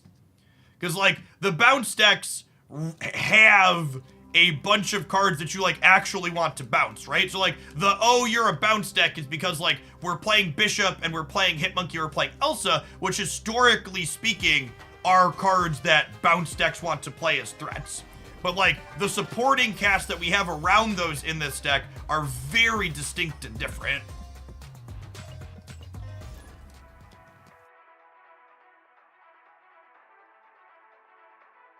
Now, I'm not talking about Juicy Pals. There's been a number of people that are like, oh, you're basically a bounce deck now, as I like shuffled cards around here.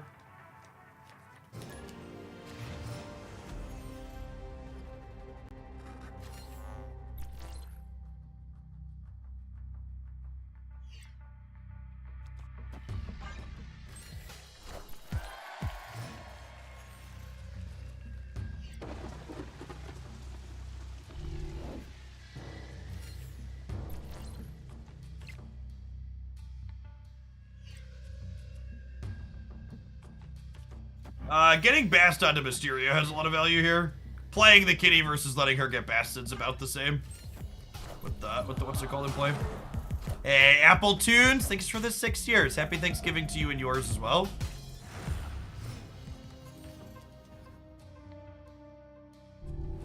One fun interaction with adding Luke Cage to this deck is Luke Cage with Bastard Mysterio is 10 points on the board, which is lovely. Alright, so the average Sentinel Magic deck is Cerebro 3. So I need to kind of decide where I want to get set up at to not get Valkyried.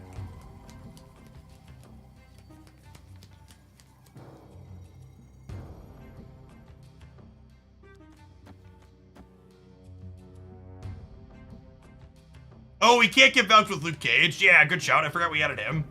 There he is. There he is. The man, the myth, the legend. Really, we need one of our three heavy hitters. Oh, you know what? I should have goosed the magic path so that way they couldn't Valk their own 2-power thing. So Luke meant that we can't get Valk, but they can still Valk themselves. It was a mistake on my part here.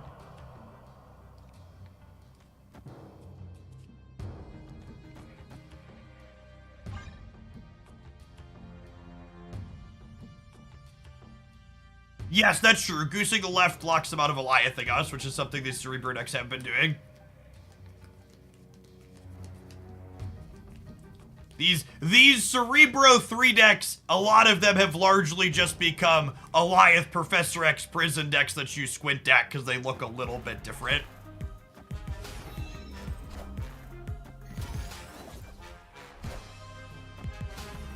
And then we'll armor the right so they can't Eliath us there either. Bishop! Elsa! Bishop! Elsa! Perfect.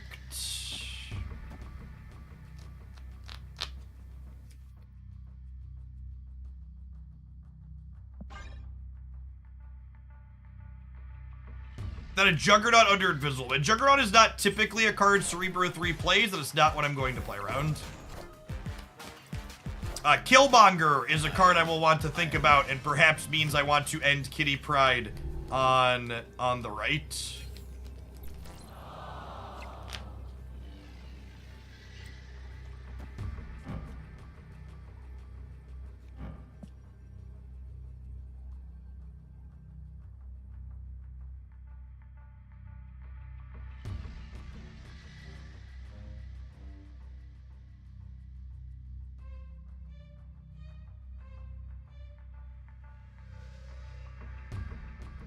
Okay, so if I'm playing around Killmonger, I do this here, into this here, into this here, into Hitmonkey here. My Nico goes to 10 on the right. Sorry, goes to 8 on the right.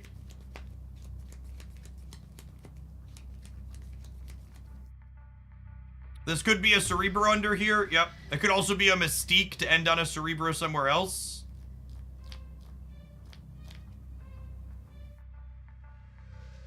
Putting all my points into here might be wrong, but I feel like I need to play around Killmonger on them.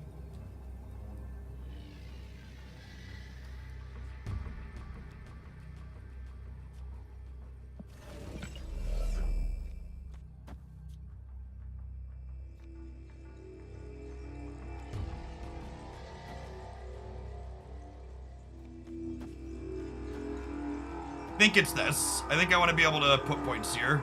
I don't know. I just want to stay and see the end of the game.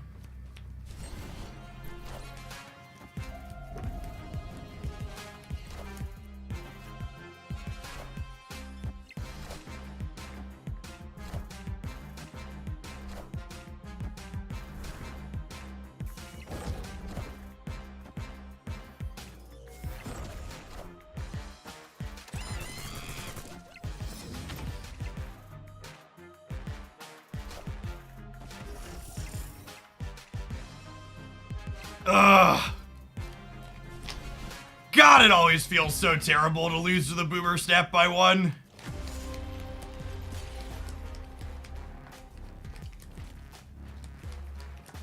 Ugh.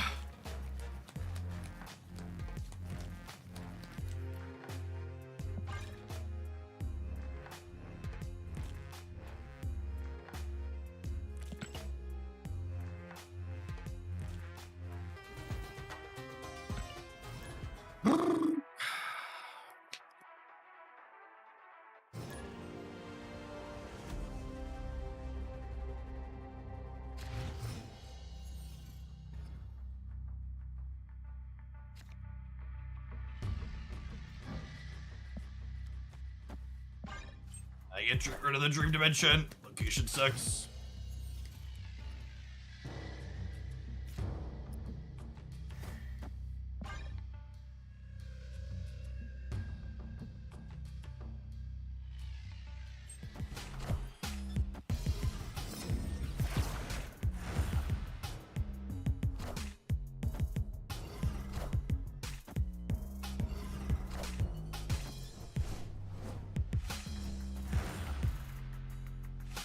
Oh, I do not have a way to get more points to the left, so we're just dead there.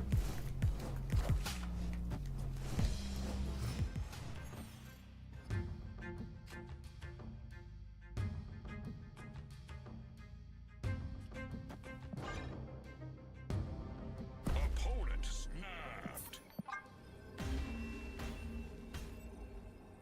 Escaped.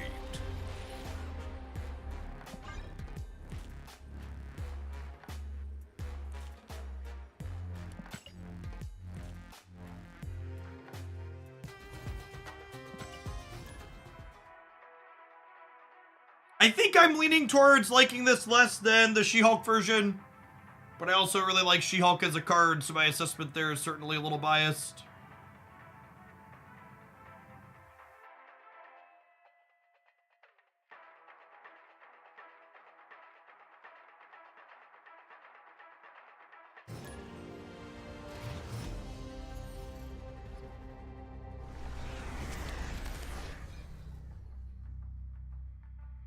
I actually don't want to sack any of the stuff in my hand, right? So we're just going to vibe on this for a turn.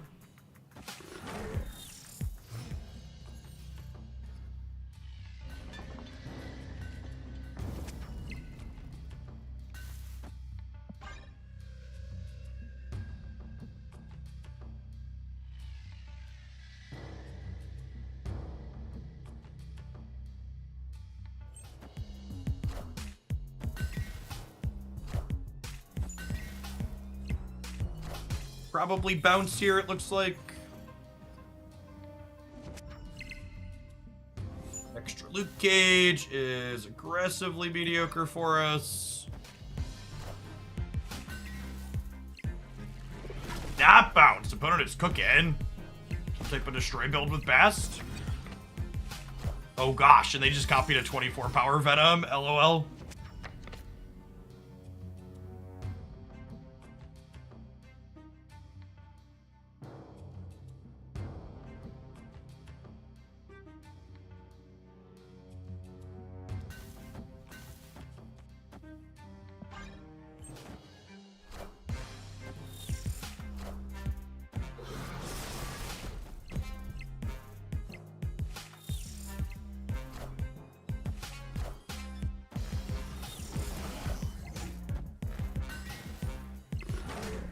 I wonder if they're playing like the collector build. We worked on destroy collector builds with Nico for a little bit.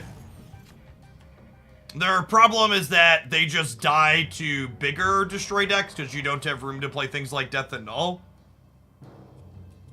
I don't know what that means, Obtuse Hobbit. What does moving parts mean? Can you articulate it in terms of function or form? Like translate it into something that's like actionable or digestible.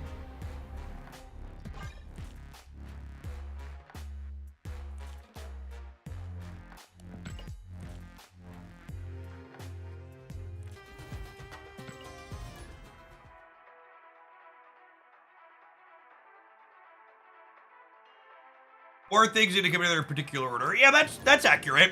Because like the other one, you just kind of like needed Moon Girl She-Hulk to do something powerful, right? This I need by right things early as a fair take. My bishop's bad late, etc.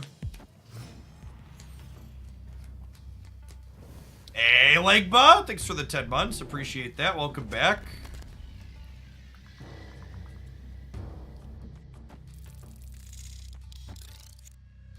Oh, snap.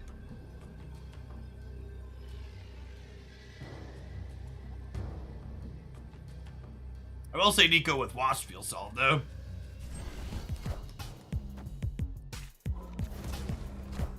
Oh, yeah, playing Kitty on the Inferno is free, right? I was thinking it was Abby in my brain.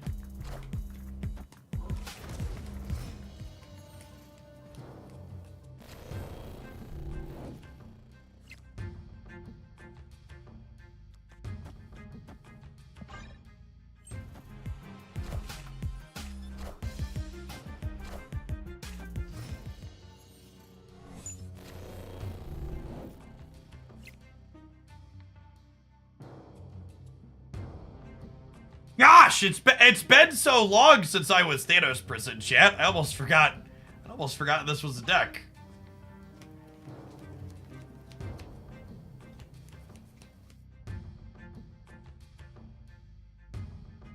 Opponent snapped. So they're Professor Xing the right, I assume. And then we have Goose to cover us for Eliath on the left, so I just need to play to beat Eliath in the middle. Oh, we're being ghosted. Okay.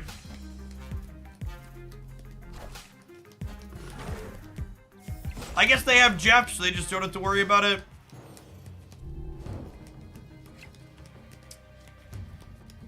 Feels bad, man. Getting snapped into losing a coin flip is just like one of the worst feelings in Marvel Snap. And they lucked into murdering our armor in Hotel Inferno, which is our other way to not die to the other one. I just can't ever beat the Eliath on the last turn the way this is set up now, right?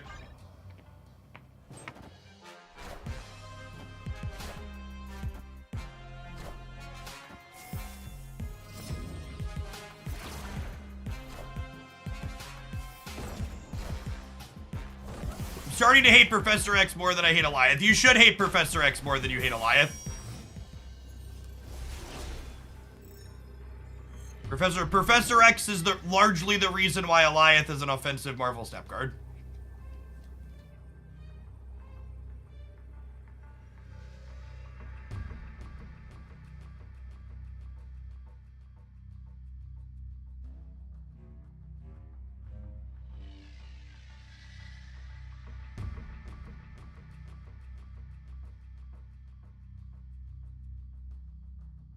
I mean, there are only 5 cards in there are 5 cards in their deck. There are less than 75% to have it.